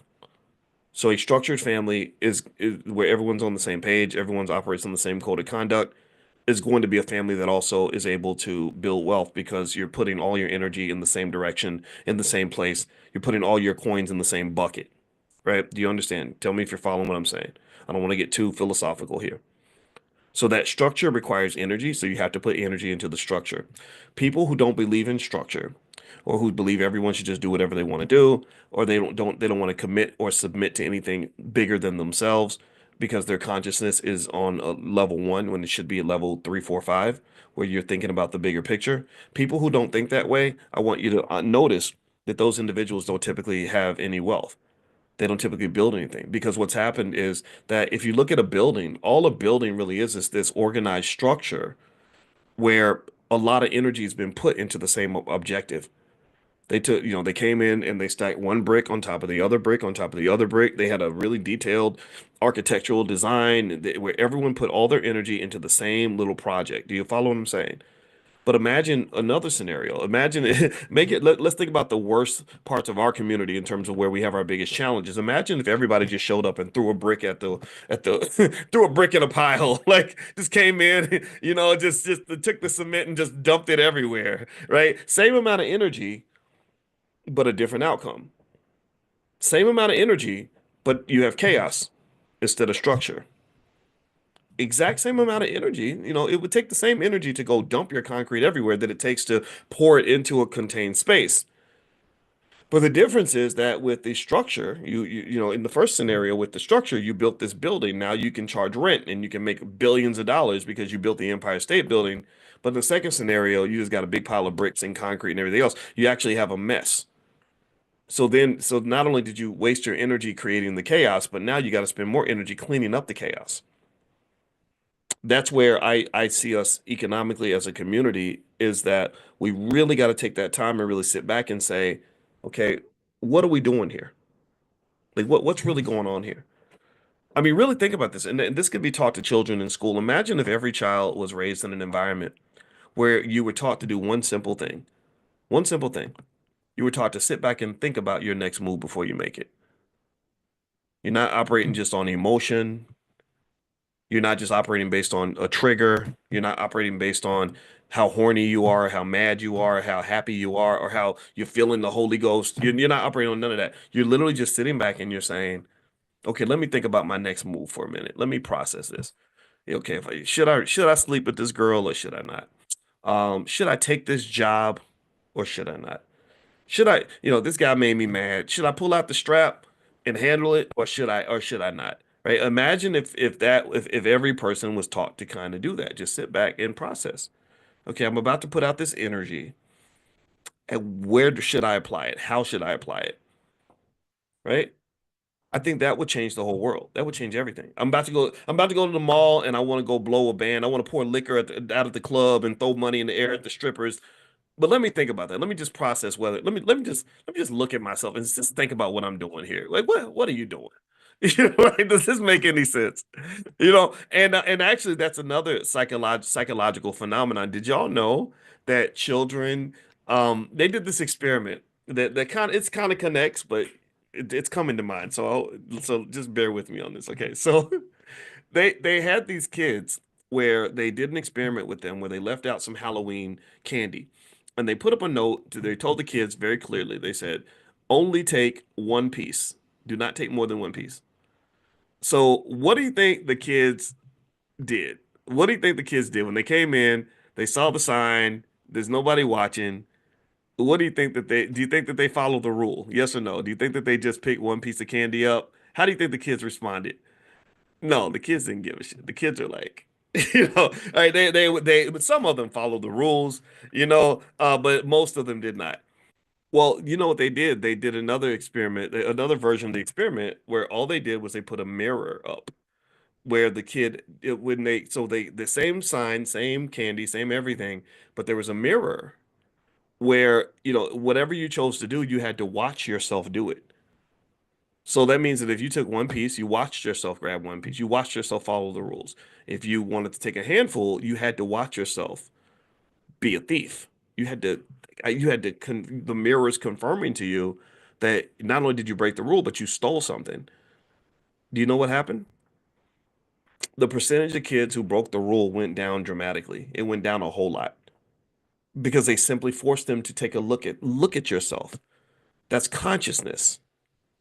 Stand outside of yourself, and I need you to look at what you're doing. And think about this. This can happen a lot. Like imagine, like think about it. Like you're about to cuss somebody out, and because you're mad and you're triggered or whatever, and you're about to go off on somebody, and then somebody says, "John, don't do that. You're a Christian," and you're like, "Oh, I am. Okay, okay. All right, I'm gonna calm down, right?" Or you're about to go and do something, about to violate your marriage, and then somebody's like, "No, you're a husband and a father." And you're like, yeah, like that movie. I think I Love My Wife with Chris Rock. Remember that where he had the old ex-girlfriend that he liked, and he was gonna go sleep with her, and then right in the middle of it, he started thinking about his wife and his family and everything else, and he was just like, I don't want to do this, right? When people start thinking, it changes their behavior because what's happening is that you're coming out of this unconscious state. You're not hypnotized by the situation anymore. You're not trapped in the moment.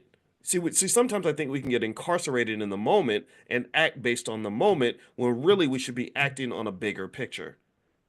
And that's what consciousness is. And that consciousness arises when we get closer to God by sitting back and thinking about something, maybe even meditating on it for a little bit, and really just kind of sitting back, and you get that God consciousness where you can see all and see everything. You see the future, you see the past, you see the patterns, you see the world, and you say, this ain't for me. I'm out of here.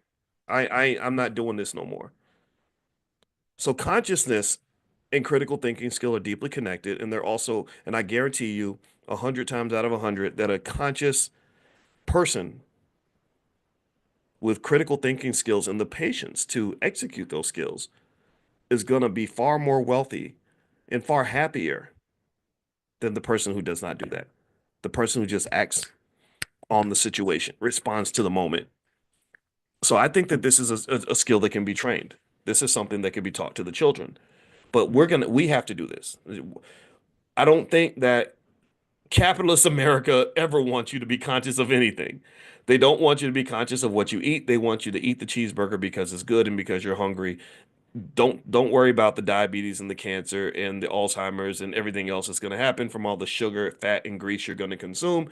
Just eat the Popeyes. It's delicious, right? They want you to even when it comes to your economic choices, they don't want you really sitting back as a 19, 20-year-old and looking at a job and thinking, okay, how's this going to work for me when I'm 40? Is this really the direction I want my life to go? They want you to say, oh, well, I just took that job because they paid me money and I'm struggling for money, so I have to go get this job right away, without even considering that there are millions of people who started a job when they were young just to satisfy a temporary financial need, and they ended up in that same job when they were 30, 35, 40 years old, right? And so that inability to sort of sit back and say, well, what's the plan for me? What's the big picture in all this? How does this fit into the plan? How does this next move fit into the final objective?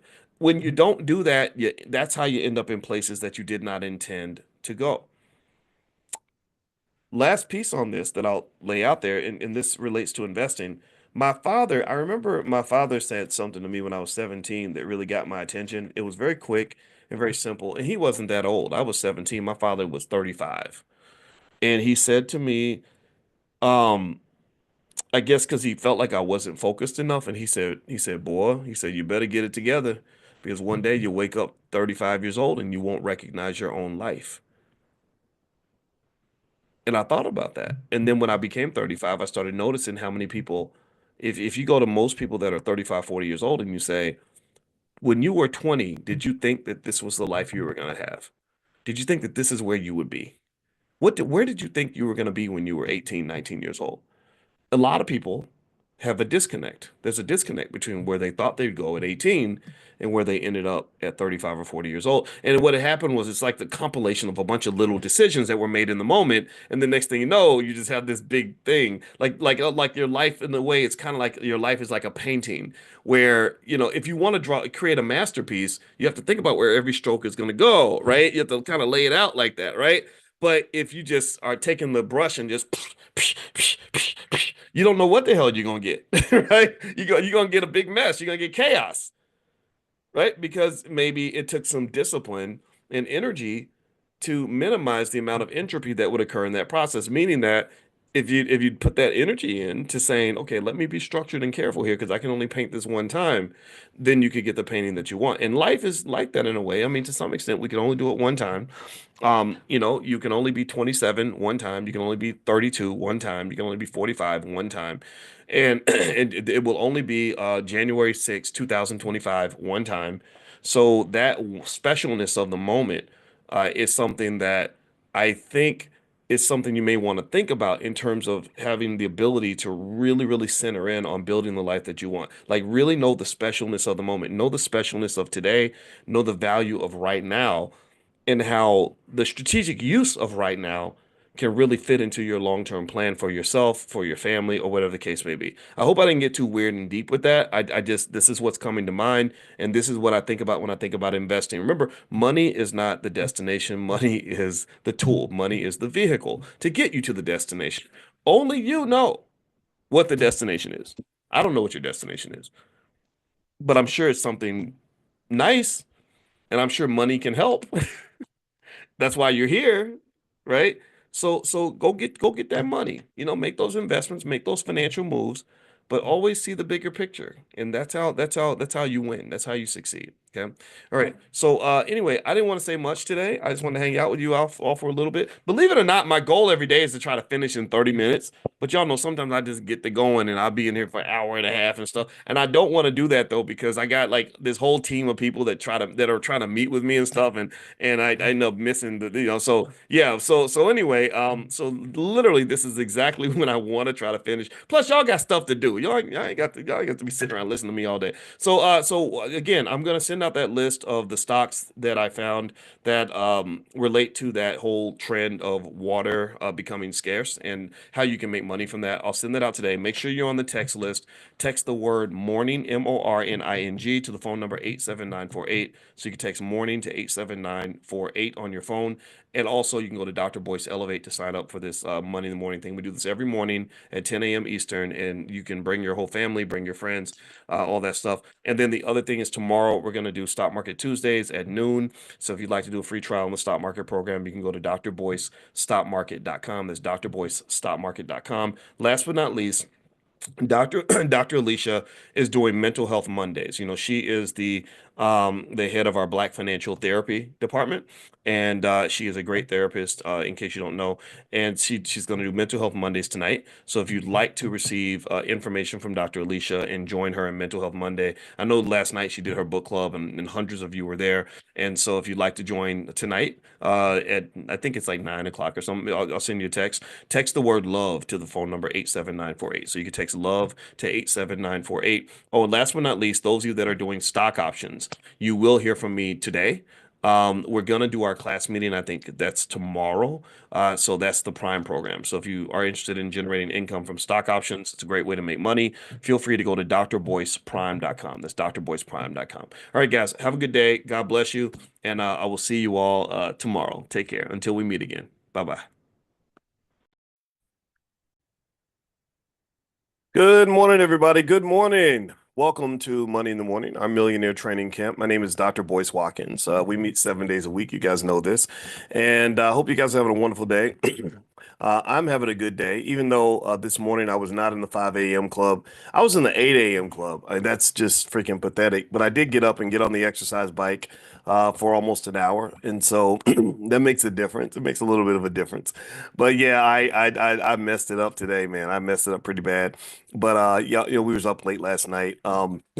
Had some teenager stuff going on that involved the midnight phone, the late night phone call. To kind of so somebody's gonna get grounded this week. Somebody lost her phone. Somebody did not had her phone confiscated. You can imagine the rest. I'm not gonna be snitching out here in public on the little girl, but yeah. So that kept me up last night. But you know how it is as a parent. You kind of I don't know. I personally enjoy the dad stuff. Even the bad dad stuff. It's all like it's all part of an amazing experience. So anyway, I hope you all are doing well. And what I'm doing is I'm sending out that text to get us started. And if you're not on the text, let's make sure you text the word morning to 87948. Text morning to the phone number 87948, and I'll send you a wake up call. And then also, Dr. Alicia later on today is tonight she's doing her mental health Monday. We've talked about how mental health is a very important part of financial health, that you can't have one without the other most of the time. That if you have a lot of money and you don't have your mental health, you're going to lose all your money. And if you don't, also if you have good mental health and no money, well, a lack of money can jeopardize your mental health. Give me a yes if you have ever been in a situation where the stress of being broke and the stress of making horrible financial choices has ever just driven you to like borderline insanity. I know I have. I know I have. Money has made me insane before because you can't focus on your big dreams if you're stuck on the little stuff, right? You can't really make a 20-year plan if you don't have enough money to buy food this afternoon. So so that stuff becomes a distraction. Being broke is a huge, horrible distraction, and I'm just telling you that you want to get that distraction out of the way so you can focus on your higher level of consciousness. All right, so let's talk about the black wealth problem. Um, I, I I believe that this thing I'm going to talk to you guys about today will solve the black wealth problem in about a decade, right? I believe that within 1 decade, the black wealth problem would disappear if we all did this one thing. And this one idea, which I think is worthy of consideration, is being presented to you by a guy who has spent decades studying this stuff. My background, in case you're wondering, in case you're new, I'm a finance professor. I got my doctorate in finance over 20 something years ago. And if you want to know the awkward experience of getting a PhD in finance, it's that you almost have to become an alien because the type of thinking required to even do the insanely difficult work that we were forced to do is not normal thinking. Like you would get scrutinized beyond belief. Every idea was challenged. Everybody was a hater. Every professor in the department was a complete hater. Even if you spent 100 hours doing the most brilliant work imaginable, imagine just doing all that work for 6 months and having somebody chop it up and tear it into pieces. And so, anyway, and by the way, I forgot to mention, thank you, Patricia. You reminded me. If you want to join Dr. Alicia in Mental Health Monday, pull out your phone and text the word love to the number 87948. She's a relationship therapist. She believes deeply in black love, as do I. And so, they cover a lot of mental health topics, things that relate to men, things that relate to women, things that relate to family, even children, things like that. So, anyway, so yeah, so let's get back to where was I? I lost my train of thought. All right, so let's talk about the black wealth problem and what's really going on.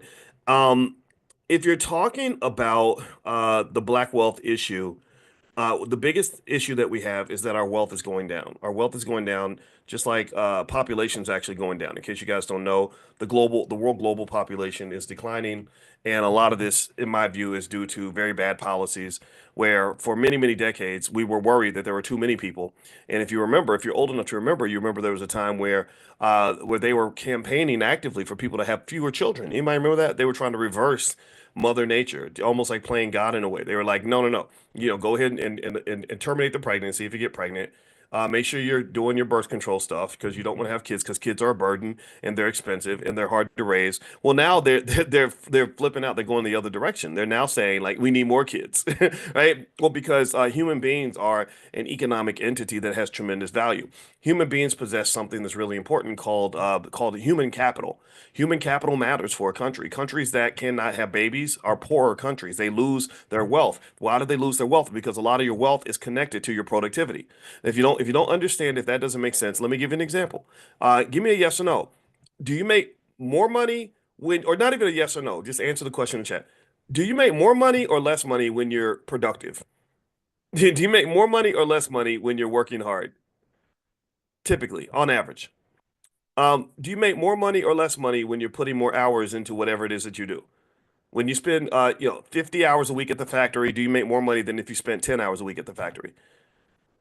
That's all you need to understand why human, why having more human beings matters, why more people in the country actually adds to your wealth. So in the midst of what's happening globally, and I'm going to circle back to the original point because I want to talk about the black wealth issue. What's happening globally is that somebody told us to stop having babies, and when they did that, we listened because we think that some of these idiots are experts, when clearly they're stupid because all these policies they were giving you were not actually going to be beneficial, and so you got to be real careful about listening to so-called experts. A lot of times they're just making a huge mistake. And so now they're like, oh, we need everyone to start having kids again. But now people are like, no, but we've already have a culture that is built around men and women staying away from each other. A lot of the surveys, when we talked about this briefly, but a lot of the surveys show that young men under 25, the majority of them have not even gone out with a woman in a year. A lot of them haven't had sex in a year. And a lot, and then on top of that, there's also, and I talked to a young guy about this, and he said, a lot of it's a hassle. I don't want to deal with somebody, mistreating me. He said, I'm worried that if I say the wrong thing, I'm gonna offend somebody. So I don't step to a girl because I don't want her to be offended. If she likes me, then it's all good. But if she doesn't like me, then maybe I've offended her, or I'm gonna get yelled at, or I'm gonna get called a predator, or like these are real conversations I've had with young guys, and so basically, and I saw this in China when I taught a finance class in China. Um, I remember that it was really strange because because they had that one child policy. Anybody remember that? Anybody remember when China was basically like telling everybody not to only have one kid? Anybody remember that? They did that for many, many decades. And they implemented that in terms of social interactions between males and females. Because here's something, you may or may not know this. But did y'all tell this is gonna really shock you. This is gonna blow your mind. So get ready. Are you sitting down? Are you sitting down? This information this is gonna just make your head explode. Y'all ready? Did y'all know that a baby requires both a man and a woman? How many of y'all knew that? And did you also know that if men and women spend more time together, they actually have more kids? Somebody gets pregnant. Did y'all know that? Did y'all know that? And then they get together and they do this thing called sex, and then this baby comes out. What's the baby got to do with it? Like really, I know it's mind boggling. See, you already know that coming to class, you wasn't just gonna get financial stuff. You're gonna get the birds and the bees, right? That's crazy, right? So here's what China did that was really ridiculous. Because I give the Chinese government credit for the smart things they did, but one of the dumbest things they did was they implemented into the social policy rules that pretty much incentivize the girls and the boys to stay away from each other from an early age. Like one of my students, I never forget. Here's what, okay, so I'll tell you why I asked her the question, then I'll tell you what her answer was. I noticed in my class that the boys were really shy, and the boys would all sit on the same side of the room, and the girls would all sit on the other side of the room. And the girls, would just sit there, and I think they kind of wanted the boys to say something to them, but the boys were like, "I'm not talking to a girl. Oh God, no, no, Lord, that's scary." Right? And I asked I think I talked to one of the girls. I said, I noticed that there's no like couples in the class. Like there's no boy sitting next to his girlfriend. None of that. I said, we had that in the United States, and she said no. She said, when I was in high school, if you got caught holding hands with a boy, you would get expelled. Not suspended. She said expelled. I said expelled? She said, yeah. So they incorporated this. So now when it gets to the point where people are supposed to be together when men and women are supposed to hook up and connect and start making kids, and typically in their 20s. That's actually ideal from a fertility standpoint to have kids. I know people say you should be having kids when you're 50 and stuff. That's, to me, that's more of that social engineering. If you look at the science, the science does not support this idea of having kids super late, right? The sperm and the eggs are healthy up until really super healthy up until about 35, 34, 33, 34, 35 starts to kind of decline a little bit.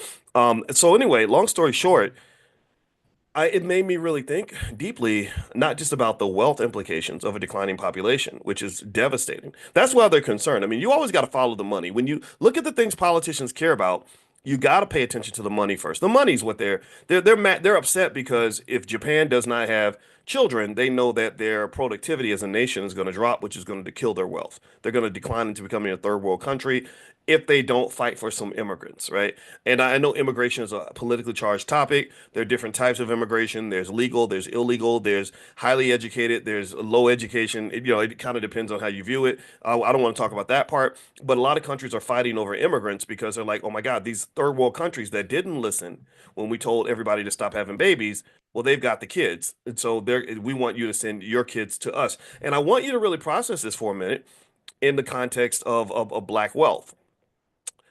For hundreds of years, other people have always wanted your kids. And in some cases, they wanted our kids more than we wanted our kids. I mean, if you think about how many times you have little children that could be assets to the family. I wrote about this in my book, The 10 Commandments of Black Economic Power. I talk about how your children are an asset. But for whatever reason, we're trained to believe children are just a liability, that children get in the way, that having kids is kind of like, oh man, that's gonna mess up my groove. I can't go out to the club no more, right? But the problem, the thing that you got to remember if you are financially conscious is that youth is an asset. Energy, the energy that young people bring, the ideas they bring, the 40 hours of labor every week they might bring, that's an asset to a nation. That's a multi-trillion dollar asset. So countries are concerned about losing their youth because they know that that's going to lead to a loss of money. So I want you to process this as you look at your own children and as they get on your nerves and do stuff that's going to cost you money and all these things. I need you to really understand what kind of an asset they are. Like my father, when I was born, he was 16, my biological father.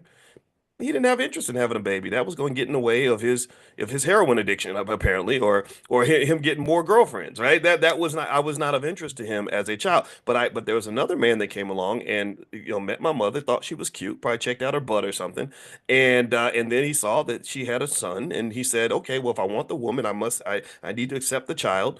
And he made an investment in me. And so as a result, the second guy who made the investment got the benefit of having someone like me as a productive, healthy asset that's been able to contribute to his wealth for decades. I've been giving my father money for decades. I helped him pay off his house. I bought him a new truck with cash when he wanted a truck. If he needs something lifted in the house, he's tired, he's older. I lift it up for him. And I was with my mother all the way up until she took her last breath, right? So having young people in your life really is an asset if you train them properly, right?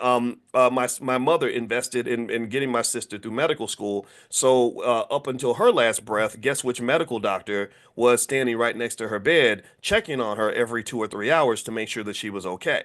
Right. If my mother had not invested in my sister, if she had said, you know what, I don't need no baby. I need to either run to the clinic, and if I can't do that, then I need to just drop the baby off at the orphanage, or I'm just going to ignore this little Negro so I can go to the club, pop my booty, meet another baby daddy, and live my best life. But she wasn't thinking that way. She had a different value system, so she invested in the children, and as a result, we became assets for her. Right. So this microcosmic example of what happened in my own family happens in millions of families when you play the game right.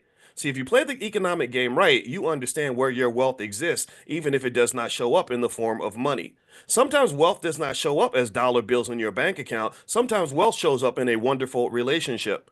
Sometimes wealth doesn't show up as dollar signs in your checkbook. Sometimes wealth might show up as that knucklehead little kid that's sitting there that's asking for milk right now, and you don't understand if you don't have any consciousness, and a lot of people don't have financial consciousness. If you don't have consciousness, you don't realize that that little knucklehead asking for milk is going to grow up into a grown man who can protect you, defend you, support you, and help you, especially as you get older and you start to decline.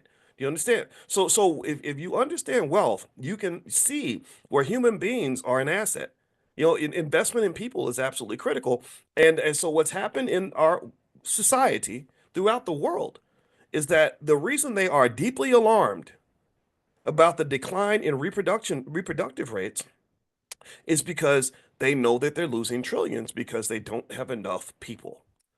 If you look at most economic models, they will show you that young people are the ones who do the work. They're the ones who carry the load. They're the ones who provide the GDP that is invested into Social Security. So young people in a society take care of older people, and you've lost a lot of your young people. And then on the flip side of that, in addition to that, I want you to think about our community, and I want you to think about how many of our young people that they corrupt and destroy and ruin before the age of 18 by sending them through inferior educational systems where your best and brightest kids are growing up wanting to be rappers and thugs and don't want to be dope dealers, and because they're growing up glorifying all the wrong ideas, and then our poor kids come out and they don't even have a skill to do anything. They can't build anything, can't do, I'm not saying all of them are in this category for sure. There are lots of young people that are doing amazing things, but that should not be the exception. That should really be the norm.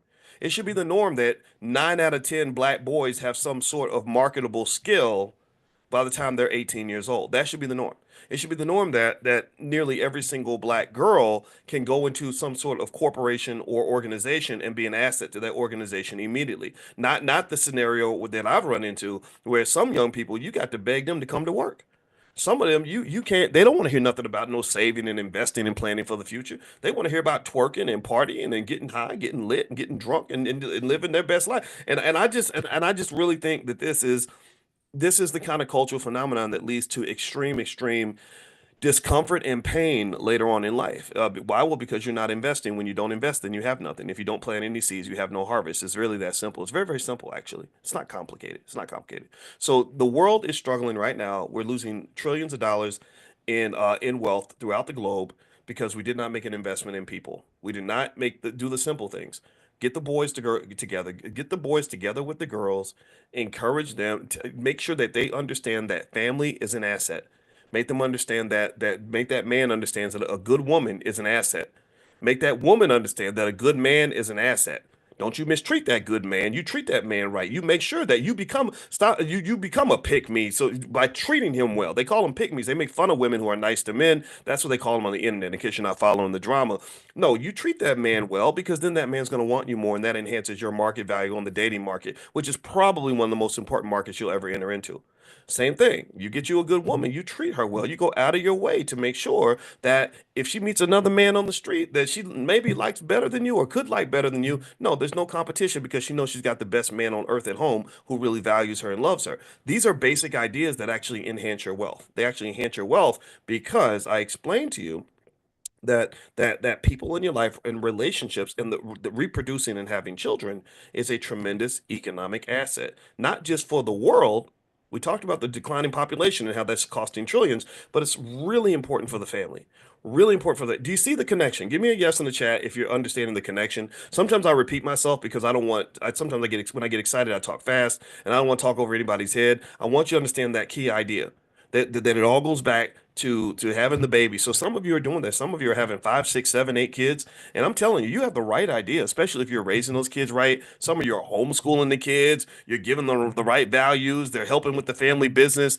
And some of you, and even in our household, our middle child, who's very smart, she's 17 now. She runs my business. Our e-commerce business. I think we cracked $1 million last year. She did most of the shipping for that business. So she literally enhanced our family wealth, and she's only a teenager. So what I'm saying to you is that all these things are connected. All these things are connected. So don't throw your wealth away. Don't throw your wealth away. All right. So one other thing I want to talk about with kids, and before I do that, I want to remind everybody that tomorrow we're doing Stock Market Tuesday. In case you guys don't know, we get together at noon. And I talk about the stocks that I like the most. I answer your stock market questions. We talk about trends that are happening in the markets. If you want to join us in our Stock Market Investors Club, just go to drboycestockmarket.com. You can do a 30-day free trial, 100% free. See if you like it. drboycestockmarket.com.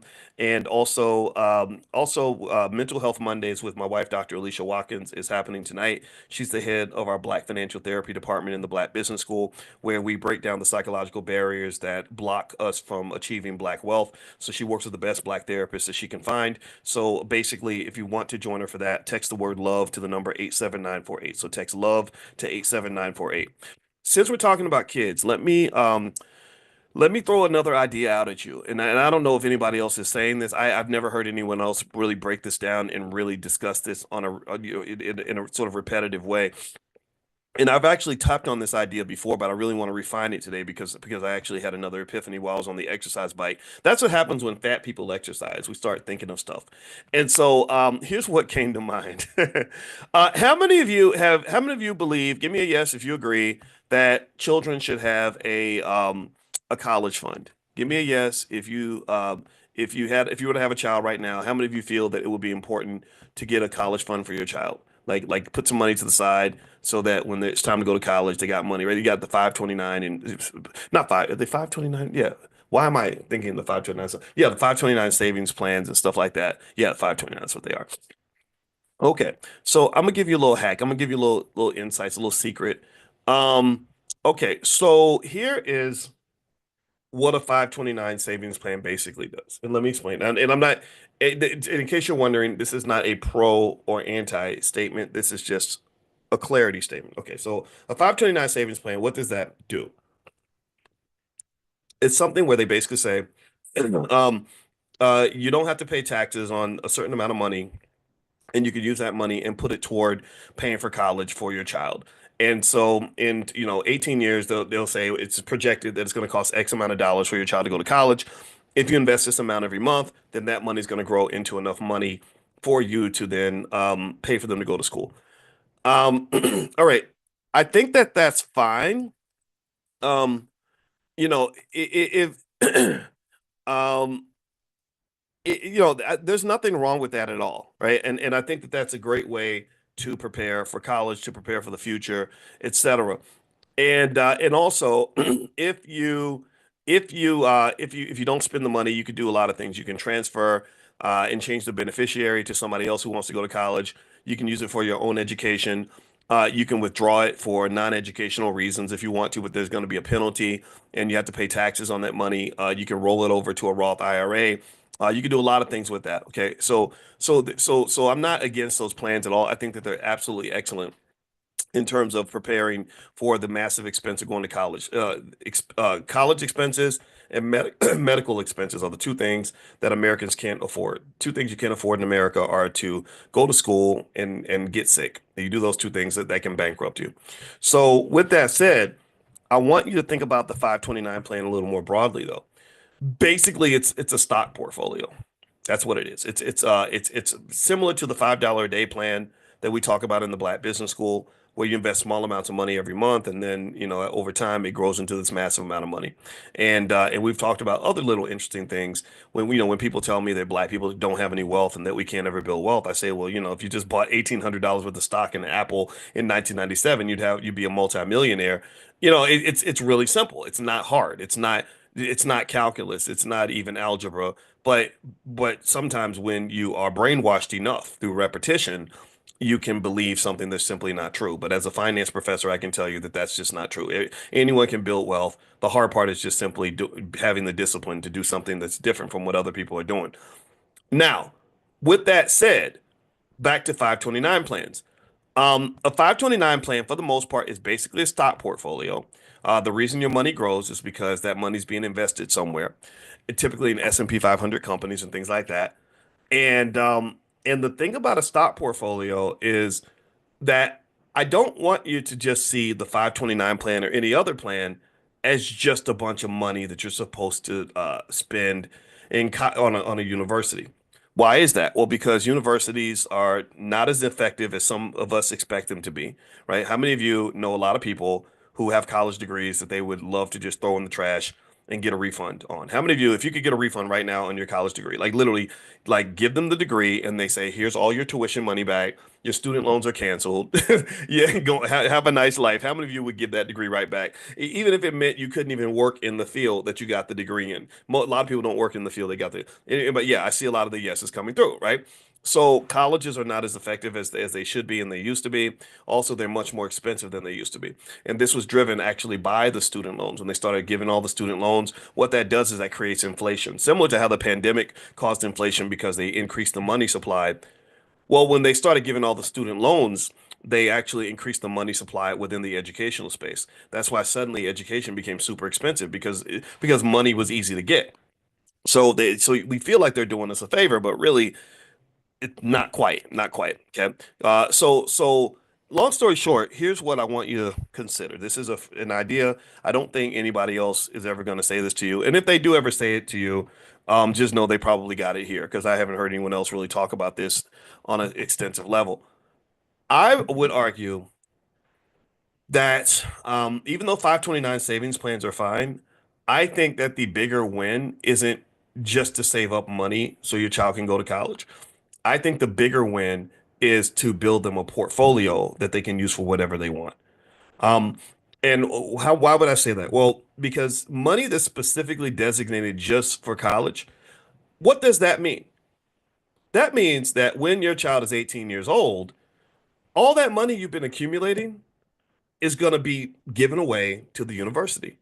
And you're not really getting dollar for dollar value on that. You're getting like probably 20 cents on the dollar because they'll charge you, 80,000 a year for an education that really should only cost you 10 or $20,000. Do you understand? Right? And so basically, it's almost like if you come to me and you say, "Hey, Boyce, can you give me a $50,000?" And I say, and let's say I work at Wendy's, and I say, "Well, I can't give you $50,000, but I can get you $50,000 in Wendy's coupons."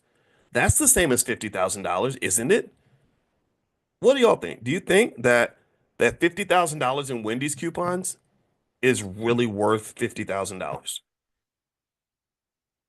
No, it's not. It's not. It's not as valuable as $50,000 cash because when I give you that $50,000 in Wendy's coupons, there's a constraint on what you can do with that money. It's a currency that only has value if you like Wendy's hamburgers. If you don't like Wendy's cheeseburgers or hamburgers, you're not going to see the value there. And then if you do try to sell those coupons, $50,000 worth of coupons, you might get 10 grand, maybe 15,000 for it on the open market. You follow me?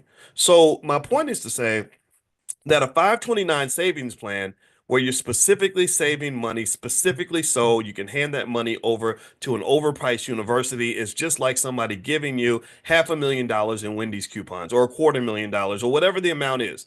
And it doesn't mean that Wendy's coupons don't have value. It doesn't mean college has no value.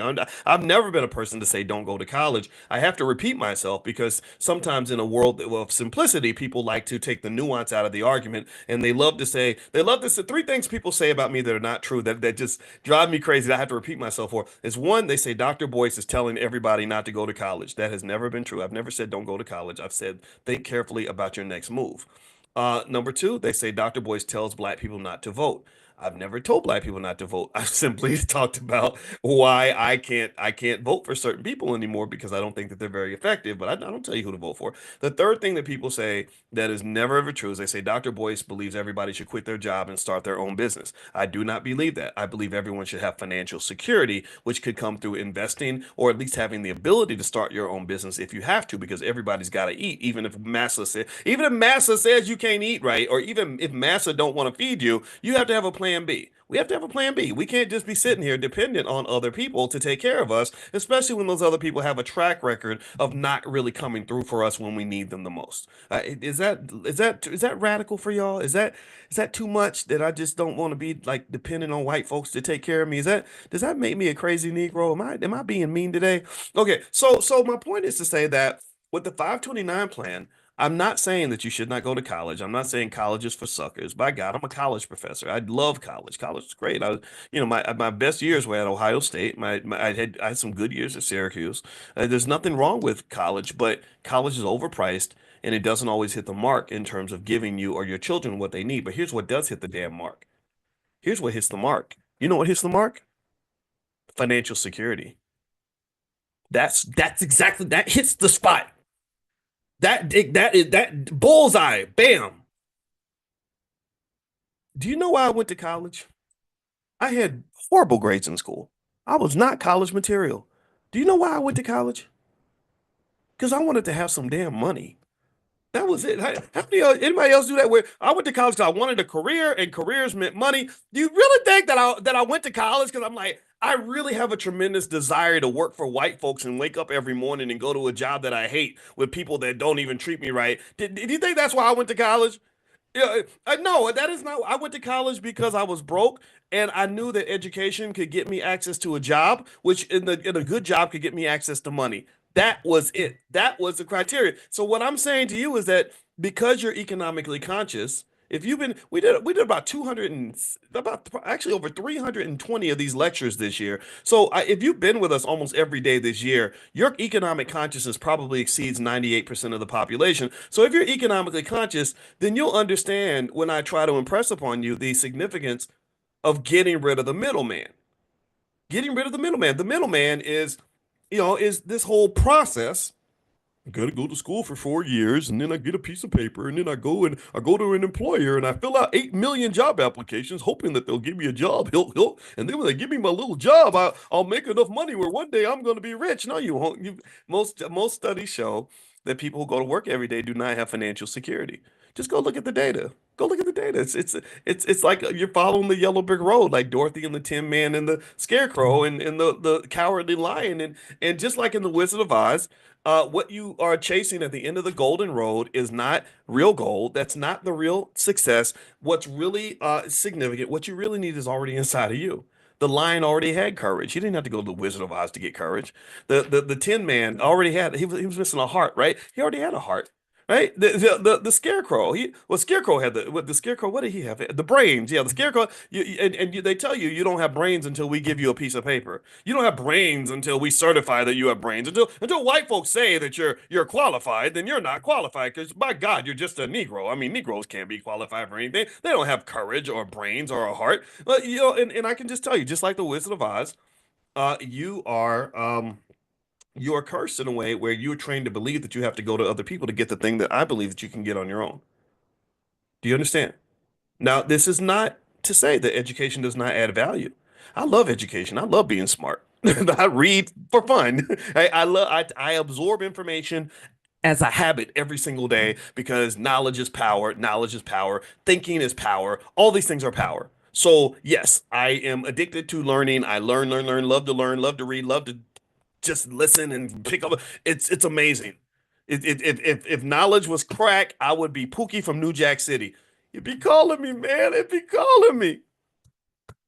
So there's nothing. So knowledge is not an issue, and you can acquire knowledge on your own. Um, Education, college, all that is great too. There's nothing wrong with that. But if I had a choice between having a college degree that gets me a job versus having, I don't know, $400,000 in the bank as a 22-year-old, well, you know what I would pick.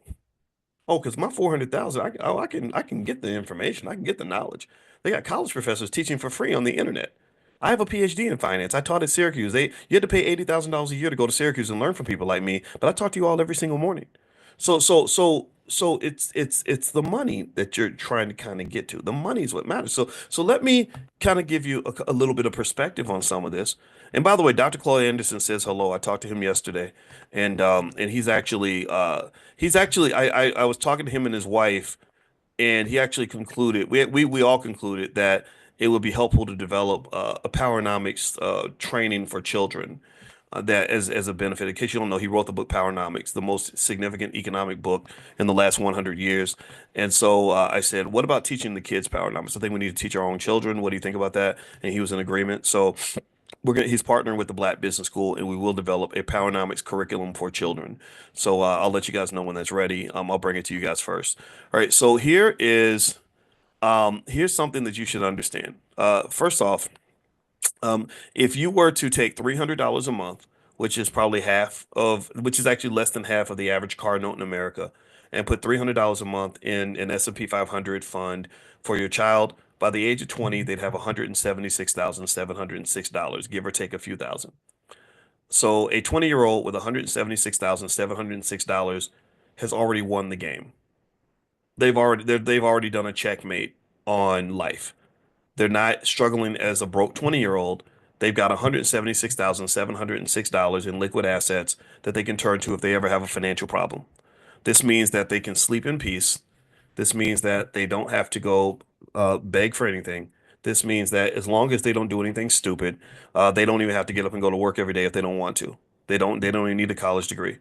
This is better than damn near not damn near better than getting signed to the NBA draft. And it's not the same amount of money, but in the NBA you got to work hard and you got to go to practice every day. They don't have to actually do anything for anybody.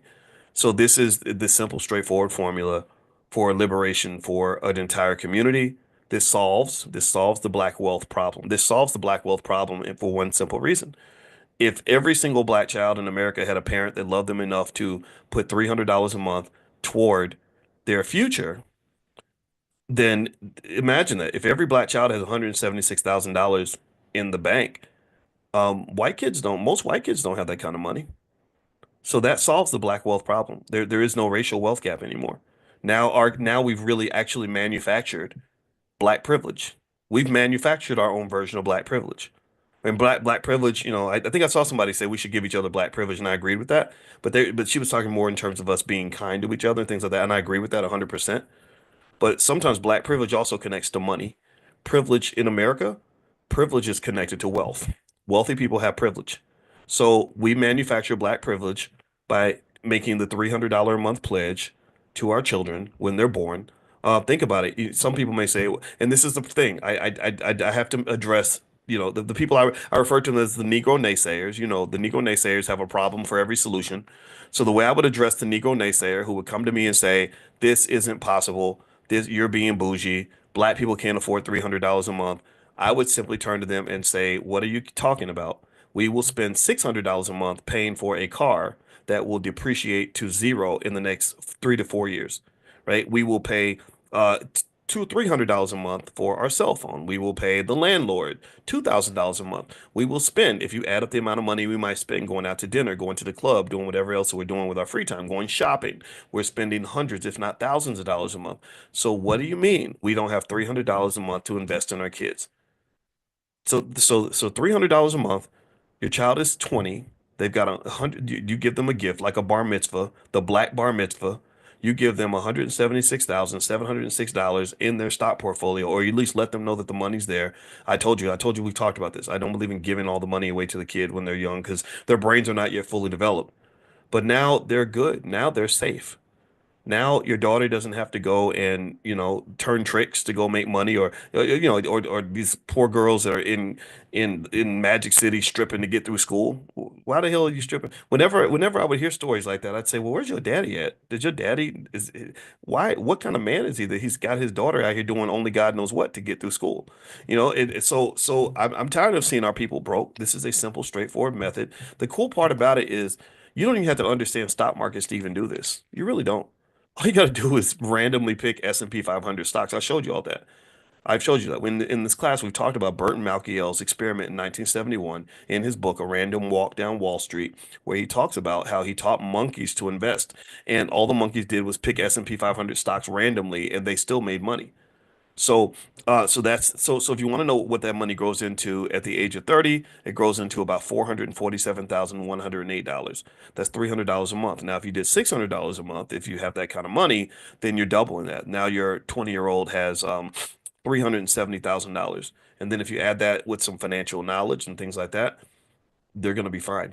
And I would almost dare to say that if I had a choice between giving my child a free college at the age of 20 versus $176,706, I'd rather give them the money. And then I'd say, well, if you want to go to school, you can. If you don't want to, I mean, people go to school so they can get a job. You've got money. So if you take care of your money and you invest it properly, then you're going to never really actually have to work for anybody ever.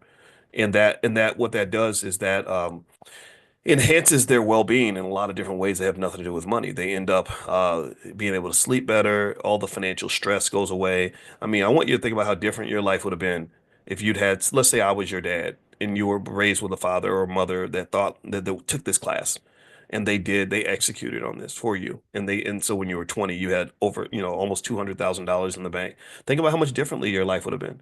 Think about how many hard choices you had to make. I don't know, maybe everybody in here wasn't broke in their 20s. How many of you were broke in your 20s? How many of you struggled? Give me a yes if you struggled. Give me a yes if you had to make hard decisions. Give me a yes if you were just in stressful, tough situations because of money in your 20s. Like it was really hard. And a lot of your energy that could have been spent being creative and being and traveling and learning about yourself and live really truly living a fulfilled life, all that was drained. Thousands of hours of your life was spent going to some place called a job, doing work that you weren't even interested in, doing stuff you had no interest in that stuff. I spent hundreds of hours working at Arby's in college. You think I had better things to do as a young man with potential than to be at freaking Arby's making, beef and cheddar sandwiches? I mean, so there's nothing wrong with hard work. I'm not saying hard work is bad, but who said hard work has to be meaningless? See, one of the types of black privilege that you can give your child by helping them to escape the rat race early is they get the privilege of having a fulfilled and purpose-driven life. And I get it. Some of y'all love your jobs, and there's nothing wrong with that. I'm not saying there's anything wrong with loving your job. I think the biggest question to ask yourself is this. If you had all the money that you needed to do whatever you wanted to do, would you go to work every day? If the answer is no, then that means that there's a higher level to the video game that maybe you haven't reached yet. If the answer is yes, like I would do this work even if they weren't giving me a paycheck, then I say congratulations, good for you. You climbed the next ladder of self-actualization. You're rising up the ladder of fulfillment because most people are not in that category. Most people have jobs where if they had enough money, if they won the lottery tomorrow, they quit immediately. I'm one of those people that actually I love what I do. I did what I do even when I wasn't making any money. So yeah, so this is what I believe. This is something that I think is a simple, straightforward process. Any family could do this. That if you have any bill that's over $300 a month, then you can afford this because there's no bill more important than your own damn family. And also remember this: when you're building wealth for your children, you're not just building it for them; you're building it for yourself. Capital is powerful. Capital is the reason Elon Musk is one of the most powerful men on earth. If he had no access to capital, he would not be powerful like that. So when you give your child capital, you are giving them black power. You are giving them black power. Black power must come with black money. Black power must come with black wealth. Black power must come with black economics. If you do not give them the economics or support them in their quest to obtain that, they will not have power in this society because the language that America speaks is money. There we go. All right. So that's it for today. I'm going to let you guys have a get on with the rest of your day. We do have a training in the Black Business School called How to Turn Your Child into a Millionaire. If you want to go take a look at that, you can go to kittyboss.com, KIDDIEBOSS.com, kittyboss.com. It's a template on how to structure your child's future, and it only takes about 2 hours to go through. And I think you guys would like it. Kittyboss.com. You can also, if you're interested in some of our children's programs, we do have a Black Business School for children. It's called Black Millionaires of Tomorrow. And if you're interested in receiving information about that, just pull out your phone, text the word youth to 87948. Text youth to 87948, and we'll send you some information. So anyway, guys, have a great day. God bless you. And I'll check with you guys tomorrow morning for class. If you're not on the text list for this class yet, you can also, again, pull out your phone, text the word morning, MORNING, to the phone number 87948, and I'll send you out a link to join us. So have a good day, everybody, and I'll see you soon. Take care. Bye-bye. Good morning, everybody. Good morning. I'm so sorry that I was a couple minutes late. I had had some difficulties. I was all locked and loaded and ready to go and on time and everything. And then sometimes those computers don't be computing the way they're supposed to. They don't be computing. Anyway, how's everybody doing today? I hope you're feeling good. I feel almost like I have a little bit of a hangover, and I don't even drink. That financial slumber party, I had a blast last night, and I want to say thank you to everybody who joined us. It was so much fun, and I don't know, I felt like we partied all night, and it was a financial party, so it's the kind of party that makes money for you. Also, so I hope that you all gained as much value as I did and had as much fun. My wife joined us last night, which was pretty amazing, and it was just a lot of fun. It was just a lot of fun. So anyway, All right, so let's see here. So one thing that I wanted to talk about today, to kind of really just kind of finish up some stuff that we kind of tapped on yesterday, when my wife came through. You know, my wife is a relationship therapist, and she looks a lot like my mother, who who just my mother just graduated to heaven. You guys know that, and but as you know, I'm sad about it. Like, I miss her. I'm somber about it, but I'm not. I don't just my mama wouldn't want me just walking around here all broken down and stuff, because I just don't do that. But but at the same time, I love my mama. And one of the funny things was, we were talking about this last night in the financial slumber party, that that my mother and my wife are just almost like identical twins. So when I showed you all that picture of my mother and my wife together, it was kind of crazy. And I didn't even realize how much my mother and my wife looked alike. And another interesting thing too, just a little side note, before we jump into like the more financial stuff, is that when I heard my father share my mother's story, one thing my brother did for the family that I encourage you to consider is, when my mother got diagnosed with her terminal cancer, he made a point to document as much family history as possible. So what he did was, he interviewed my mother and my father together, and my father and my mother each told their story of how they met.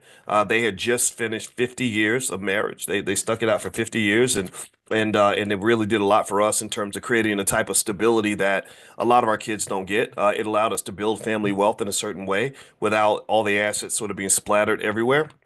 And so so one of the things that happened sort of during this conversation was, my father and mother were talking about how they first interacted with each other, how they first met.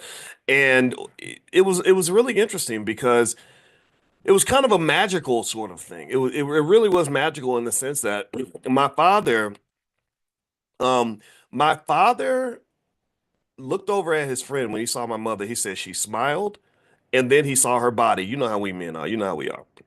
And he said at that point, he turned to his friend and he said, "I'm gonna marry that girl." And then he went home and he told his mother, "I'm gonna marry that girl."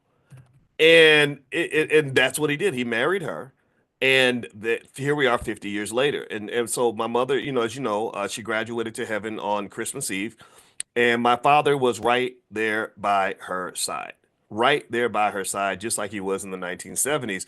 And I thought that was really interesting. A lot of people fantasize about that, but I don't think they understand the depth of resilience it takes to do that, and how being solid in that area of your life also reflects the ability to be solid in terms of other aspects of your life. People that are solid in that way are also solid when it comes to business.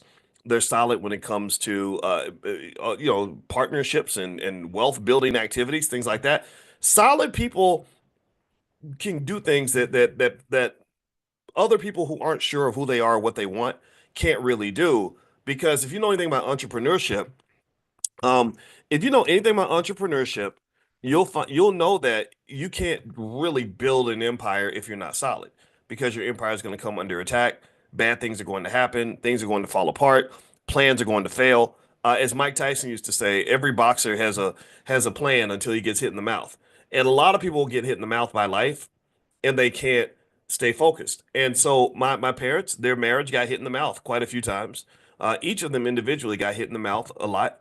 And they just sort of stuck to their core values in terms of just saying, no, this is who we are, this is what we do, and ain't nothing gonna change about that, right? So I want to just applaud all the solid people in the room. That's my point. A lot of you know a solid person. Some of you are solid. If you're not solid, I encourage you to consider that. And solid, in my view, part of it starts with just knowing what you want.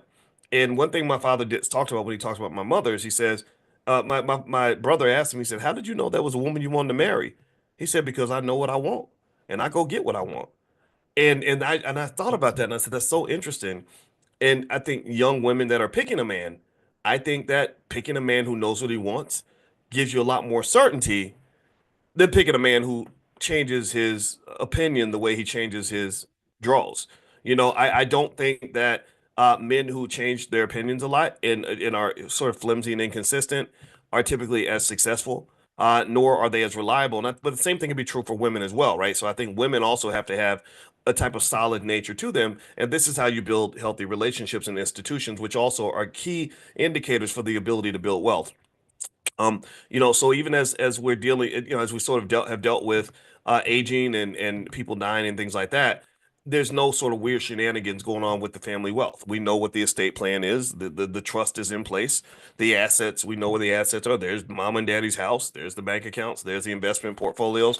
It's not like everything's just kind of splattered and scattered and messy and screwed up. And I'm going to be honest with you, uh and compare, when I think about my biological father, rest his soul, he wasn't, I don't think he was a bad guy. I only met him like 3 times.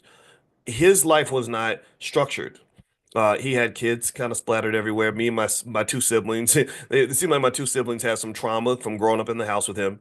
There was all this. There was sort of nothing left in terms of an inheritance, no wealth. There was very little given in terms of the non-financial inheritance, like wisdom and guidance and support. And I'm not going to go too deep into that because I don't want to talk. This it's personal, it's family, and I'm hesitant to talk about my family in that way publicly because I don't want it to be seen as an insult to anybody. But it was a very different sort of reality to observe. And it is a funny little side note when my father told me the story about how he met my mother, saw her smile, then saw her body, and fell in love, and said, there's something magical here about this lady. And he was a handsome kind of guy. He had those green eyes. You know how the girls really like those guys with the green, like those Michael Ealy eyes. You know what I'm talking about. So he had a lot of options out there. But for whatever reason, he saw my mother, and he said that's the one. And my mother's beautiful, of course. So she looks just like my wife. If you go to my Instagram, you see the picture of my mother and my wife together. And I didn't even realize till I was 50 how much they looked alike. And I listened to his story and I said, wow, that sounds a lot like when I met Alicia. When I met my wife, I saw her across a crowded room and I walked up to her and she greeted me with the kind of smile that would make the sun come out on a rainy day. It was like, whoa. And really happy, like, hey, like she was happy to see me, and she says the same thing. She says, I just met you and I talked to you and I just felt like, oh, that's the person I'm supposed to know. So I think there's got to be something going on with this multiverse, multiple lives or something, because we both had that feeling like, okay, we're supposed to know each other. I don't know how, but this was supposed to happen. And then, of course, I'm a man, so you see the rest of the package, and you're like, okay, I'm gonna follow you around for a few days because you just too much right now. But anyway, long story short, I think that intentionality does make a difference, and that's just kind of a side note. And also, I never want you to forget the significant connection between wealth and family. If you want to understand why black wealth is disappearing, then basically all you got to do is look at what's happened to the black family. The disappearance of black wealth corresponds directly with the disappearance of the black family. Every single study, every single research study we did, when I was back at Syracuse about wealth and family pretty much showed that when your family breaks up and falls apart, it costs you lots of money. You're paying attorneys, you're fighting each other instead of building together, and it just becomes a big mess. And then on top of that, after that's done, you're supporting two households. You got to pay two sets of rent or whatever. You both have to get up and go to work and abandon the kids in order to pay the bills. So this is the mess that we're kind of in. And unfortunately, the majority of our people are never going to hear this message. The majority of our people are never, in my opinion, in our lifetimes, in my opinion, they're not going to respond to this message because there's so many other messages out there. There's so many other messages that are cooler to listen to than mine. I'm not cool. I'm just a 53-year-old college professor. Why listen to me when you can go listen to Megan the Stallion, who's being sued right now? Megan's being sued for something involving having sex in a car in front of her employees, and he sued her and said she made me watch her do this stuff with this person in the back seat. And it's just kind of like, well, and it makes sense to me. It's like, yeah, well, nobody ever trained you to understand that some of the shenanigans that they promote in hip hop, some of the goofball stuff that they get you doing in this in the corrupt part of hip hop. I'm not talking about the good rap. I'm talking about the crap rap, whatever that is. That stuff will lead to workplace violations. When you have workplace violations, you can easily be sued by an employee. And the same person who was cheering you on when you were in the back seat getting it on with that lady, I think it was like girl on girl type stuff, that same person can go back and file a lawsuit and say, oh, I was so traumatized. You made me watch and it was horrible. Now I need therapy and $10 million. And I need to take sleeping pills to be able to sleep. And every time I see a person wearing green socks, I start to go into a panic attack because they were wearing green socks when she was in the. Come on, man, give me a break. Get out of here with that stuff. We know what it is, right? This is somebody who became disgruntled and said, "Oh, wait, you're not supposed to be licking on another woman in the back seat of a car during work hours. You're not supposed to be doing that on a job. Like, UPS employees don't do that kind of thing."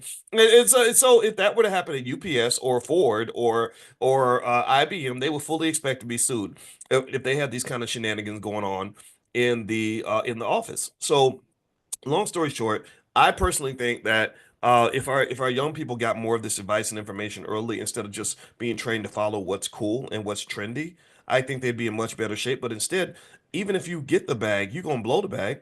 I talked to a person who I really respect 2 days ago. He called me, gave me condolences about, my mama transitioning on, and I appreciated that.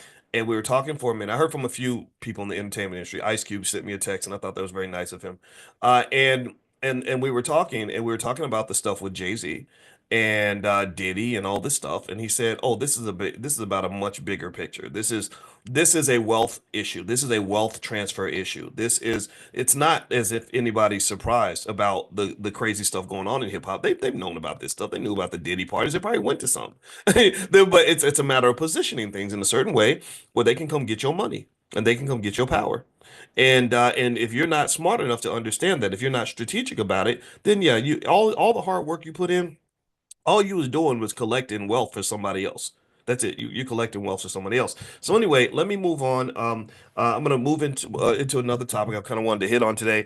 Just a reminder: if you missed the financial slumber party, it was an absolute blast. I don't know how many of y'all were there last night. I bet some of y'all probably couldn't get up this morning because we were doing financial stuff and playing music and having fun. My wife came in from 11. I planned to go from like 11 Eastern to like 12:30 Eastern. We went from 11 Eastern to 2:30 a.m. and we just partied all night and it was a blast. And that's what I like. I used to think when I used to be in school, I would think of studying and partying as something you could do together. Like studying doesn't have to be boring. Partying doesn't have to be boring. Partying, going to did anybody notice like when maybe you were in college and everybody would go to the club and everybody would go to the parties and all they would do is just stand around and try to be seen or something and be bored to death. Like you can't have a conversation because the music's too damn loud. You're just standing there and you're seeing the same people you see every day and nothing interesting happens that night. That's very depressing for me. I was like, I'm not doing this goofy stuff. So to me, I think having fun should be done on terms that actually really works for you.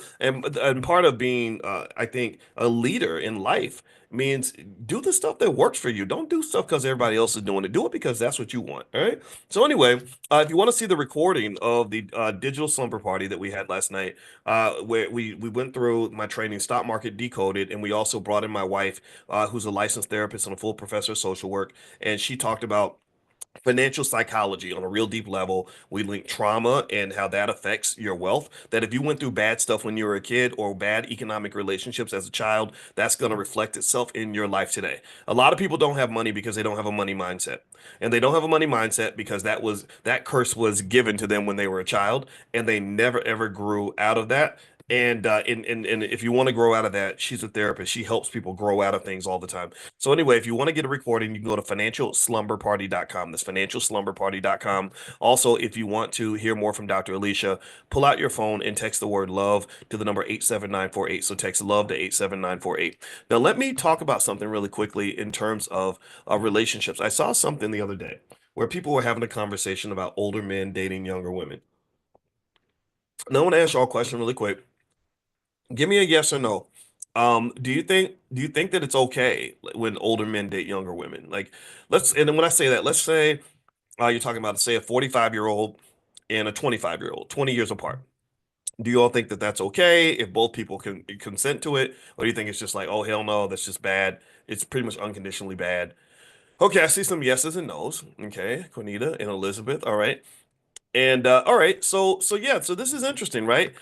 This is something that I was interested in terms of the conversation. I was also interested in it in terms of just sort of what might draw a younger person to an older man in the first place, right? So let me ask you all this. If I was to ask you, what what reasons do you think that younger women might have for preferring an older man?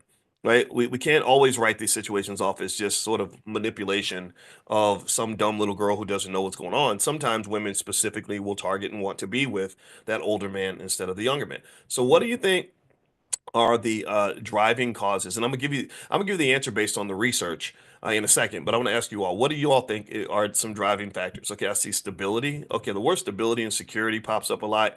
Mentorship, maturity. Okay, security and stability, financial security, money. Yeah. Okay. Somebody said daddy issues. Let's talk about the healthy reasons, right? And then we'll get to the unhealthy reasons, right? Because we know that there's a little bit of both. Right. Okay. I see fertility. Old men don't have as much fertility as young men, though. I don't know if I mean, for the women, the fertility would matter, but for the okay, all right, control. Okay, somebody say control. Ooh, uh-oh. Sound like you've been through some things. All right, so here are five healthy reasons younger women might be attracted to older men. One, according to the research, is emotional maturity. Older men often bring stability and emotional intelligence to relationships, which can be appealing compared to the drama or immaturity sometimes found in younger counterparts. That's true. I think I saw a study that said that men fully mature emotionally at 43. For women, it's about 32. And and so ultimately I will say this too, even as myself, I was single for a while. I didn't really decide to truly commit to something that was going to lead to marriage until I was in my 40s. I'd actually tried to I thought about I got close to getting married in my 30s. I did propose to a girl. I actually proposed to her on the Whitney Williams show. And it did, she was a wonderful lady. It just didn't work out. So I was supposed to get married in my mid 30s. But then the funny thing about life is that sometimes you have a plan and your plan doesn't match God's plan. And so you make a plan and then the plan doesn't work out. Then you're like, okay, now what? And I remember feeling like that with my life. I said, whoa, I thought that by my late 30s, I'd be bogged down with like a spouse and kids. But I've got all this freedom and I had a lot of freedom and a lot of money, which is a very dangerous thing. I had plenty of money to travel around the world and do whatever I wanted, and I had plenty of free time. I didn't have anybody calling to say like, "Where were you last night?" None of that stuff.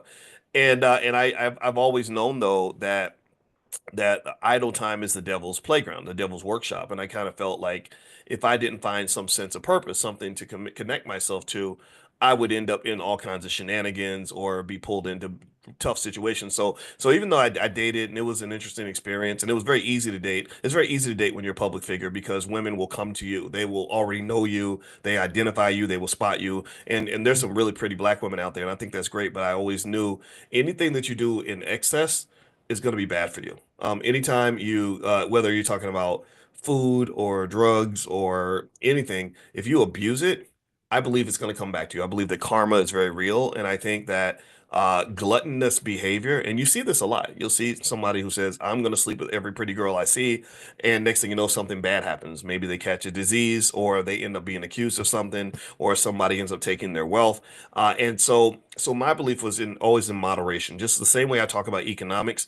That's how I talk about life because because economics is not nearly as important as life, and most wealth is not in your bank account. Most of your wealth is in your life. Your life, you have relationships that are of infinite value to you. If I could give every penny that I have to get my mother back for another 20 years, I'd do that in a second, right? So my relationship with my mother was a massive loss. For just so many reasons I won't go into. So same thing is true with health. How much money would it require for you to want to have somebody give you a bad heart, right? Most people wouldn't want a bad heart, no matter how much money you got offered, right? So really, I would say that experience, was kind of interesting. I was like, I didn't expect to be single when I was in my 40s, but what I was learning at that time was I was learning how challenged and damaged the black community is, and not including me, right? And I sort of I noticed at that time, that's when I started noticing little things like three-quarters of all black women don't even have a father in the house, right? And I thought, well, what kind of person would I be if I had no mother in the house? If my and we act like it's no big deal, but I think it's a very big deal. If I had no mother, my mother just passed. That's devastating, right? If I had no mother growing up, I'd be a completely different person, right? Because my daddy's different from my mama. My mama is the nurturer. Imagine me with no nurturing at all. I'm already rough around the edges, but imagine if I never had any nurturing. And so, anyway, my point is to say that I think that there's just sort of this weird imbalance, and I think that also relationships are something that does require some degree of training, right? You can't just wing it. That's one thing I know for sure is that building an institution of any type, whether you're talking about a business, a family, or anything else, or a house. It's hard to do it if you're just sort of guessing along the way, right? If I say I'm gonna go build me a corporate office, I'm gonna go build a building in downtown Chicago, but I don't know what I'm doing. I've never done this before. I have nobody in my family that's ever done it. I know nothing about construction. Am I gonna be successful? Yes or no? Am I gonna be able to easily figure it out? What do y'all think? No, I'm not. I can't do that. It's impossible, right? Or pretty much not I don't say impossible, but very difficult. I'd probably fail. So I think that when you're talking about building an institution like a family, and I think about my mother and father making it through 50 years of marriage, they had to have some type of guideline. And I know that for my father, his guideline was his parents. His parents were married 70 years. And so that kind of created like a sort of rigidity in the thinking or a specific way of approaching relationships where even though he was a very good looking man and he had those Michael Ealy eyes and all the girls were chasing him, he said, no, that's nice and that's fun for me while I'm a kid, but that's not something I want to grow old with. I don't want to be 55 years old still living the lifestyle of a 25-year-old or a 20-year-old.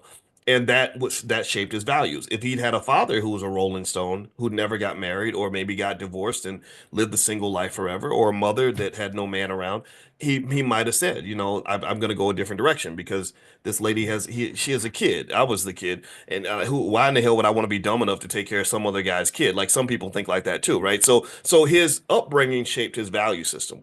So really, generally speaking, when you're talking about building any kind of institution, again, whether it's family or economic, if you don't have the background, like if you're trying to be an entrepreneur and you have no entrepreneurs in your family, you got to get some entrepreneurs in your family, if you know what I mean. You got to go find some people who think like you do because entrepreneurs have to take risks. Entrepreneurs have a lot of ups and downs. Entrepreneurs have to find a way to make a way. Entrepreneurs have to have a certain type of resilience that regular people don't have. So if you're trying to do that in your first generation, well, get around some other people that can really give you a culture that's going to match your objective. Do you follow me? Same thing would be true just generally if you're a wealth builder. I mean, think about this. In fact, let me ask y'all, let's do this experiment. How many of you have families that don't build shit? I don't mean to cuss on a Saturday, but I just did. How many of y'all got families that can't build a damn thing? Ain't saved nothing, can't invest nothing, don't know what a stock is. If you hit them in the face, you say the word stock, they think you're talking about buying some socks. No, I got some socks yesterday at Target. Hey, how many of y'all got families like that? I literally ain't never thought about economics further than let's get a job and let's go spend our money. Anybody grow up in a family like that? Give me a yes. Well, a lot of us do. So if you're trying to break that generational curse and do something different, you're gonna have to really be very intentional about that. Intentionality is everything. If you're not intentional, then you're not going to succeed. You can't get there by accident. Just like my father met my mother and he was very intentional. Like that's going to be my wife. He did not flinch. He did not second guess himself. He did not wonder if this was the right decision. He was clear. He put his eye on the he laser targeted his objective and he went for his objective.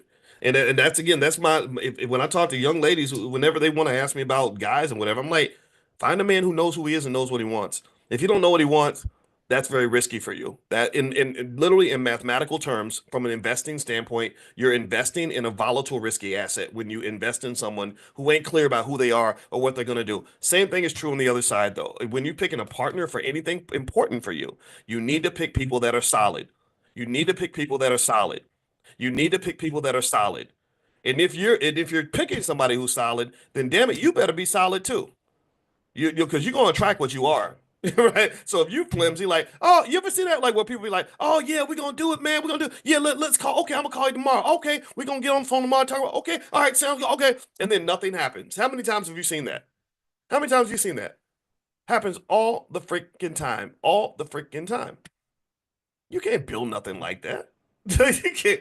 You need people that are solid as a rock. Ashford and Simpson. I saw that in the chat. You need if you are gonna be solid, you need to get solid people around you. If you get solid people around you, you must be solid for them. Because there are some people who will just match your energy. I'm one of those people. If I can smell flimsy people in a second. I can tell. I can smell a flimsy Negro. One young lady that I used to mentor, she wanted me to meet her boyfriend, and I met this guy, and I'm like, hey, how you doing? he's looking at the ground. He gives me this little whimsy little girl, like gave me a handshake like a 9-year-old girl and looking away. And she asked me, she said, "So what do you think? What's your honest opinion?" I said, "Do not ever have a baby with this man. This man will never take care of his kids. He probably does not have a father because everything that I saw reeked of the exact opposite of determined and intentional masculinity. I did not pick up any of that." And then she started telling me more of the story. She said, "Yeah, well, he's got two babies mamas and blah blah blah blah." And I'm like, "Yeah, of course he does." Because he doesn't commit to shit, right? He's not because commitment is hard.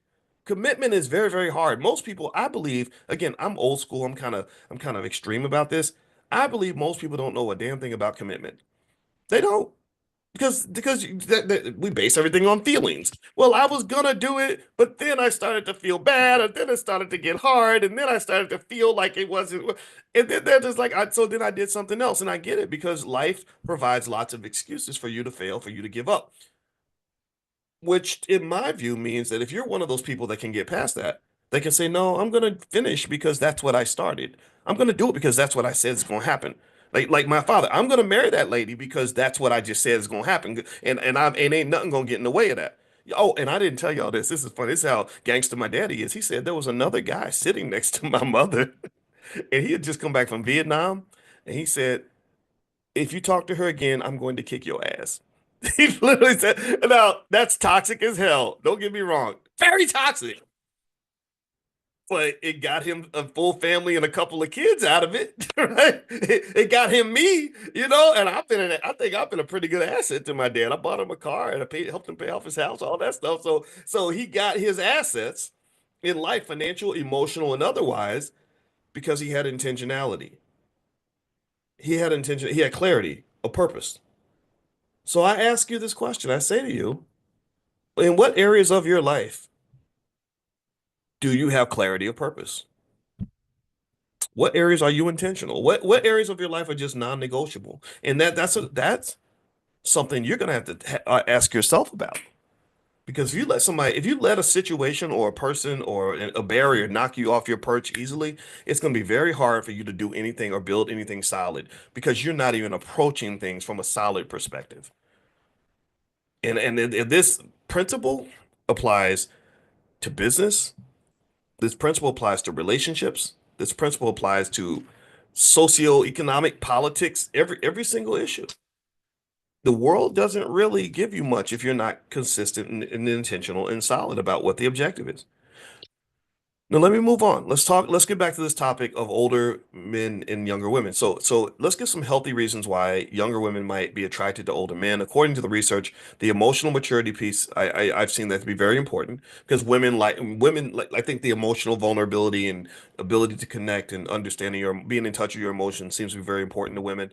Life experiences and wisdom. Some women want a man that they can learn from, right? Tell me if you agree. Tell me if you've seen this or felt this. Established careers and stability. Every single study, when I wrote my book, Financial Lovemaking, back when I was on the faculty at Syracuse, I became absolutely intrigued with the innate, million year evolutionary connection that women have to things that indicate security. Wealth is just a symptom, it's a symbol of security. Wealth, a person who has wealth and financial peace has the ability to enhance your emotional well-being. If you've ever been financially unstable, you know how that can really rattle you. And what I've noticed is that women tend to, not all the time, but tend to get more rattled with financial instability than men, like to the point where they get pissed off at you because you tricked off the money. If my wife wastes money or overspends at the mall, it wouldn't stress me out. I wouldn't be like, God, I can't sleep now because this lady out here. I get it, and maybe kind of, and maybe I'm biased because money's not really a big problem per se, but I've noticed that like when I started reading studies about women just literally not even being able to have sex with their husbands because the money was bad, I thought that was so interesting, and I did a lot of research on that, and I was like, okay, so if we can act like money ain't supposed to matter, but that's not gonna work. I think you're getting out of alignment with nature. I really do. I really do. When you get to the point where you want to act like money doesn't matter and that a woman won't care that the man that she selected is unable to provide for her babies and protecting her babies is literally the, if not one of the top priorities in her life, I don't know how that's gonna work. I talked to one lady when I was doing interviews for the financial lovemaking book. And and by the way, you can have the book for free. You can have an e-copy. If you go to boyceandalicia.com, boyceandalicia.com, there, the e-copy of the book is there. So Boyce and Alicia, just me and my wife's name. I interviewed one lady and I remember she was telling me about how she'd been saving money, for her children to go to college by putting money under the bed or something in a bucket like, or like dollar bills and change and stuff. And by the way, that does add up to a lot of money over if you do it consistently. So they had hundreds, if not thousands of dollars saved up under the bed, right? But she was surprised. She was kind of confused because it seemed like it wasn't growing, like it was kind of staying flat or even going down, but she's putting all this money in here. And so she eventually finds out that her husband was going right behind her and taking money like $20 here or $10 there out so he could pay for his lunch. So he would let her save all the money and then he would take it and spend it on his lunch. And woo, when she found out what he was doing, and I remember listening to, I'd never forget her, the way she described it. She said, you literally ate and shit out our daughter's college education. I mean, she was like steaming mad. I mean, and she literally, I mean, at that point, I think they did get a divorce because at that time she was like, I'm sleeping with somebody else now. This man is a loser. And I'm not advocating for any of that. I'm just saying that some sort of ability to provide resources, but also to protect, preserve, and grow the resources is essential. I don't know how you get around that. I don't know how you get away from that. And so yeah, if you think that younger women like older men because of the money, yeah, they do. And I don't think it makes them gold diggers. Maybe there are gold diggers out in the world for sure, and I think that that's a problem. But really, the general idea of economic security is something everybody should want. The idea that you can be uncomfortable in an uncomfortable, or sorry, the idea that you're supposed to be comfortable in extreme discomfort is not even logical. So what else they said? They said the younger women like older men for confidence and self-assurance. That's true. Years of experience bring confidence, and confidence always works. Every study shows that. Also, a different approach to relationships. Older men may prioritize meaningful connections and are often more patient, attentive, and intentional. There's that word intentionality. Intentional in relationships compared to younger individuals. So the young boy doesn't know what he wants. The older guy maybe says, "I want you, and I want this, and this is where we're going, and maybe put your coat on, girl. Get in the car. We going to eat at the steakhouse, right after. And after that, we going to the movies, right? Sometimes people like that, but it depends on the person. You can't generalize. All right, so here are the unhealthy reasons that some young women may want older men. One, unresolved daddy issues. Women with absent or distant fathers, which is actually, remember, the majority of black women do not have their father in the house. I know that there are all these studies about black fathers being involved when they're outside the house, but I'm going to challenge some of that a little bit in the sense that I kind of think that I just think again I just flip it and I say, well, what if my mother, says, hey, I'm still gonna be a good mom to you, but I'm gonna move across town and you're gonna see me twice a week. Do you think that she would be able to be as effective as a mother living across town and talking to me twice a week as she is by literally being in the house with me every day, all day long, talking to me all day about different stuff, little things like, put your coat on or I made you some oatmeal, right? I mean, do you really think that those two calibers of parenthood are the same? I don't think that they are. And I know that there's debates about this, but I do think that that missing father, especially when you have situations where the father was a disappointment, that requires intense therapy because I told you I didn't realize until I was 50 that I not only did I marry my mother. I showed you all the picture. If you go to Dr. Boyce Finance, Dr. Boyce Finance is my Instagram. I had a picture of my mother and my wife, and they look identical. It looks like she's her daughter. And it wasn't until I was 50 that I realized that not only did I marry my mother, but I've dated my mother 2 or 3 times. I really have. I did. I had a girlfriend named Robin, which is my mother's name, in college, and I didn't even like the girl that much, but something just had me there, and I was like, why am I even here? I was looking like Travis Hunter for a little while because this girl was tough. She was not fun to date. But anyway, with that being said, a lot. I argue that maybe sometimes when you see women that choose the wrong men, and they, next thing you know, you're pregnant by a guy who looks like your favorite rapper.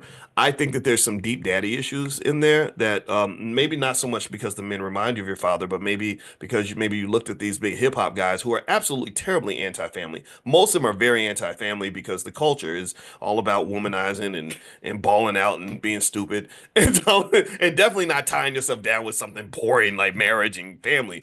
Um, I don't know. I kind of think that these rappers kind of become like these father figures in the black communities, men that we end up looking up to, and some of them, I know some of these guys personally, and I'm like, some of these guys are just complete total degenerates, like just absolute degenerates. It's unfortunate. It's kind of strange to me that we have, and I'm not saying all of them are. That's obviously not true. I told you Ice Cube is my friend. He texted me yesterday, and he's been married to his wife for 30 years, something like that.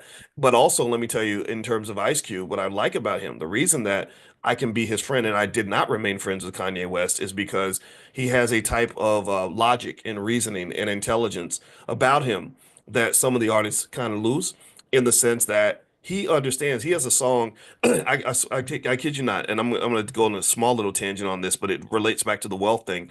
He has a song from the 1990s that if you're a big Ice Cube fan, you would know this song. And I don't remember the actual name of the song, but the chorus was had it involved the term ass over cash. And what he was basically, excuse my French, but he's basically saying that these young guys get themselves in trouble because you don't handle your business. You're out chasing so much booty and chasing so many different women that you lose focus, and then you end up losing all your money. You end up ruining what's going on. You end up messing up your situation. You end up putting yourself in situations where you get arrested or killed or lose everything because you are so distracted by the sex, right? And so I thought that, and I remember hearing that song. This was years before I met him, and I listened to it as a 28-year-old, and I said, I get this. I understand this song, and because what it says is that part of manhood should be predicated on understanding. Yeah, there are benefits to being a man, especially when you're a successful man. You should enjoy some of those spoils, but when you do things in excess, you're gonna pay a price for that. You're typically going to pay a price for that. And if you don't, hey, acknowledge that, and you don't have, this is why mentorship is so important for young men. When we lost our fathers, when they locked up all those black men, I told you I've been mad about that for 30 years. When they locked up all those black men, these little boys did not have any guidance. They didn't have anybody to say, hey man, look, slow down, stop that, don't do that, don't go shoot him, or no, don't. You got too many women running around. You got to focus, man. You need mentors that will do that for you so you can understand how to play this game strategically. Life as a black man is very strategic. If you are not a chess player, you will lose the game. You have to be a chess player. Some of these Negroes run around playing, playing checkers and tiddlywinks and dominoes and and crapping out every time or whatever. And you can't do that. You got to be a chess player. You have to be able to think strategically. And that I would say would be what Cube and I kind of vibed on. Is like, I get it. I was like, oh, I get it now. You're a solid guy and you think strategically, so we can have a conversation. If you're a goofball who gets caught up in anything that's popular, I don't even know anything about that. I'm not interested in that. So anyway, let me finish up. Let me read a few more things. All right, so they say that women like unhealthy reasons a younger woman might be attracted to an older man is again the unresolved father issues. Women with absent or distant fathers might unconsciously. This is the subconscious. This is not what you don't know you're doing this. This is the power of the subconscious. Unconsciously seek older men to fill a parental or nurturing role, leading to dependency rather than a balanced partnership. So they have a Freudian theory on parental dynamics that basically says that if you don't address that daddy issue, you're gonna be picking wrong. You're gonna end up in bad situations relationship wise for the rest of your life. My wife, who is a therapist and also a expert on the subconscious mind, talks to me about she kind of schooled me on a lot of this. And I'm telling you, if you really want to elevate yourself, elevate your life, either get the therapy, do the work, or whatever is required to deal with that subconscious issue. And my wife, her website is coachingwithdralicia.com. So if you want to reach out to her, feel free to do that. That's coachingwithdralicia.com. Power dynamics. The older man's perceived authority or financial control can create a power imbalance. True. Which might feel attractive initially. So you're excited at first because you got this big, powerful man that, and you're attracted to his confidence and the fact that I don't know, maybe he's a big, tough guy. You think he might slap you around, but he doesn't actually do it. So maybe that's exciting or something weird like that. Initially, but so it feels attractive initially, but can lead to manipulation or lack of equality. So studies on power imbalances in relationships pretty much do say that, right? So when someone else has more power over you, you have to be very careful about who you give that power to. And I've actually even gone raw in my book, Financial Lovemaking. I tapped on this a little bit. I learned a lot more over time, but I learned the power of sex and how sexuality has different impacts on men and versus women. There are various chemicals that get kicked off when you have sex with another person. One was phenylethylamine. I remember that. Then there's dopamine, oxytocin, and one more, various endorphins that in which create three particular sensations when you have good sex. One is you get the high from the dopamine. Two, you feel very relaxed. And then three, and this really impacts women on a heavy level. Your oxytocin receptors are really opened up, especially when you have orgasms with a man. So when they talk about the spiritual connection that you have with that person, where suddenly this creepy, horrible person, you suddenly want to wash his dirty drawers and let him drive your car. That's what the oxytocin does. The oxytocin receptors are wide open, and you have this magical experience, and suddenly you're in love. And you might be in love with the devil. A lot of us have had that experience. But what happens with women that's different from men is that men have this thing called testosterone.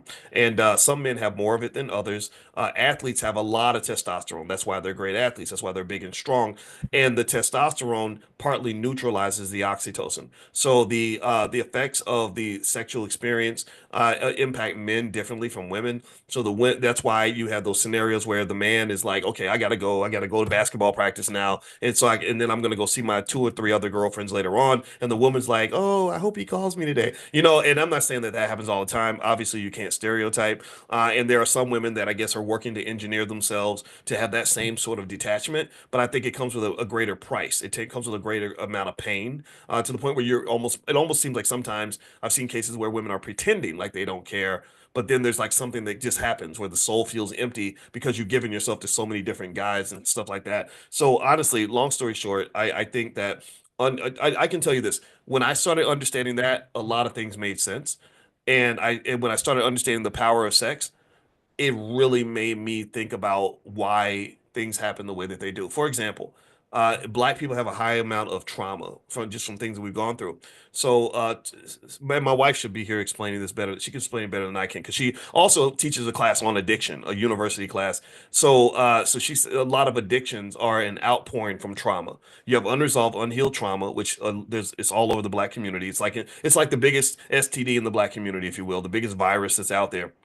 And so the result of undiagnosed, unhealed trauma might mean leaning toward various addictions, which might be a sexual addiction. And we don't think of it as an addiction, but it can happen that way, and it just creates a lot of chaos. That's unwanted pregnancies, STDs are like through the roof. And if you watch like the Shade Room, you'll notice every other post is something sexual, right? Sex, sex, sex, sex, sex, right? So I would encourage you to, in your own journey, if you're trying to accomplish goals, financial or otherwise, uh understand yourself, figure out like the areas where you're making mistakes and why those things are happening, and that a lot of times will come through a therapeutic process. And then not only will you understand the world better and understand yourself better, you'll be able to position yourself where you want to be, like, right, like you won't make a plan to go over here and then end up over there. Or like New Year's is coming. How many people do y'all see every year that have these big New Year's resolutions of all these things they want to accomplish this year because 2025 is new and fresh? This is what I'm going to do. I'm going to be a different person. 96% of all people do not fulfill their New Year's resolution. 96%. So you're not going to fulfill the resolution if you just do what everybody else does. You'll be like the 96%. So the question to ask at that point is, if you're serious enough about it, is how do I become part of the 4%?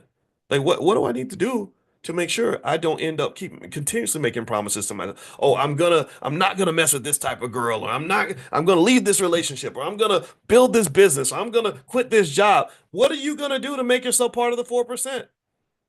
What are you gonna do? And I can't answer that for you. I'm just encouraging you to ask yourself that question. So let's keep going. Other reasons they say that young women might be attracted to older men. These are the unhealthy reasons. Low self-esteem. They say younger women with low self-worth might gravitate toward older men who they perceive as out of their league, relying on their approval for validation. And again, this is where the whole daddy thing comes, right? Because the daddy is supposed to validate you. The daddy is supposed to tell you that you're beautiful and smart and capable and everything else. And at least where I come from, that's I'm thinking old school here. Maybe you feel free to disagree with me, but I remember even hearing my mother talk about when she met my father. And she said, I thought he was too attractive for me because all the girls were swooning over him because he had those green eyes. And my father said, though, I thought your mother was beautiful. She was the most beautiful thing I'd ever seen. But my mother did not see that in herself. So my brother asked a really hard question for her. He says, so why did you feel like why do you think you felt that way about yourself? Why was your self-esteem low? And she said, well, because we had so many kids around growing up. Like, my mother's sister had 10 kids and we had five, and then her other sister had another six or seven kids. So kids never got one-on-one attention. There was not, and I can add this part. To my knowledge, there was no older man around to validate and love them without eventually meeting grown men who are like, yeah, girl, I think you're great, and I also want to sleep with you, right? That's what unfortunately a lot of girls go through. So that missing father is really part of the missing wealth in the black community because it's not just financial wealth, it's also emotional wealth, cultural wealth, social wealth, it's and political wealth, right? So ultimately, this is a big thing. This can happen a lot. So the daddy issues can lead to dating the older men because everybody needs a daddy at some point. So moving on. Um, Avoidance of peers competition. Some younger women might feel intimidated by competition with peers and seek older men, believing that there's less pressure to compete or meet certain social expectations. Interesting. And this comes from studies on social hierarchies and romantic preferences. So it seems like what they're saying here is that if I'm a young girl and I'm tired of trying to compete for the young guys around me by trying to have the nicest body or, perform the best in the bedroom, maybe an older man who's more settled might put me in a space where I don't feel like I have to be as competitive. And that might be true, right? I don't know. I mean, if you date an older guy who's a little more settled, who's kind of like, look, I'm not looking for a million women. I got stuff to do. I just want one good one. Then maybe that creates a less pressure driven situation than try to date the guy in the dorm that every girl's trying to get with, and you're under this constant threat of competition. I'm not sure. And then the last thing they mentioned here is escape from uncertainty. They say younger women may be drawn to the perceived stability of older men as a way to avoid dealing with their own life transitions or uncertainties, which can hinder their personal growth. This is connected to attachment theory and fear of independence. Interesting. So you have, so maybe you're uncertain because you moved out of the house and you're afraid, or maybe you have these other areas where there's uncertainty, and you have this other older figure that's kind of like this pillar in your life that can provide the certainty that you're seeking. But unfortunately, I guess they're saying that in a toxic case, you're never going to develop independence because you are depending on someone else. So maybe it becomes a codependent situation. I'm not sure. But I will say this. One thing I've noticed universally that to be universally true is that the economic piece pops up everywhere in relationships. I don't think it's realistic for a person, especially a man, to think that you can have no money and be as appealing as the guy who has, financial security. Again, sometimes there's exceptions, right? But but overall, I kind of think that we're kind of hard on people when we say, oh, all you care about is money, or why would you expect a man to take you to the Cheesecake Factory for dinner? He doesn't even know you like that, And I think that some of that really reflects the economic desperation that exists in the community, like right, like the goal of America, in my opinion, has always been to keep the black man as a child or as feminine or as a clown. That's why your biggest most famous black men in America tend to be comedians, rappers, and athletes. All these are very childlike professions. They're not building rocket ships. They're not out, negotiating multi-billion dollar deals with foreign countries. Those are not the black men that can tend to end up on the covers of magazines. It's some guy that's playing a sport like a child, some guy who is telling jokes like a clown, some guy who's rapping and disrespecting his community the whole time. N word this, B word that, right? Just really all these ridiculous, clownish, entertaining behaviors. And so, so ultimately, that it creates a power imbalance as well as a massive financial issue. And my belief in terms of what the solution is that black men who really want to be men and be human have to start businesses. If you want your humanity back, you're going to have to build institutions of your own. You have to be a builder. If you go up to knock on the white man's door and say, "Hey, I want you to let me have some power in your institution," the world does not work that way. It just doesn't. So a lot of black men that are struggling financially, um, rather than us sort of shifting the culture and confronting the culture and building on our own, and some guys are doing this, right? There are a lot of men who just say, well, let's just complain about the women. Let's just get mad because the women get better jobs, or mad because the women have more financial stability, or mad because the little girl, instead of spending her life dreaming about growing up and becoming an NBA player, she spent her time in the library, right? She wasn't thinking about trying to bust a rap and put out an album. She was thinking like, how do I become a medical doctor? How do I become an attorney? And what this has kind of done, this is where racism does exist, on a major level, is it's created this weird imbalance in the community where we're trying to figure out like, how do you build healthy relationships when the male is in many cases incapable of providing the financial security that I innately need to have as a woman. Right. And there's all kinds of solutions. Some women say, I'm gonna go date the white boy, right? Because he's got money. Or and then some women, say I'm going to stay single, or whatever, or I'm going to date around, and it creates these weird ecosystems that are hard to kind of understand and explain. And I think one way to adjust that is I think we got to be really intentional about how we train our little boys. The big shiny crap, the big shiny shit, that's what it is. The big shiny shit is a distraction. When I go to a classroom full of black boys where they're all being educated by white people, by the way, and half of those damn boys tell me they want to be a basketball player or a rapper when they grow up, do you understand what that does to the structure of your families 20, 30 years down the line? I mean, can you imagine the frustration of trying to build a solid, mature family situation with a guy who's a broke ass 35-year-old rapper? I'm not making fun of you if you're a rapper. I know 35-year-old rappers. It's cool. But the recording industry doesn't have room for all of y'all. All of y'all can't get into the Diddy party. Right? And even if you do, what kind of man are you going to become at that point anyway?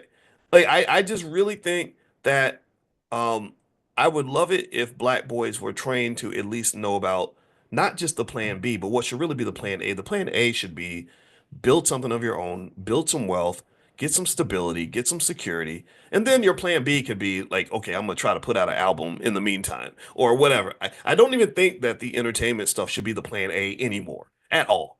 Sports should not be the plan A anymore at all, unless you are identified as the next LeBron James at the age of 14 or something. In that case, I can understand why you're focusing on your basketball. But Lord Jesus, we got little 5'8" Negroes out here thinking they're gonna be in the NBA. You can't go to the NBA. You're 5'8". Sit your short ass down and go do something else. It's crazy to me, right? Like, did anybody watch Hoop Dreams? Remember Hoop Dreams, where they had the poor kids that were, thinking I'm going to go to the NBA, and the whole family buys into it. Like, we're all going to get to the NBA. You're going to be, and anybody who knows basketball could have watched 10 minutes of that movie and said, neither one of y'all going to the NBA. You're too damn short. You're not tall. NBA players are big and strong, and like they're literally like abnormally large. I got a guy in the house upstairs. I'm his bonus dad. I got a guy upstairs right now who's 6'9". He could have had a hoop dream, and I would have been like, you know what? Let's go to the court right now. Let's work on the jump shot a little bit because he could have had a chance.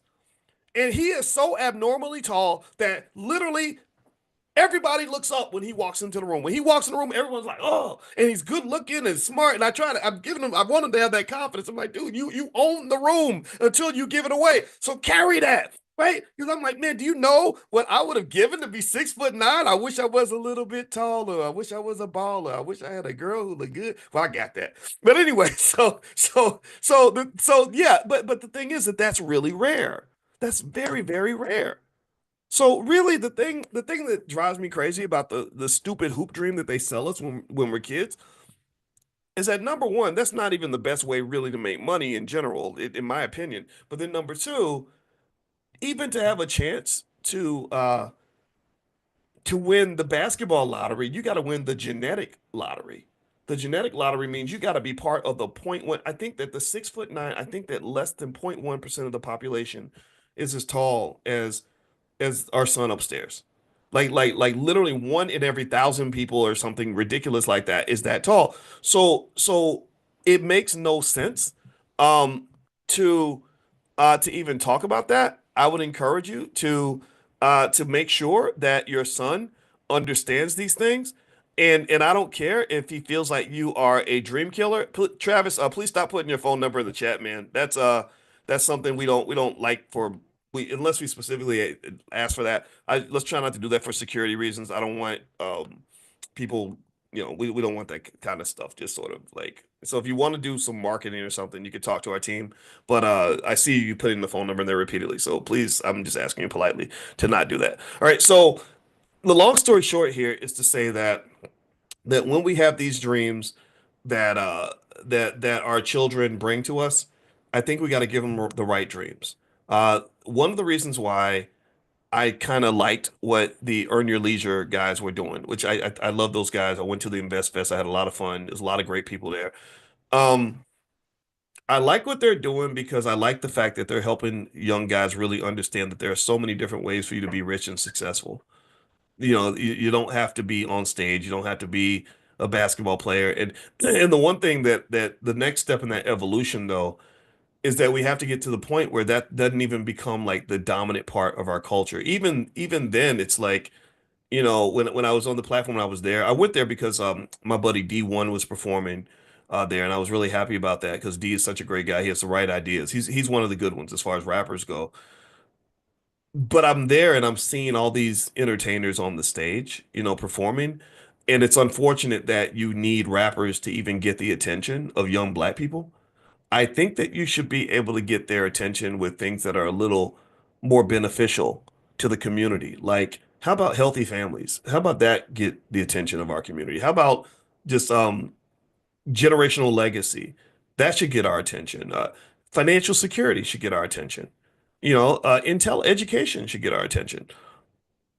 I don't know if I don't know how I feel about the fact that we're only looking when a rapper is talking or when an entertainer is speaking. Because right now, with what you're seeing with Diddy and all these people, all these Negroes about to go to jail, all these people losing all their money, and all these they're raping people. They think that we're getting all kinds of crazy shenanigans, drugs, and everything that you want to do to ruin your life was apparently happening at those Diddy parties.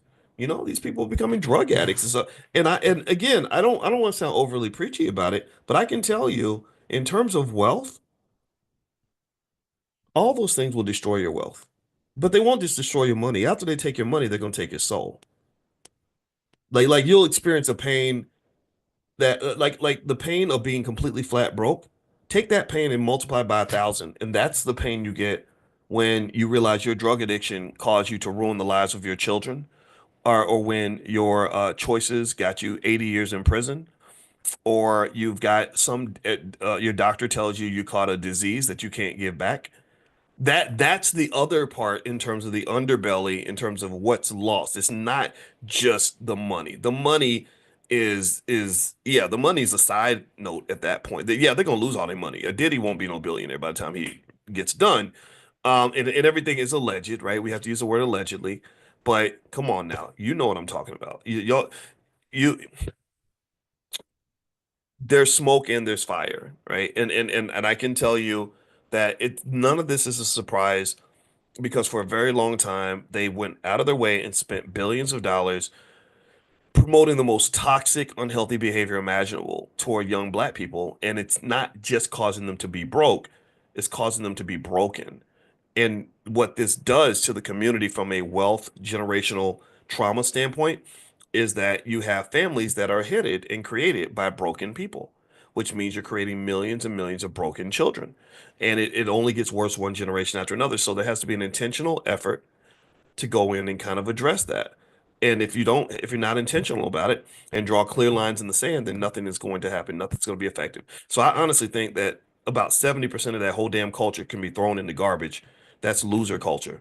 It's loser culture to talk about financial irresponsibility where you give all your money right back to your oppressor.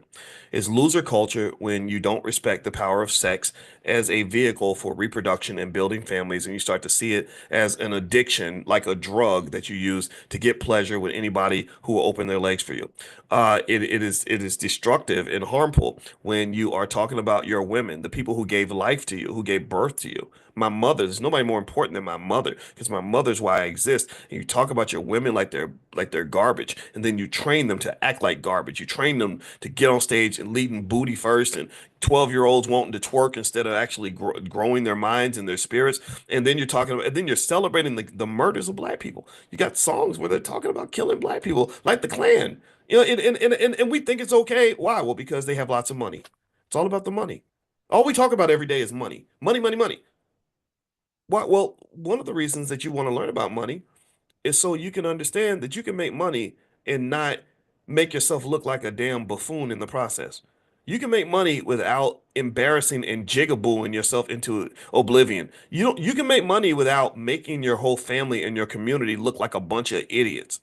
There's plenty of ways to make money. So I believe that as a state of emergency, our community must prioritize economic intelligence among our children so that they will not do ridiculous, harmful, self-destructive things that destroy entire generations out of economic desperation.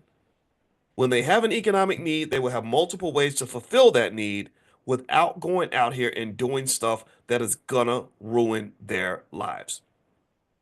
So that's all. I'm done talking about this. I know people, some people get mad. They think oh, you're preaching and all this. Man, shut up. I'm serious. Like when people talk, I'm like, just shut up. You don't know nothing. You're full of crap right now. Uh, because you can't look at what's been going on in this culture and say, well, this is who we want to be. This is not who we want to be. This is not the outcome that we want. And also, you must connect the culture to what's been going on. Black wealth is disappearing. Black families are disappearing. Black people are struggling. And the conversations are just infinitely juvenile and immature and ignorant and ridiculous and backward. You're not having the right conversations. You have to have conversations about how our kids are being raised, and we must give them the opportunity to be able to live healthy, productive, and prosperous lifestyles without following down the yellow brick road to nothingness. In fact, I went now up to the point where when I hear about somebody becoming a successful rapper, I feel sorry for them. I really do. I say, wow, not only are you going to probably have some sort of miserable failure at the end of the day, but it's going to be even worse because you think you're successful. Like you're 22 years old, telling everybody, that they can be like you and how great that is, but you're rapping about murdering black people and putting yourself in all these dangerous situations where at some point somebody ends up dead or in prison, and then you lose all your wealth, and they move on to the next Negro in line. That's how this stuff works. So anyway, I'm done talking. Let me stop before I just keep on preaching too much. And I apologize if I sounded preachy, but I really, really feel this way, and I cannot hold that back because I worry too much about our people. And for those of you that are trying to shift that, I encourage you to go back to the three key areas of success in life: health, wealth, and relationships. Health, mental and physical health. Are you working on your mental health? Are you getting the therapy? Are you healing the trauma? Or are you just swimming in the ignorance and the trauma and the self-destruction that's being so heavily marketed to you? When it comes to physical health, are you looking at the food that we're eating? You know that they're poisoning us. The FDA has been asleep on the job for a very long time, and corporations are putting dyes and chemicals and all kinds of crap in your food. Everybody's getting cancer. My mother just died from cancer. My father has cancer. A lot of you have relatives who've had cancer. That's because about half of all Americans at some point are going to get cancer because they are poisoning you. They're killing you, right? So are you going to address that, or are you going to just ignore it? Going to the gym, eating better makes a big difference because health is wealth. If you lose your health trying to go get wealth, then guess what? They're going to take all your wealth to give you a little bit of your health back. That's what they do. They hold your health for ransom by poisoning you and then charging you money to help deal and manage the poison, the effects of the poison. When it comes to relationships, are you having healthy relationships with yourself and other people, or are you attracted to toxic situations, or do you end up in similar toxic situations over and over again, and don't know why? Well, again, that goes back to the healing. That goes back to fixing. Relationships have a toolkit. There are ways, there are specific skills, specific people that can say this is how you manage a relationship. Especially with two traumatized people, it's very hard to build a business together. Two traumatized people have a hard time building families together. I heard the rapper 50 Cent. He said something really insightful one time. I heard him talk about his relationship with Big Meech. Big Meech was his big drug dealer up north, and Big Meech just got out of prison. And 50 said something like, he said, "Yeah, when I first saw those guys in the club back 20 years ago, I stayed away from them." And they said, "Well, why did you stay away from them?" He said, "Because I know who I am, and I know what I've gone through and the kind of person I am, and I know what they are. And he knew that those chemicals, when they mix, when you mix traumatized people together, trauma will lead to drama. And so his insight, and again, he's heavily traumatized. I mean, the man got shot 9 times. I was impressed with the fact that he understood that how traumatized people don't tend to do things very well because they're not built for cooperative behavior, right? So fix that, get that out of your system so you can really be the kind of person that you want in your life. And then the last part is the wealth. I mean, we know all about wealth. We've talked about it a lot. And wealth comes down to a couple of things. Do you have income and financial security? That's it. Do you have enough money in your bank account to tell your boss to kiss your ass because you're sick of his crap? Do you have enough wealth such that your children and grandchildren are going to be okay after you're gone? You could do that by getting an insurance policy. Just get one tomorrow or something. Do you have the financial security that gives you emotional peace? If you don't have it, start working on that, right? And then build it for somebody else in your family. The world does not have to be what it is. We are trained to expect that we're going to grow up and eventually have some horrible job and have to show up and work every day for somebody who cares nothing about us and then work until we die and all this other nonsense.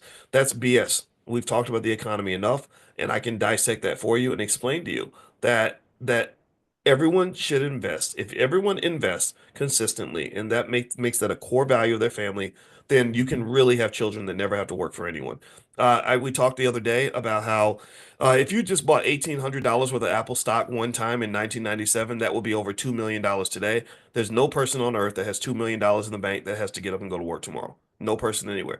So if you go back, a lot of us spent $1,800 that year, but most of us did not spend $1,800 on Apple stock. And imagine if you instead put 1,800 every year, right? Then you'd be incredibly wealthy. You'd be perfectly fine. If your parents had done that for you, you wouldn't have financial problems. So unless you create them. So I would encourage you to do those little things, and that's going to make the difference for you. So anyway, I'm done talking. Thank you guys for listening. Quick reminder, if you want to be on the text list to be notified when we meet for class every morning, pull out your phone, text the word morning, MORNING, to the phone number 87948. So text morning to 87948. Also, if you want a copy of that book, Financial Lovemaking, I mentioned earlier, you can get a free e-copy. You just go to boyceandalicia.com, and at boyceandalicia.com, there's not only the book there, but my wife, who's a therapist, she also does stuff for couples and families and stuff like that. She has a 5-day Black Love Challenge, so she believes in Black love. And then thirdly, if you wanted to get the recording from the financial slumber party that we did last night, and you could because you couldn't make it, it's yours for life. Your family can have it. You can share it with whoever you want to in your family. And you can go to financialslumberparty.com, financialslumberparty.com, and you can get a copy of the recording. And if you guys like it, I'm gonna send you all a survey via text. And so if you all liked it enough and you thought that it was worthwhile and fun, which it seemed like you did, then we can do another one. And so I'm just gonna ask you guys like how you felt, what we can do more of, less of, and then also ideas on other financial slumber parties we can do. Because I had a blast. We were there from 11 p.m. until 2:30 a.m. And I went to sleep and I told my wife, I woke up this morning to go to the gym. I said, "Oh my gosh, I feel like I was drinking all night." But I had a lot of fun, and thank you guys for hanging out with us. All right, so have a good night, everybody, or good day, and I hope you have a great weekend. And I'll talk to you soon. Take care. Bye bye.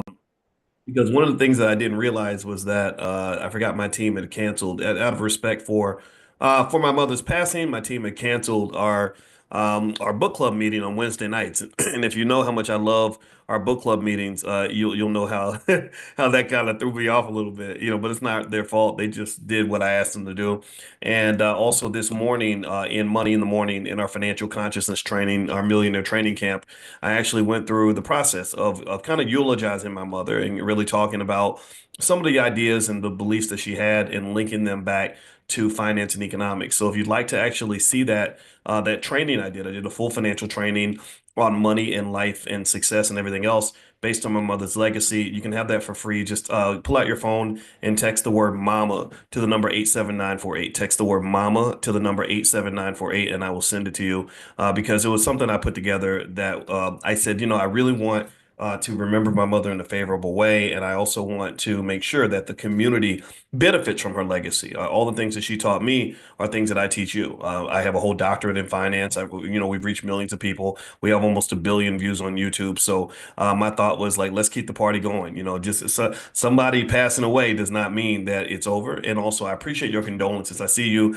Let me know if you guys can hear me. Okay, give me a yes if you can hear me. And I see Tony Brown, Jason Sear, Tony C, Tony Boutte, Maxine Guy. I appreciate your condolences. Thank you so much. I appreciate the condolences 100%. I want to make sure I'm clear about that. But also, as I mentioned earlier, I was saying to you guys that I really don't. After you give me the first condolence, I don't want any more condolences. I'd rather have two things. I'm gonna ask you for two things. Can you give me two things? Two simple things, very easy to do. Don't cost you anything. Can you give me two things? Give me a yes in the chat if you can do this. Number one, the two things I need from you that I would like to request is one, I'd like your attention. You have to pay money to be here. You just have to pay attention. And number two, I would like for you to congratulate me. I want you to congratulate. Give me your congratulations because my mother was such a superstar and I was so lucky to have her. One of the rules that I've always applied, and I actually apply this in things like our Black Keys to Greatness life class that I have in the Black Business School, and it's free, by the way, if you want to join it, blackkeystogreatness.com. That's blackkeystogreatness.com. Is basically I just remind myself to always count my blessings before I count my curses. That's it. That's a simple rule. I count my blessings before I count my curses. And then it's not to say you can't acknowledge the things you don't have. It's not like you can't acknowledge the setbacks, you can't acknowledge the issues, but start by counting your blessings first, man. I mean, we live in America. We have so many things to be happy about. Why start the day off being sad? I don't want you sad. I want you happy, and I want you to also look at your opportunities instead of looking at your limitations. Do we agree? Does that make sense? Give me a quick yes. All right, so what I want to talk about really quickly tonight, since we didn't get to do the book club, but I do want to do this, I'm going to discuss the hidden history of Christmas.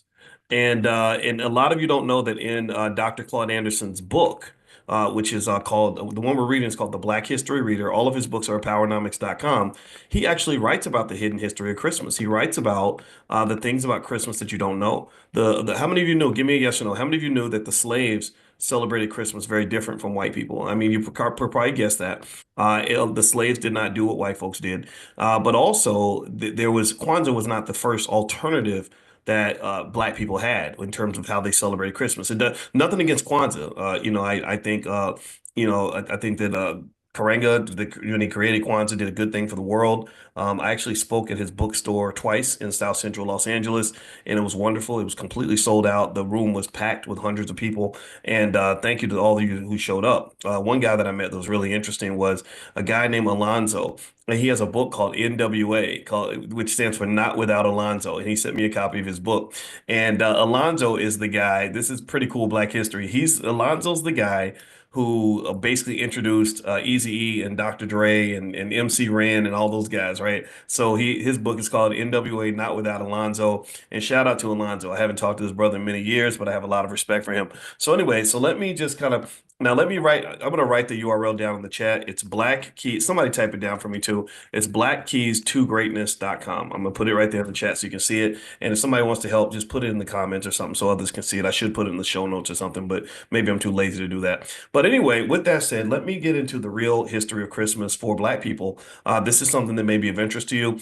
One thing I want to mention before I even dig into that too is, I'm really begging you. I'm absolutely begging you to do. Actually, one more thing I'm going to ask you. This is my Christmas gift. Can you give me a yes in the chat if you're going to buy some stock for your kids? Can you give me a yes in the chat if you're going to buy at least one or two or three or whatever number of shares you can afford? Buy stock for your kids. I've mentioned to you all before, I'm a finance researcher. I'm a finance professor.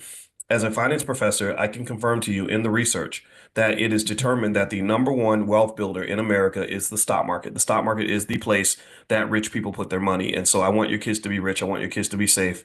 And the reason this is very important is because if you go on TikTok or any other app, you'll see lots of 20-somethings who hate their lives.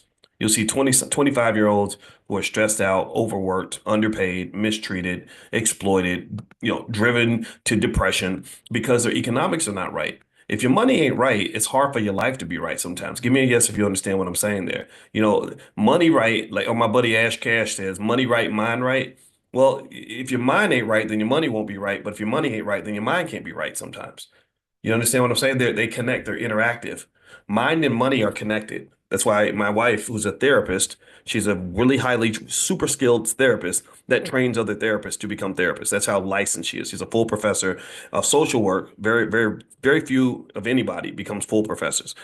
And one of the things that we talk about extensively is that there's sort of an interactive, recursive back and forth between mindset and money situation. If your money situation's bad, it's very, very hard to focus and to be productive in other areas.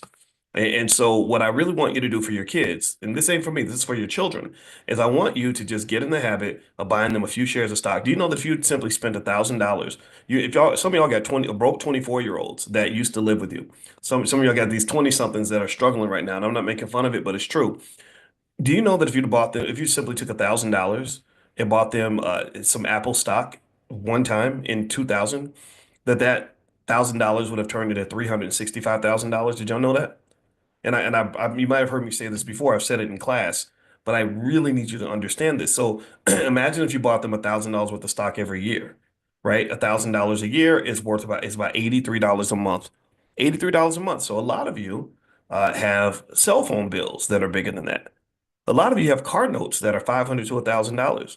So what I ask parents, and I don't know if it pisses people off or not, but it's true. I say, well, do you love your damn child as much as you love your car? And I'm not saying actually everybody loves their child, but my question, my deeper question is, do you care about them? Because loving somebody and caring about them are two different things. Loving them means, oh, I love you, I need you. If you go away, I'm going to be sad. I love my mother. My mother died, and I was sad that she was gone. But caring about somebody means that I need you to be okay. I need you to be good. Your well-being matters to me. I need you to be safe. I need you to be happy. I need you to be fulfilled. I need you to live your dream. So, do you care about your kids? Because every parent most parents love their kids, but not every parent cares about them. Not every parent has the discipline to say, I'm going to do some stuff, even if it's a little inconvenient, even if it throws me off my game, even if I can't go out and, yeah, and club in or do whatever I'm trying to do. I'm going to sacrifice, or even if it makes you mad at me. That's a big one. A lot of parents want to be their kids' best friends. You know what I'm talking about? My mama was always clear. I don't want to be your friend. I'm not one of your little friends. She would say that I don't care if you hate me. I need you to be ready in case something happens to me. And she used to prepare us for her passing when I was a little kid, and it scared the hell out of me. But believe me, I was ready for the world, and I was lucky enough to have my mother for 71 years. So that was a blessing. So my point is to say, do you care about your kids? If you care about them, buy them some shares of stock. If you don't know how to get started, there is a free training that we have in the Black Business School that everybody can access at blackkeystogreatness.com. That's blackkeystogreatness.com. Damn it, I did the wrong URL. I'm sorry, that's the wrong one. Scratch that. Forget I said that. Forget I said that. The one for the stock market for the $5 day plan is blackwealthmasterplan.com. That's what it is. Blackwealthmasterplan.com. That's 100% free. Blackwealthmasterplan.com. And also one thing we're doing on Friday night, if you want to join us, is we're doing a financial slumber party at 11 p.m. I'm going to do a training I have called Stock Market Decoded. And we're going to get together at 11 p.m. on Friday night and on a Zoom in our pajamas with some popcorn, play some music, have some fun. My wife is going to be there, and we're literally going to talk about the stock market. I'm going to take you step by step through how the stock market works. We're going to make sure you know how to buy your first share if you don't know how to do that yet. But on top of that, if you've already bought your first share, I'll talk about stocks that I like and ways we can move forward as investors and all these other things. So remember, I wrote my whole dissertation on the stock market. It takes a lot of expertise to get to that level. You can't just take a class or two. I took classes for 10 straight years, studied 8 hours a day, 7 days a week, including Christmas. And that's the level of depth that my training was. And that's what I did 20 years ago. That doesn't include everything I've learned since then, which is 5 times more than what I learned up to get my doctorate. So that's what we're going to do. We're going to do Stock Market Decoded in our financial slumber party. If you want to join us, you can go to financialslumberparty.com. And also make sure you're on the text list to join our morning class, which is free. Just make sure you text the word morning, MORNING, to the phone number 87948. So text morning to 87948. So let's go back into Christmas really quickly. Hit the thumbs up button if you haven't done it yet. So with Christmas, Dr. Claude Anderson, in his book, The Black History Reader, talks about Christmas. And he says that he asked the basic question. He says, was Kwanzaa the first alternative to Christmas for Black Americans? So what Dr. Anderson says is this. He says, Kwanzaa, what many people call the Black version of Christmas, has Swahili and Arabic links and is celebrated by many Blacks in America. It was not, however, the first alternative Christian-like celebration that blacks devised. The Christmas season brought a suspension of field work and a period for slaves to make merry and enjoy themselves. Slaves observed that Christmas season was a joyous occasion for most Americans, but enslavement laws of 1665 imposed Christian humbug on black people in the American colonies. Christmas, largely a white Victorian invention of European society, excluded slaves, but they still had an emotional need to participate in the festivities, so they created their own Christmas traditions and Santa Claus. Pulling from their African heritage, they organized, this is what the slaves did. They organized a version of Christmas that was called John Johnkannas, Johnkannanaus. Has anybody ever heard of John Johnkannas? Anybody? Give me a yes. If you want to impress me, put a yes in the chat if you've heard of John Johnkannas. I admit I've never heard of it. Dr. Claude Anderson is writing about it in his book, which, by the way, you can get copies of his books at powernomics.com. I've been telling everybody who supports Dr. Anderson, buy a bunch of his books if you have extra money and just give them away to people in the community. But John Connors, has anybody ever heard of John Connors? I've not heard of it. Give me a yes if you have, a no if you have not. So he says here, the celebration around a trope of gaily costumed slaves who on Christmas Day would get slave owners permission to travel to several different plantations, singing and playing on homemade musical instruments. The second tradition they created was Christmas GIF, GIF, like the GIFs that they have for memes and stuff. Christmas GIF. Slaves carried around small pieces of fruit or candy in their pockets like Halloween treats. Whoever said Christmas GIF first received a present. That's pretty cool. In 1966, Malena Karenga, PhD and author and professor of Africana Studies, created Kwanzaa, which injected African traditions into the Christmas season. Since Kwanzaa has become popular among blacks, mainstream businesses and advertising agencies have followed the money and begun to recognize Kwanzaa as the Black Christmas. So this is so what Dr. Anderson seems to be arguing. Nothing against Kwanzaa, of course. Love Malena Karenga, nothing against him at all. He's amazing. But he's saying that the commercialization of Kwanzaa is what pushed Kwanzaa to the front of the line. And in truth be told, that's kind of a driver of a lot of what you value most as Black people. When they advertise something on television, it does affect your mind and your perspective. Television is a brainwashing tool. It's a brainwashing mechanism. In fact, it makes me think about the rapper Sexy Red. She actually made a post that was interesting where she said, I feel like some regular girl in the hood that they grabbed and just put on TV. And everyone was like, yes, that's exactly what you are. You are a plant. They just grabbed you, put you on TV, and suddenly you become famous because of that. So to some extent, the same thing happens when we have selectivity in terms of who was picked as our civil rights leaders. There's selectivity in terms of who gets to be the chosen Negro. So effectively, those in control of media, those in control of capitalism, didn't put their money behind certain people, certain horses, certain ideas, and then those ideas become readily adopted. That's why it's extremely important for you not to get caught up in just following what you see on TV. I think you have to be very conscious about the ideas that you accept and the ideas that you reject. And so to some extent, he's arguing that Kwanzaa was something that was sort of selected as something that fit nicely with corporations. I mean, think about it. You got all these different days that you can sell things, and it works. It really works. Billions of dollars are generated in sales due to Christmas, Kwanzaa, things like that. Nothing against Kwanzaa, nothing against Christmas, but I really also encourage you to consider ways that maybe you can keep some money in your pocket instead of allowing people to create artificial holidays in order to get sales from you. They do this all the time. Amazon's notorious for this. They got Prime Day, and then they got pre-Prime Day and all these other days where they say, let's make this a holiday so that people will feel like I have to go spend money. So in 1966, Malena Karenga, okay, let's see, I mentioned that. Um, Even though there are still different philosophies among Blacks about how best to celebrate the holiday season, Kwanzaa is an opportunity for spiritual upliftment, a chance to assemble in a celebratory gathering, and an opportunity to consciously direct commercial dollars into Black hands and business coffers. I agree. I think, again, like I was saying, I think Kwanzaa is great. I'm not just because I'm pointing out the economic issue, that does not mean I'm anti-Kwanzaa. I am not anti-Kwanzaa. Okay, so I'm curious, give me a yes or no in the chat. How many of you celebrate Kwanzaa? Give me the um let me see how many of you celebrate. Do a lot of you celebrate Kwanzaa or just Christmas? And it's okay to do either one. I'm not, I don't think It's required. Well, let me give you some of the origins of Christmas really quick in case you're interested. First off, is Christmas has origins in ancient pagan festivals such as Saturnalia from Rome, Yule, which is Norse, which celebrated the winter solstice with feasting, gift giving, and merriment. So that sounds very, very white. No disrespect to white people, but it is. Early Christians adopted December 25th to celebrate the birth of Jesus Christ, aligning with the existing solstice traditions to ease the spread of Christianity.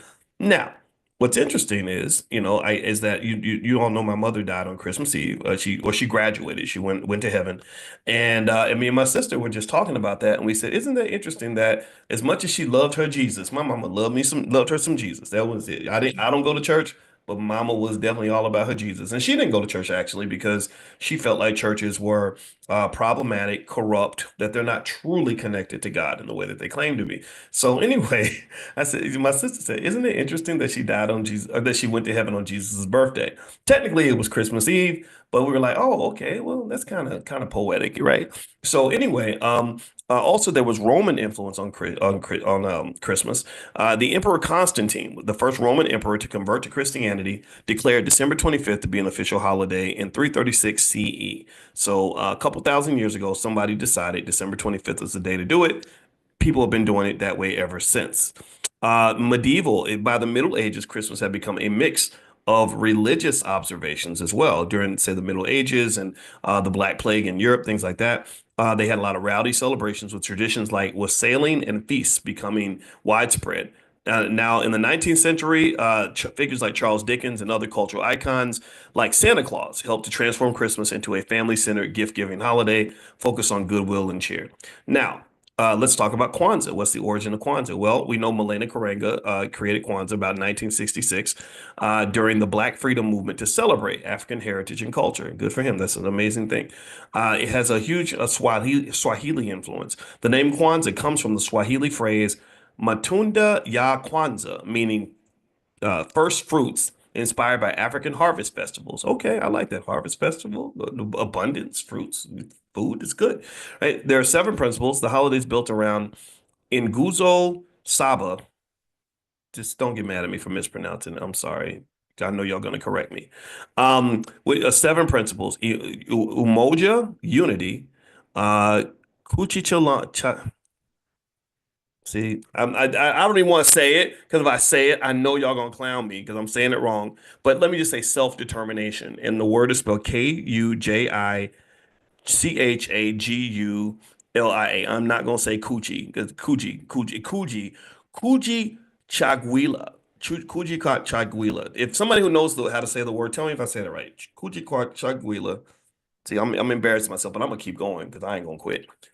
Ujima, collective work and responsibility. Another great concept. I mean, unity, self-determination. Man, I mean, can you imagine how great our people would be if we had unity?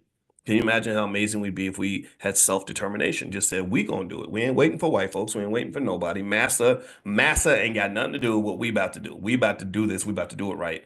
Ujima, collective work and responsibility. Responsibility, collective work. That's what made China great. That's how China established so much economic power. They work together and they also are responsible for the fate of their nation. Ujama, cooperative economics. Well, I mean, we talk about that every week. Y'all know that's what we about. That's the Black Business School right there. That's Powernomics right there. That's all of that, right? Collective economics. I've explained to you all that economics is a matter of gang affiliation. Economics is very gang affiliated. Most of the wealthiest people in the world tend to be affiliated with some economic gang. These gangs, you might refer to them as corporations. Apple Computer is a big $3 trillion economic gang. They all have the same code of conduct. They all wear the same little uniform. They got little logos, stuff like that. If you violate, then you get removed from the gang. The Black Business School is an economic gang. Y'all see my Panther right here, and I'm ride or die with the B1 community. We got our gang affiliation, and we're making it happen. We're getting things done. We pump millions of dollars into the Black community. We have pumped at least hundreds of thousands of dollars into Dr. Claude Anderson and the Harvest Institute and the Powernomics Corporation to support him because he's a person that every Black person needs to know about. Right? We've been able to get 1 billion views on YouTube. We've been able to really help millions of people may buy their first share of stock. So we've actually helped to instigate what I know for a fact will be a multi-trillion-dollar wealth transfer over the next generation and beyond. There is no other finance PhD kind of doing this kind of thing. I hope that there's more eventually. Maybe I can talk them into it, but there's nobody out there that can say, I got a doctorate in this stuff from a legitimate institution, the Ohio State University, and I'm putting black first, and I'm every single day for thousands of days in a row talking to black people about how to build wealth. I don't know anyone else. You tell me if you see that guy because I'm looking for him. I want some friends to do this too. But with that being said, at the end of the day, my point is to say, then when you talk about that cooperative economics piece, one of the biggest things to understand is that you don't really need anybody to give you anything else. You have everything that you need in order to do what you want to do. Like there's nobody that is going to come save you. We know this. There's nobody that really needs to come save you. What you have to do is save yourself. Because what happens, unfortunately, is that we are mind screwed. We're kind of cheated into destroying each other and harming ourselves, and then therefore we can't build on that. So we need a community of builders. Building does require skills in areas that go outside of finance, and where people miss it, and where people miss the bigger picture, is they think that it's all about the money. They think that it's all about the economics. It's all about getting a high-paying job. It's all about affirmative action or having opportunities or having more NFL and NBA players. We got hundreds, if not thousands, of millionaires that are professional athletes. But if they're not trained to build, if they're not trained in a certain mindset, if they haven't mastered all the tangential aspects of wealth building, then no wealth will be built. If you imagine this, let me give you an example. Imagine two guys, both have $100 million contracts in the NBA or the NFL. Both of them are making over $100 million. One guy doesn't know anything about institution building. He doesn't know anything about job creation. He doesn't know anything about making long-term plans, or hiring people, delegation, all the skills required to build an institution. Well, he's going to be one successful guy, and we've had a lot of one successful guy. We've always had that one Negro that's doing well. Like we've always had that one Negro with a good job. That does not scale. That is not contagious. That is contained success. Success that is contained does not affect the whole community. It affects one guy. And then we get to look at that one guy and say, wow, that one guy's doing really well, but I'm not doing well. And then the one guy dies, and then the whole thing's over. So imagine the second guy. The second guy also has a $100 million contract, but he's built to scale. He's been trained to scale. From the time he was a kid, his parents, maybe they put him through the Black Millionaires of Tomorrow curriculum, and he learned things like the STURDY model, which stands for systems technology, entrepreneurship, relationships, and delegation. Right? He knows these things. He understands what it means to keep your poise, which we talk to our kids about in the school, which is producer, owner, investor, saver, entrepreneur. He knows these things. So he understands how wealth connects to relationships. He understands how wealth connects to mental health. He understands how wealth connects to physical health. He understands how relationships lead to delegation, which allows you to build teams instead of doing it all by yourself, working like a super slave where you're doing 100 hours a week. He says, no, I don't have to do 100 hours a week. I'm going to do 40 hours a week, spending my time delegating to 20 other people so that instead of working 100 hours a week, I'm now working 20,000 hours a week.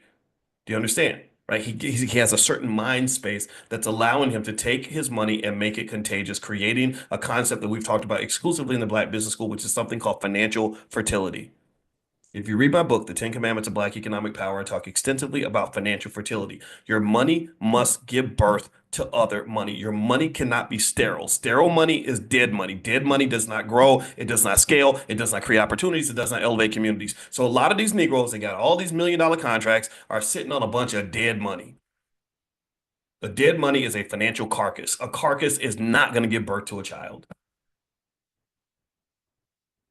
So your money has to be alive, and that requires the person who controls the money to have a certain understanding of how money works so you can maximize the value of the asset in front of you. Give me a yes if you follow what I'm saying. I know that I'm saying a lot. Give me a quick yes. Let's take a quick breather. I want to make sure you're getting you're digesting this. Because I know when I get excited, I start to go, and I just want to, I want to try to make sure we all kind of understand this on some level. And if you want tools that can help you with this, we do have a training I did called How to Turn Your Child into a Millionaire. It's very easy for me to turn your kids into millionaires if you do what I say and you start early. And the URL for that is kiddyboss.com, KIDDIE, kiddyboss.com. So you can go to kiddyboss.com if you like, or you can also text the word youth on your phone to 87948. So if you text youth to 87948, I'll send you some information on children's programs we have in the Black Business School, because one of our core values is that we believe Black people should educate our own children. Also, we believe we should create our own jobs. Also, we believe we should support Black-owned businesses. That's what we believe. That's who we are. I'm not apologizing for any of that. So, so anyway, last point. Let's finish up with Kwanzaa here. So Kwanzaa has what are the other principles? We talked about cooperative economics, NEO, which is purpose. Man, I love this. Purpose-driven life. Purpose-driven life, having purpose and like, sort of having intentionality. See, if you've got purpose and passion and intentionality, then basically you've aimed, you've got energy, and you picked your target. Right? You're aiming at the target, so you got your purpose. Then you're giving energy to the target. You're going at it hard. That's intentionality, right? And then at that point, you've got your purpose as well, which comes from just saying, this is what I'm trying to do. Because I've got this purpose, I've got a goal. Now, because I have a goal, I know where to aim my rifle, and I got a I'm putting power in it. I'm putting gunpowder in the weapon. That's where that passion comes in, right? So anybody who has a purpose, who's passionately and intentionally targeted where their energy is going to go, cannot fail. A person like that cannot fail. They're going to just go through life and kick ass and take names, and people are going to get out of their way because most people don't know who they are. They don't know where they're going. Most people are sheep. Sheep just follow other sheep. So the sheep could all be walking into the slaughterhouse, and a sheep will just follow the other sheep right into the slaughterhouse. That's the world. That's life. But if you have that person that has purpose, and then you've got that added with intentionality and passion, you can't be stopped. You can't be stopped. So let's keep going. Last, Kuumba, Kuumba, Kuumba is creativity. I like that. Creativity is important. Wealth builders typically have to have creativity, but you don't use that just for wealth. You use that for any type of success, survival, whatever it is you're trying to do. And then Imani is faith. Oh, buddy, faith. Lord, faith is big for me because this morning when I was talking about my mother who just passed away on Christmas Eve this year.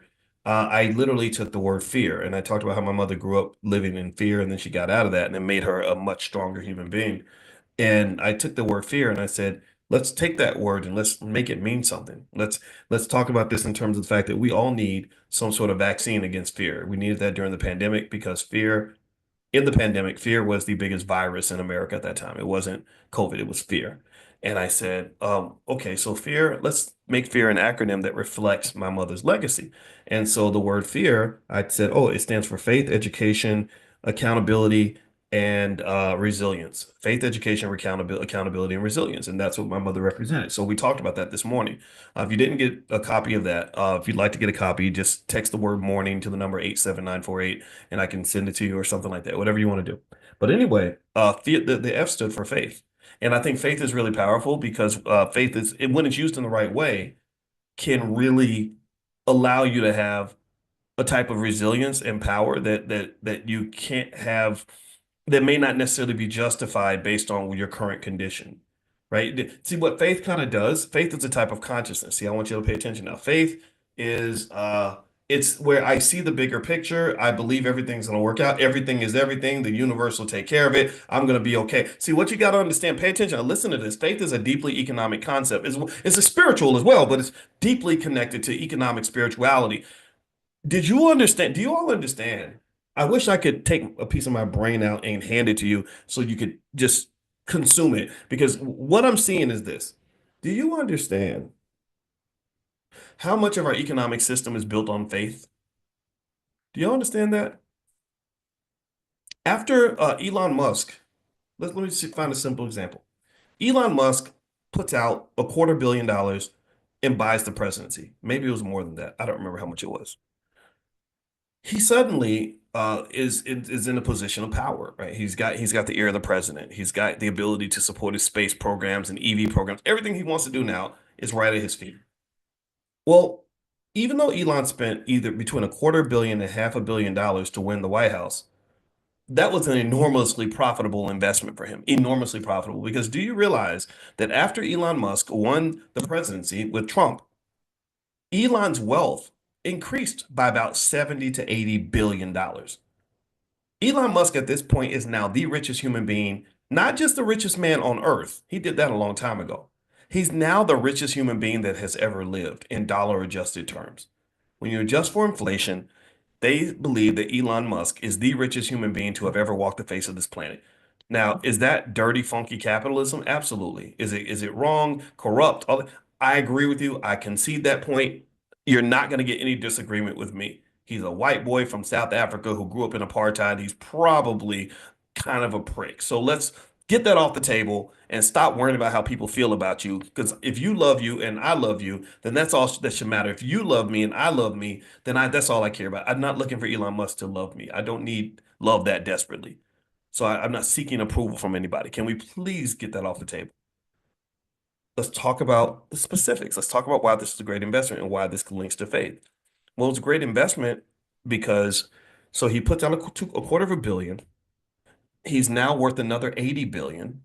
He went from being tied for the richest man on earth to having more wealth than the number two and the number three guy combined. And and a lot of that was built on faith. How was that built on faith, boys? Well, let me explain. Well, most of his wealth came not from money he actually made. It didn't come from money he generated. It came from what? Answer me in the chat. Answer me in the chat. It came from an increase in what? The stock price. The stock price went up. Well, remember, you're talking to a guy who is an expert on how stock prices are formed and where they come from. And basically, I can tell you, his increase in wealth did not come from additional money he made. It came from the fact that his stock price went up because people had more faith in his ability to lead as an economic entity. People see these equations, and I've gone through a lot of them that explain where stock prices come from. These mathematical equations are very precise ways to say, I'm not really sure. You use really precise numbers, exact interest rates, and exact discount periods, and exact cash flow estimates, all to pretty much say, like, well, this is our best guess. And the thing about it is that if anything happens where the faith in the entity or the individual starts to decline, or the risk level goes up, or people just aren't sure about you anymore, or their fear goes up, which fear is the enemy of faith, right? You cannot have faith and fear in the same room. They don't work together, right? And so when those things creep into the market, stock prices do what? They start to collapse. They start to collapse. Well, why is that? Well, because when people are scared and the economy seems risky, they lose faith. They say, not putting my money out there because I don't know how that's going to work out. See, so when I hear that word faith, I'm like, oh my God, that's amazing. That's an economic statement. And everyone else thinks about going to church and stuff. And faith is important in church for sure. But I think faith can be your friend. And I encourage you to really meditate on faith and what that really means for you, right? Faith might mean an entrepreneur who's going into the abyss where they know they don't have enough money, they don't have enough skill, they can't get a bank loan, ain't nobody helping them, but they keep going anyway, believing to the core of their soul that there is something good at the end of the rainbow. That's faith. Cowards can't do that. Traumatized people have a hard time doing that. So if you claim to be a person of faith, then be a damn person of faith. Faith really means you can go in and say, gosh, I don't know how this is going to work out, but I think it's going to be okay. I live my life on faith, man. I live my life on faith. Do you know when I was the hardest time of my life was this week when my mama dies right on Christmas Eve. That was very difficult for me. The second hardest time of my life was when I was 28 years old and I hit rock bottom. Everything in my life was falling apart. The woman I loved told me she was leaving to be with another guy. My classes weren't going well in school. And my money problems were so bad that I had to move out of my apartment in the middle of the night because I could not pay the rent. And so um, I remember being at rock bottom at that stage. And I remember just crying at my desk because things were so hard and I couldn't figure out how to move forward. I didn't know what to do. And I think at that point, there's something magical about hitting rock bottom where you say, I ain't got nothing else to lose. So I might as well go for broke. I might as well go hard. So going hard for me at that time meant that I said to myself, I'm tired of playing this stupid game. I'm tired of pretending to be a white boy. I'm tired of trying to fit in with people who don't like me very much. So I'm gonna go full Boyce Watkins on them, whatever that means, full Boyce Watkins. So at that moment, I committed to being me. That was literally the moment where the Boyce Watkins that you know, the one where a bunch of people love me and a bunch of people can't stand me, that's when he was born. He was born out of pain. He was born out of misery. He was born out of failure, and he rose out of the ashes.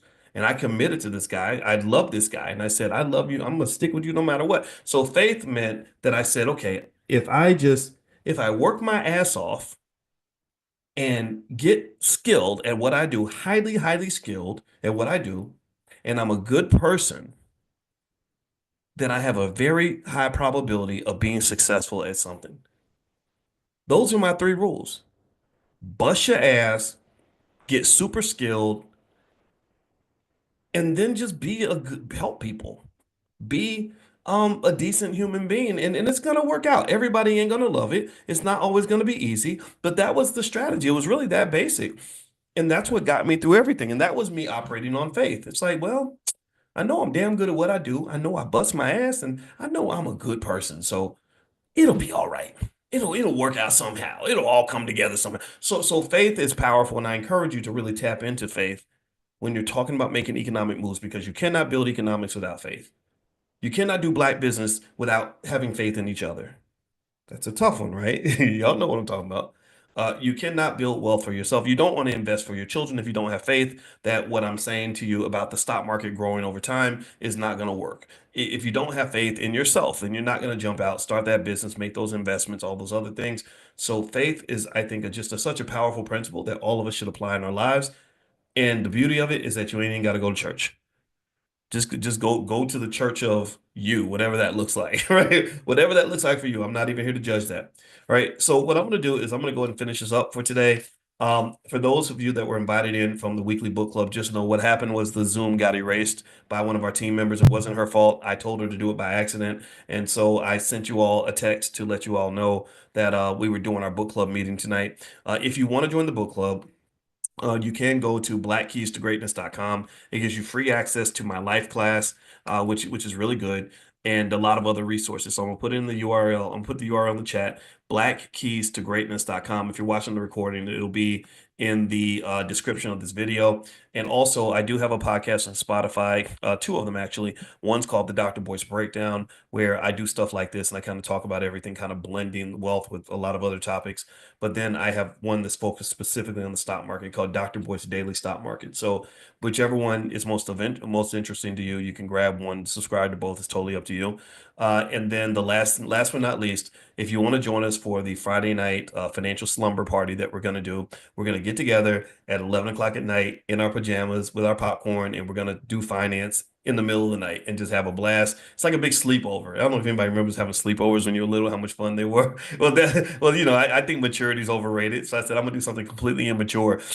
So we're going to cover a training idea called Stock Market Decoded. So by the time you're done, you will be transformed into an investor. You will know, and if you're already an investor, you'll be leveled up. We're going to talk about stocks that I love, and why. We're going to talk about rules and principles for picking your favorite stocks. Also, if you're a beginner, we can show you how to get started, all that good stuff. So feel free to join us. The URL is financialslumberparty.com. So I'm gonna put that URL in the chat so you guys can take a look, and feel free to join us if you'd like to join. So thank you guys for hanging out with me. I appreciate it. I'm gonna go watch a movie with my sister now. As a family, as you can imagine, we're getting together to celebrate the life of my mother. And also, if you happen to be watching on YouTube or something, if you could hit that thumbs up button or something, that would really help. I hear that helps in terms of getting more viewers, but the algorithm hates me. I think probably because of the pandemic. I think they were throttling all these YouTube channels because I have over 1 million subscribers, but it's really, really hard to get the algorithm to pick up our stuff because I think that there's something about our content that makes them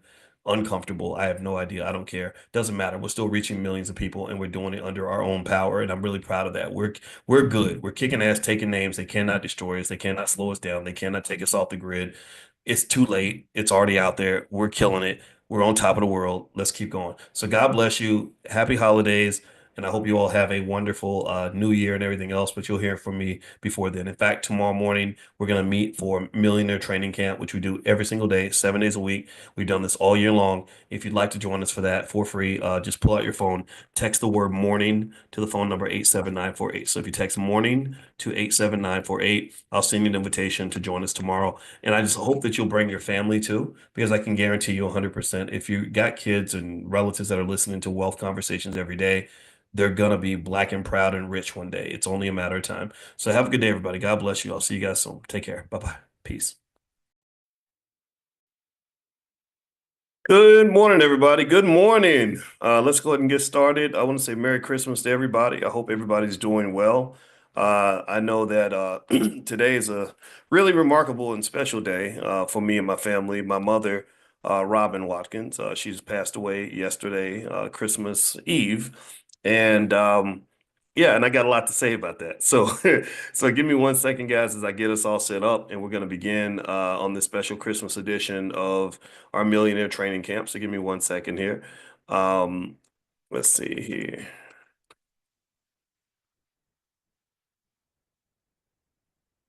All right. So how are we doing today? I hope everybody is doing what we talked about in terms of getting ready for Christmas. That means that, if you love your kids, hopefully you'll buy them some shares of stock, get them ready for the future, give them something that's going to give them an opportunity to be successful and great. And I love you too, Errol. Thank you, man, for saying that. I appreciate that. Errol Simengal, he's a great one. He's been around for a long time, and he's got this amazing significant other who's a wonderful young lady. And I just have a lot of respect for both of you. And and also, some of you are listening in from other spaces. Decided to invite in some of our folks on YouTube and stuff like that. And and so you can actually check out my YouTube channel there.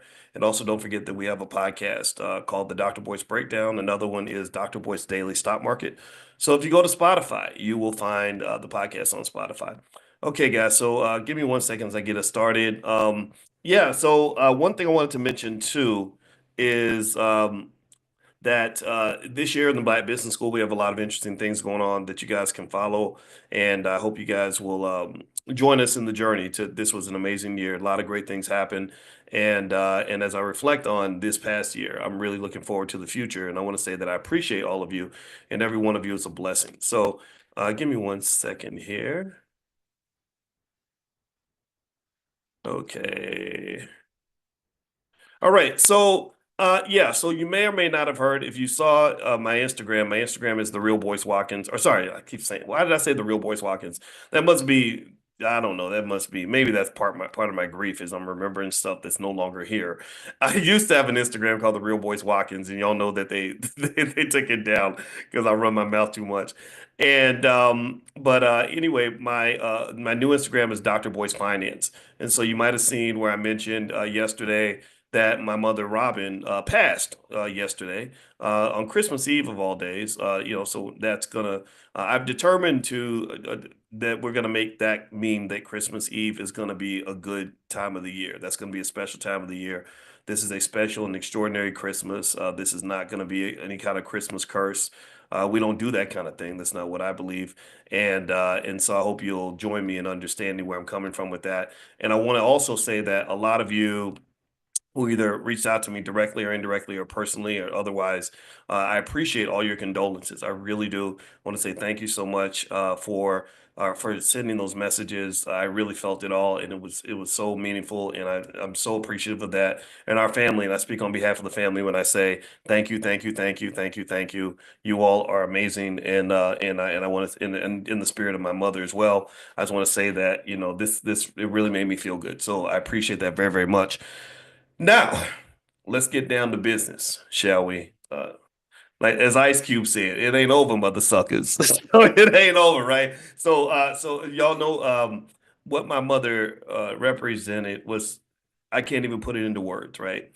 If you consider the Black economic revolution to be a movement, give me a yes if you are aware of the movement that's happening right now that we were a big part of. The Black economic revolution, where Black folks are taking over. We are kicking butt, taking names. We are lifting ourselves economically. We are training our kids on economics. We're getting ready for the future in a way that no other community is replicating. No other community is replicating. Give me a yes if you agree that this is a movement that's going to be remembered for the next 50, 100 years. Give me a yes if you agree with this. Okay. Now, if you agree that we are in the middle of an extraordinary movement, and also, if you agree that we have been a big part of this movement, because we've been down since day zero. We've been doing this since the beginning. We were doing this. We started doing this stuff online in 2006 when I was a finance professor at Syracuse University. I was writing about it in the 1990s when I was writing at the University of Kentucky. We have reached millions of people. We have almost 1 billion views on YouTube. We got it in. We're getting it done. We have 159,000 students in the Black Business School. So we're elevating and educating on economics at a level that's never been seen before. This is what's happening right now. I want to make sure we put this into context. So if you agree that this is a movement, and if you've been aware of this, and if you've seen this, and if you consider this work that we're doing to be part of that movement, then I want to honor my mother today, and I hope you'll join me in this by saying that she's the mother of the movement. My mother, Robin Watkins, is the mother of the movement. And because without her, there is no me. Maybe without me, a lot of this stuff didn't happen. Not to say I'm the only one. I'm not trying to take credit for everything. Nobody can. We're done with the whole super Negro philosophy of Black leadership. Let's just be clear about that. So I'm not out here trying to say I'm the man and I'm the great. No. But I did my part. You understand? I played my position. I hope we can agree on that. Right? Like Ohio State when they won their big game last week against Tennessee. No one player won that game, but the great players played their position. So that's all I need is just I don't need the Heisman, but we played our position. All of you played a role. Every one of you have been a part of this. And my mother played her position. She was the launching pad of all this. She was the mother of the movement. Not only did she give birth to me, which I can't exist unless someone gives birth to me. None of us would exist without our mothers. But also, she taught me a lot of the core ideas that I reflect to you in this space. You might think I'm a great guy. You might think I'm a prick. But I can guarantee you this. I bet you've never seen another finance PhD operating like this before. You ain't never seen nobody really talk like this when it comes to Black economics and have the credentials at that level. Like so when I talk to you about things that have happened in this life and in this space, for example, when in 2002 when I got my PhD in finance, I was the only African American on the planet, male or female, to get that degree. I was, and my mother was in the audience, and she should have been in the audience because my mother was the reason I was there. Without my mother's support and encouragement and pushing me and training me on how to deal with the demons and the battles that exist in this life, there's no way on this earth I could have walked across that stage because you have no idea how difficult it was. You have no idea. So I hope you'll join me in. I'm gonna tell you. I told my father. I said, we live our lives with intentionality, and I said, I'm intending. I have full intent of making sure that this is not a cursed Christmas at all. Yes, my mother did die yesterday because people die. We're all going to die at some point. And it's not a matter of whether or not you're going to die. We know there's no if when it comes to death, there's a when. It's not about whether you died or not. Really, it's how did you live? We're all the walking dead. We all have a short time on this planet. What the hell are you doing with that time? In fact, write in the chat when we've met every single day. We did for an entire year, pretty much. We've done almost every single day, except for days when I couldn't make it. With 7 days a week, we talked about economics, and I've told you that the most valuable asset that you have when it comes to wealth building is not money. It's not money. What have I told you? Type in the chat. I said, remember, mathematically, I'm speaking mathematically here. When we used to do research and we would do mathematics behind what builds wealth, the biggest ingredient was not money. It wasn't whether you were born with a silver spoon in your mouth. It wasn't whether or not you took a finance class. It wasn't whether or not you have relationships with billionaires. It was time. Time.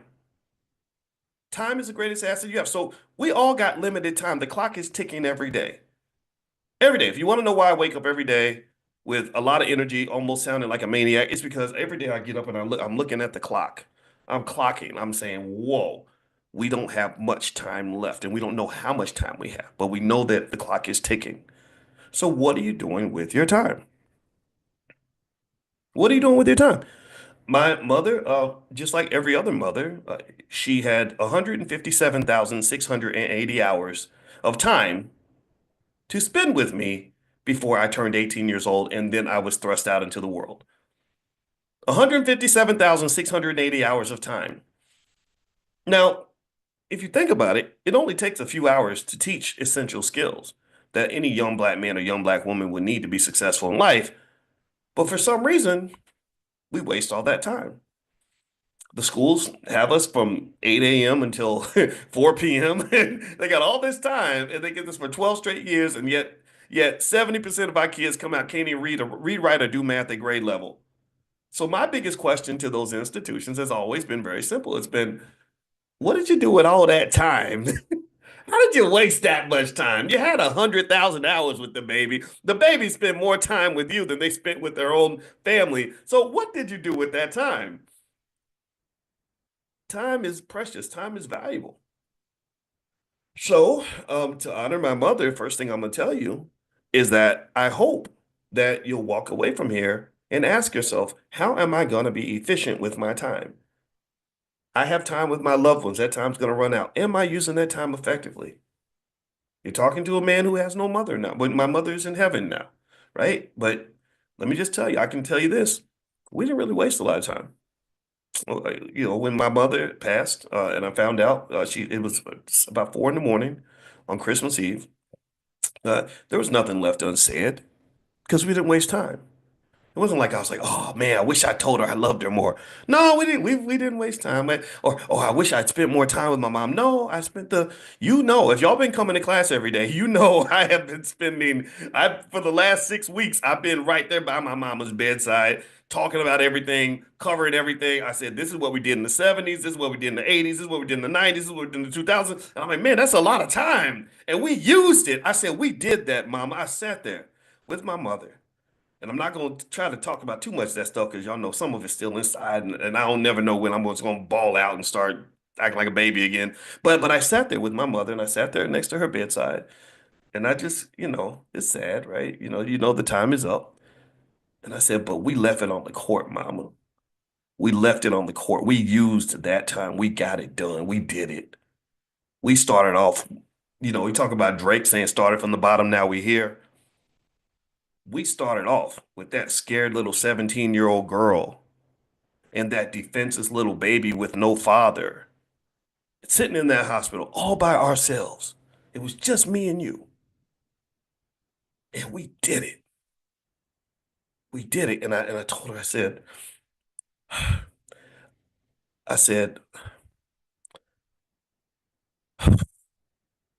let me breathe. If I stop to breathe, y'all know that means. That means I'm about to start being a baby again. I don't want to do that. This ain't the time for that. I said, the same way you stood by me and you were with me when I was by myself and I was a defenseless baby, I said, I'm gonna be right there next to you all the way to the end. We going full circle, mama. We going in for the slam dunk. We gonna finish this the right way. And so the first thing I'd say to anybody who's listening is after you're done, get on the phone, talk to those loved ones, and let them know we're not gonna waste time. I'm gonna get it out. Okay. That's the first thing. Let's move on. And if in case you're wondering today, I hope it's okay if we talk about my mother. And I promise you'll walk away with numerous financial lessons because you can't talk to me or with me without it somehow converting to economics. So don't think this is not still our regular finance class, but as you can imagine, this is a special Christmas Robin Watkins edition of our Millionaire Training Camp. And I hope that that's okay with you. Give me a yes if that's all right. I hope that's okay. I don't want to make it all about us and about me or as if we're better than nobody else. We're not trying to do that. I'm literally digging down, digging deep, and pulling out what I think my mother would want you to know. And a lot of this came from this morning. I got up this morning and I got blessed. And let me tell you how I got blessed. See, Planet Fitness lied to me. Planet Fitness, they just a big old pack of liars. Because I got on my phone app and I looked to see if the Planet Fitness around the corner from my parents' house was open. And it said open. I said, wow, they're open on Christmas. I said, wow, there's some serious people out here that really staying in shape. So I got in my truck, I drove around and to try to get in, and the gym looks empty. And I'm like, oh, maybe everybody's at home eating Christmas food or something.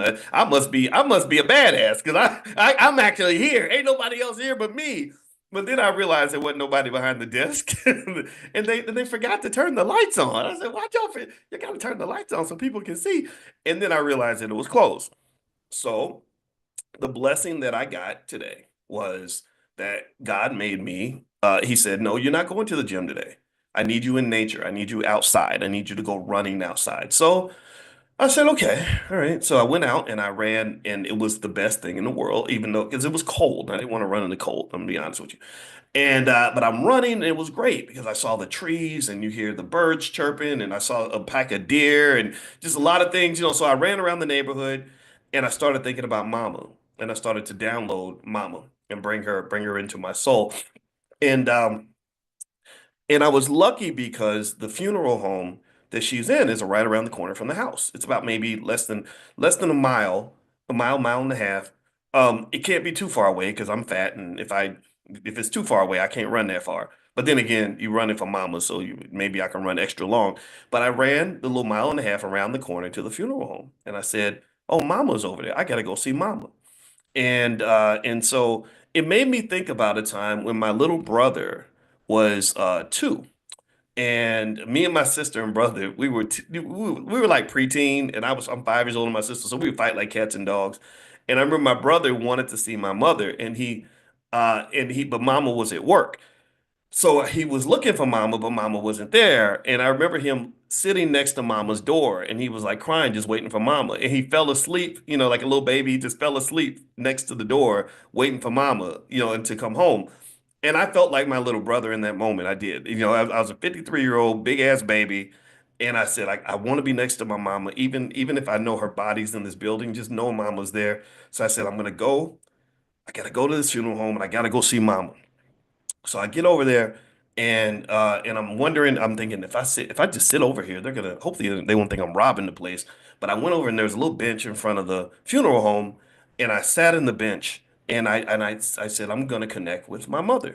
So I listened to some music. I listened particularly to Walk On By. I think it's Isaac Hayes, you know, Walk On By. Right? If you see me walking down the street and I start to cry each time we meet. That song, right? It's a great song, right? Very deep. So I just put that on my headphones and I used some of the meditation techniques my wife shows me because she's into the subconscious mind. And I said, I'm gonna shut my eyes, play this music, and I'm gonna bring my mother in. I'm gonna pull her out, get her, because I need mama right now. So in my mind, I imagine my mother sitting right next to me. And I said, okay, if I imagine hard enough, I can have her here with me. So, because you know, you're grieving, you're half crazy, you're trying to process everything, right? So I imagined her sitting next to me, and it worked. I really felt her presence and all this stuff. But obviously, this is all kind of coming from yourself. And so she sits down, and I grab her hand, but it's like her imaginary hand, and you can't feel something that's imaginary. And then I realized, and then I heard her voice, and she starts talking to me. Because you know how we all are connected to our mothers, where like you can hear your mother's voice, even if she's not there. Give me a yes if you know what I'm talking about. Where mama, like if you imagine mama talking to you, it's like she's there because you've heard the voice 100,000 times. So it's just in you, it's embedded in you. And I said, oh, I get it. And the voice told me, it said, no, don't hold an imaginary hand. If you want to hold my hand, hold your own hand. And that's real, and that's really me. That was mama. And when I held my own hand, I felt my mother. I said, "Oh, she's here." And I said, "Oh, of course, you idiot. She's here because you are her. Y'all have the same DNA. She is attached to your spirit at an infinite level. So she'll never be gone. She's here. She's with you. What do you need?" So when I had my mother with me, I started to just really think about everything and thinking about what I wanted to talk to you all about. And the first thing that came to mind was I started processing what my mother's all about and who she is. And I wasn't planning on talking about her today. I'm going to speak at the funeral, but I'm not doing the eulogy, and I have like 10 minutes. And I said, I don't think I can explain who she was in 10 minutes. That's not doable. And then I said, no. And then the voice said, well, Boyce, you can talk to hundreds of thousands of people. Like you have a big platform, Boyce. So let's do it there. That would be just as effective, probably more so. And I said, oh, that's right. That's what I'm gonna do. So the first thing that I realized I wanted to do is I want to create a scholarship in the Black Business School in my mother's name. We're gonna call it Mama's. It's something with the word Mama, like Mama Scholarship or Mama's something, right? But I like the word Mama rather than just Robin Watkins. I'll put Robin Watkins in there, but also the word Mama is kind of universal and powerful. And so, if you want to be made aware when that's available, and other things that we're developing to honor her legacy in terms of things that will benefit you, honoring her legacy means honoring you, just so you know, because that's what she was about.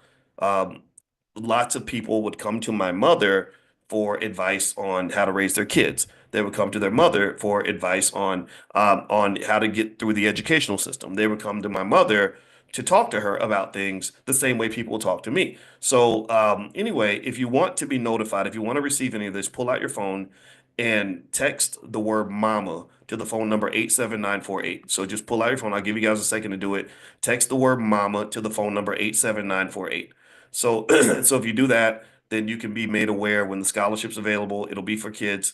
And then second of all, I'll just send you stuff to kind of remember mama and what she kind of did and things. And again, the goal is to support you. It's not to just sit here and me talk about just my family or just me.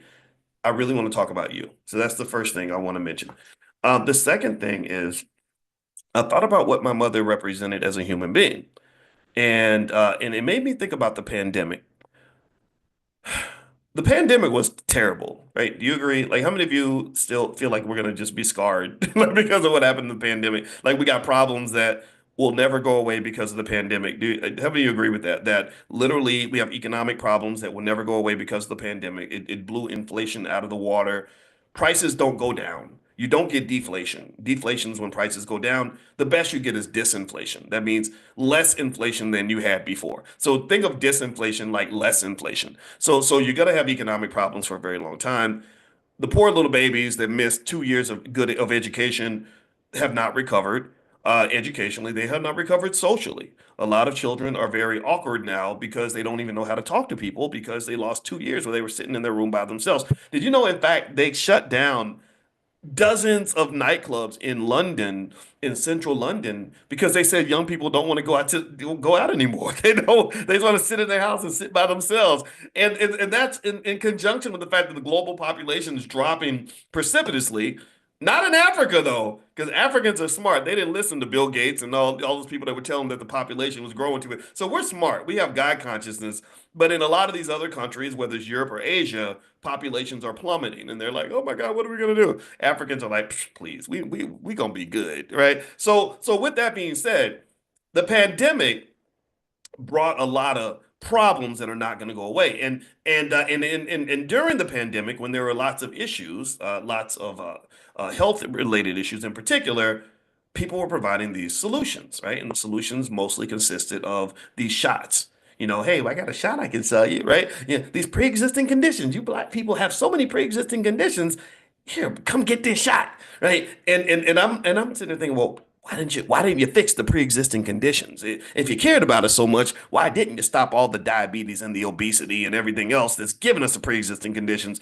But we know how capitalism works. Capitalism says, I'm going to create a problem, and then I'm going to charge you to create the problem. I'm going to sell you the donuts at the front of the grocery store, and then I'm going to sell you the diabetes medication in the back. So I'm going to make money creating the problem, and then we're gonna make money pretending to solve the problem, not actually solving it, but managing it, right? That's why healthcare CEOs got to run with more security than 50 Cent, right? Because people are like, I'm mad at you, and one of us gonna come get you, right? That's why the healthcare CEOs they gotta roll like rappers now because you got people out there that want their heads, right? And this is a reality, right? So what's interesting though is that the biggest virus during the pandemic, it wasn't COVID.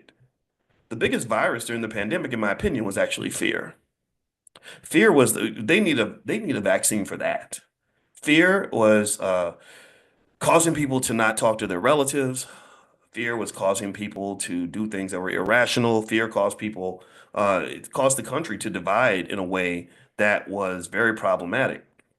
And one of the things that made me think about coming back to my mother is that I remember talking to my mother, and when how you get older and you start talking to your parents about things that you didn't talk about as a child because you were a child, and now you're both adults, and they tell you about things they were going through when you were a kid, and you're like, "Oh, I didn't know you were dealing with that," right? Well, my one thing my mother told me that was really interesting was she explained that when I was younger, she was very depressed. And she said part of it was because she lived in fear. She lived in constant fear. And I said, but that doesn't make sense. Like, how is it that you lived in fear, but you seem so courageous? You did a lot of amazing things. You fought the school system on my behalf. You chose to give birth to me. You could have aborted me or something. That would have been easier, but you stuck with that. And I did. I said, that doesn't make sense to me. And then I figured it out. I said, okay, I understand. Her faith helped her overcome her fear. Her faith helped her overcome her fear. So what I did was I said, okay, let's do let's do some medical research here. And since they were talking about vaccines and stuff during the pandemic, I said maybe there's like a fear vaccine that my mother can help us to sort of understand and appreciate that will help us to achieve things in multiple areas of our life. So what I did was I took the word fear. This is all happening while I'm out on my run and I'm processing this. And I said, we're going to make it into Mama's acronym in a way that it reflects who she was, what she was all about, and why she was able to have the impact on the world that she was able to have. So the first, the F in the word fear stands for faith. And when I think about faith, I think about when I was a kid, when I was 5 years old, or let's go back before that. I'll tell you that in a second.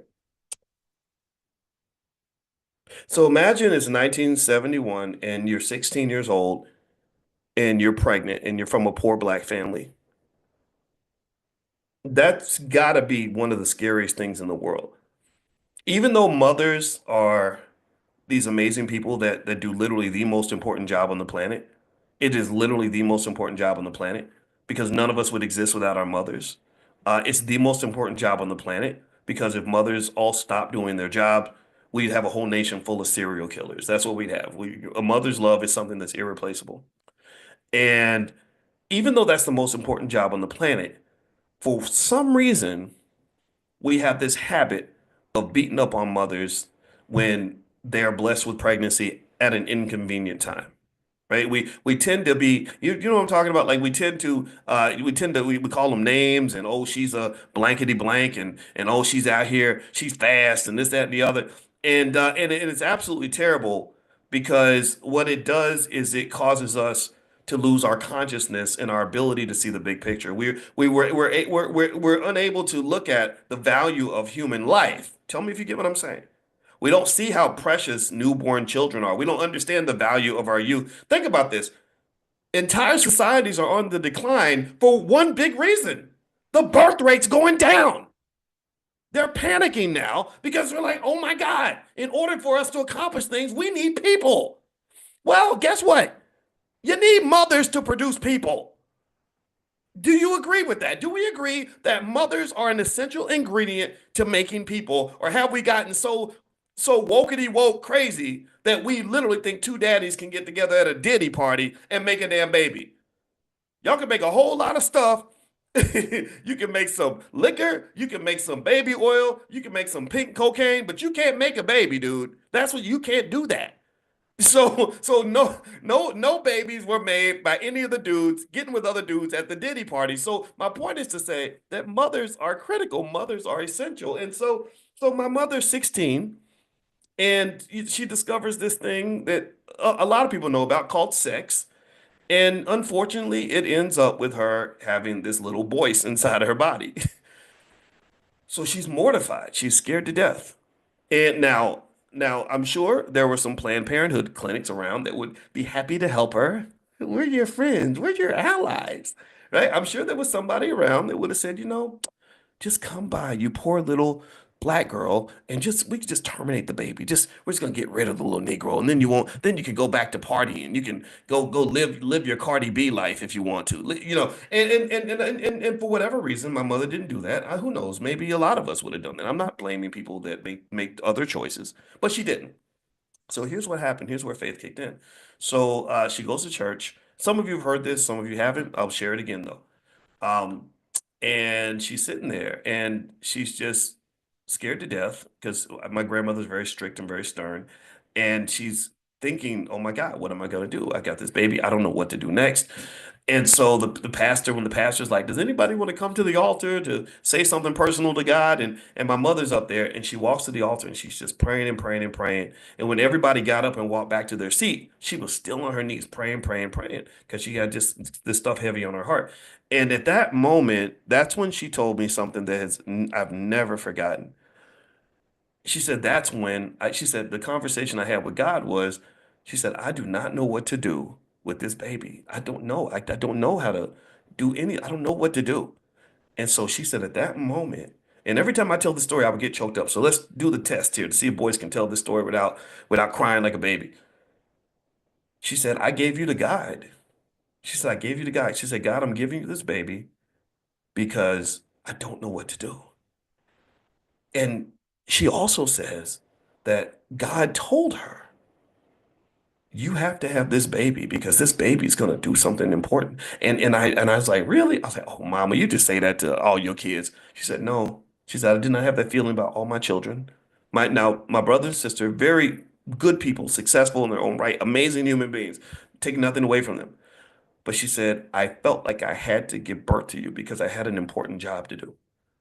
And that to me was an extraordinary example of faith that I never let go of. Because what is faith? Faith every day. How many of you, give me a yes in the chat if you have heard me talk about things like financial consciousness? How many of you have heard me talk extensively about consciousness in this space? You know, that's all. In fact, when we first started this whole class, which we've done almost a year of this, almost meeting every single day, I initially said, yeah, this is financial consciousness class. And I wasn't just trying to find cute words to describe this. I said, that's what's missing sometimes in the world is a consciousness. And what is consciousness and how does it link to faith? What does that mean? Well, consciousness is nothing but being able to see the bigger picture. Consciousness is where you're not trapped in the moment and you realize that this ain't all that there is. This too shall pass. If it's something bad, this too shall pass. If it's something good, this too shall pass. That's what consciousness is. And faith is consciousness. It's a connection to something bigger than yourself. So when Robin Watkins didn't feel strong enough to get something done, she grabbed onto this thing called God. And God said, that's all right. You ain't got to carry the load. I got you. We good. And really, again, you can have whatever opinion you want. I know people in the room, you have different types of faith and different kinds of religion, and I'm not getting into that part. I'm not even talking about religion. I'm talking about faith. Those are two different things in many cases.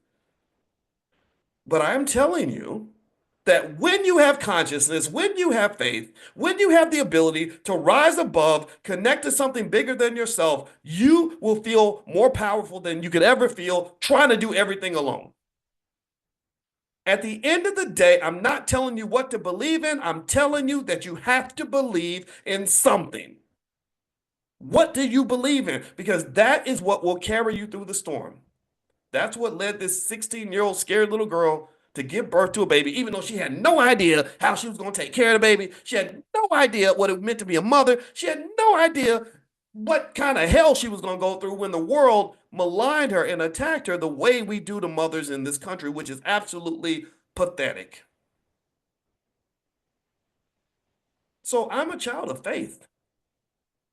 When I say I'm a child of God, I mean that. I don't even go to church and I'll say I'm a child of God. Because if God had not been there for my mother and my mother had not had that connection to faith and God and the bigger purpose, oh, she would have went right down to see the Planned Parenthood people. They would have made the problem go away. So sometimes we replace our faith in God with our faith in the white man. Now I know some of y'all are white, and I'm not this ain't anti-white at all. But I'm serious. Sometimes we put other people in the space that our God and our faith is supposed to be. And then next thing you know, you end up going down a road you did not anticipate. You end up passing up on opportunities, possibilities, and blessings because you love your oppressor more than you love yourself, and more than you love your community, more than you love God itself. Let's move on. So the F in fear in my mother's antidote, the Robin Watkins, we can call this the Robin Watkins vaccine, if you will. The F stands for faith. Faith in consciousness will guide you. Faith is what's necessary for investing. When I tell you all little things, like I say, did you know that if you had invested $1,000 in Apple stock in the year 2000, it would be worth $365,000 now, which effectively means that if you have a 24-year-old child who's struggling financially, you could have solved all their financial problems by literally just buying some Apple stock in the year 2000? That requires faith. You have to kind of have some faith that investing works. You have to have faith that wealth grows. If you plant seeds, then you'll have a harvest. If you plant no seeds, you'll have no harvest. A lot of people have no harvest and they don't understand why. And I'm like, all you got to do is say, well, what seeds did you plant? Did you plant any seeds? They're like, no. Well, what makes you think you can plant no seeds and have no harvest? That doesn't make any sense. So let's move on. The E in my mother's life and the word fear for her vaccine stands for education. Um, Here's the thing about education that's really interesting. First off, if you ever wanted to pick a fight with Robin Watkins, all you got to do is bring up the tragedy of what they're doing to our children in the public school system. Like really, if you ever want to have a fight with my mother, just talk about the schools and what they're doing to the black kids, and she will talk your ear off. She would fight you all day. If you, it's crazy, and that's because after spending many years in the educational system and understanding how important education was for us, she became very passionate about it, even into retirement and beyond. She's listening right now somewhere saying, yeah, that's right. What they're doing to these kids is wrong, and these kids need to learn skills. And da, da, da. She would talk about the days, and tell me if y'all remember this. She would talk about the days where kids could go to school and learn skills, right? It wasn't just Mexicans and Ukrainians coming in and doing all the construction work and all the work in electrical and everything else and plumbing. It was us. We had those skills. We would go to school, and if the kid didn't want to go to college, well, they'd say, okay, well, go to auto shop, go to whatever. We had skills, we had education, we were learning things, and the kids today, unfortunately, aren't getting that. And I don't know what they're gonna do. I don't know what they're gonna do in the age of AI. What the hell are they gonna do in the age of AI when you got entire McDonald's restaurants that can be run with a freaking computer now? When Amazon factories are hiring thousands of robots every day just so they can replace their factory workers. So education is critical. We know these things. And that was something that my mother valued, even when she didn't have as much as she wanted herself. My grandmother is the starter of all this. She's the panther behind me. She's always with me. My grandma's always with me. And she had an associate's degree. But she always knew that more education was going to give you more success because education can be linked also to an important ingredient for success, which is knowledge. Education and knowledge are not the same thing. Lots of people go to school and don't have any knowledge, and they may not even have any wisdom. So, education, knowledge, and wisdom, three different things. And the other thing about education is that we should understand. If you don't understand it, take it from a college professor. Most of the education you receive does not occur within four walls of some building. You don't need a building to learn, just like you don't need a church in order to connect to God. God can connect with you anywhere. He has great cell phone service. So stop thinking that you got to go into a building to find God. Sometimes you go into the building, you don't find God, you find Satan sitting at the altar saying, "Oh, I'm God's replacement." And that's what you get. So at the end of the day, we know education matters. We also know that education is something that our ancestors valued. It was something that our ancestors died for. You could die during slavery for teaching a slave how to read, right? We know these things.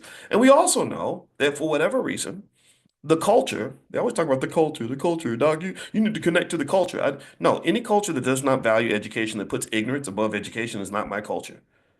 So you can just take that, put it in your pocket, and walk away from me because we know that a lack of knowledge causes tremendous amounts of pain and suffering in our community. We know these things. And so when you consider the fact that there are dozens of schools in the city of Chicago, as well as Philadelphia and New York and other places, where they don't have one single child that can read, write, or do math at grade level, this tells us that we are in a state of emergency. We are in a state of crisis in this particular area. So what I would say is I would say imagine if our community, again, we could talk all day about oppression and racism and the white man did this and the white man did that. Yeah, the white man, he gonna keep being white. He ain't gonna stop being white just because you're complaining about it. But imagine if we had a community where we valued education as much as we value sex. I see a whole lot of conversations on the internet about sex. Well, 50-50, and what if should she sleep with me on the third date and all this other. What if we valued it? What if we valued education as much as we value sex? What if we valued education as much as we value, I don't know, the new iPhone? What if we loved education as much as we love sports? What if we spent as much money on education as we spend sending that little boy to football camp? You send his ass to football camp, but he ain't gonna be no football player. That's not when he's 30 years old, he won't make a nickel playing football 99.9% of the time. So why would you spend more money on football camp than you spend sending that boy to learn the things he needs to learn to survive in this society? They prey on your ignorance. They feed off of that. So why in the world would a parent that loves their child send their little girl out in the world with ignorance in a world where ignorance leads to death, ignorance leads to suffering, ignorance leads to struggle? Education, imagine if we valued education as much as we value, all the silly stuff, by getting new Air Jordans or whatever. Imagine if education was just the thing. Imagine if education was more important than anything some goofy rapper had to say, or it was more important than any material stuff, the Gucci and the Louis and the all the other luxury items that they sell. Imagine if people wanted to go to the library as much as some people want to go to the club. There would be nothing that could stop us. Nothing that would stop us. But for whatever reason, we have values that have to be addressed. And I can tell you that, again, when I talk about my mother, one of the biggest things that she did in her life that allowed me to have the life I have and the life, my siblings have and everything else is that she did not play when it came to education. She would take me to this group called Black Achievers in Louisville, Kentucky, and she would have me involved in spaces where even if I wasn't getting education right away, or even if I wasn't trying my best, I always knew education should be a core value for any successful person. Let's go to the A. So the F in the fear vaccine, fear, F-E-A-R, the F is faith, the E is education. The A, this A is something that's connected to, again, my mother's legacy. This is something I want to give to you, and I hope that that's okay. I hope that this is helping you, is something called accountability. Now, I know accountability for some people is a cuss word. Accountability is not something that's very popular. Because what does accountability do? Well, accountability is very painful to embrace because you're kind of letting go of all your natural easy defense mechanisms. You're letting go of your crutch. They're taking away your wheelchair, so you're gonna actually have to learn how to walk. And some of us got wobbly legs, right? No, I need the wheelchair. I need to be able to blame the white man for every problem I have. I need the wheelchair. I gotta blame my parents. I need the wheelchair. I gotta blame my last relationship. But no, the word accountability is powerful. And this was something that was very, very big in our family. This is no, accountability is powerful and painful at the same time because it's really hard to take responsibility for all the crap that's happening in your life. Like it's easy to take accountability for the good stuff. Like we all want to brag about the good stuff. I did that. Look at what I did. Look at how great I am. But can you also take responsibility for the bad? Can you also look in the mirror and say, man, this is messed up. I gotta fix it. I did this. Right? Can you do that? And I'm gonna tell you, it's very hard to do, not just because it's hard to do, not just because the culture doesn't support accountability, but also because psychologists basically say that human nature is not to accept accountability for any bad thing in your life. They call that self-attribution bias.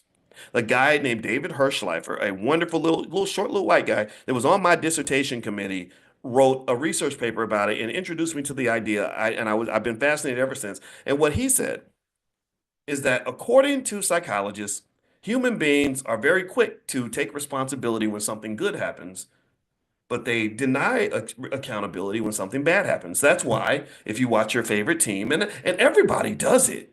Everybody does. Let me give you an example, real life example. This involves me to tell you that I'm a victim to this too. When my Ohio State Buckeyes kicked Tennessee's ass this week, did anybody else see that? Anybody else a football fan in here? I shouldn't be a football fan because y'all know football is bad and it hurts brain damage and all that stuff. But I ain't gonna lie, I enjoy watching a good football game. So so my Ohio State Buckeyes, Ohio State's where I got my PhD. They when they whooped Tennessee's ass, I was saying we won, we won. That was amazing. We did a great job. We threw the ball down the field. We were aggressive. I do that. I internalize it. But when they got their ass whooped by Michigan last week, anybody see that? A lot of Buckeye fans were very unhappy about that because Michigan came in and kicked our butt in our stadium. Well, when they lost, I was literally saying exactly what I just said. I said they lost. They got their butt kicked by Michigan. Now, sometimes I might use the word we, right? But mostly it was like they. Gosh, they need to fix their team. They need to stop. They need to stop trying to just run the ball. They need to throw the ball down the field. Maybe they need a better coach. It became they when they were losing, but it became we when we were winning, right? So a lot of us have this tendency, and I want you to be aware of it because part of consciousness is just awareness. And I'm going to tell you that one of the things my mother believed in very deeply, sometimes maybe you could even say to a fault, who knows? Because she got criticism for this, is she just believed in accountability, personal responsibility. That your best chance of success in almost anything that you do is when you take responsibility and say, I got this, I'm going to fix this. Instead of saying, well, they're doing this wrong and they need to stop doing that. I get it, I understand, but that doesn't really help you. Like if I'm mad about my condition as a human being or as a black man, and I say they need to stop this, white folks are doing this and the government's doing that. Yeah, they're gonna all do these things. Yeah, capitalism is the reason. I understand these things. I totally get it. But my question would be, how does that really help you? If I say, I don't have a lot of wealth because white people they didn't give us reparations. I agree with you. I talk about that all the time. Dr. Claude Anderson wrote a whole book about it called Black Labor, White Wealth, which everyone should read. But how does that help you to sit and just consistently put all your problems in the back of the white man? I'm not saying that white folks have been good to us. I'm not saying that I'm not a racism denier. But what I am saying is your solution to say that we're just going to sit and wait politely until white people decide to be nice to us? Is that your solution? Because that's a very stressful solution. And it's very depressing. In fact, studies show that depressed people are people that tend to not feel like their lives are in their control. Did you know that they did the study with rats? I've told you all about this. That rats that were put in a painful situation who were convinced that they had no ability to fix it became very depressed. Their serotonin levels would change. They could measure that. Do you understand? So if you ever want to be depressed, or if you ever want to understand why the black community leads the world in depression and anxiety, a lot of it is shaped around this idea that from birth, we are taught that our whole condition is predicated on what white folks choose to allow and not allow. That's what we're taught. And that you cannot be successful as a black person until you get the approval of whites. That's why you got entertainers out here buffooning and cooning. You got people out here bowing and scraping and selling out like crazy. You got people just sitting here and thinking, gosh, I would be successful if white folks would help me, or they would, or why I would remember when I first started doing black wealth related stuff and I started speaking on this publicly. I literally would have people tell me that you're not going to succeed by doing wealth related stuff in the black community alone. And I said, well, I really like talking to black people the most. I don't hate white. I never did. See, people think that because you love black people that you have to hate white folks at the same time. This ain't about you, man. You're not that important where I got only so much energy, and all the energy I want to spend is going to be spent on loving my people. It's not going to be spent on hating you. Hate takes energy. So stop that, right? That's silly. So I remember I would get people that would just tell me like, well, black people don't care about wealth and really, white people, you're not going to have a successful business if you don't appeal to white folks. And I'm like, why does every road to success, wealth, power, opportunity, and possibility have to go through massa? It ain't going. I don't give a damn about Massa. No, I'll fight Massa if I have to, as long as Massa don't want to fight. Just don't be blocking the door. When you block the door, oh, I'm kicking that sucker down. I'm going through you, around you, over you, under you, whatever it's gonna take. But you're not. No, you ain't stopping this train, sucker. That ain't happening. So my point is to say that while I understand that we have to acknowledge all these things that have happened to us, all these things that people have tried to do to us and everything else, and I think it's very important to understand, number one, the greatest power that you have to change your condition starts with you. And then secondly, um, if you spend so much energy thinking about the obstacles that are against you, you can't spend time putting together solutions to get around those obstacles. And I really will tell you, I believe that unfortunately, a lot of the culture, what they call this civil rights culture, but I don't think it's really civil rights. I think it's something else.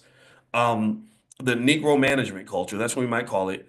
There are so many people that build entire careers and entire industries on the idea of convincing you that whatever energy you were going to spend building for yourself is better spent with you wiring into some pre-existing infrastructure that other people have created. That means that if you are a talented and intelligent young black man or young black woman, you're better off looking for a job than you are looking to build an institution.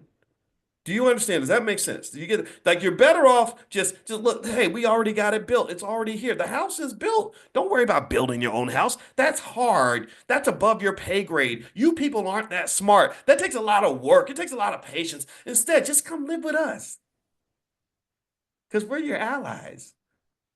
That's what we get. Like just come into our economic house. You'll be cool. And then you come in and you say, okay, all right, well, this is the easy route. And what you don't understand is that God does not give you the easy route to real success. He doesn't. Just like wealth. When I told you about time and how important time is in wealth, if you ever want to either have no wealth or have fake wealth, just go through life thinking that you can get a whole lot of money real fast. And look at our kids. Look at how many of our kids are have embraced the fast money culture, thinking everything's supposed to be fast and easy. And then you get it fast and easy, and you think that it's real, but really you find out it's an illusion. You find out that there's a puppet master that's controlling all this. You find out that the Wizard of Oz has created a false sense of security for you. And then when they take it all away, you're like, wait, what happened? It was racism, y'all. Well, that's because you didn't build your building on a solid foundation, damn it. Nobody taught you that you have to have that accountability, you have to have that patience, you have to have that consistency, you have to have that courage, you have to understand that there's no shortcuts to real meaningful success, power, possibility, and wealth. There's really not many shortcuts to that. What I explained to you that investing $1,000 in Apple stock in the year 2000 means you'd have $365,000 today. That whole methodology consists of one essential ingredient. The essential ingredient is that thing we talked about earlier called time. If you think you can do that without 24 years being involved in the process, then you might as well go buy a damn lottery ticket. And most lottery tickets do not grow your wealth at all.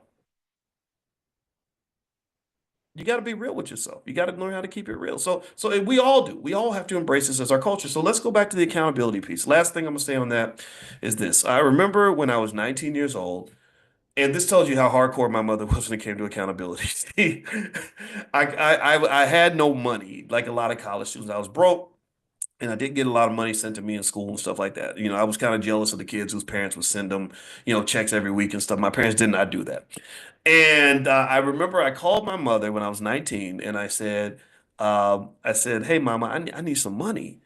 And she said, and she said, okay. And I said, because I don't have any money to eat. Like, what am I going to do? And I went into like little kid mode because you're talking to your mama, like, mama, I don't have no money to eat.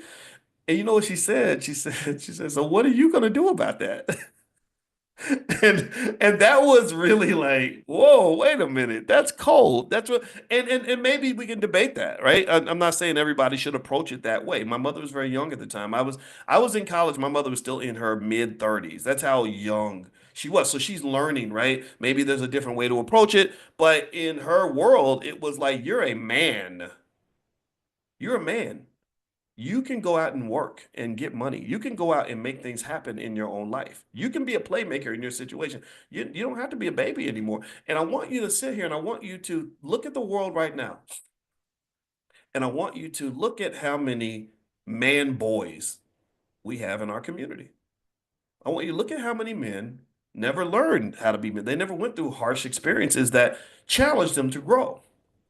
They expect something to be just given to them. They don't know what it means to lead and protect and provide and all these things, right? They didn't go through manhood training. You have to manhood doesn't just happen naturally. Doesn't just happen just because you got a little hair on your chest and your voice deepens. No, there's a process. You got to learn how to just like becoming a chef or becoming a mechanic or becoming becoming a surgeon. You got to learn like you have to go through so really here's what happened. If you want to know how that ended, and I'm gonna tell you, my feelings were hurt. I was like, damn, I'm like, that's cold, you know. It's like, right, and maybe she could have sent me a little something, something. And I'm not gonna disagree with you if you think that was extraordinarily harsh.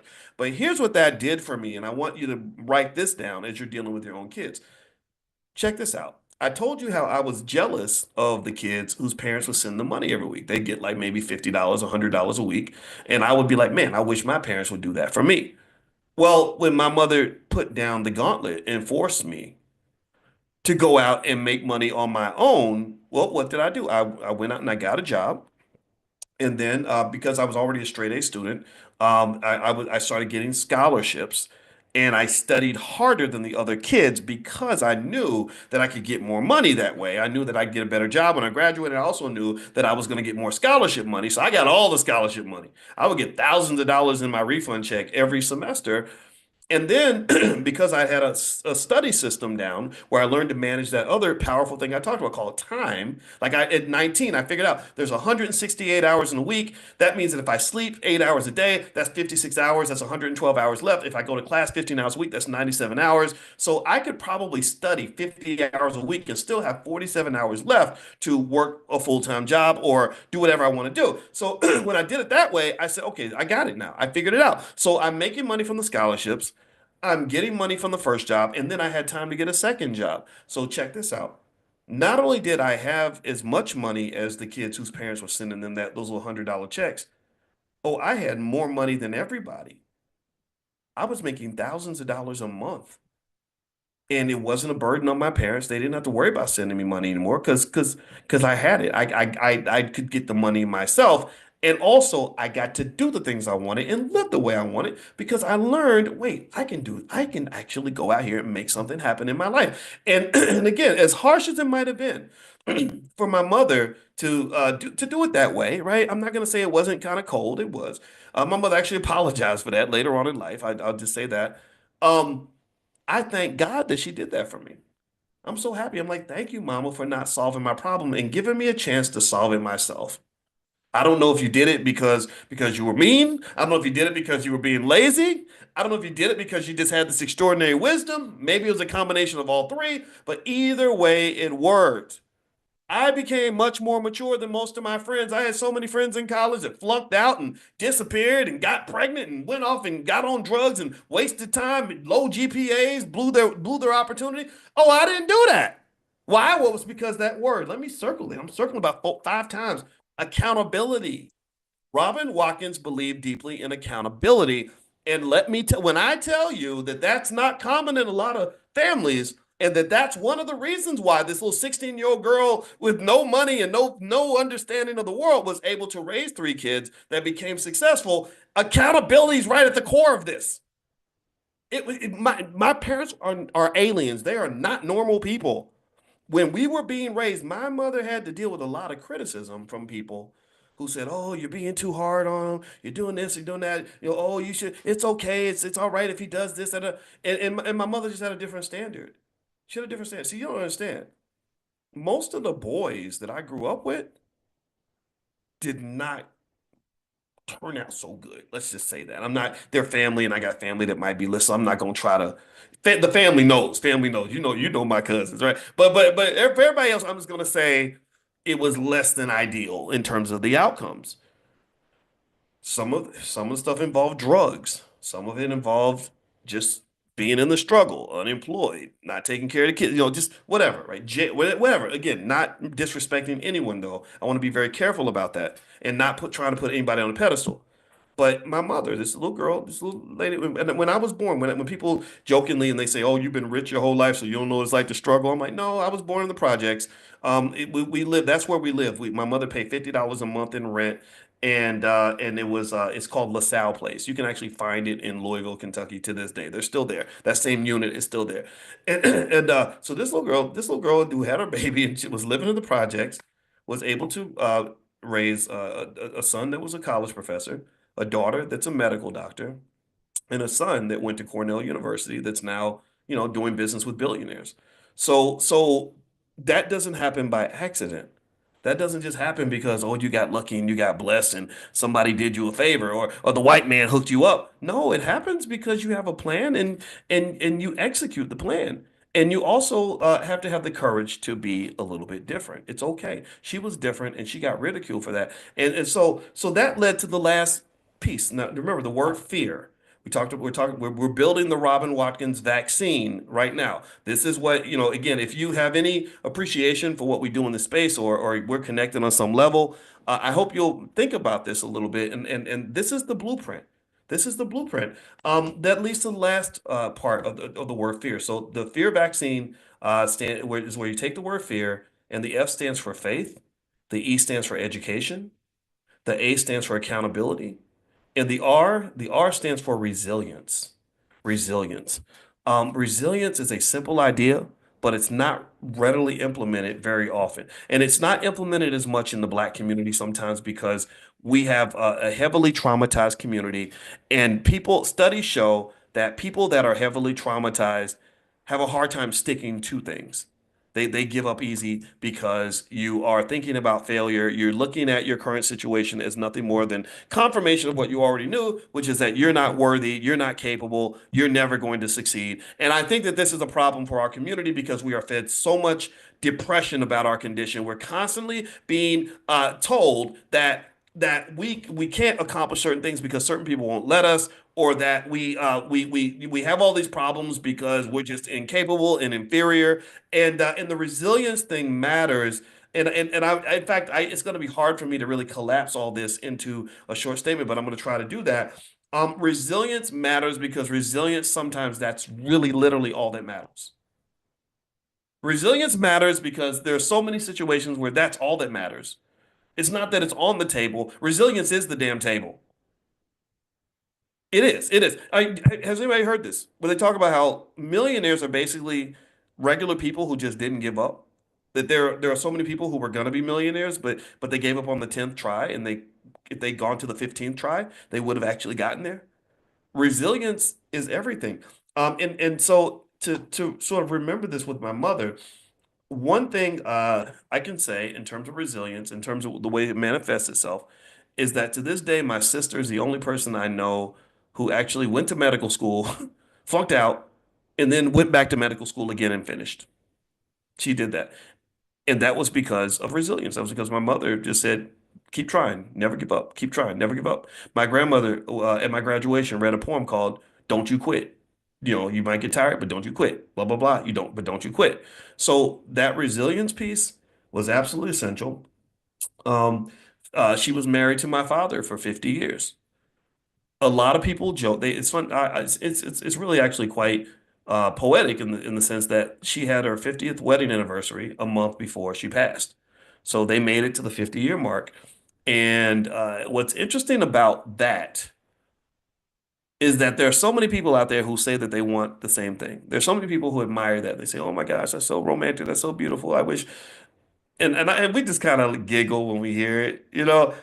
I'm like, oh, so you think it's romantic, huh? You think it's all just peaches and cream, don't you? You think y'all just gonna be cute and in love every day for the next 50? Is that what you think it is? You think it's a Disney movie, don't you? And it's not a Disney movie. It's not cute. It's not some beautiful, smooth little process.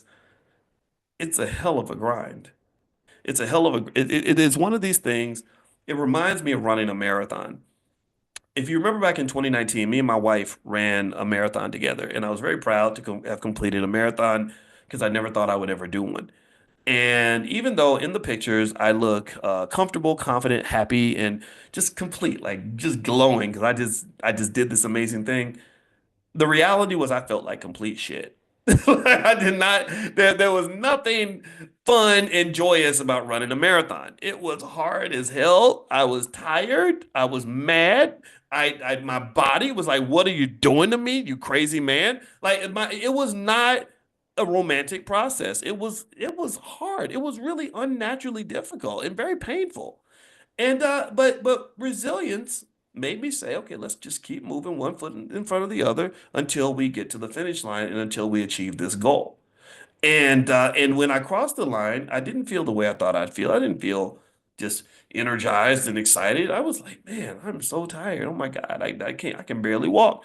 And in a way, that's what I think about when I process the 50 years of marriage with my parents, is that um, it was amazing and just powerful. But the thing that makes it hard for most people is that in many cases, the people that benefit the most from your commitment, when you make a commitment at that level, the people that benefit the most are not you and the other person involved. It's really all the people that benefit from the fact that you sacrificed to create a stable institution in a black community that's lost its institutions. You created a stable family in a community that's lost most of its families. Do you understand? You've given just this amazing gift. And I want to say, I want to give a shout out. If you've been married, everybody who's married, shout out how many years you sacrificed. Because I want to applaud you. I want to really applaud you and commend you because you are to some extent you're unfortunately you're kind of becoming these unicorns that actually care more about family and community than you actually just care about your personal happiness every moment of the day. I'm not saying you can't be happy after 30 years or 40 years or 50 years. I'm not saying that at all. I'm saying that it's hard. And when I think about my father, I think about this man who chose to take care of me when I wasn't even his real son. He was handsome. The ladies loved my dad. My mother was a young mother. She could have just gotten rid of me and then spent her weekends twerking and drinking for the next X number of years. She could have literally, wiping me away before birth would have been a great way to get rid of her problem. She wouldn't have had to confront my grandmother, who's old school. You know how old school grandmas are. She didn't have to deal with being chastised by the community. She didn't have to deal with all the non. She could have easily just said, "Let me just make this baby go away so I can get back to being a teenager and living my best life." But she didn't do that. She made a sacrifice, and she also used resilience to say, "I'm going to make sure that my kids are not going to end up like a lot of these kids out here." I remember when I was 5 years old and we lived in Texas. My father's a military man, and we lived in Killeen, Texas, on the military base. And my mother says she told me the story. She said that that there was this young white girl who was my school teacher when I was 5, and she said, "I got to tell you about your son." And she said, okay. And the lady said that your son has a lot of energy. He gets up, while I'm teaching, he'll stand up, sit down, walk around, he'll be singing, he'll be talking, playing with the other kids, and just doing everything except doing what he's supposed to do. And she said, so one day I decided to play a trick on him. And the trick I played on him was I was going to let him just do his thing and ignore him, and then I was gonna basically embarrass him. So she says that so one day she's teaching and I start doing what I normally do. I'm standing up, sitting down, walking around, talking, playing, whatever.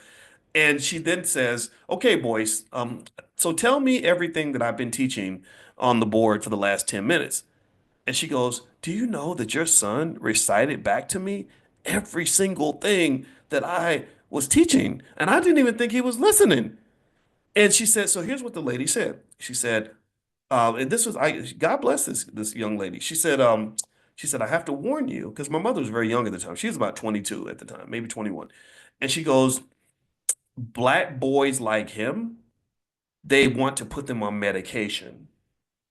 She says, "Your son does not need medication. Your son is fine. He's very smart. So do not let them do that to your son."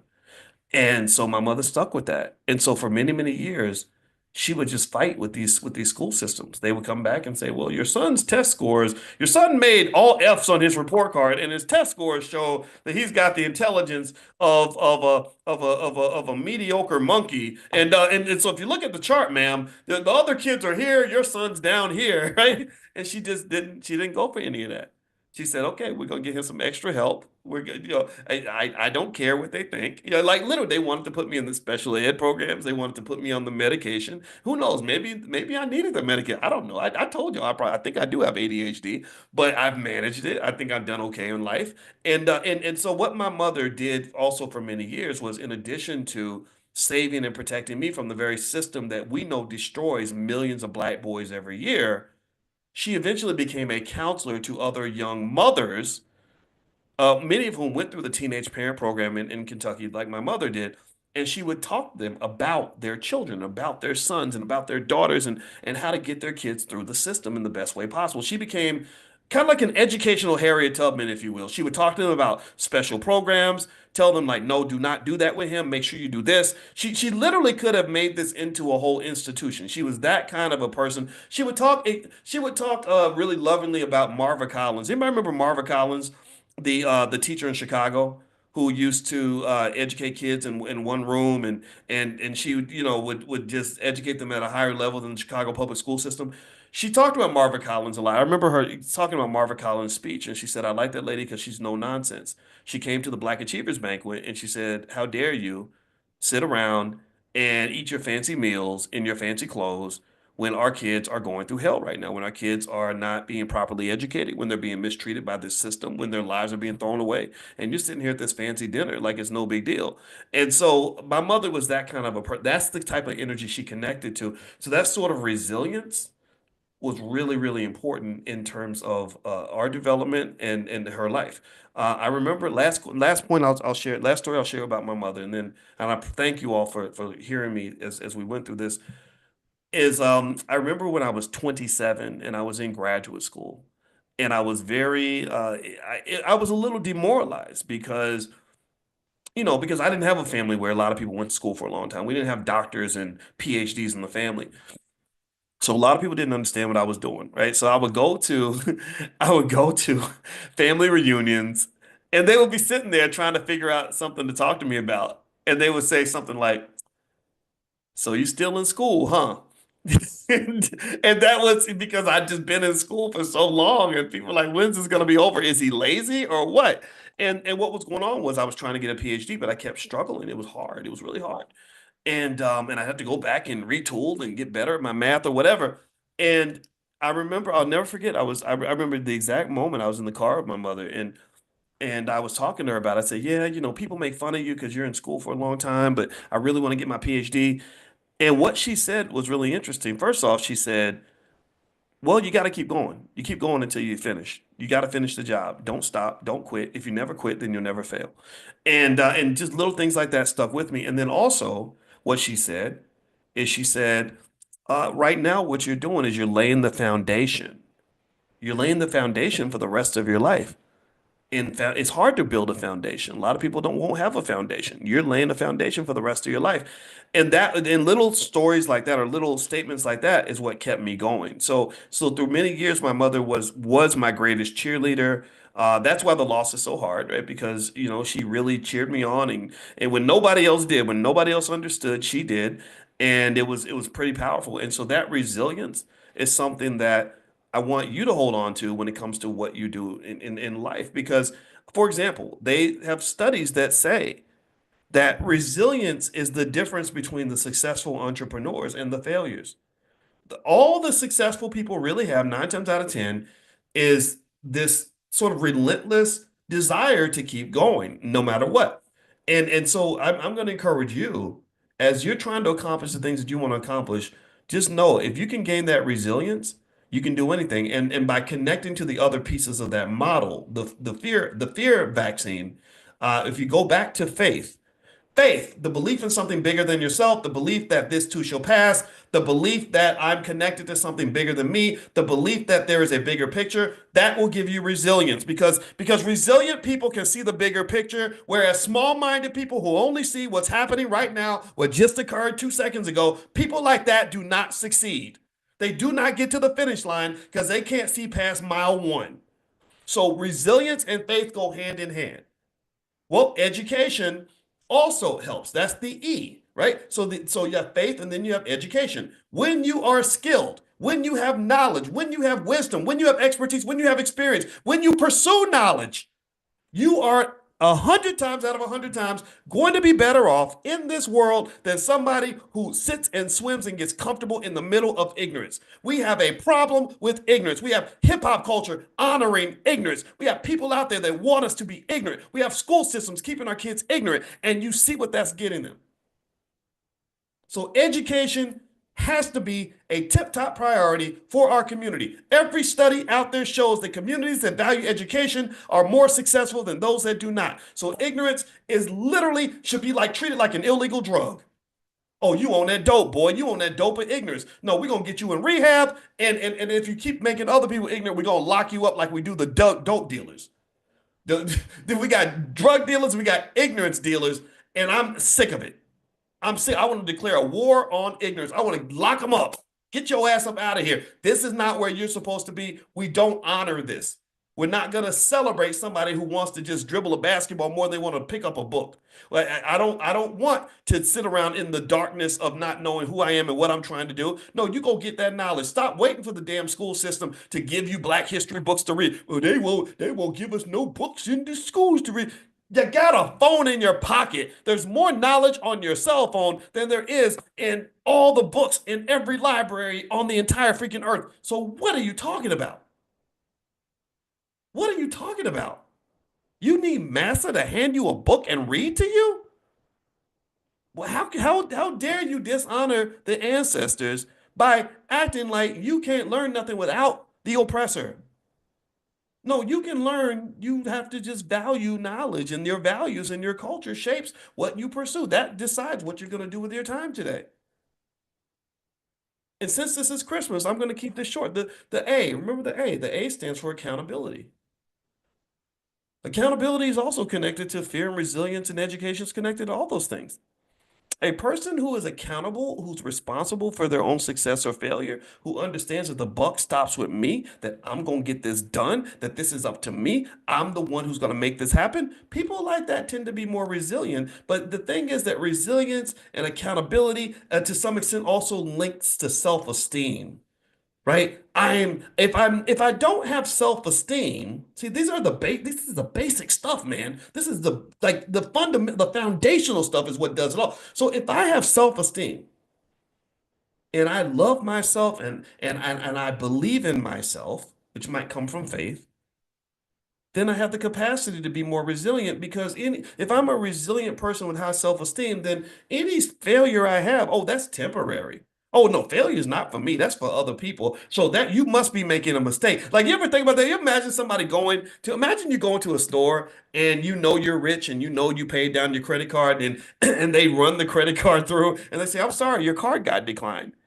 Well, what do? You say, well, no, that must be a mistake. No, run it again. You gotta run it again, right? Because that's not me. Other people can, but no. When it comes to success, and I'm swiping the credit card of success, oh, I know God gave me an infinite bank account. I know that oh, God blessed me with a massive credit limit. So clearly, you must be making a mistake, because that's not who I am. Maybe that's for you, but that's not for me. So my point is to say that self-esteem piece is critical. People that have high self-worth and know who they are, like, you need to know who the hell you are. People that have high self-worth and know who they are, they tend to be more resilient because they know the success is meant for them. And they also tend to be okay with accountability. Because, yeah, of course, the buck stops with me. I am powerful. I am great. Here's the thing. This is interesting. My mother was not an arrogant person, but she was a powerful person. She is a powerful person. She's so powerful that she's never going to die. She's so powerful that she's right here in this room. She's so powerful that everything I'm sharing with you came directly from her. So, so she was a powerful person. She wasn't arrogant, but she was powerful. Well, why was she powerful? Partly because of the F in the fear model. She had faith. She's connected. She's wired into God. Nothing's more powerful than that. So I don't always have to be powerful. I just have to be down with the power source, right? So